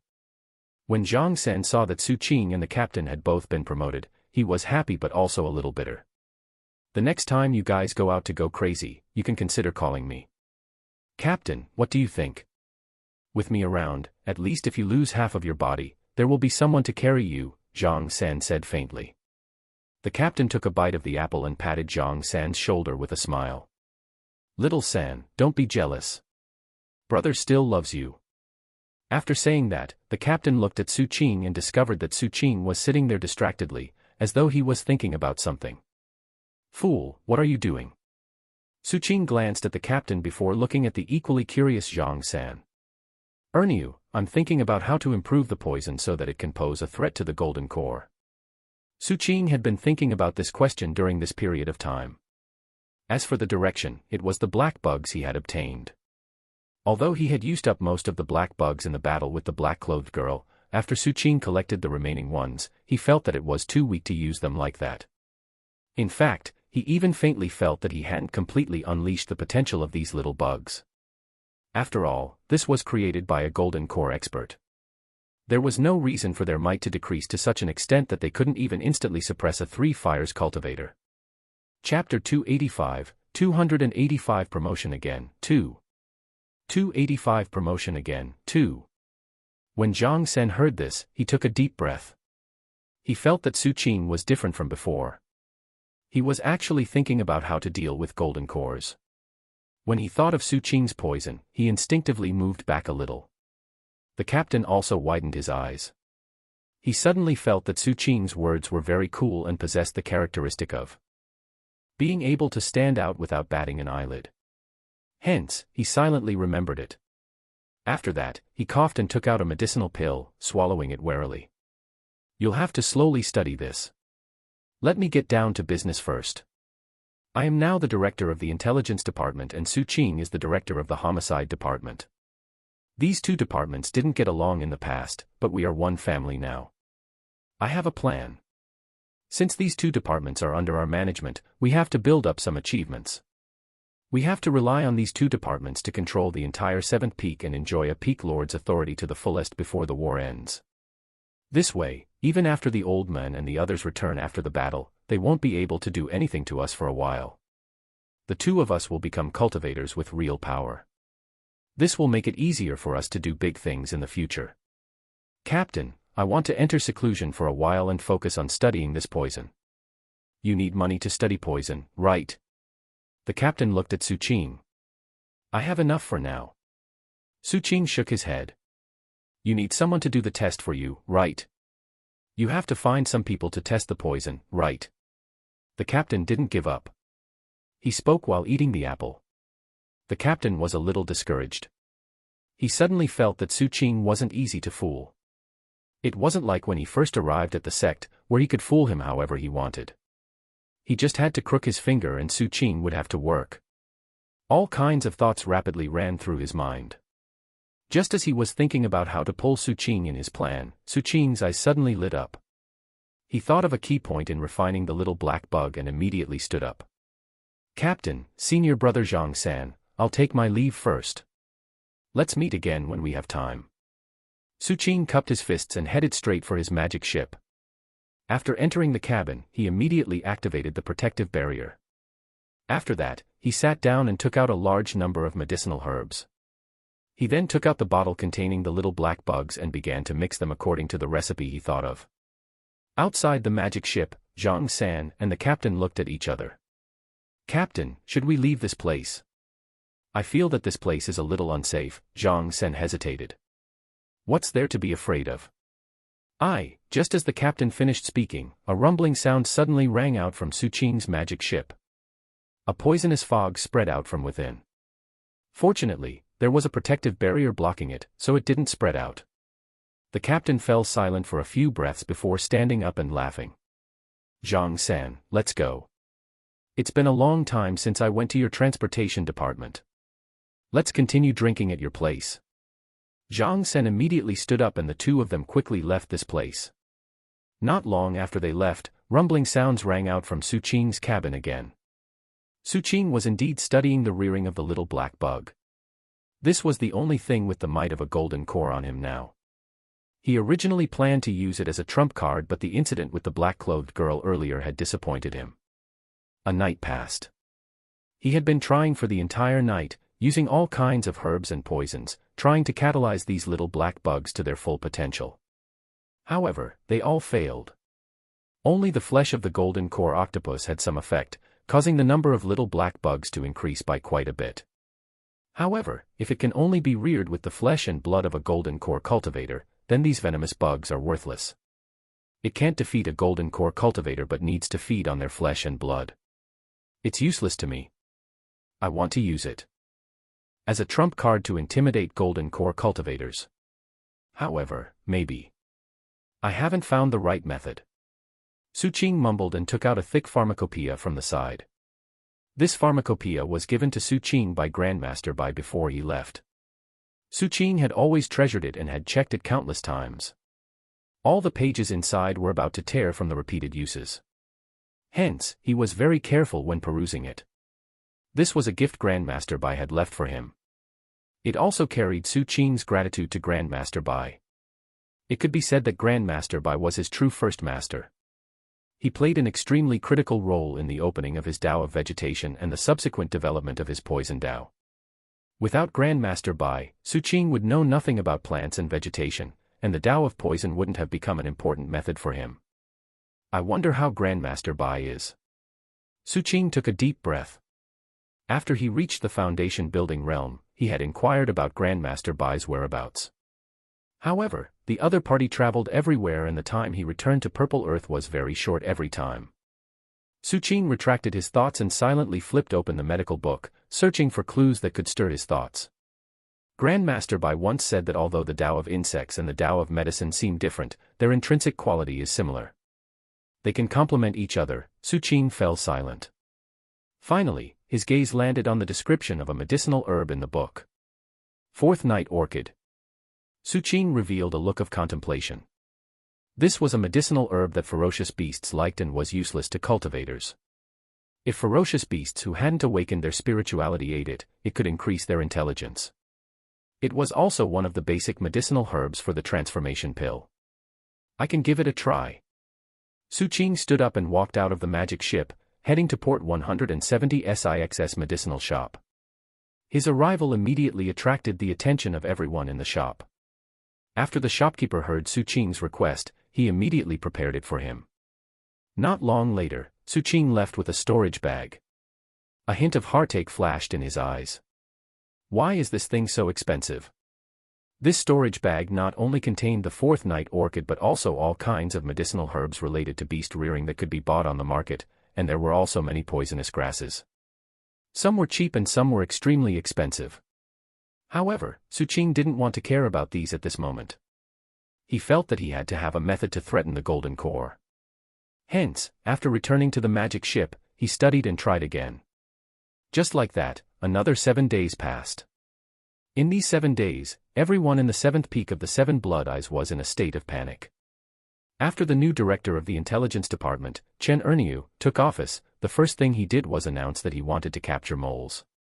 With joint enforcement with the patrol department, every department was within the scope of investigation. Even Foundation building cultivators were investigated. For a moment, in the eyes of all the 7th Peak's disciples, the captain was like a rabid dog. However, his status was too high, so the others could only lower their heads and allow themselves to be investigated. As for Su Qing, he bought countless medicinal herbs to test in these 7 days. Finally, he found 7 types of medicinal herbs that clearly stimulated the growth of the little black bugs. However, this wasn't enough. Su Qing could already tell that, if he wanted to truly rear these little black bugs and make them continue to grow, he still needed blood and flesh. However, with these medicinal herbs, I finally don't need the flesh and blood of golden core beings. A cold glint appeared in Su Qing's eyes. On this dusk, he went to the underground prison of the Black Division. Back then, when the captain asked him if he needed a poison tester, Su Qing had said that he had enough. The poison testers for him were the prisoners of the Black Division. Almost everyone who was imprisoned was a wanted criminal who had committed many evil deeds. Night Dove was among them. There were even many Foundation building cultivators imprisoned in the prison. There were only a few humans among them, with most being non-humans. It's a pity that ever since the homicide department was established, no golden core cultivators have been imprisoned. If only there is a chance in the future to capture a few alive. A rather bold thought rose in Su Qing's mind and he was very tempted. Chapter 286, 286 Killing the Goat to Scare the Girl. 286 Killing the Goat to Scare the Girl. With this thought in mind, Su Qing walked toward Port 170 SIX's Black Division. It was late at night. Due to the madness of the intelligence department during this period of time, everyone was in a state of panic. This also affected the business of some brothels. After all, people weren't in the mood to have fun. The 7 Blood Eyes rule system caused there to be quite a lot of moles. The goo nurturing of chi condensation disciples caused them to have no sense of belonging, and the sect didn't need it as well. Everything was about benefits. In addition, foundation building cultivators were allowed to grow freely. They didn't feel any psychological burden selling some information they knew for some benefits. Of course, there was a price to pay for selling the information. However, Suqing didn't care about these. He walked in the darkness and passed by many remote places, not caring about the little mute who was following behind him. This lasted until they arrived at the Black Division. At the entrance of the Black Division, the two disciples guarding there revealed fanaticism in their eyes the moment they saw Suqing. They lowered their heads and knelt. "Greetings, Director." To them, the name Suqing was already a legend. At the start, the other party was also a member of the homicide department. After that, he rose all the way to the foundation building realm in a year, formed a life fire in a few months, and became a two fires cultivator in less than 2 years. He even did earth-shattering things in the Sea Corpse race. Just some time ago, he had suppressed the little princess of Dongyo Island. At this moment, the other party was still locked up in the Black Division's prison. All of this made Suqing a target for reverence for countless disciples in the homicide department. Suqing's expression was as calm as ever. He nodded and walked past. After stepping into the Black Division, he directly arrived at the prison. The prison of the Black Division was built underground and only had 1 floor. Regardless of whether it was chi condensation, foundation building, or special cultivators, they were all imprisoned on the first floor. There were hundreds of iron bars here and a large number of array formations and restrictions. At the same time, the harsh environment caused the smell here to be extremely unpleasant. Regardless of whether it was the smell of dirt, feces, or urine, when mixed together, it was enough to make anyone feel nauseous. Most of the prisoners were wanted non-human criminals. Among them, none had been captured by Suqing. This was because Suqing only took the heads. Suqing's arrival immediately attracted the attention of these non-human cultivators. All of them bared their teeth. Some were grinning cheekily, some directly spat out dirty phlegm, and some whistled and assumed vulgar postures when they saw Suqing. They weren't afraid of death. Being imprisoned here with no chance to see the light of day again, they had lost fear of death. Waves of strange cries rang out from these prisoners. Suqing even heard the voice of the black-clothed girl in the distance. "Suqing, I curse you to die a horrible death. When I get out, I'll cut your stomach open and dig out your heart and eat it." Suqing didn't bother with the various antics of these non-human criminals. He turned and calmly spoke to the little mute who was standing outside. "No matter what sounds come from inside later, don't disturb me." The little mute immediately nodded. The other members of the homicide department outside also had solemn expressions. Suqing didn't say anything else and closed the prison door. As the gate closed, the clamor in the prison became even more intense. "This is a human with a woman's appearance and a man's body. Haha, I like to play with such things. Just looking at him makes me have the urge. Come, come, come. Human brat, scratch my B*LLS. Foundation building is nothing. Kill me if you dare. Senior, don't listen to them. Senior, save me. I know a huge secret." At the same time, in the cage where the black-clothed girl was, she suddenly got up and grabbed the iron railing. No matter how her hands emitted the sizzling sound of being burned by the array formation, she didn't care. Her eyes were filled with madness as she stared fixedly at Suqing in the distance and laughed sinisterly. "Suqing, I cursed you 2,737,856 times." Suqing calmly swept his gaze across the surrounding cages. Finally, his gaze landed on a goat-headed cultivator who was wagging its hips at him. This goat-headed cultivator was a member of the Night Dove and was a mutated beast with its entire body covered in black fur. He had foundation building cultivation base. His cultivation base had been sealed, but his vitality was very tenacious. Noticing that Suqing was looking at him, Goathead licked its lips. "Me. Come, come, come. Choose me, choose me.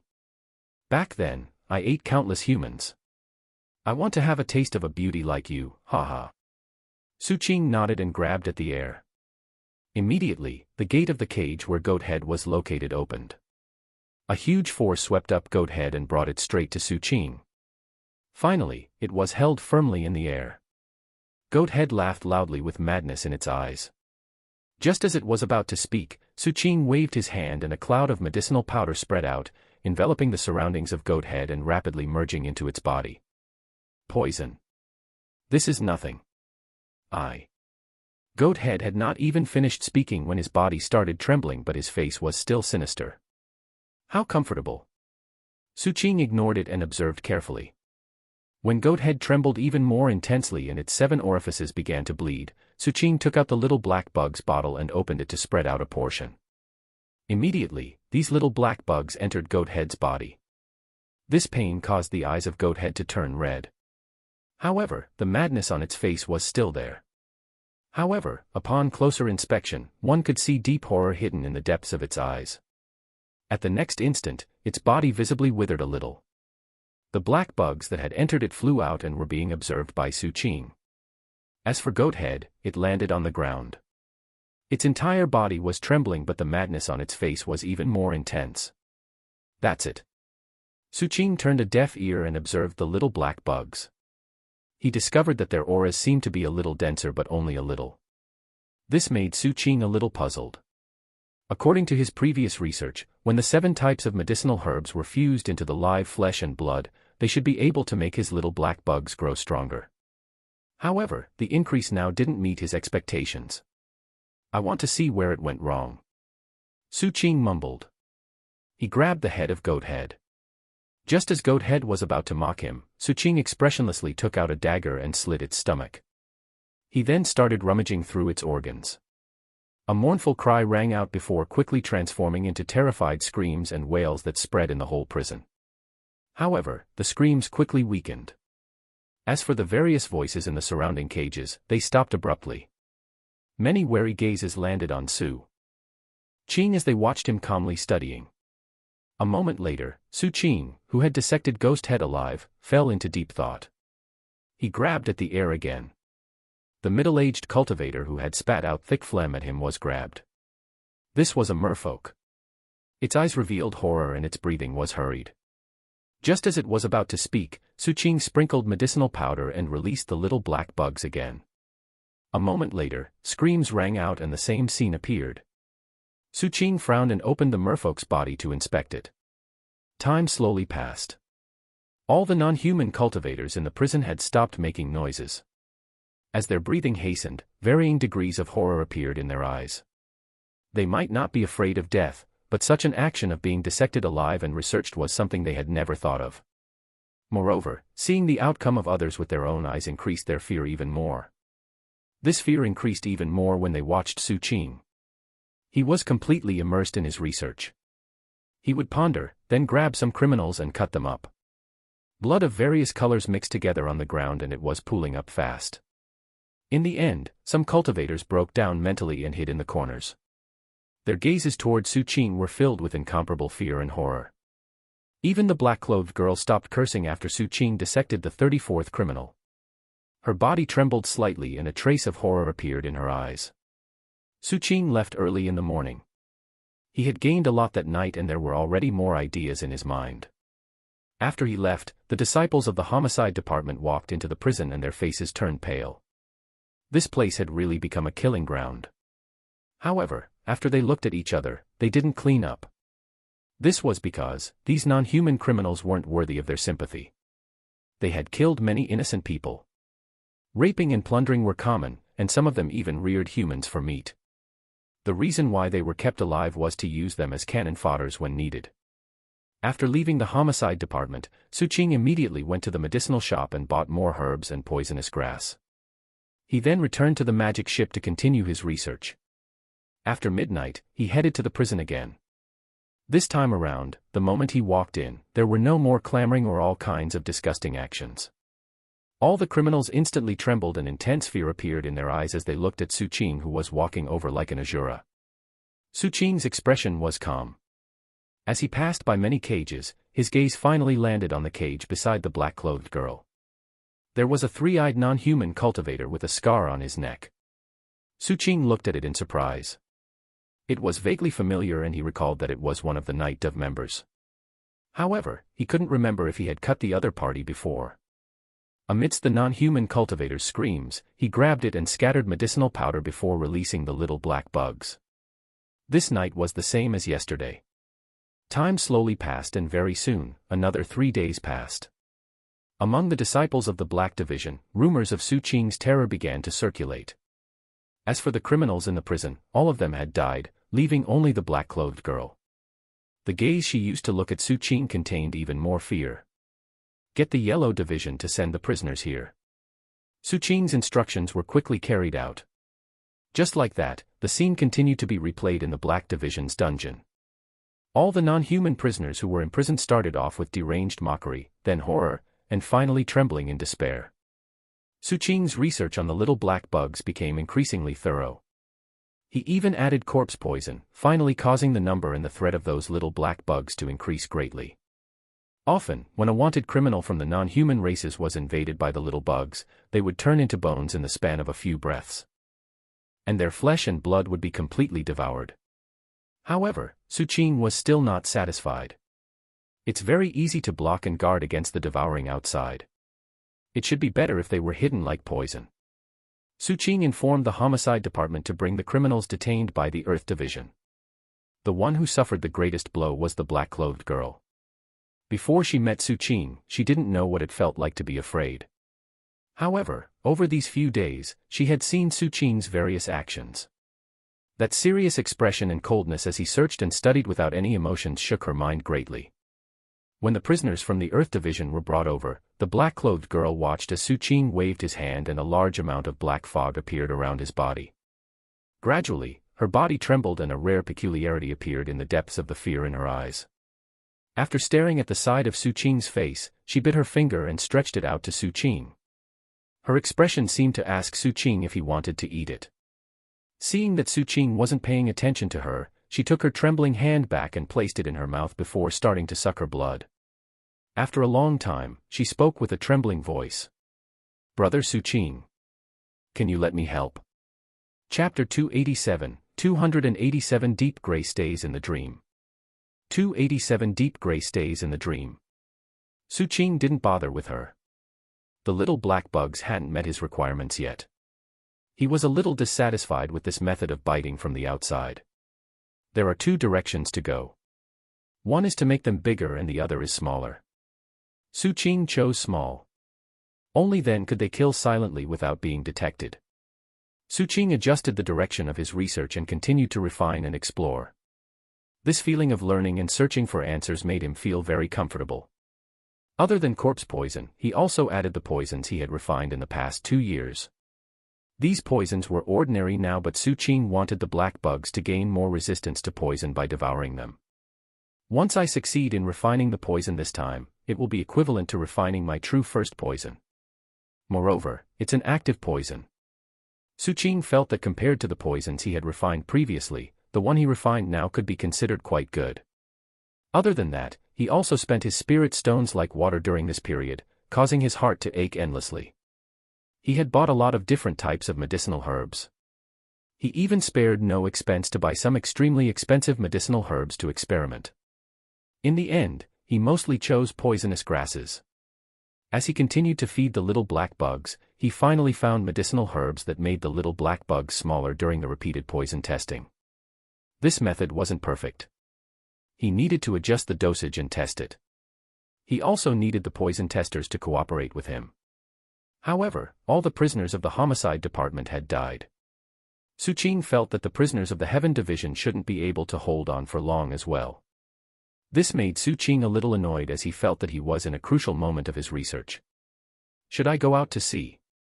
Su Qing fell silent for a moment but gave up on this thought. He took out the voice transmission jade slip and issued a mission to the entire homicide department. Very soon, the disciples of the 7th Peaks Homicide Department rushed out crazily, setting off an unprecedented trend of arrests in the 7th Peaks port area. All the wanted criminals, as long as they were still in the port area, felt their hearts skip a beat. As wanted criminals were captured wildly, the public security in the entire port area became extremely good. At the same time, seeing that Su Qing was doing well, the captain wasn't to be outdone. The intelligence department's operations were carried out frequently and spies were caught. Every day. The captain didn't deal with the small fishes too seriously after recording the punishment. His focus was on the big fishes.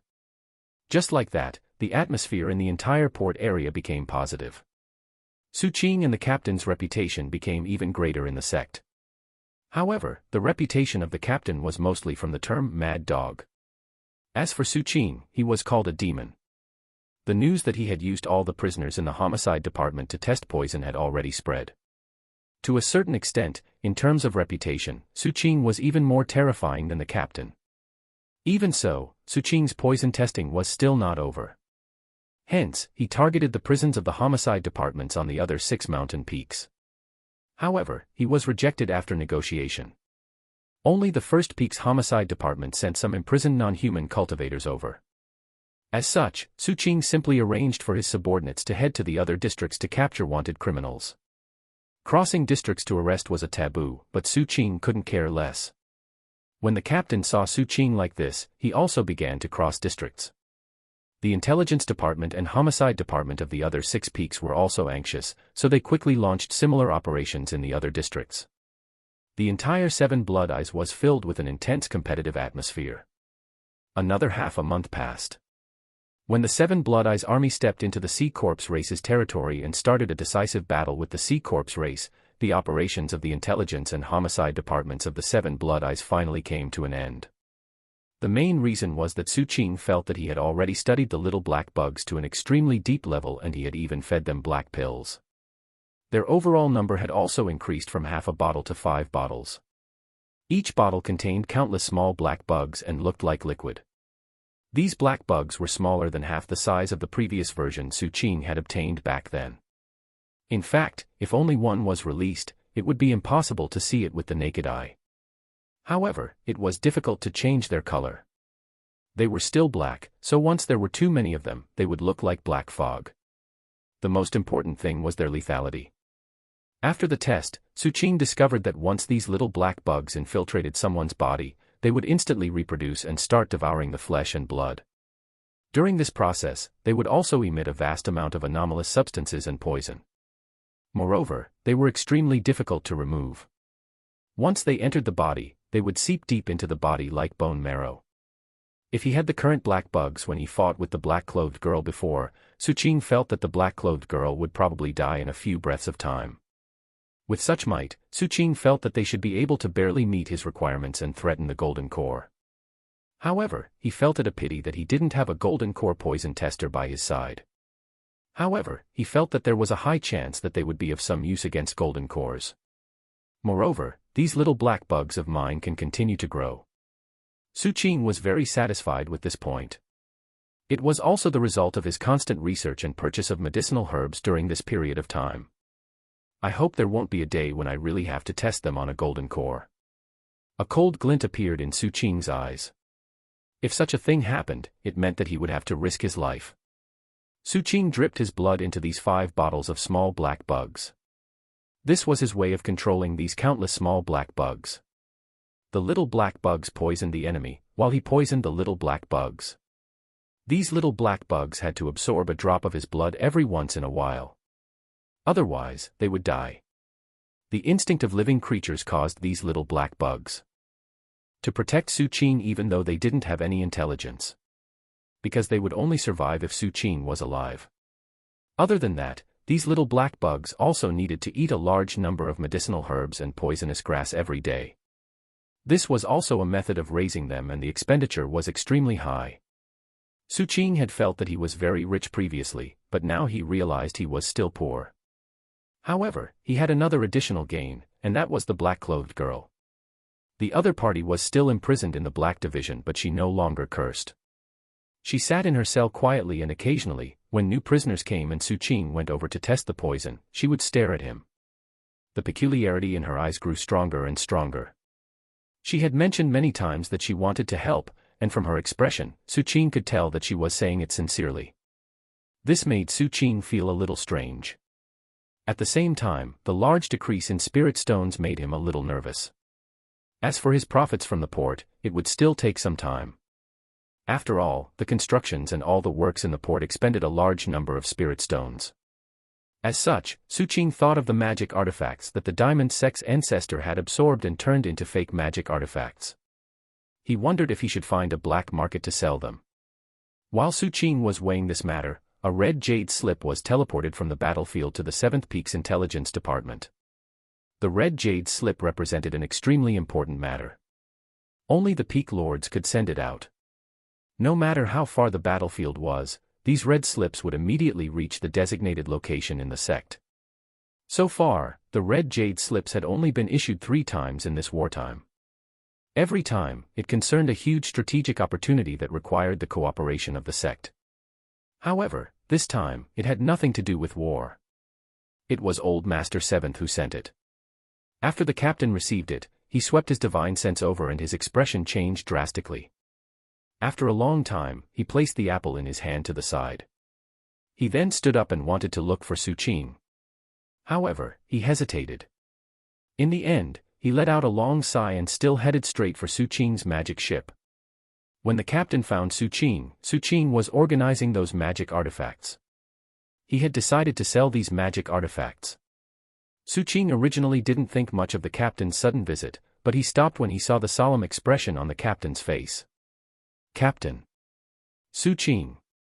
The captain hesitated for a moment. He looked at Suqing and hesitated to speak. Suqing narrowed his eyes and stared at the captain. He faintly felt that something was amiss. Suqing, the old man has arranged a mission for me. After a few breaths of silence, determination appeared in the captain's eyes as he spoke in a low voice. This mission requires me to leave the 7 Blood Eyes and make a trip to Purple Earth. It's very urgent. The old man can't leave the battlefield, otherwise, he would have gone himself. The old man also asked me to ask you if you wanted to do this mission yourself. Suqing's expression was gloomy. He naturally knew who the old man the captain was talking about was. Captain, there's no need to be so secretive. What's the matter? The captain cast a deep glance at Suqing and handed the red jade slip to him. Suqing took it. After his magic power surged in, a piece of information appeared in his mind. My close friend, Grandmaster Bai, was assassinated in Purple Earth this morning. When Suqing read this, he felt like a lightning bolt had struck him. His body became a little unsteady and he took a few steps back. His face turned pale before color appeared again.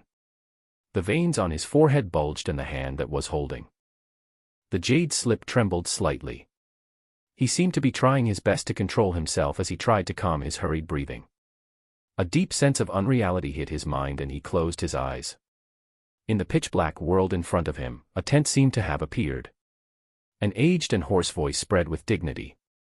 Kid, you answer. Kid, from now on, you don't have to stand outside or take those messy medicinal herbs. From tomorrow onwards, you can enter the tent to listen to the lesson. Know that the world is the guest house of all living beings. Time is a passerby from ancient times until now. As long as we don't die, we will meet again. I hope that the day I see you again will be the day you become a talent. In the pitch-black world, this tent shattered and turned into ashes, disappearing from Suqing's sight. Only the last sentence still echoed in his ears, becoming eternal. As long as we don't die, we'll meet again eventually. Suqing mumbled hoarsely and slowly opened his eyes. Grandmaster Bai was the first teacher who had truly changed his life.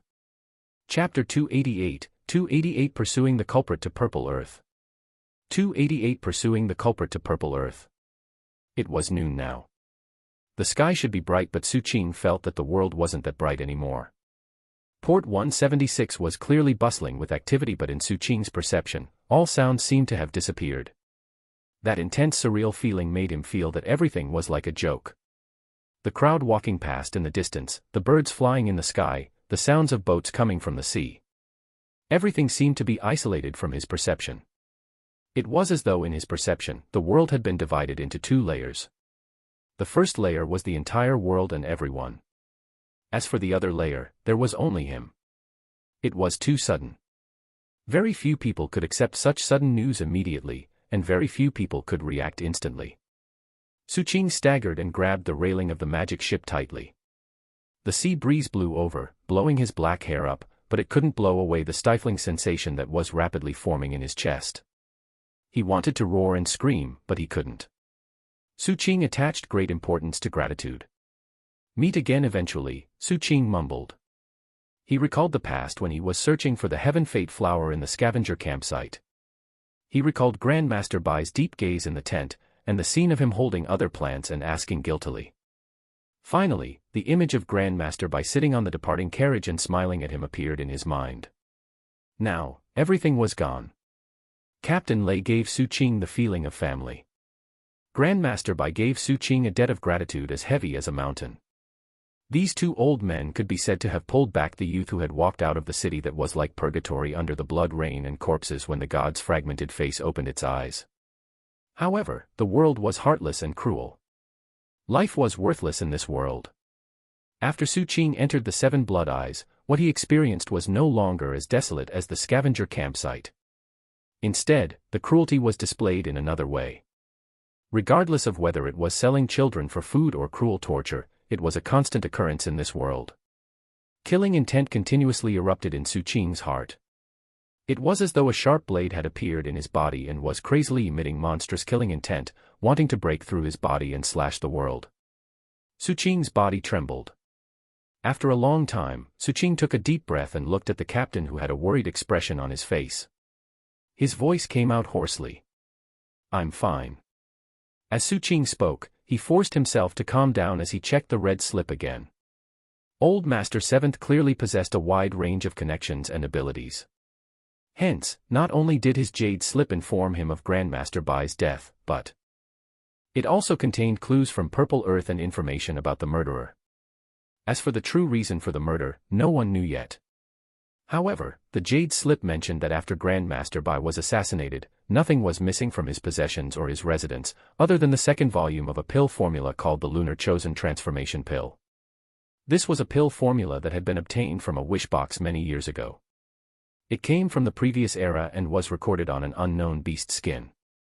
The pill described in it was utterly heartless and extremely vicious. The main ingredient for the Lunar Chosen Transformation Pill was Heaven's Chosen. With 3 of them as one ingredient, one needed to refine 6 ingredients at the same time to form a blood pill. Swallowing this could allow the mortal to defy the heavens and transform into a Heaven's Chosen. Grandmaster Bai obtained the second volume in a fortuitous encounter and felt that this pill was too vicious. He originally wanted to destroy it, but because it still had a certain value in terms of pill knowledge, he kept it. Not many outsiders knew about it. As for the murderer's exact identity, Purple Earth was also investigating. Old Master Seventh couldn't know more details, but with his connections in Purple Earth, he still found some clues. The murderer wasn't a human but a rare race of bizarre entities in the Forbidden Sea called the Bizarre Fiend race. This race was known as the Undying race.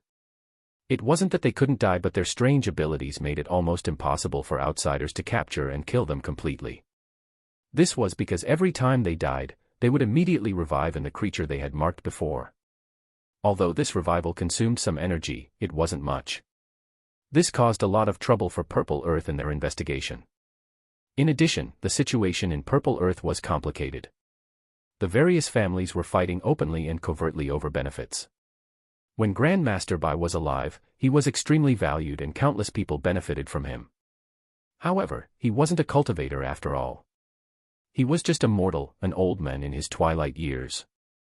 No matter how great a mortal's contributions were, in the eyes of cultivators, especially those stubborn people in power in Purple Earth, they were inferior. They were just tools. Hence, after Grandmaster Bai died, although Purple Earth was enraged and investigated, they clearly didn't put too much effort. Even those who had received Grandmaster Bai's kindness didn't make a move. The relationships are gone after the people leave, especially in this cruel chaotic world. However, they still blocked all teleportation from Purple Earth to the outside world. They also notified the Litu sect, the Truth sect, and the 7 Blood Eyes to seal the teleportation as well. After doing all this, Purple Earth's focus was almost all on Grandmaster Bai's alchemy inheritance. Even the Bai family showed ambiguity in this matter. A portion of them wanted revenge, while another portion began to divide the spoils. This was Purple Earth. It was also the reason why Purple Earth, who was clearly a true native of the Nanhuang continent, could only become one of the forces now. Their stubbornness and isolated nature were deeply rooted.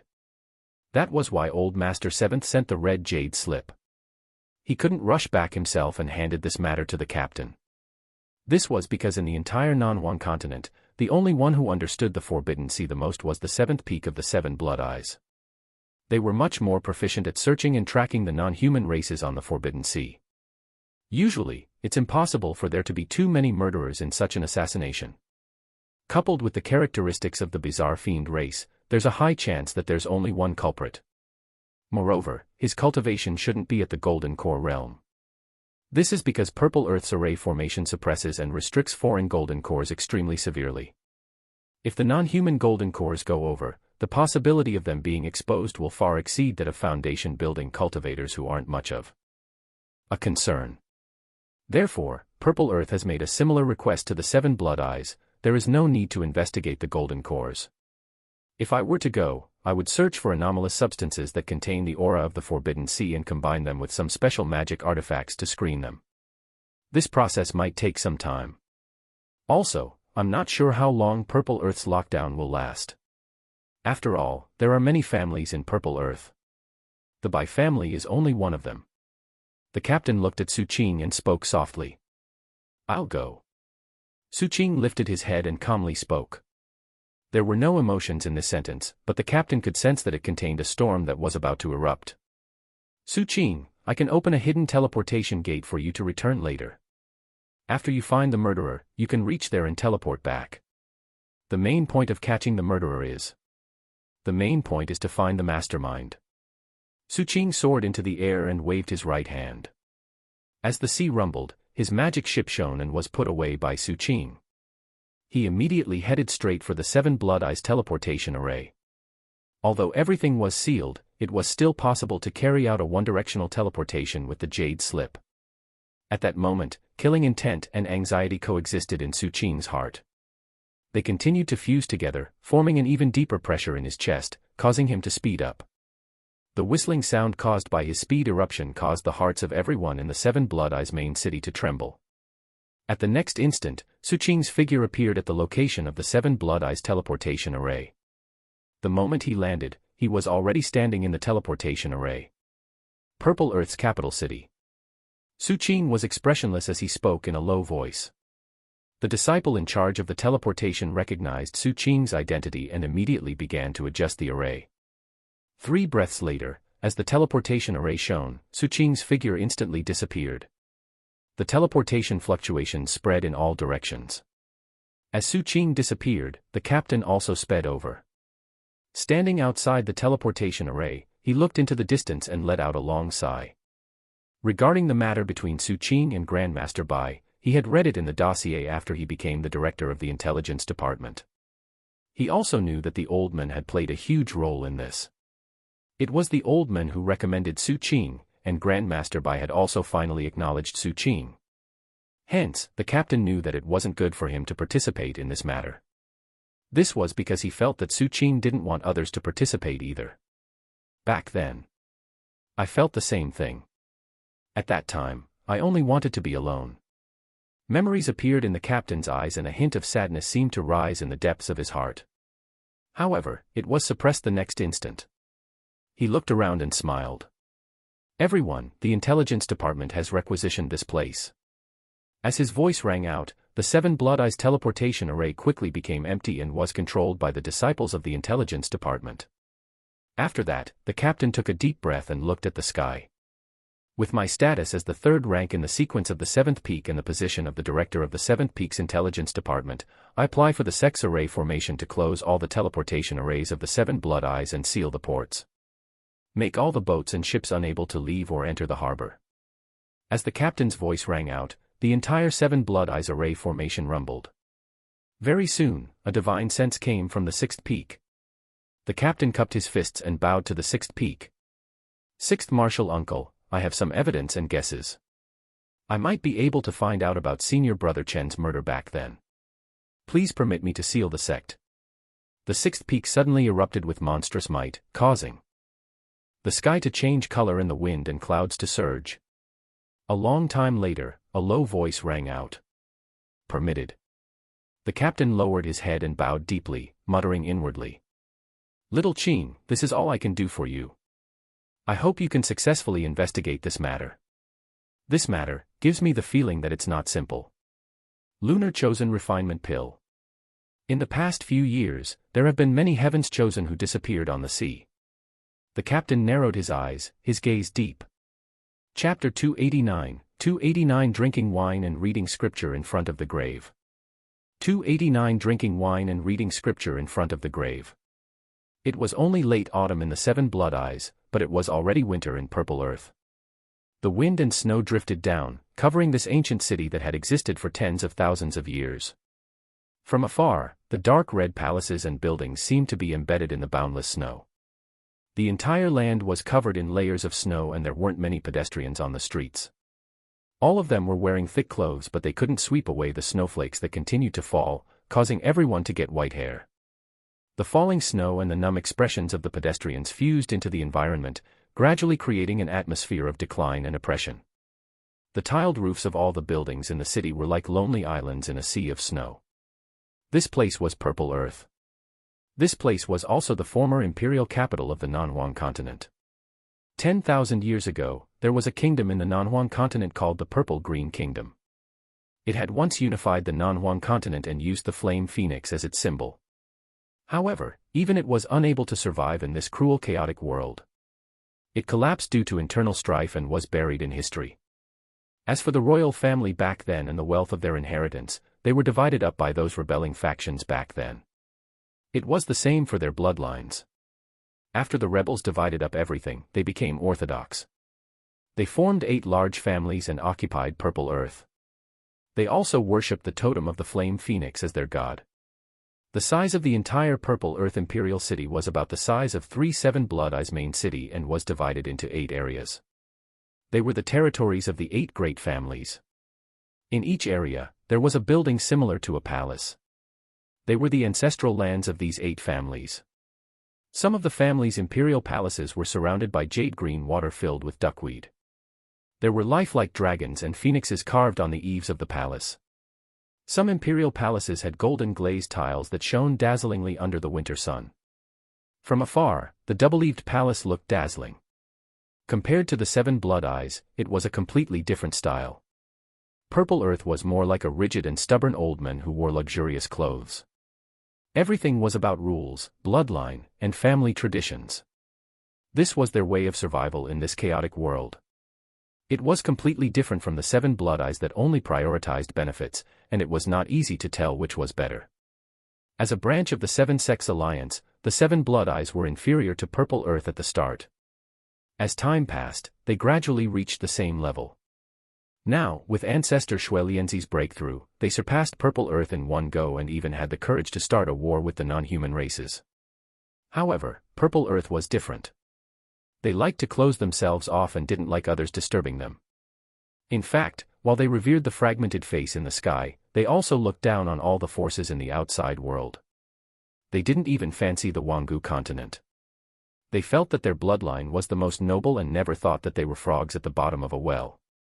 Therefore, if the people who lived here didn't have the bloodline that had been passed down, they wouldn't have a future. Naturally, they wouldn't have any energy and vitality. Servility slowly seeped into their souls and continued on for generations. Grandmaster Bai was one of the few ambitious people in Purple Earth in the past countless years. He was also the first person to break the traditional concept of the family and seek to develop together with the human alliance in the outside world. His thoughts contradicted Purple Earth's, and he paid a price for it, becoming immortal. However, he didn't give up. With his incomparable talent in the Tao of plants and vegetation, he forcibly walked another path in a limited period of time. Moreover, he developed a large number of pill formulas. In terms of the Tao of plants and vegetation, he, who was a mortal, had surpassed cultivators. He could even be considered the #1 alchemist in the Nanhuang continent. Even the nascent Soul Peak Lord of the second peak of the Seven Blood Eyes admired Grandmaster Bai very much. Even someone like Old Master Seventh called him Grandmaster. All of this showed that Grandmaster Bai's attainments in alchemy had already reached the peak. However, even so, he was still locked up by layers of rules in Purple Earth. There were many things he was powerless to do. Everything was because of his bloodline. Grandmaster Bai wasn't a direct descendant of the Bai family. He came from a collateral branch. At that moment, the blizzard grew even heavier. As the snowflakes drifted, more than 10 people stood silently in the public cemetery in the city area where the Bai family was located. In front of them was a crystal coffin. Grandmaster Bai's corpse lay inside and the wound between his brows had already been covered.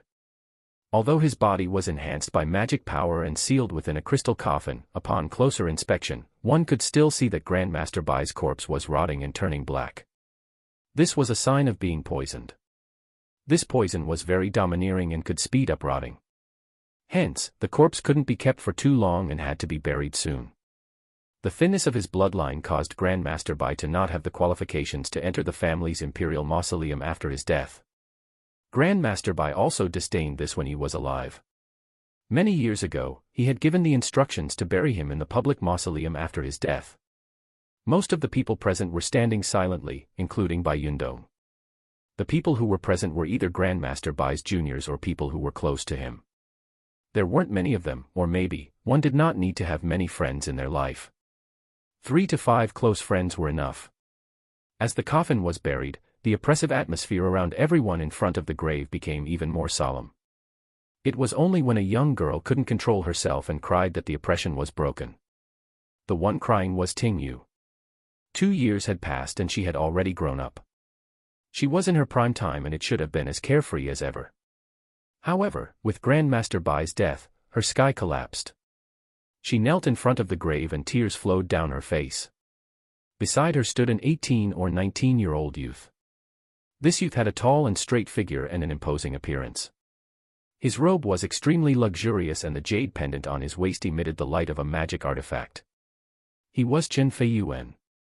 He was the eldest grandson of this generation of the Chen family.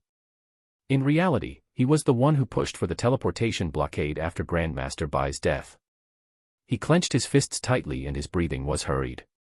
The killing intent in his eyes was extremely clear and intense. Amidst their sorrow and anger, they didn't notice that in an alley some distance away from this mausoleum, there was a middle-aged man looking at this place quietly. The middle-aged man wore a thick hemp robe and looked ordinary. His face was a little sallow but his eyes revealed endless sorrow. His body was trembling slightly at this moment. His right hand grabbed the wall at the side so hard that the bricks shattered. After a long time, the sky gradually darkened. As the sun gradually set and dusk was about to disperse, everyone in front of Grandmaster Bai's grave silently left. The last to leave were Ting Yu, Chen Feiyuan, and Chen Feiyuan's followers. The middle-aged man silently walked forward. He didn't look at the people who had left and moved closer to this public cemetery. On the way, he passed by Chen Feiyuan and Ting Yu. Chen Feiyuan supported Ting Yu, who was still crying from extreme grief, and also noticed Su Qing. However, in his sorrow, he didn't pay much attention. This cemetery was very large and many people came to mourn every day. This also made him even more indignant. His master was buried here, but he was helpless. "Do you think he will come?" Ting Yu wiped her tears and asked weakly. "Him? Humph, if he was coming, he would have arrived long ago. If he's not here yet, it just means he is an ingrate like the others." Chen Feiyuan didn't need to think to know who Ting Yu was talking about. He gritted his teeth and spoke. Ting Yu fell silent. The middle-aged man silently walked past them until everyone behind him had left. He then arrived in front of Grandmaster Bai's grave and looked at the tombstone with reddened eyes. "Teacher," the middle-aged man mumbled. His voice was hoarse as he knelt down toward the tombstone.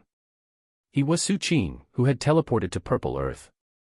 After teleporting to Purple Earth, Su Qing immediately learned of Grandmaster Bai's burial and rushed over. However, he knew that his Daoist robe was too conspicuous and wasn't conducive to tracking down the murderer. Hence, he changed his appearance and arrived here. Looking at the tombstone, Su Qing felt a piercing pain in his chest. This pain grew deeper and deeper and began to spread throughout his body. Up until now, he had only knelt before 2 tombstones. One was Captain Lei's and the other was Grandmaster Bai's. "Teacher, I will find the murderer and the mastermind." Su Qing mumbled bitterly.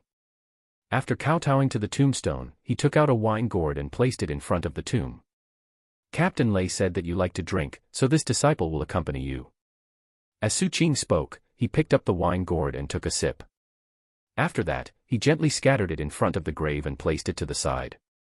Teacher, I've already memorized the grasswood scripture you left behind. I'll read them for you. The Tao of plants and vegetation is one of the myriad manifestations of nature. It can be compared to a great Tao and penetrates through the nature of all things and principles of the heavens. The first plant is gold tern grass, also known as the three-leaf pearl or the cold scatter grass. It is the white water sedge that belongs to the Cyperaceae class of plants and is a perennial herb. It grows in forests under the hillsides and in spacious wet areas. It can be found in Lingyou, the southern part of Nanhuang, and the 2 continents of Guangling. The second plant is the rhino fire flower, also known as the cloud dream silk. It's a perennial spiritual fire-type plant. Its effects consist of soothing the lungs and stopping coughs, mild detoxification, dispersion of bruises, and curing venomous snake bites or injuries from a fall. The 137th plant, soul fusion fog, also known as closed heavenly eyes. It's a high-level spirit herb born of fog. It can fuse a mark with the soul and is difficult to detect and remove. It's the main ingredient of the daybreak scattered decay pill. Su Qing mumbled softly and talked of the medicinal herbs he had memorized from the grasswood scripture. In his days, he seemed to have seen Grandmaster Bai's figure appear in front of him again. Grandmaster Bai was drinking and smiling at him. His eyes were dignified but he couldn't hide his relief. Night Corpse leading ox, also known as poison mountain root turtledove chrysanthemum. It's the stem and root of the chrysanthemum plant, the fine-veined turtledove chrysanthemum. It's a wooden vine that grows in ravines of Corpse Mountain, cold streams, or jungles. Its taste is astringent and slightly warm when it enters the mouth. It has the feeling of rotting. It has the miraculous effect of dispelling pathogenic wind. However, it's excessively poisonous. It's a typical extreme yin-yang plant. A cold wind blew over and snowflakes fell one after another. Su Qing's voice echoed in front of Grandmaster Bai's grave until night fell when his shadow transmitted a wisp of emotions. It was telling him that it had found the culprit.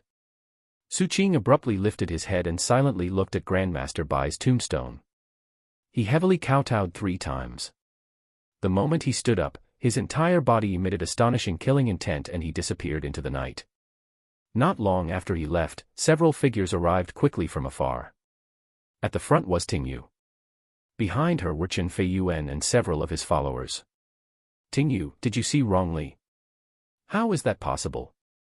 He's a famous person in the 7 Blood Eyes now. How can he still remember teacher? There's no mistake. I recognize his gaze. I thought about it properly when I got back. It must be him. Chapter 290 Using Bizarre Against Bizarre, 1. 290 Using Bizarre Against Bizarre, 1. Impossible. I don't believe that kid still remembers teacher. As the voice rang out, Tingyu's figure rapidly approached in the darkness. When she arrived in front of Grandmaster Bai's grave and looked at the empty surroundings, she fell silent. I knew it. It's impossible for him to come. Although Chen Feiyuan said this, his eyes quickly checked his surroundings. He was here. Tingyu looked at Grandmaster Bai's grave and said softly. Chen Feiyuan was stunned. After that, he lowered his head and looked at the front of the grave. There was a faint fragrance of wine that was faintly discernible. Clearly, someone had paid their respects here after they left. It might not be him. It might be someone else.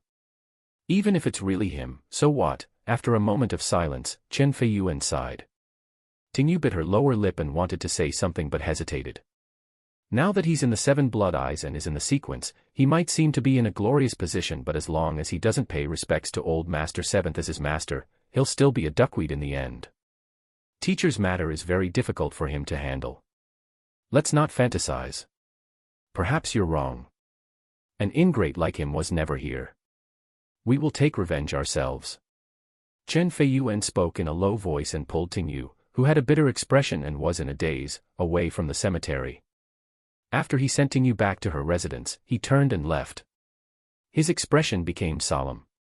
As he walked on the way to the Chen family, one of the few followers behind him, a youth who was about the same age as him, spoke in a low voice. Young master, is the ingrate you mentioned earlier the Su Qing whose reputation spread throughout the Nanhuang some time ago? Almost at the instant the youth spoke, Chen Feiyuan suddenly turned around. He coldly looked at the follower who had followed him for many years and slapped him. The force was so great that it directly sent the follower's body flying. After he fell to the side, the follower hurriedly knelt down while trembling. I said that he's an ingrate because no matter what I say, I can be considered his senior brother. Although I don't like him very much, since the teacher acknowledged him, I also acknowledge him. But who do you think you are? How dare you say that about him in front of me? Chen Feiyuan said coldly. That follower's entire body trembled and he kept kowtowing. Looking at how you've been with me for so many years, I will give you a good funeral, Chen Feiyuan said calmly. Amidst the terrified pleading of the follower, the other followers grabbed him and broke his neck. The surroundings fell silent. Chen Feiyuan didn't even take a look. He had a frown on his face as a look of contemplation appeared in his eyes. A moment later, he suddenly spoke. Activate all the spies I've raised over the years and get them to pay close attention to the movements of the Golden Core experts in the 8 great families. I can give them whatever they want. Activate them all. The followers behind Chen Feiyuan were stunned. Yes, all of them. I wonder how that ingrate Su Qing's current strength is. I suspect that Purple Earth is also involved in Teacher's matter. He might be in danger if he barges in. Not coming to see us was the correct choice. Ting Yu is innocent. It's fine for her to do alchemy research, but her temperament isn't firm enough. Once she reveals some clues and others discover that he's here, it's inevitable that they'll be tempted by the bounty of the C-Corp's race. In fact, I even suspect that someone is trying to lure him with Teacher's death. Killing 2 birds with 1 stone, or maybe someone is just using Teacher's death to lay a trap and get benefits. I hope I'm thinking too much. Chen Feiyuan took a deep breath and pondered again. In the past 2 years, it was not only Su Qing who had changed a lot. After Chen Feiyuan returned to Purple Earth and gained authority in his family, he had also changed greatly, especially in terms of his wisdom and schemes. At the same time, he was also deeply influenced by Grandmaster Bai's ideals and hated Purple Earth's current situation. After saying that, he looked at the 2 followers behind him. Have you made the arrangements? The 2 followers nodded. However, the instant they nodded, their bodies suddenly trembled and their faces turned black. They spat out blood and died. Don't blame me, I don't trust you guys either. Since you have finished the work, I can only send you guys on your way. Chen Feiyuan muttered. In the entire Purple Earth, the only people he trusted were his teacher and Ting Yu. Now that his teacher had been killed, only Ting Yu was left. As for the ingrate, he can be trusted as well. I wonder if he discovered the Daybreak Scattered Decay pill. However, with his understanding of plants and vegetation, he should be able to discover the clues guided by the poison on Teacher's body. Chen Feiyuan frowned and dealt with the corpses before leaving. At the same time, in Purple Earth's capital, Su Qing walked in the darkness. His aura didn't leak out at all and his eyes were cold as he sped forward. The reason why he didn't meet Ting Yu and Chen Feiyuan was indeed because he was worried that there would be additional complications. Su Qing was very clear about his current value. He had also considered whether someone was using this matter to lure him here. However, he felt that even if there really was another force in play, it had nothing to do with the faction that assassinated Grandmaster Bai. He could already infer some clues from the loss of the Lunar Chosen Transformation Pill's pill formula. The other party was planning something huge. If someone is really luring me out, there's a high chance that it is people of Purple Earth. Perhaps I'm overthinking, but I still have to be vigilant. Su Qing narrowed his eyes and sprinkled some poison powder on his body to hide his aura as he continued forward. He had found traces and clues of the suspected murderer. The red jade slip Old Master 7th had given him had already mentioned the other party's characteristics. At the same time, it pointed out that the other party was from the bizarre fiend race that was extremely difficult to capture. Chapter 291, 291 Using Bizarre Against Bizarre, 2. 291 Using Bizarre Against Bizarre, 2. Although the captain had given him away, Su Qing had his own method. As long as one cultivated anomalous substances, they wouldn't be able to escape the sharp senses of the shadow. After all, it ate anomalous substances. Although there were many cultivators with dense anomalous substances in Purple Earth City, if the aura of the Forbidden Sea was included, the range would be reduced greatly. Things that were difficult to do for others weren't difficult for Su Qing. The only thing he needed to do was to find the real murderer among the few candidates who met the requirements. This point was also simple. Su Qing didn't believe that with his teacher's alchemy attainments, he wouldn't have left some marks. Even with Su Qing's current attainments in herbs, he could still leave some undetectable medicinal herbs marks on the other party's body before he died. Hence, when Su Qing was watching from the alley, he had paid attention to the teacher's corpse in the crystal coffin. He also sensed it through the soil in front of the grave. He confirmed that the poison in his teacher's body was called the Daybreak Scattered Decay Pill. This pill had a certain level of nourishing effect on the body and needed to be consumed all year round. To mortals, the effects were still all right. The only drawback was that after death, it would speed up the rotting of the corpse. Generally speaking, it could completely turn the corpse into liquid in 24 hours. Grandmaster Bai had refined it in his free time. It could be considered one of the unique pill formulas. Outsiders' understanding of this pill would at most reach this extent. Only his disciples would know that the main ingredient of the Daybreak Scattered Decay Pill was the soul melting fog. Soul fusion fog, also known as closed heavenly eyes. It's a high-level spirit herb born of fog. It can fuse a mark with the soul and is difficult to detect and remove. It's the main ingredient of the Daybreak Scattered Decay Pill. Su Qing mumbled. This was the clue Grandmaster Bai had left for others. The soul of the murderer would definitely be tainted by this almost undetectable soul fusion fog. As for the method to detect it, Su Qing naturally knew of it. Hence, he moved very fast. In the darkness, he arrived at one of the 3 clues marked by the shadow. This was an inn. After Su Qing got close, he spread out his perception and left a moment later. Not this one. He didn't stop. Taking advantage of the darkness, he went to the second place. This was the residence of a commoner in the Purple Earth's imperial city. There were no fluctuations of cultivation base, not even anomalous substances. However, he couldn't escape the shadow's search. The moment he got close, Su Qing stopped in his tracks.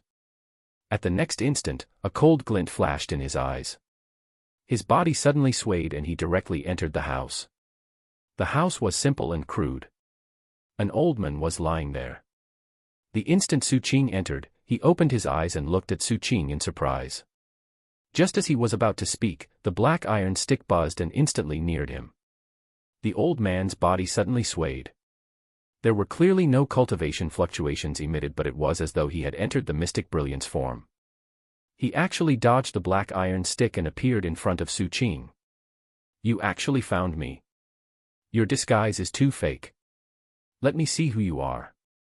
The old man's voice was low. As he spoke, he lifted his right hand and grabbed at Su Qing's face. It was as though he wanted to erase the cover of his spell. However, at the next instant, the old man's expression suddenly changed.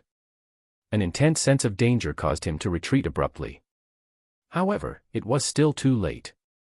Su Qing's body emitted an astonishing force. It was as though a continent was burning in his body. He ruthlessly kneed the old man. The old man's body shook violently and his chest, which was slammed into by Su Qing's knee, instantly caved in. His flesh and bones were badly torn and shattered. Just as he was about to struggle, Su Qing had already stepped over and released the fiendish fire. However, the other party didn't have a soul. Su Qing's expression was as calm as ever. With a wave of his hand, Golden Crow Refines All Life spread out behind him and sucked fiercely at the old man. This time, the old man's entire body trembled and he instantly transformed into chi and blood. After Golden Crow Refines All Life sucked him, only a piece of skin was left on the ground. Su Qing wasn't surprised. The shadow under his feet quickly spread over. After enveloping the skin, it transmitted a message to Su Qing. Lead the way. The shadow quickly guided him. Su Qing put away the arrangements that hid the energy fluctuations in the surroundings and rushed toward the place pointed by the shadow. He knew that the bizarre fiend race was strange and difficult to kill, but it didn't matter. If he killed them a few more times, the other party would eventually be unable to escape. The only thing that made Su Qing ponder was that the other party had died too quickly under Golden Crow Refines All Life, so he was only able to absorb an insignificant amount of the other party's origin. The origin of the bizarre fiend race is strange. Moreover, he died too quickly and I couldn't absorb much. However, it's fine. After making him afraid and anxious, I should be able to absorb more. At that moment, in the Zhou family of the 8 great families, a handyman who was sleeping suddenly opened his eyes. A hint of surprise appeared in his eyes as he hurriedly took a few breaths and quickly looked around. Who is that guy? Not only did he find me, but his cultivation is also astonishing enough to directly suppress my vessel that has been condensed for a long time. Its combat strength was comparable to 3 fires. It's a pity that due to the limitations of my talent, I can only parasitize a mortal. Every one of them needs to be slowly nurtured before I can gradually display my strength. Otherwise, it would be much simpler for me to escape. Damn it, this mission was originally very simple. Although the teleportation was sealed, it couldn't be sealed for too long. But now, why is there such a strange cultivator? The handyman's gaze flickered. As he pondered, a hint of malice appeared as he looked around. However, it's fine. This person I revived as is a servant of the Zhou family. His residence is in the territory of the Zhou family's imperial palace. Unless that person gets the Zhou family to help him, he will definitely die if he dares to sneak in. Just like that, under this person's attention and vigilance, the night passed. The next morning, as the sunlight streamed in, a scar-faced burly man with chi condensation cultivation pushed open the door of the house where these handymen were. When the surrounding handymen saw this scar-faced man, their expressions changed. They hurriedly stood up, not daring to stop at all. This scar-faced man could be considered a trusted aide among the Zhou family's handymen. He would casually beat and scold them, and many of them were beaten to death by him. The handyman's lives were cheap. No one cared if they died. Amidst their nervousness, the scar-faced man spat out some saliva and walked toward them. He passed by the handymen one after another until he reached the handyman who was parasitized by the bizarre fiend race. After sizing him up, the scar-faced burly dude suddenly took out a saber and stabbed into the handyman's heart. He quickly pulled it out and ruthlessly slit the handyman's neck. Everything happened too quickly, so much so that the handyman only had the time to widen his eyes in disbelief and confusion. He didn't understand what was going on. The scar-faced burly dude laughed sinisterly. As all the handymen in the surroundings retreated in horror, the burly dude cut open his own stomach and took out his intestines. He wrapped them around the neck of the handyman and leaned over to speak softly. "My master greets you.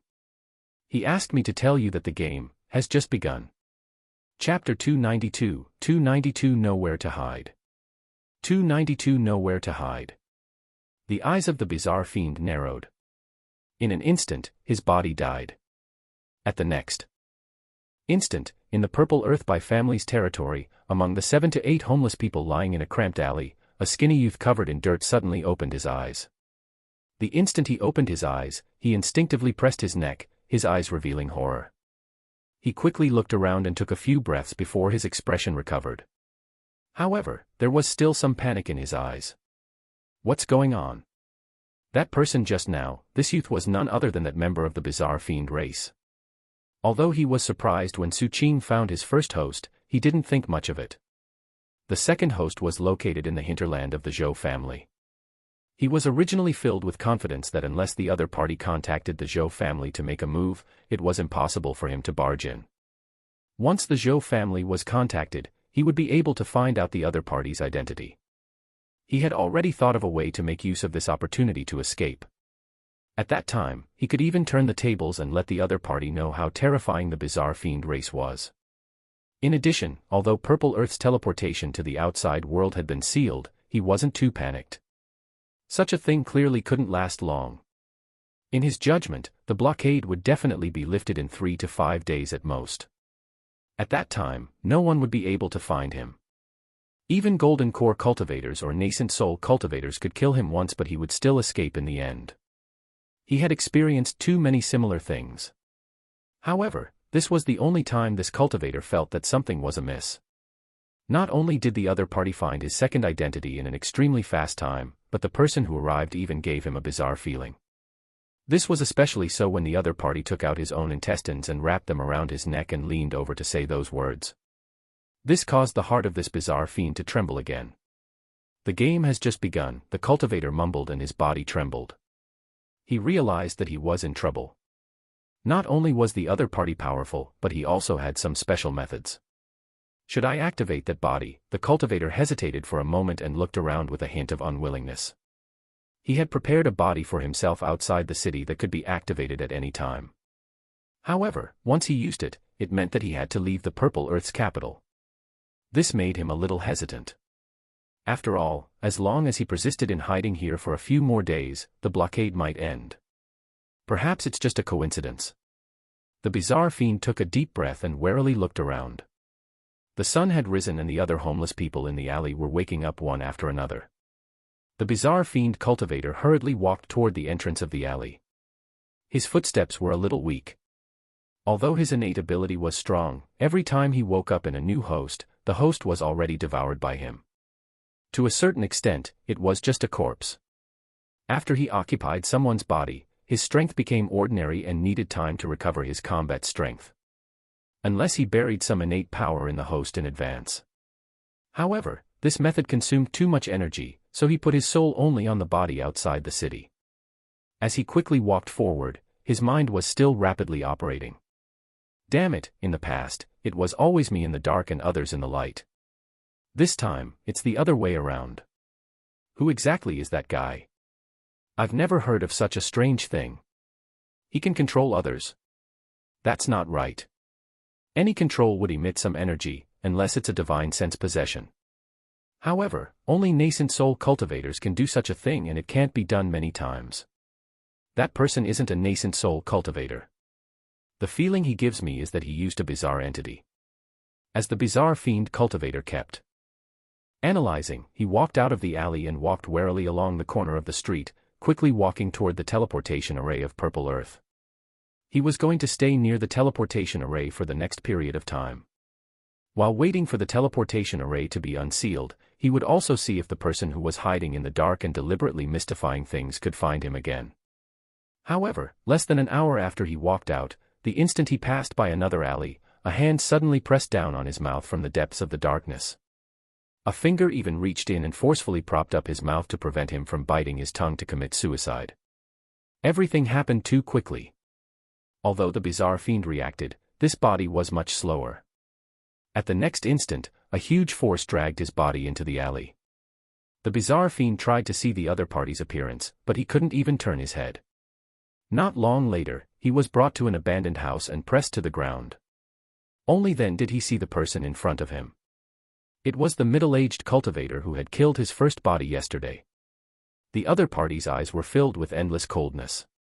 The instant their gazes met, the mind of the bizarre fiend cultivator shook. At the next instant, his chin was forcefully broken off and the intense pain caused the veins on his forehead to bulge. As such, he couldn't bite his tongue and commit suicide. Moreover, with his cultivation and combat strength that hadn't recovered, he couldn't commit suicide in front of the other party anyway. Ugh! Just as the bizarre fiend cultivator was about to make a sound, Suqing coldly scattered some poison powder on him. The toxicity of this poison powder wasn't high. Suqing had mixed it in the past. As for the effects of this poison powder, after some adjustment, it could increase the sensitivity of the body to all stimuli. As the poison powder drifted and gradually sank into the other party's body, Suqing expressionlessly pinched the finger of the bizarre fiend cultivator. Crack, crack. He crushed it bit by bit. The bizarre fiend cultivator's body trembled from the pain. With the poison powder magnifying the already intense pain infinitely, the pain transformed into a storm that turned into a mournful cry. Even though his chin was broken, the sound formed by the intense pain still couldn't be stopped from coming from his throat. Suqing's expression didn't change at all. Only hatred rose in his eyes as he completely crushed the other party's hand into meat paste. After that, he fed the other party a medicinal pill to keep him awake. He continued. This was because although this bizarre fiend cultivator was screaming miserably, his eyes didn't reveal the fear Suqing was familiar with. From the start to the end, although the other party was screaming miserably and was in pain, he wasn't afraid. Suqing's gaze became even colder. Gradually, the other party's entire arm turned into minced meat. After that, Suqing also crushed his other hand bit by bit. He took out a dagger and began to cut the legs of the bizarre fiend cultivator even while the latter screamed and weakened. He didn't let go of any inch of his skin. There was blood all over the ground but the bizarre fiend wasn't dead yet. This was because Su Qing's medicinal pills provided him with life force. Blood-curdling screams rang out once again. However, amidst these blood-curdling screams, a hint of provocation slowly appeared in the eyes of the bizarre fiend. Do you know why I am screaming? It's because you're not the first to do this to me, nor will you be the last. I've already grasped the method to transmit the pain through my voice. The voice came out from within the body of the bizarre fiend. The blood-curdling screams came out along with the voice as though he had split into two persons. Because I know that you don't dare to kill me so easily. You're taking revenge for Grandmaster Bai, right? Before that old man died, he was writing a letter. I wonder who he was writing it to. It couldn't be you, right? Although I don't know how you found me, I think you're more concerned about the person behind me and want to find the mastermind, right? I know this. I have all the answers you want, but I won't tell you.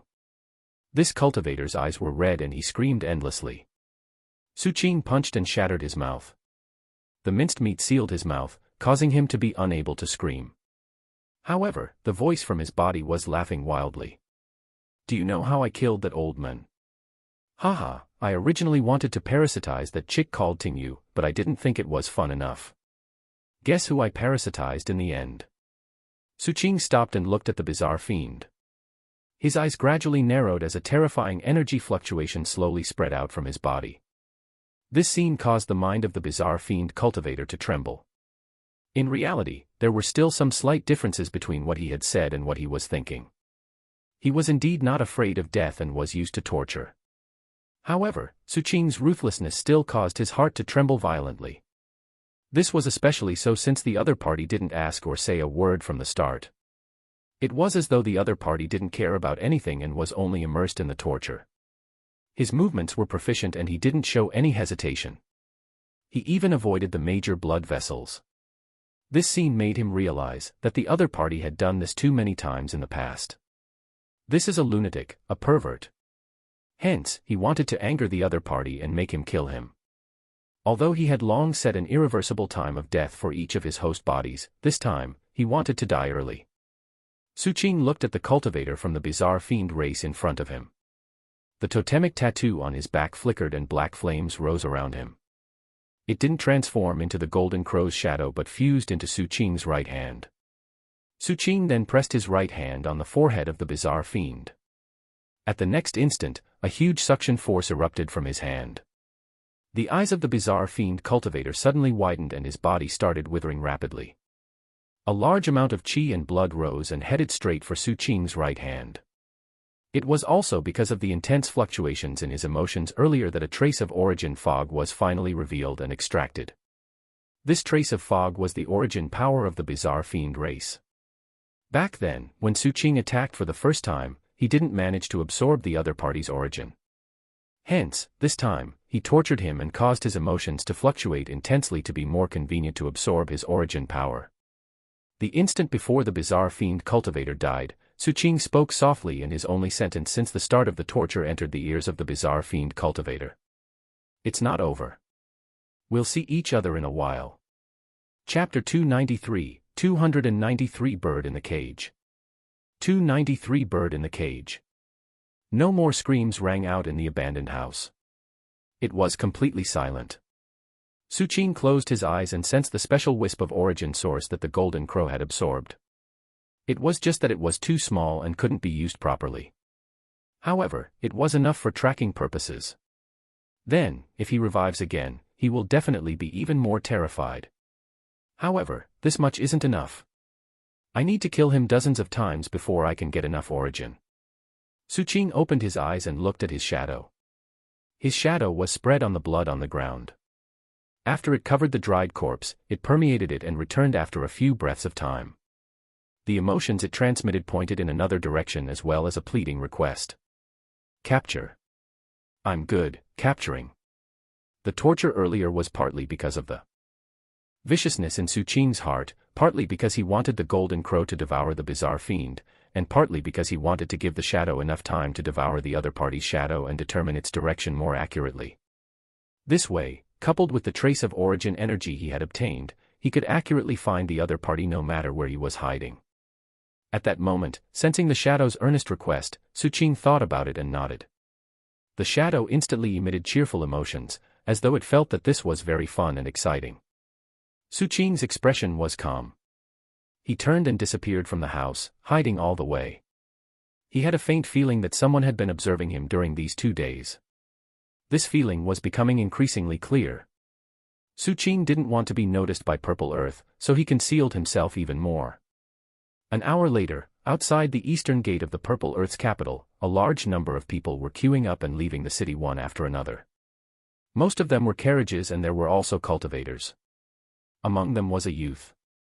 This youth was wearing expensive clothes and didn't look to be from an ordinary family. However, he didn't have the privilege to leave the city quickly and needed to queue here. This also showed that his bloodline wasn't noble. At that moment, the youth's face was a little pale and his breathing was hurried. From time to time, he would check his surroundings. He was none other than the cultivator from the bizarre fiend race. In the end, he didn't choose to use the body outside the city. This was because once he used it and was chased far away, he wouldn't be able to return to the capital after he died. His innate ability had a range limit. To him, the place with the most lives was the place where his ability could be displayed to the greatest extent. Hence, he didn't want to leave easily. Moreover, if that body died, the damage to him would be much more serious than the other bodies. He was going to use his current body to fake his departure from the city and lure the mysterious pursuer away before returning immediately. After all, it didn't affect him much even if this body died. He had been found 3 times in a row. This made him aware that the other party must have a way to pursue him. He didn't know what this method was and couldn't guard against it. This caused the uneasiness in his heart to be extremely intense, especially when he witnessed the other party's cruelty and heard his last sentence. It was as though a cold wind had blown into his mind and stayed there without dissipating. Most importantly, after he revived this time, he had an indescribable feeling. It was as though he had lost some of the most important things on him. This feeling caused him to feel a life and death crisis for the first time. Too strange, but I don't believe it. With my methods, how could I be locked onto? While the youth's heart was fluctuating, he didn't notice that an eye had appeared in the shadow of the guard at the city gate not far away and glanced at him. At the next instant, just as the youth was about to reach the city gate, a mosquito flew over and silently landed on the youth's neck. Before the youth could notice, it stabbed fiercely at the blood vessel on his neck. It transmitted its divine scent softly. "My master greets you." After that, its body exploded, sending the little black bugs contained in its body into the youth's body. In that instant, the youth's entire body trembled and he let out a mournful cry. As the crowd dispersed in panic, he fell to the ground and rolled continuously. Finally, his body turned into a blood pool. The body of a guard at the city gate suddenly trembled. When his eyelids closed and opened again, he had already turned to someone else. He took advantage of the chaos and turned to leave the city. Without saying a word. However, his body suddenly paused and stiffened. Shock appeared in his eyes. He wanted to lower his head but couldn't do so. His body seemed to be out of his control and a weak laughter that caused his hair to stand on end came out from his mouth. "Aha, I've made a contribution. I caught you." As he spoke, the guard slowly turned around. The corners of his mouth curled up into a smile. After greeting the other guards beside him, he walked forward happily. As he walked, numerous eyes rapidly disappeared from the shadows of all the guards in the vicinity and the people queuing up, merging into his feet. Everyone here had eyes planted on their shadows. Clearly, it was indeed good at playing hide and seek. After finding the cultivator of the bizarre fiend race, it parasitized everyone in its vicinity and waited for the other party to arrive. As for the bizarre fiend cultivator, he had miscalculated and fallen into the shadow's trap. At that moment, his eyes were filled with intense fear. He had never encountered such a thing in his life. His heart trembled and his mind was about to collapse. For the first time, he was terrified. This was because he realized that he had encountered a bizarre existence that was even more terrifying than himself.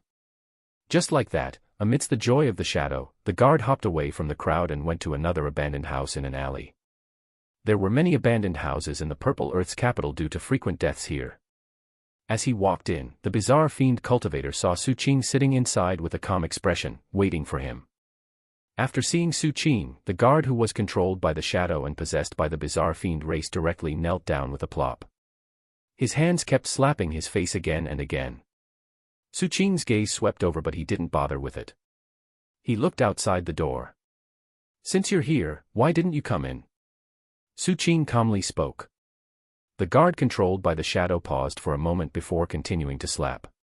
As Su Qing spoke, very soon, a youth walked out of the distortion outside the door. He wore a gorgeous robe and a jade pendant that emitted a gentle light. He was very handsome, but his gaze was complicated as he looked at Su Qing. It was Chen Feiyuan. Su Qing looked at Chen Feiyuan. The aura on the other party's body was weird. There were clearly no strong cultivation base fluctuations and his aura was extremely weak, but it gave Su Qing a dangerous feeling. This was also the reason why even the shadow didn't notice that it was being followed. "You've become a treasure nurturer?" Su Qing suddenly asked. He sensed the issue. Chen Feiyuan's cultivation was only at the qi condensation realm, but the energy fluctuations on his body seemed to be swimming in his bloodline. Moreover, it clearly emitted the feeling of time, as though there was an item stored in his body. Not a treasure nurturer. The direct descendants of the 8 great families of Purple Earth can form a symbiosis with their family's only magic treasure. After I returned, I had already begun to come into contact with it and was in a symbiotic relation with a portion of it. In reality, this is also the reason why every generation of patriarchs of the Purple Earth's 8 families has astonishing combat strength. When we cultivate, although cultivation is important, bloodline is more important. Chen Feiyuan walked in and sat at the side, looking at the bizarre fiend cultivator who was slapping himself. "What a strange cultivation method," Su Qing said softly. "The royal family of the Purple-Green Kingdom is the strange one. This is their bloodline talent. They can form symbiosis with all magic treasures. Later on, they were plundered by our 8 races. After countless years of rearing and reproducing, we were finally able to fuse this bloodline talent into our bloodlines." Chen Feiyuan shrugged and looked at Su Qing. "I haven't congratulated you on your rise in the 7 blood eyes. You've changed a lot," Su Qing said seriously. In his memory, Chen Feiyuan wasn't like this. In reality, in the past few days, he had faintly sensed that someone was secretly observing him. However, he couldn't find any traces until today when the other party appeared. "I have grown up, and also because of teacher's inheritance and the influence of the magic treasure." Chen Feiyuan shook his head. "Besides, your changes aren't small either. I didn't expect the brat back then to have become one of the sequences of the 7 blood eyes." Chen Feiyuan swept his gaze across Su Qing and landed on the bizarre fiend who was slapping himself. His eyes were filled with killing intent. "That's him. One of the bodies." Su Qing nodded. "I went to the place you were in last time and there was a stench of blood. Let me play with it." Chen Feiyuan's eyes were filled with cruelty and madness, containing deep hatred as he stared fixedly at the bizarre fiend. Su Qing nodded and stood up to walk out of the house. The shadow also returned and gave up control. At the next instant, mournful cries and wails rang out from the room. This sound lasted for the time it takes for an incense stick to burn. The degree of misery was almost the same as the last time Su Qing attacked. Finally, Chen Feiyuan walked out of the room. His body was still trembling slightly, as though the viciousness and madness in his heart still couldn't dissipate. His eyes were even redder. When he arrived beside Su Qing, he took a deep breath. "Ting, you guessed that you were here, but I told her that you didn't come.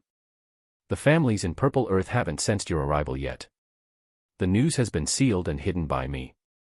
However, my ability is limited and I can't seal the information for long. However, I'll do my best. You can take revenge for teacher in peace and leave as soon as possible after it's over. Otherwise, there will be a huge crisis. The old geezers who aren't willing to die just like that are very tempted by the bounty of the Sea Corpse race. These people are no longer human. In order to survive, they are willing to do anything. Take care of yourself," Chen Feiyuan said in a low voice. After he finished speaking, he walked into the distance. Su Qing looked at Chen Feiyuan and suddenly spoke. "Senior brother, take care." Su Qing saw a trace of Grandmaster Bai's temperament on Chen Feiyuan. It was hatred for Purple Earth and determination to try to change it. Chen Feiyuan stopped in his tracks but didn't turn his head. He continued walking, becoming more and more determined until he disappeared into the void. Chapter 294, 294 Dancing in the palm of his hand. 294 Dancing in the palm of his hand. Su Qing walked into the house. That cultivator from the bizarre fiend race was lying there with his limbs spread out. All the flesh in his body was gone. Other than his intact head, there was only a skeleton left. However, he wasn't dead yet. A red light swam on his bones, supporting his life. Clearly, Chen Feiyuan had a special method that let him vent his anger while keeping the bizarre fiend alive. When Su Qing walked over, the cultivator from the bizarre fiend race opened his eyes and looked at Su Qing listlessly. Su Qing lifted his hand and pressed down on the other party's forehead. Golden Crow Refines All Life instantly started absorbing. As the other party's head trembled, more origin power was absorbed and fused into Su Qing's body. At the next instant, the bizarre fiend cultivator died. At the same time, outside the Purple Earth capital, in a mass grave, an explosion occurred. The ground was blasted open by a huge force, and soil and shattered bones scattered in all directions. A middle-aged man with disheveled hair slowly walked out. His expression was malevolent and his eyes revealed madness. However, in the depths of that madness, there was unprecedented fear. All of them are perverts. This burly dude was none other than the cultivator from the bizarre fiend race that was known to be undying. This body was a relatively perfect body that he had spent some price to nurture in advance and let it sleep until now. It could completely display his 3 fires cultivation. Originally, he didn't want to use this body because once this body died, it would affect him as well. However, he had no choice now. He didn't dare to stay in the city anymore. Regardless of whether it was within the 8 great families or outside, he felt that the city was very dangerous. The other party was pursuing him like the marrow sticking to the bones, causing his heart to tremble. In particular, that bizarre entity caused him to feel an unprecedented sense of danger. To a certain extent, that bizarre entity was similar to him. This allowed this bizarre fiend to experience the feelings of the people he had assassinated. It was everywhere. At the thought of this, the burly dude's body trembled. He quickly looked around and only heaved a sigh of relief after confirming that he was already far away from the Purple Earth Imperial capital. They shouldn't find me so quickly this time, especially at such a distance. I might be able to escape. Even now, he still didn't know the other party's identity. His expression was gloomy as he fled rapidly. He even activated his life fires and entered the Mystic Brilliance form, increasing his speed. After the first time he killed me, he used a night to find me. The second time was 2 hours, the third time was an hour. 5 minutes later, the expression of the burly man suddenly changed. When he turned his head, he saw a rainbow in the distant horizon whistling toward him with an earth-shattering aura. The figure in the rainbow looked like a middle-aged man. There seemed to be a continent burning in his body and his aura rumbled in all directions, as though it could suppress everything. Even with his 3 fires cultivation, his eyes still stung when he took a look. So fast. Unprecedented horror caused the burly dude to gasp.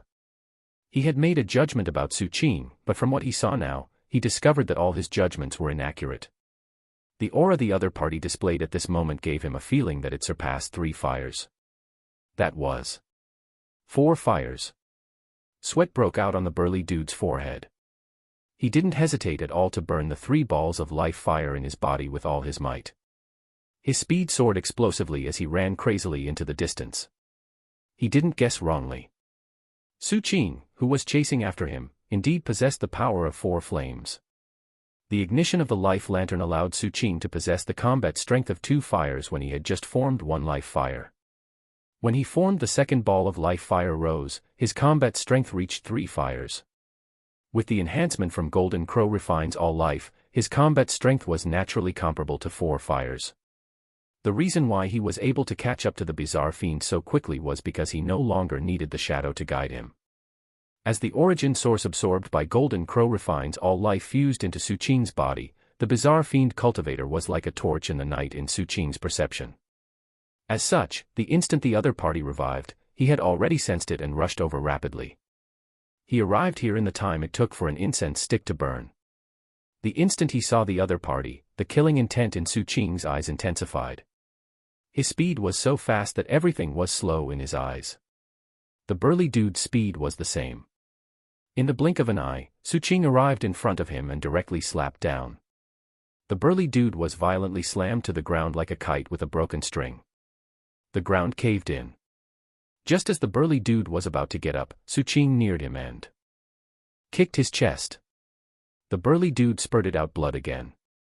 When his body rolled back, Suqing had already taken out a dagger and stabbed him. He kept on stabbing again and again. He then forcefully ripped off the burly dude's right arm before smashing his forehead. The burly dude let out a blood-curdling scream as his skull shattered. He was already in an extremely miserable state. In front of Suqing, the power of 3 fires had no chance of retaliating. The horror and despair in his eyes also reached the extreme. They then turned into madness as he roared at the sky.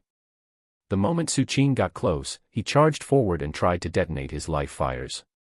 However, before the aura of its destruction spread out, the shadow had long fused into its body and pounced at the 3 balls of life fire.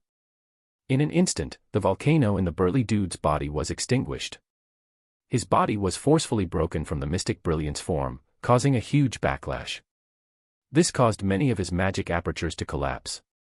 His entire body was badly mangled as he fell to the ground. The horror in his eyes grew even more intense. As though he had guessed the torture waiting for him, he waved his left hand that could still move and slapped his forehead, wanting to commit suicide. However, a black iron stick instantly appeared and pierced into his raised left hand. Suqing walked toward him with eyes filled with killing intent. Behind him, there was a cry as the golden crow appeared. It danced in the sky before pouncing on him and sucking fiercely. The bizarre fiend cultivator's body trembled violently. The instant his mind was shaken, the chi and blood in his entire body erupted. It also contained his origin power and was swallowed by the golden crow. After that, what welcomed him was Suqing's fingers piercing into his eyes, shattering his eyeball and destroying his head. The moment before he died, a voice that was like a nightmare to him calmly rang out in his ears. "Don't be so quick to give me the answer I want. I still want to play a few more times. We will see each other in a while." At the next instant, in a wilderness outside Purple Earth City, a rabbit suddenly jumped up from the bush. Its speed was extremely fast and it spared no expense to run into the distance. However, in just the time it took for half an incense stick to burn, a black dot appeared in the sky. This black dot headed straight for the rabbit at an astonishing speed. It was a vulture. It instantly neared the rabbit but didn't grab it. Instead, it collided with the rabbit, causing it to be badly mangled. Before it perished together, the vulture let out a sinister voice. "Hello." The rabbit died. In the blink of an eye, at another location, a snake slowly climbed under the withered tree. However, in less than 8 minutes, a black iron stick whistled from afar and instantly pierced through the snake, pinning it to the ground. The snake died with lingering fear in its eyes. After that, an eagle that was flying in the sky paused for a moment before speeding up. What awaited it was the golden crow, which immediately devoured it. Such scenes continued to play out in this wilderness. Even though this bizarre fiend cultivator had displayed his talent to the extreme and used one host after another to try to escape, what awaited him was either the black iron stick that suddenly arrived, various creatures that had been parasitized, or Suqing. All of this caused his mind to be on the verge of collapse. Moreover, dying time and time again had exhausted him. Although the consumption wasn't great, he couldn't withstand these frequent deaths. This was especially so when he died to Suqing. Every time he died, he would feel that he was missing something important. In the end, when he revived in a coyote, he discovered that he didn't fuse into it immediately. Instead, there were some obstructions. He panicked. He's absorbing my talent. This discovery caused waves of emotions to surge in his mind. Hence, the instant Suqing grabbed it again and was about to absorb and refine it, he hurriedly spoke. "I'll die completely in 3 times at most. If I die, you won't be able to find the mastermind." What welcomed him was Suqing's palm strike. With a boom, the coyote collapsed and the wisp of origin energy before it died was absorbed by the golden crow. 30 breaths later, in the sky, a crow hurriedly spoke. "You're from the 7 blood eyes. I can sense the energy of your cultivation art. I can reveal the mastermind, but I want to see Lord Sixth. I'll only tell him. The next instant, the black iron stick pierced through it. Su Qing looked at the crow's corpse expressionlessly. After sensing again, he headed straight for the ground. His right foot stomped fiercely on the ground and the ground instantly split open, revealing a gap in which a pangolin was hiding. The pangolin trembled and despair appeared in its eyes as it transmitted a frenzied divine sense. Come, kill me. Don't even think about finding out the answer after I die. Bring me to see Lord Sixth. I'll only tell him. Su Qing slapped it fiercely. The pangolin had a crazed expression. Although its mind was about to collapse and the danger of death enveloped it like never before, it still didn't speak. Su Qing stopped slapping it. He held it in front of him and stared coldly. Only after a long while did Su Qing retract his gaze. He grabbed the pangolin and walked toward the teleportation point that the captain had personally opened for him. That place wasn't far from here and it didn't take long for Su Qing to reach it. This place was a valley. Su Qing walked in expressionlessly. There was an abandoned teleportation array here. Standing on it, Su Qing took out his identity token and pressed it, waiting silently. Not long later, the teleportation array started shining.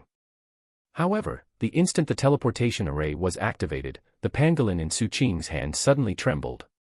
Its body withered and it died.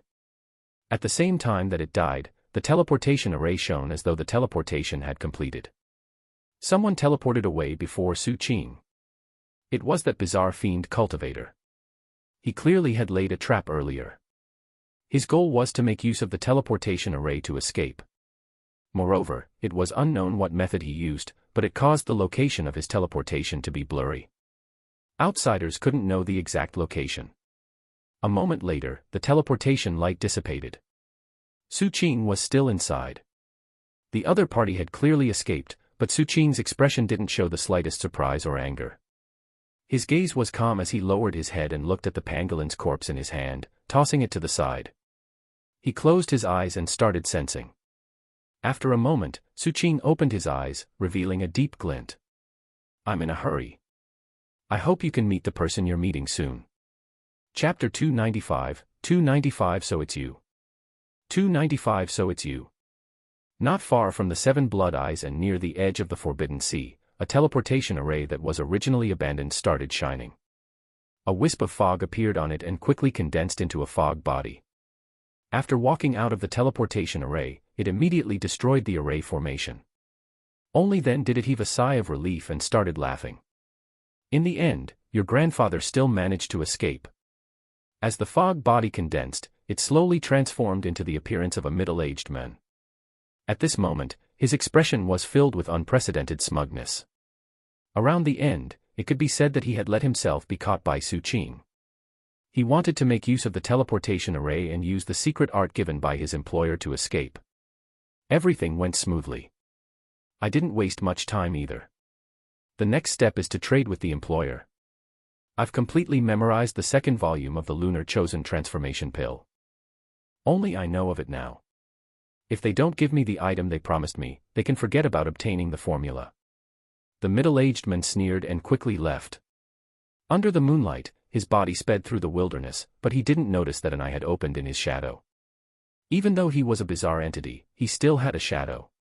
As long as there was a shadow, there would be Su Qing's shadow. Su Qing had let him go on purpose.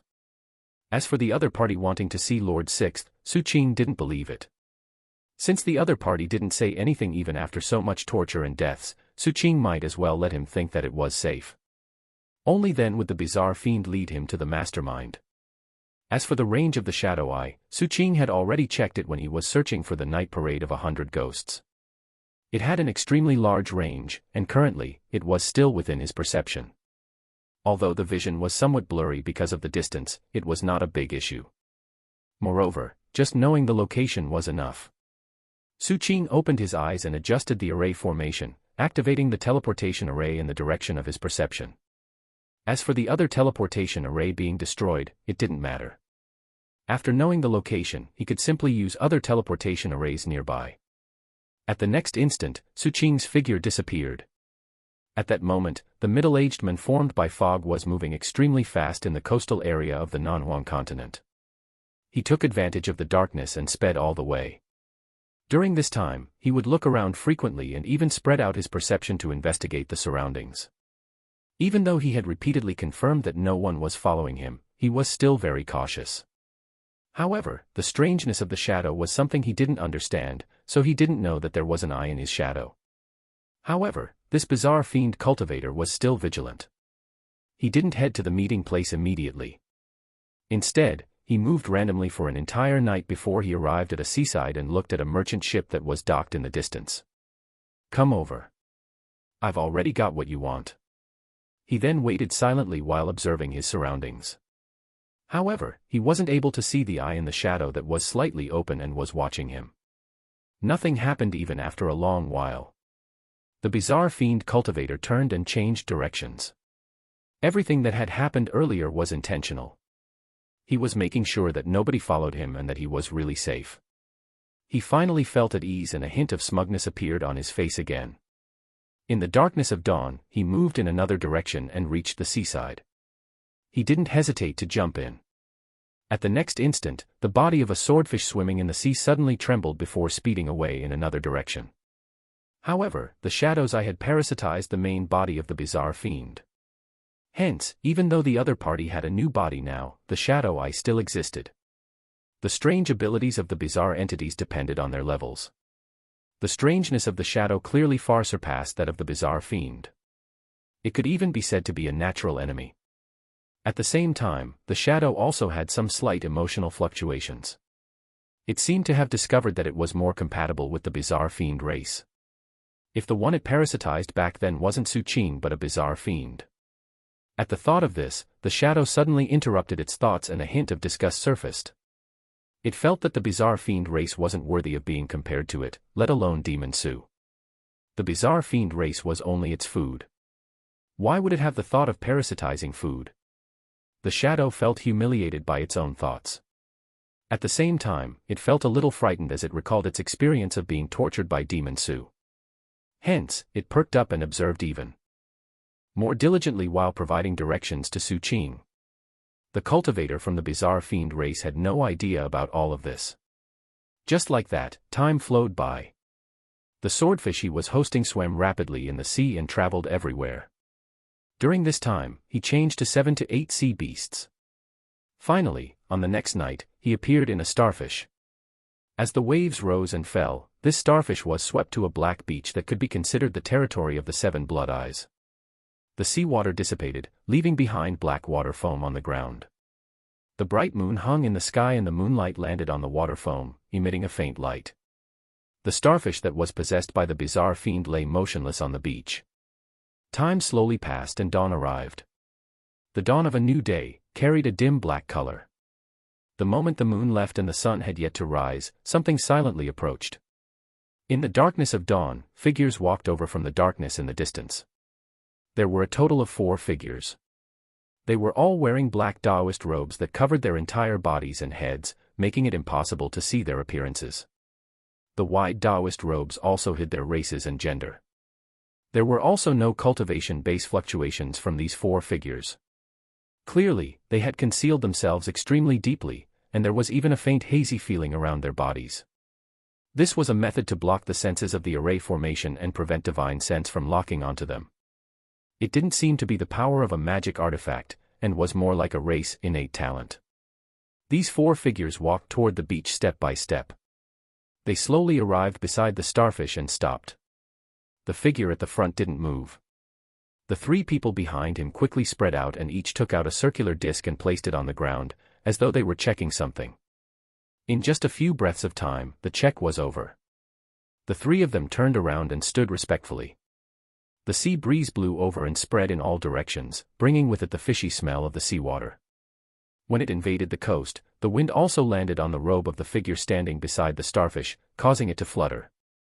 It also slightly lifted the hood that covered the figure's head, revealing a strand of blue hair. As this hair fluttered, the figure lowered their head and a crisp voice came out. "You're late." As her voice, the starfish on the ground responded with a low voice. "I was almost killed in Purple Earth. You didn't tell me that I would encounter such a pervert. That guy is much more bizarre than me.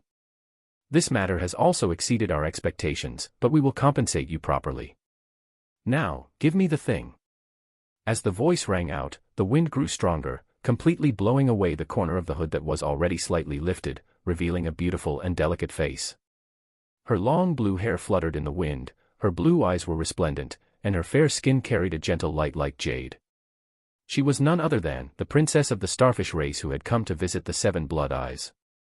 Back then, this princess had given Su Qing a conch when she first saw him at port 176. After that, during the period of the Seven Blood Eyes, she visited Su Qing many times to talk. Back then, there didn't seem to be any scheming in her innocent eyes. There was only admiration for Su Qing in her gaze. She had asked many questions in her conversation with Su Qing, and if one were to combine her questions, they would definitely be able to tell that what was hidden in those questions was a probe toward Su Qing's personality and habits. When one grasped a person's habits and personality, they could target this person and make some traps. Clearly, she had long had her eyes on Su Qing and was preparing for the future. Hey, there's no hurry. You've secretly captured so many heavens chosen of the various races over the years.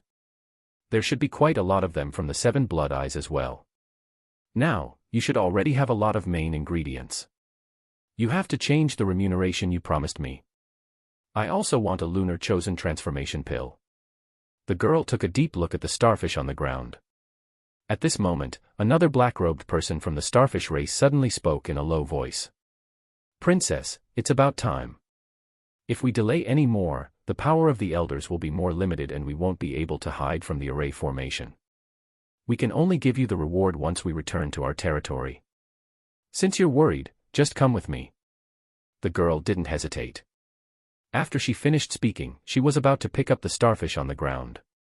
However, at this moment, a cold and murderous voice echoed in all directions. So it's you. As soon as this voice appeared, the starfish on the ground trembled.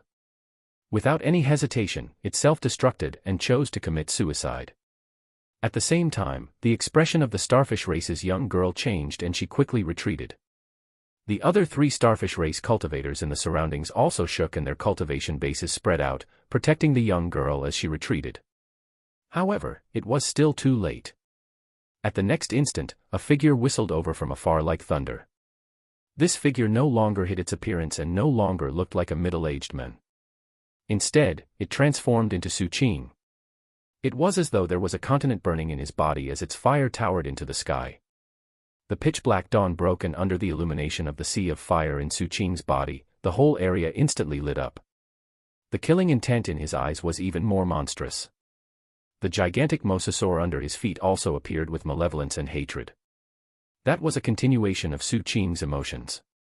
Behind him, the huge golden crow cried toward the sky and black tail flames spread in all directions, as though a god had descended. At this moment, Su Qing no longer held back. The killing intent he had suppressed until now erupted completely. With his shocking aura, he headed straight for the four people from the starfish race. Su Qing. The eyes of the starfish race's princess narrowed and her expression changed. It was too late for her to retreat. Su Qing instantly approached and sent a palm strike. The world rumbled and the surroundings trembled as the ground directly exploded.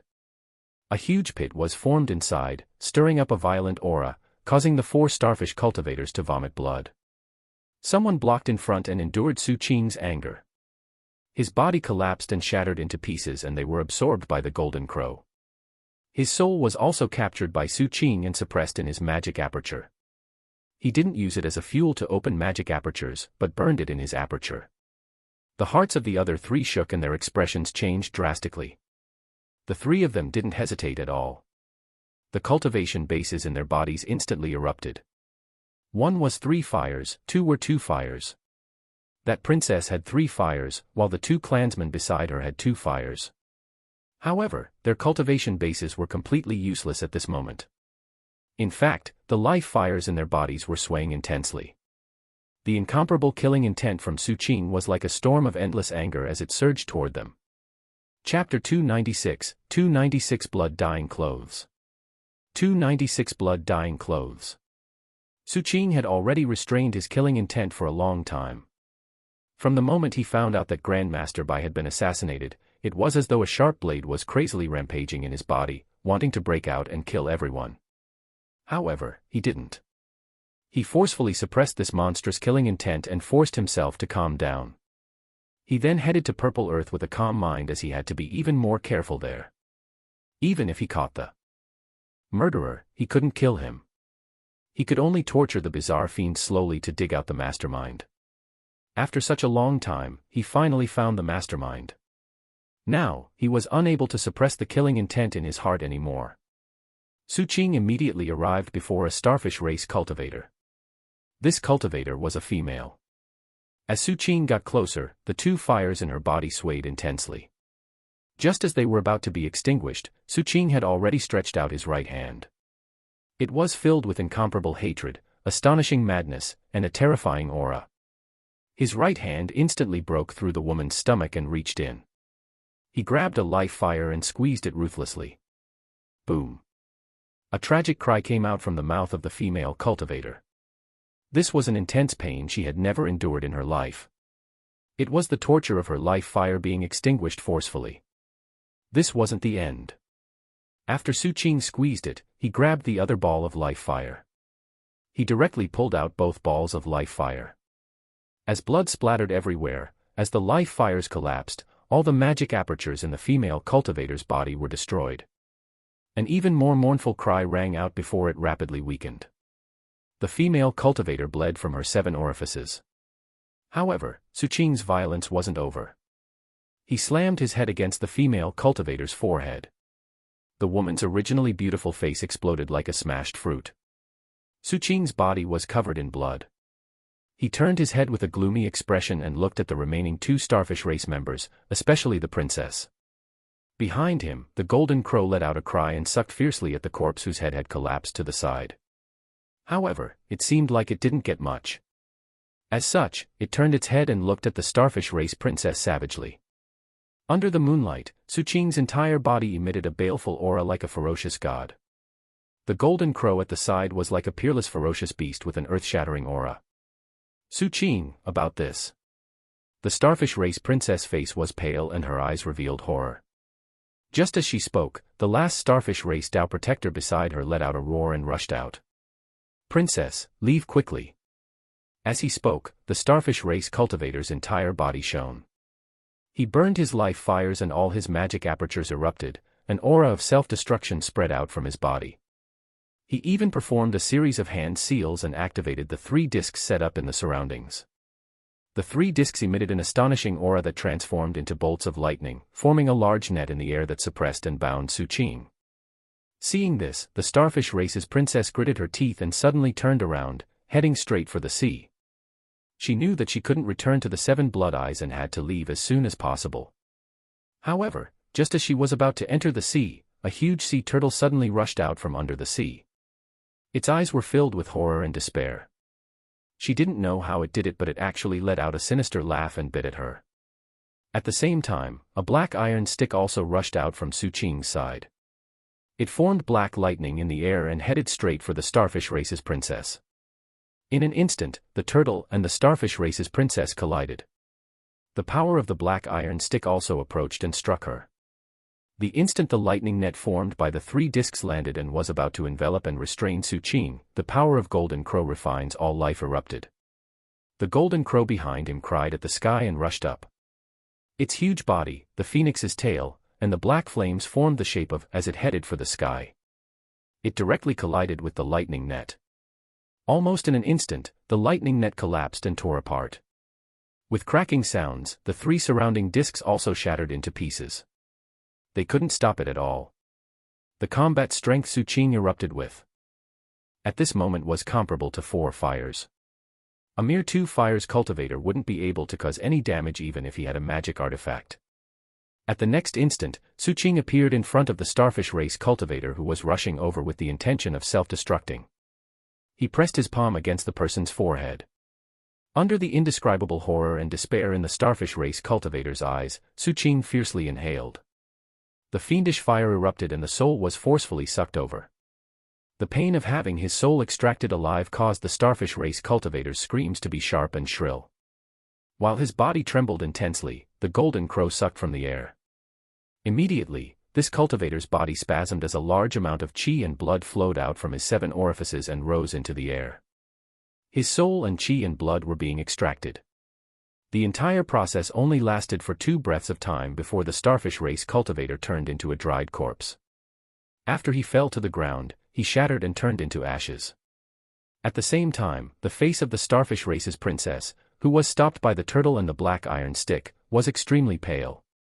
She looked at her clansmen who had died in a short period and at Su Qing who was walking toward her with an endless baleful aura. She recalled the scene of Su Qing fighting against the black-clothed girl from Domyo Island. She thought of the reason why the name of the homicide department was spread in the 7 Blood Eyes during this period of time, and also thought of the other party's peerlessly beautiful face when she visited many times previously. All of this intertwined, forming surrealism and indescribable fear. She wanted to retreat, but it was too late. She had lost control of her body and mind, giving a chance to the diamond sex ancestor. He pierced through her stomach and quickly flew back to pierce it again. As a blood-curdling scream came out from the starfish race princess' mouth, the sea turtle at the side opened its mouth and tore off the princess' arm. As he chewed, madness appeared on his face. However, his eyes revealed deep fear and a hint of pleading. This sea turtle was none other than the bizarre fiend cultivator. After he killed the starfish, he revived on a sea turtle at the bottom of the sea. Just as he was about to escape, he quickly discovered that his body had lost all control. He was familiar with this feeling and horror filled his mind. He couldn't do anything but watch in despair as the sea turtle happily swam toward the shore.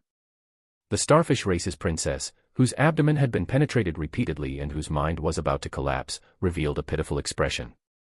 Her eyes were pleading and her body was trembling as she started crying. Su Qing. I have my reasons for this. I also.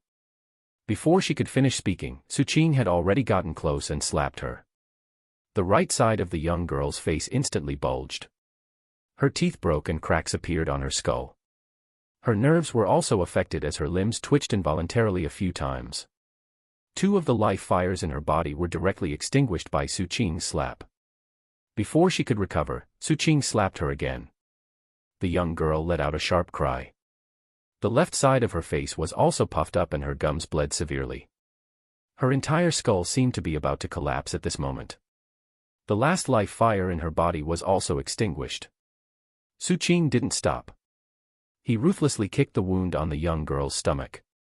The young girl's body was thrown up and blood gushed out of her injuries. All the magic apertures in her body shattered under this force and her cultivation was completely crippled. This intense pain caused her to want to faint.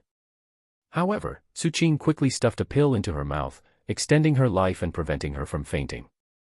As such, she could only let out blood-curdling screams while having to endure the intense pain. Her expression also distorted. Her eyes were no longer filled with despair but were mixed with madness and viciousness. Just as she was about to speak, Su Qing punched her mouth, directly shattering it into a bloody mess. After that, Su Qing coldly looked at the woman and took a deep breath. With a wave of his hand, the mosasaur opened its mouth and swallowed the sea turtle in one gulp. After that, it floated in the air while Su Qing dragged the starfish race's princess by her leg and walked toward the sect. The sand and gravel on the beach cut against the flesh of the starfish race's princess like sharp blades, causing her to suffer not only the pain of the collapse of the magic apertures in her body but also from the thousands of cuts.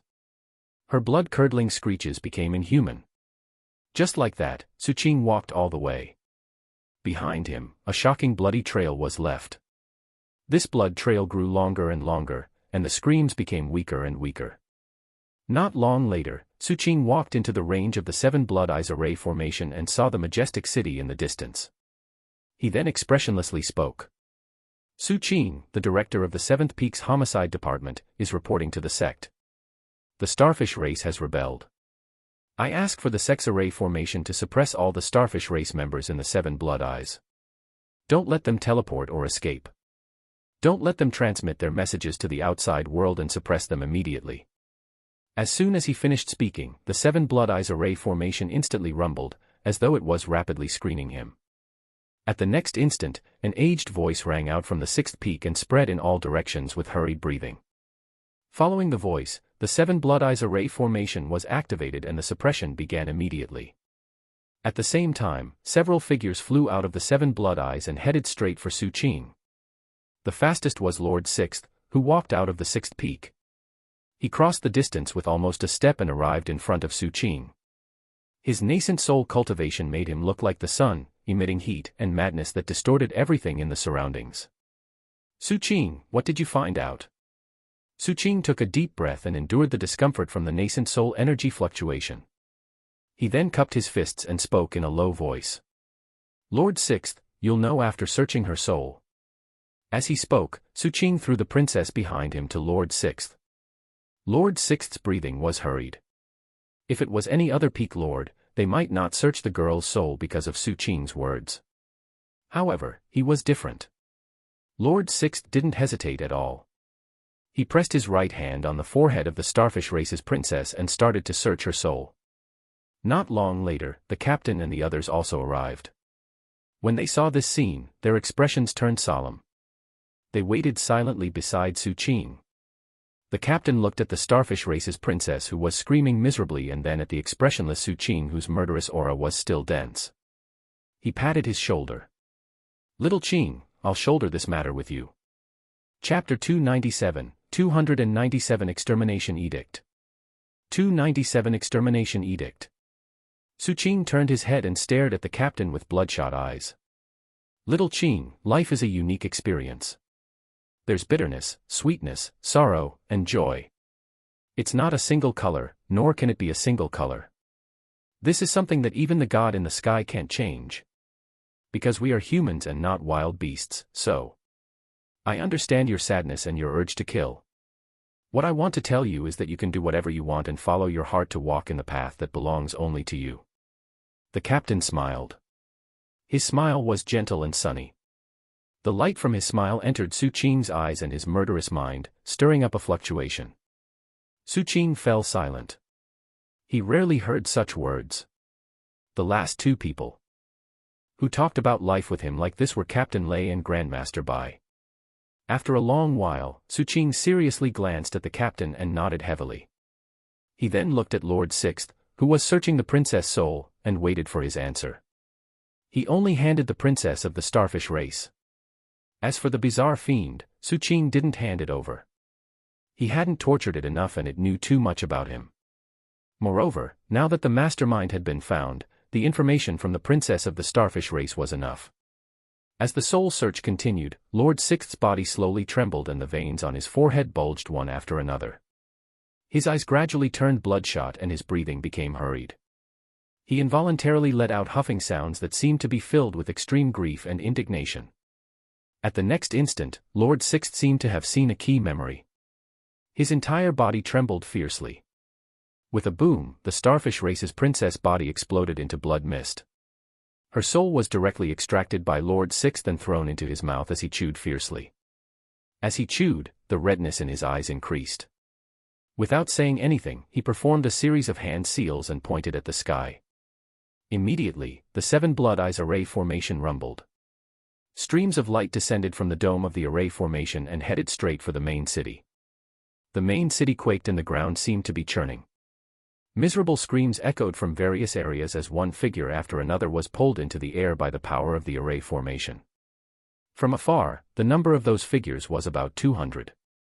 They were all cultivators of the starfish race and there were 3 golden cores among them. At that moment, these 3 people's eyes were filled with panic and horror. However, no matter how they struggled, it was useless. Under the mighty power of the 7 blood eyes array formation, they couldn't even put up a counterattack. In an instant, they were brought before Lord Sixth. Over 200 starfish cultivators were held in the air before Su Qing and the others. Because they were pulled too fast, many of their bodies couldn't withstand the force and exploded. The remaining cultivators screamed and cried. Lord Sixth's eyes revealed ruthlessness. He opened his mouth and sucked fiercely. Immediately, the color of the sky changed and the wind and clouds rolled back. The cultivators in the air let out ear-piercing screams. Their bodies withered at a speed visible to the naked eye and their souls were all extracted by Lord Sixth. One could see wisps of soul shadows rapidly spreading out of the 7 orifices of these starfish race cultivators, heading straight for Lord Sixth. Among them were the 3 golden cores souls. To Lord Sixth, There was no difference between golden core, foundation building, and chi condensation. In an instant, more than 200 souls were swallowed by Lord Sixth. As he chewed and obtained more information, the blood vessels in his eyes increased. Finally, amidst the mournful cries, Lord Sixth swallowed all the souls. He closed his eyes. A few breaths later, he opened his eyes again. This time, there was a monstrous killing intent in them. He took a deep breath and looked at Su Qing. Su Qing endured the terrifying pressure and stared at Lord Sixth. Su Qing, this old man owes you a favor. If Old Seventh doesn't accept you as his disciple, I'll accept you as my personal disciple. After Lord Sixth finished speaking, he took out a blue voice transmission jade slip. This jade slip was different from other jade slips Su Qing had seen. It didn't look like it was forged from spirit jade but something even more precious. In fact, it contained an aura comparable to a golden core. Holding this blue jade slip, Lord Sixth calmly spoke. Old Seventh. In reality, he did not have to speak and could simply transmit his voice through his divine sense. However, he knew that Su Qing was the one who found out about this and also knew the reason why Su Qing had investigated in the first place. Hence, Lord Sixth simply spoke directly so that Su Qing would know the cause and effect of this matter. This matter has been investigated clearly. Many years ago, the starfish race obtained the first volume of the Lunar Chosen transformation pill, so they began to secretly capture the heavens chosen of various races. They did it very secretly and have captured many of them over the years. My son was one of them. Their main medicine has taken shape but they lack the second volume, and this resulted in the assassination of Grandmaster Bai. They should have prepared for a long time for this. As for the starfish race's visit to the Seven Blood Eyes this time, they were here to secretly provide support. On the surface, this matter looks like the starfish race rushed into danger and did such a huge thing because of their ambitions. Whether it was the order to capture Heaven's Chosen back then or taking the second volume of the pill formula from Grandmaster Bai, it was all personally ordered by the starfish race's patriarch. However, the starfish race is weak. They don't even have a nascent soul cultivator. Even if their ancestor is hiding his cultivation base, it's impossible for such a race to have the guts to do such a monstrous thing. It's also impossible for them to do such a thing so meticulously that I didn't notice it all these years. There must be another secret behind this matter. What do you think? Lord Sixth said calmly. At the side, Su Qing's breathing was hurried. Killing intent rose in his eyes and his baleful aura spread out. He heard that the mastermind was the starfish race's patriarch and also heard that there was another secret to this matter. Su Qing believed that he would find out what the secret was soon. However, his strongest thought at this moment was to kill the starfish race's patriarch. Just as Su Qing's heart was filled with killing intent, Old Master Seventh's deep voice rang out from the blue jade slip in Lord Sixth's hand. The starfish race betrayed the alliance and should be exterminated. Moreover, it has to be done quickly. However, I can't return now. There's no need for you to return. Help me ask the ancestor if he can let me do as I please. I've been suppressing my feelings for many years and I want to kill. The killing intent in Lord Sixth's eyes was the same as Su Qing's and they were both unable to restrain it. There was no sound from the jade slip. After about 10 breaths, a gloomy and hoarse voice suddenly rang out. Six, listen up. Ancestor. Lord Sixth immediately greeted respectfully. Su Qing, the captain, and the others also lowered their heads. It's been hard on you all these years. Go and exterminate the starfish race. Lord Sixth lifted his head, his eyes revealing madness. Su Qing also lifted his head, and killing intent erupted from his eyes. I follow the decree of the ancestor. Lord Sixth took a deep breath and looked at the distant sky. He then laughed, but the laughter was filled with endless sorrow and madness. In the end, it was almost like crying. After that, he waved his hand. Immediately, the sixth peak in the distance quaked and stirred up countless dust and fog. This towering mountain actually rose into the air. An earth-shattering sound shook the surroundings. At the same time, an indescribably huge pressure spread in all directions as the entire sixth peak arrived. Cave abodes opened one after another on the sixth peak. Many sixth peak disciples who were in seclusion walked out one after another. There were many golden cores and foundation building cultivators among them. Although most of the Sixth Peak's disciples had gone to the war with the Sea Corps race, to the Sixth Peak, they didn't lack magic artifacts and puppets. Hence, at the next instant, as the terrifying mountain rumbled, puppets flew out of the mountain and spread in all directions. There were thousands of them densely packed together. After that, large-scale war magic artifacts were activated on the Sixth Peak. The incomparably huge Sixth Peak in the sky shone with boundless light and emitted a monstrous aura. The pressure even caused the sky to change color. It floated in the sky like a terrifying and vast war fortress. Lord Sixth took a step forward and headed straight for this war fortress. As he got closer, the entire Sixth Peak trembled. The thousands of puppets in the surroundings and the golden core and foundation building disciples guarding the peak knelt down one after another. "Greetings, Peak Lord." Their voices spread in all directions like a flood. Su Qing's heart also trembled. The captain at the side also widened his eyes and muttered in a low voice. The old man said that the sixth martial uncle was a heaven's chosen who was on par with him back then. It's just that he spent these few years in sadness and he didn't have the mood to cultivate. This is called not having the mood to cultivate. King refined the entire Sixth Peak. This is unprecedented. He didn't use this much effort even when fighting the Sea Corps race. In the sky, Lord Sixth stopped in his tracks and lowered his head to coldly glance at the captain. The captain shrunk his head and Lord Sixth's gaze shifted to Su Qing. His expression softened. "Su Qing, this is for you." As he spoke, he picked up the wine gourd that he had been carrying around all year round. With a gentle shake, a blue light flew out and headed straight for Su Qing. After it arrived, it transformed into a blue gem pendant that floated in front of Su Qing. This gem pendant emitted a resplendent light that contained an astonishing defense. Su Qing felt that this defense was infinitely majestic, causing his mind to be in turmoil. Nascent soul protection. The captain's eyes were wide open as he exclaimed. His eyes revealed intense envy as he eagerly looked at Lord Sixth in the sky. Also, Su Qing, go bring the ancestors' calligraphy. The ancestors' words contain divine power. You hold the ancestors' words and have my protection. Follow me to the starfish race and kill to your heart's content. The two of us will vent the pent-up emotions in our hearts. Lord Sixth took a deep breath. After saying that, he headed straight for the Sixth Peak and stepped on it. Su Qing nodded heavily. The killing intent built up in his body was extremely dense. He wanted to kill all the starfish race members in sight, kill the starfish race's patriarch, and kill till blood flowed into rivers. Otherwise, it would be difficult for the pent-up emotions in his heart to dissipate.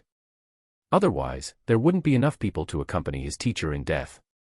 I obey Lord Sixth's decree. Su Qing cupped his fists and headed straight for the port. When he arrived at the museum, under the greeting nods of the two golden core elders inside, he took down the set of words the ancestor had sent and turned to head straight for the Sixth Peak. Finally, together with the captain who was waiting for him there, the two of them stepped onto the Sixth Peak. As the huge mountain peak in the sky rumbled again, the entire world distorted. The Sixth Peak tore through the air and headed straight for the Forbidden Sea. The mountain blurred and the whole mountain teleported toward the starfish race. Chapter 298, 298 Inferno of Fury. 298 Inferno of Fury. The whole of Sixth Peak had long been refined by Lord Sixth and turned into a strategic fortress. Other than him, no one knew how many magic artifacts existed on this Sixth Peak and what shocking might they could display. This was the first time this war fortress was mobilized. Although it had yet to fully display its might, just the teleportation at sea was enough to cause waves in everyone's minds. This teleportation was not a simple teleportation. Being able to teleport the entire mountain was enough to display the astonishing powers this war fortress contained.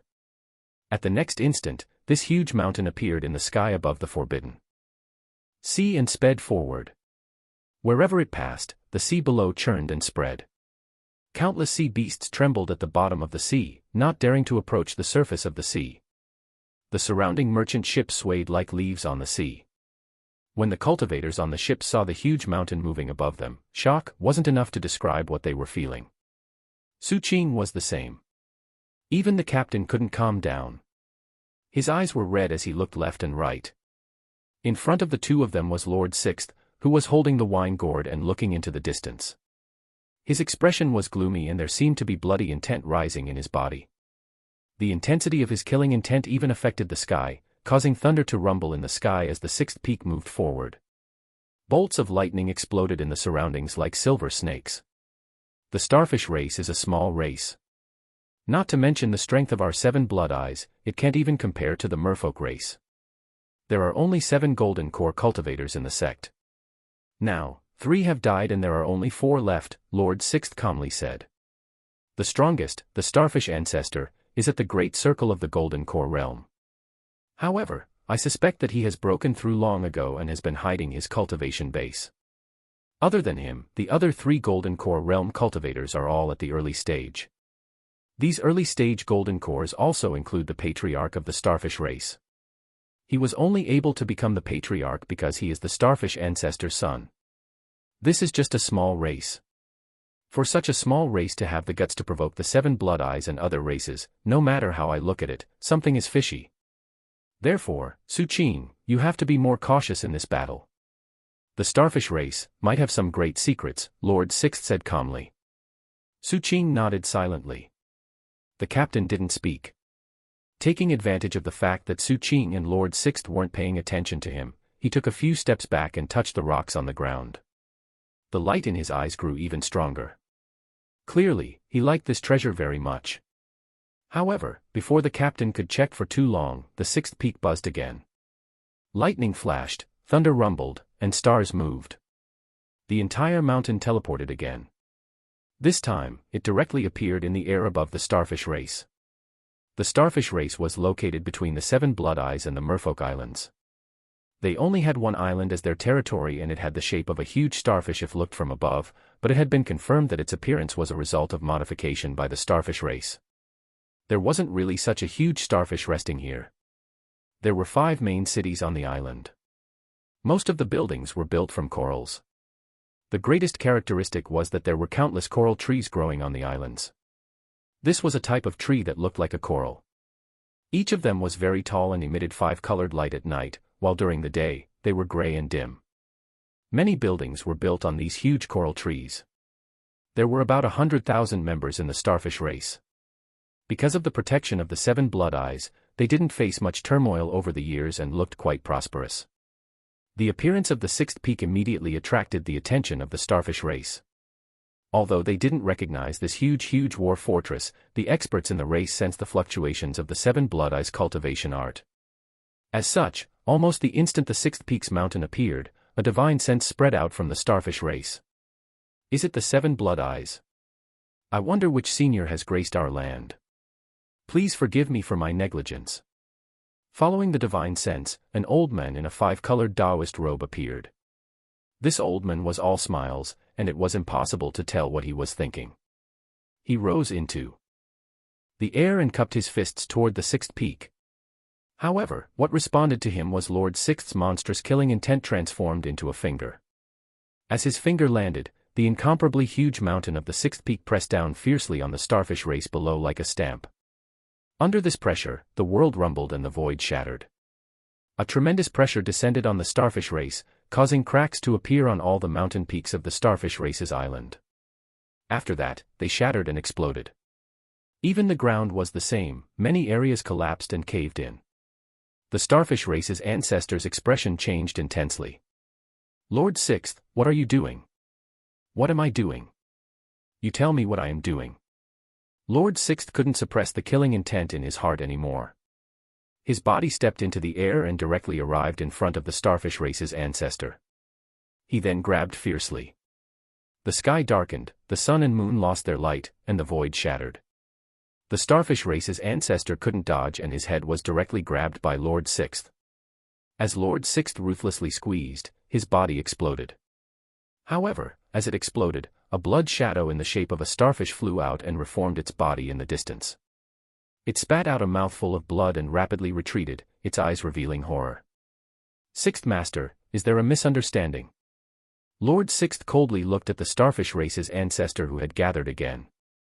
As expected, you hid your cultivation base and have already broken through to the nascent soul realm. However, it's fine. Only then will it be interesting.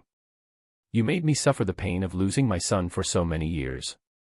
I have to let you have a taste of the pain of your race, your territory, and everything of yours being destroyed in front of you." As Lord Sixth spoke, he lifted his right hand and performed a series of hand seals before pressing down. Immediately, the mountain of the sixth peak rapidly descended toward the Starfish Race island below. It didn't land completely but stopped about 10,000 feet in the air. Blue flames emitted from the mountain and instantly covered the entire island. From afar, the blue flames flowed like heavenly fire, enveloping the surroundings.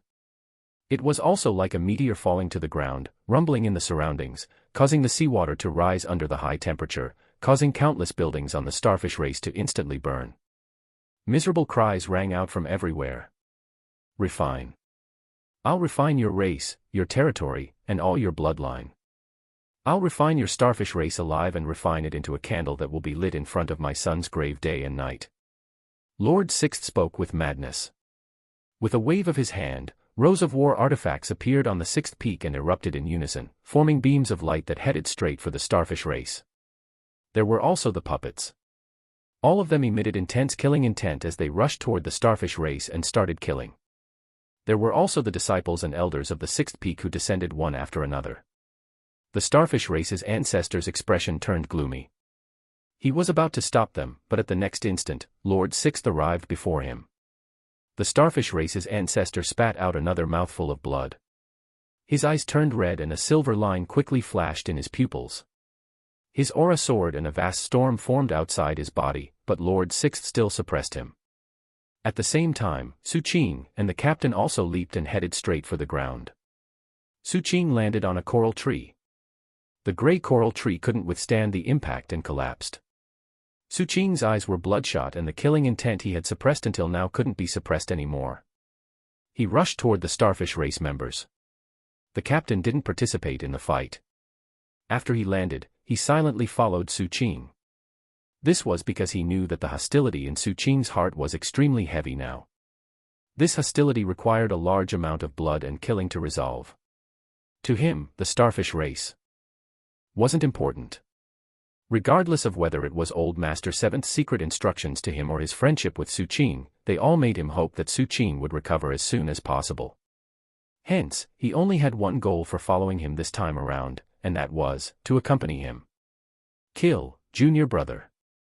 In this chaotic world, killing is the only outlet. That was how I got through back then. If we don't destroy a few races, how can we make others revere us? The captain muttered with madness in his eyes. As for Su Qing, he had already started killing. The life fires in Su Qing's body were ignited and the black iron stick outside his body was in a battle-ready stance. It would attack whoever Su Qing's gaze landed on. For a moment, rumbling sounds filled the island.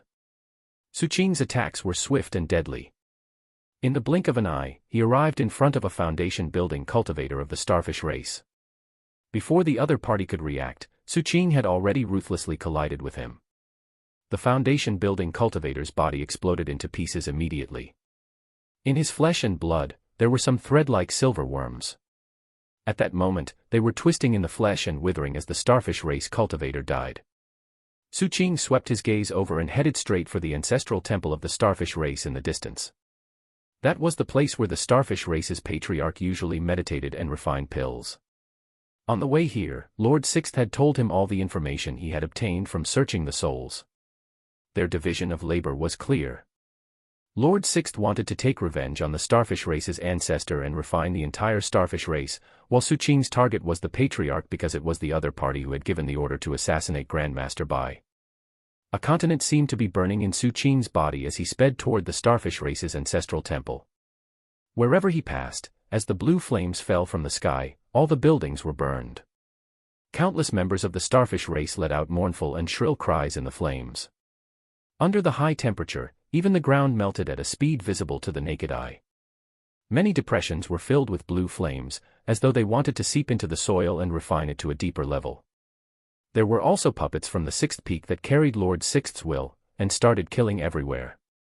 The sixth peak's disciples were the same and carried out Lord Sixth's orders. The entire Starfish Race was in chaos. Coral trees collapsed one after another and the pits formed in the ground. 3 of the 5 main cities were now covered in a dense blue sea of fire. Su Qing instantly approached a starfish race cultivator who was about to stop him and waved his hand. The golden crow let out a cry and in an instant, the cultivator turned into a corpse. Su Qing didn't slow down.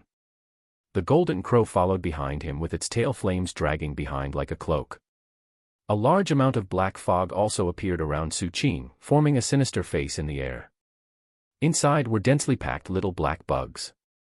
The shadow and the black iron stick were also closely following behind. From afar, Su Qing looked like a baleful god had descended into the world. Wherever he passed, all the obstructions would die. Part 5 of the series ends here. Thank you for watching and listening. If you find it interesting, please give us a like, a comment and a subscription so that we have the motivation to make the next videos.